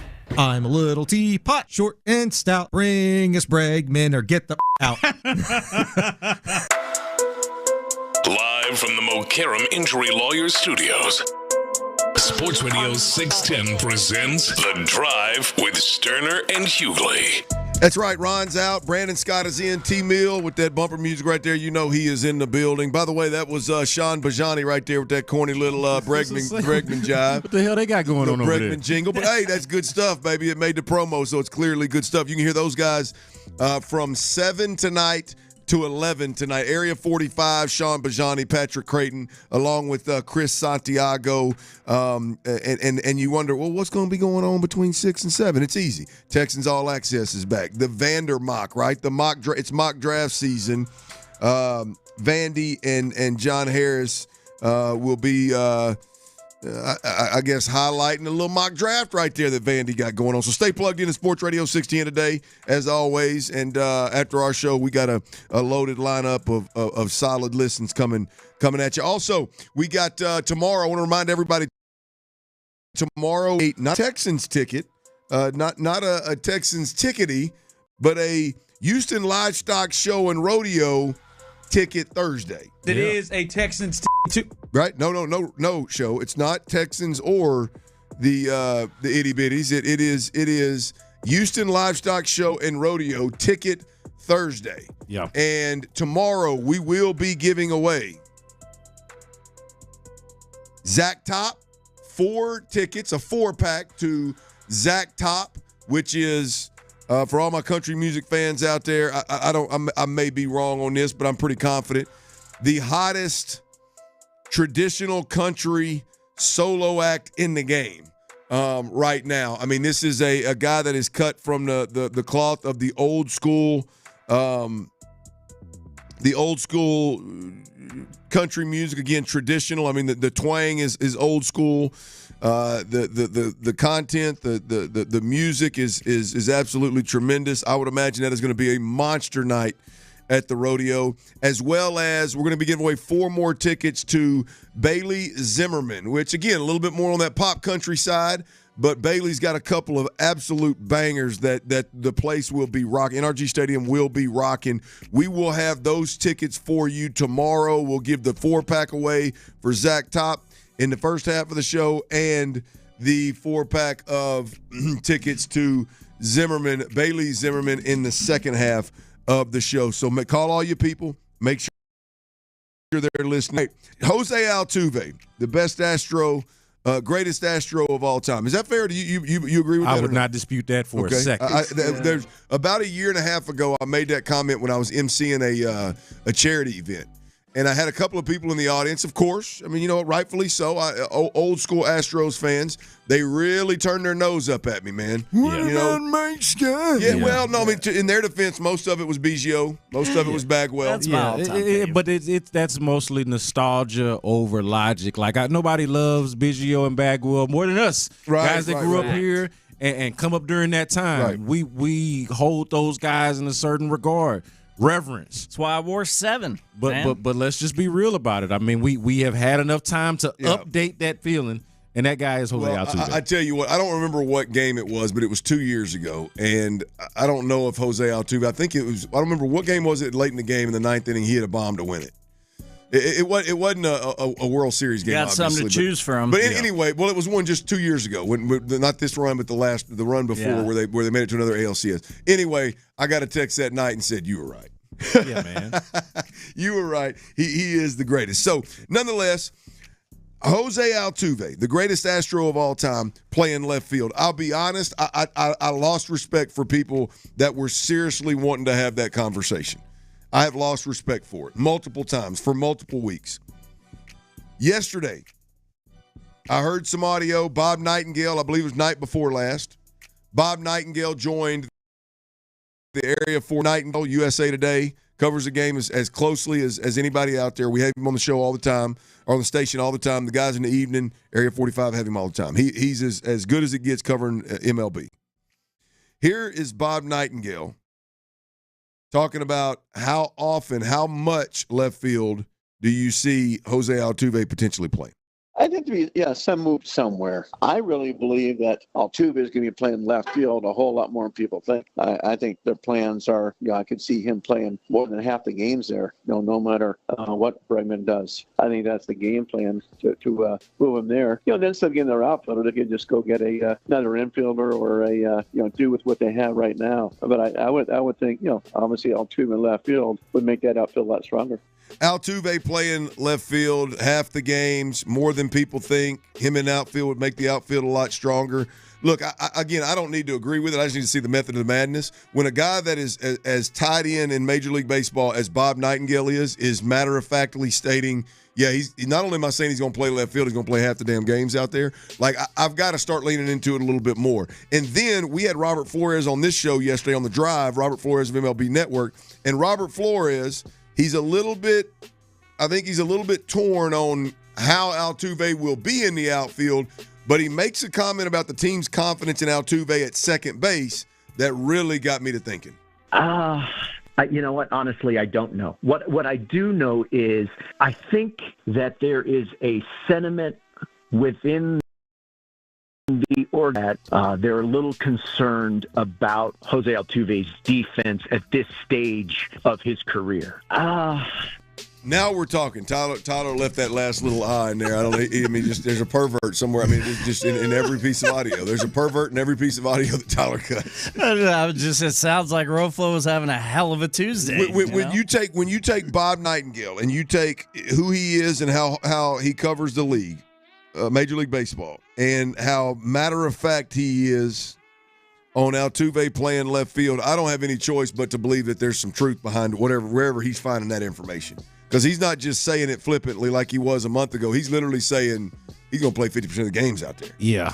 And then when you plug what Robert Flores said in a sense of the Astros are losing, not that part, the part where he said the Astros, and they're really worried about his ability to play defense at an above average level ultimately at second base. Replacement level. Right, yeah. So, those two things right there, again, I don't have to agree with it. I still think it's crazy, but I look at it and I go, okay, I'm starting to see where this could really be a thing. There may be a method to the madness here. The issue is that both things could be true, that him being at second base has become an issue, right? But also him being in left field is not necessarily the solution. And that's the in-between space that I'm a little bit worried about. Now, Jose Altuve, we just talked about him being the best Astro ever. I think we got a lot of belief in Jose Altuve no matter what it is they have him out there doing. But worth monitoring and worth noting, hey, not only do they have a hole in left field, but it turns out, and we don't like to think about it like this because it's kind of sacrilegious to talk bad about Jose Altuve, but it appears they got a hole at second base if Jose Altuve is there because he's not good enough at that position. One thing I don't think we talk about a lot, and this is kind of just hidden underneath it, and is so much of the focus is like the absurdity of watching Jose Altuve out in the outfield, is that left field is sometimes a place where they go to hide their worst defender, like their worst defensive player. Yeah. They'll put him out there in left field and just say, let's just hope for the best out there. And it turns out that Jose Altuve might be that guy. Nobody wants to talk about it or position it in that way. The way it was broken, the way it was first presented was, if they bring Alex Bregman back, Jose Altuve's willing to go out there and play in the outfield. Turns out it might be a little bit different. Jose Altuve not that good at second base anymore, but we got to figure out a way to keep the leadoff bat in the lineup that is Jose Altuve, so this might be the best way. Definitely makes more sense than just, hey, randomly, let's just go throw him out there. All right, what does NFL free agent market look like at the positions of need for the Texans? There's 3 of them. We'll run down who's available and how important it is that the Texans are aggressive in that particular position. We'll do that next right here on Sports Radio 610. Before we do that, though, I got to tell you about Generator Supercenter, y'all. The truth of the matter is we don't know whether we're going to get some extreme heat, some extreme cold. We're going to get hurricanes. You never know.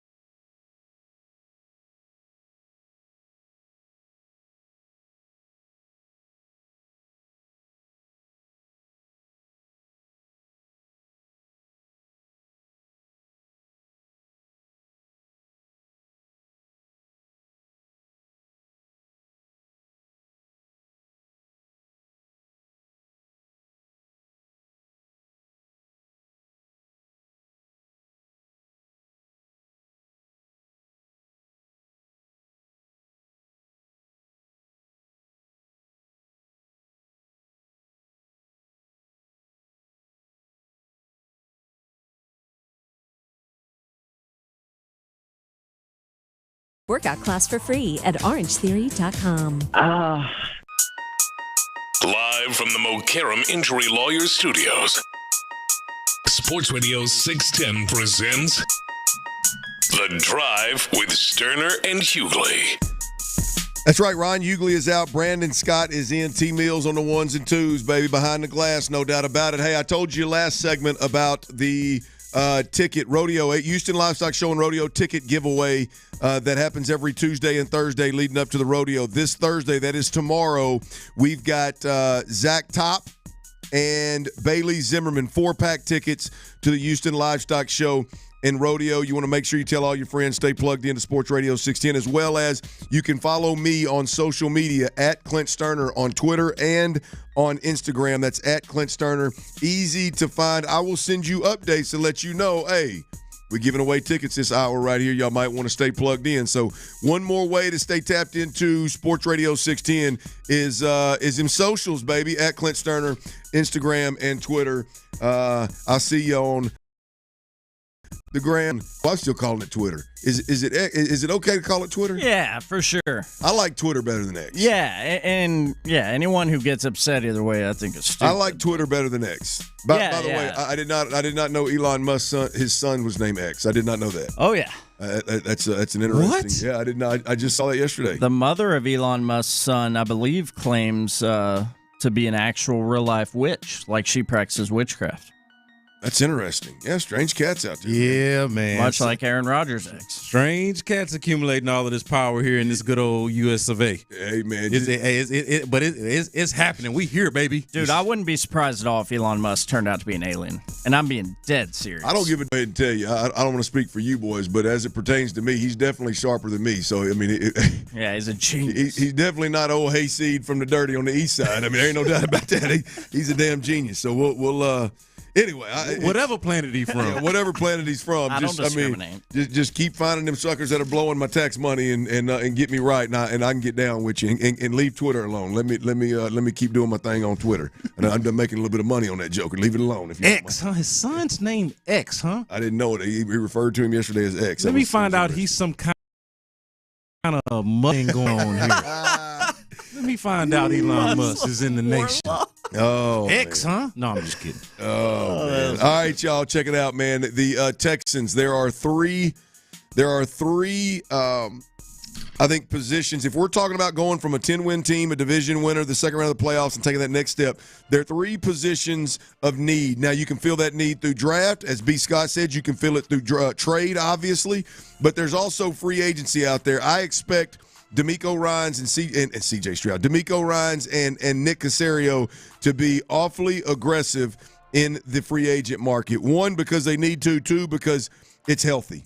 It's healthy, y'all. We talked about the wide receiver position a little earlier, B. Scott. I think the good thing is the wide receiver position with the Texans is you've got Nico Collins. You've got the big piece. You've got the important piece. All you need is complementary pieces right now, right? Whether you're looking at a complementary piece that's an equal to, like a T. Higgins, or you're talking about complementary twos, complementary threes, there's really, really, really good twos and threes available. The tops of this list, the top 2025 free agent wide receivers, right?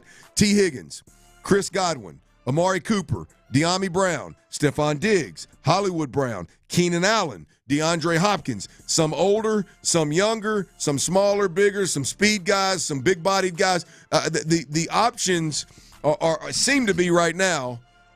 They seem to be aplenty. B. Scott, I mean, this is a good time, I think, to be in the wide receiver. Again, the number one wide receiver, right? You got that guy Nico. I'm glad we're not out there in that category anymore. But to be in the big time high end 2 or high end 3 receiver world and need, I think this is a good time for the Texans right now. Yeah, I'm glad just on the front end, talk about not needing that number one guy. Yeah. I'm glad on the front end that they were able to ask and answer the question of who the number one wide receiver was. Remember, we had a fun time here at the station with this thought exercise of, man, they got these 3 really good options at wide receiver going into 2024 between Nico Collins, Stephon Diggs is the most established guy, and, of course, Tank Dell with a tremendous amount of upside coming off of the injury. Well, we saw who the number one wide receiver was definitively, without any question. That's Nico Collins. It's a good thing that question was asked and answered. But now you got the next logical question that comes up is, well, what you going to build around him after Tank Dell and Stephon Diggs both go down with pretty significant injuries, injuries that end their season. And, of course, Stephon Diggs at his age having to rehabilitate from a torn ACL, it does make you wonder, okay, what is that going to look like on the back end? So those questions are obviously there. You tell me if you think I'm crazy, though, Clint. You too, T-Mill. I'm a sucker for some speed, especially obviously at this position. Mm-hmm. You can interest me. I know Hollywood Brown's not the biggest guy, and he's bounced around a little bit as of late. Complementary skill set. Man, and I understand he wasn't healthy for much of the season with the Kansas City Chiefs. But, man, you can interest me in someone who can. To be fair, I understand Nico Collins doesn't really have any weaknesses in his game That's been a really cool revealing part of his game, is that he basically has no weaknesses. But I don't feel like they have exactly this in what Hollywood Brown would bring. So you can interest me in a speed guy. Chris Godwin historically had been that as well. I don't know if that speed is necessarily still there in the same way. I didn't watch Tampa as closely as I have in previous years. But if you can convince me that that's there, you could sell me on that. And then obviously T. Higgins is like the pipe dream. That's going to be the most expensive sticker price, sticker shock. I feel like is going to be a little bit there with him. So I feel like that's the biggest pipe dream. But obviously, you could interest me in T. Higgins on a team that only has one viable wide receiver to speak of. Yeah, and look, there's some the Deebo Samuels out there, which if there is tread left on that tire, like you said, I don't cover the 49ers, so I don't know exactly, like legitimately.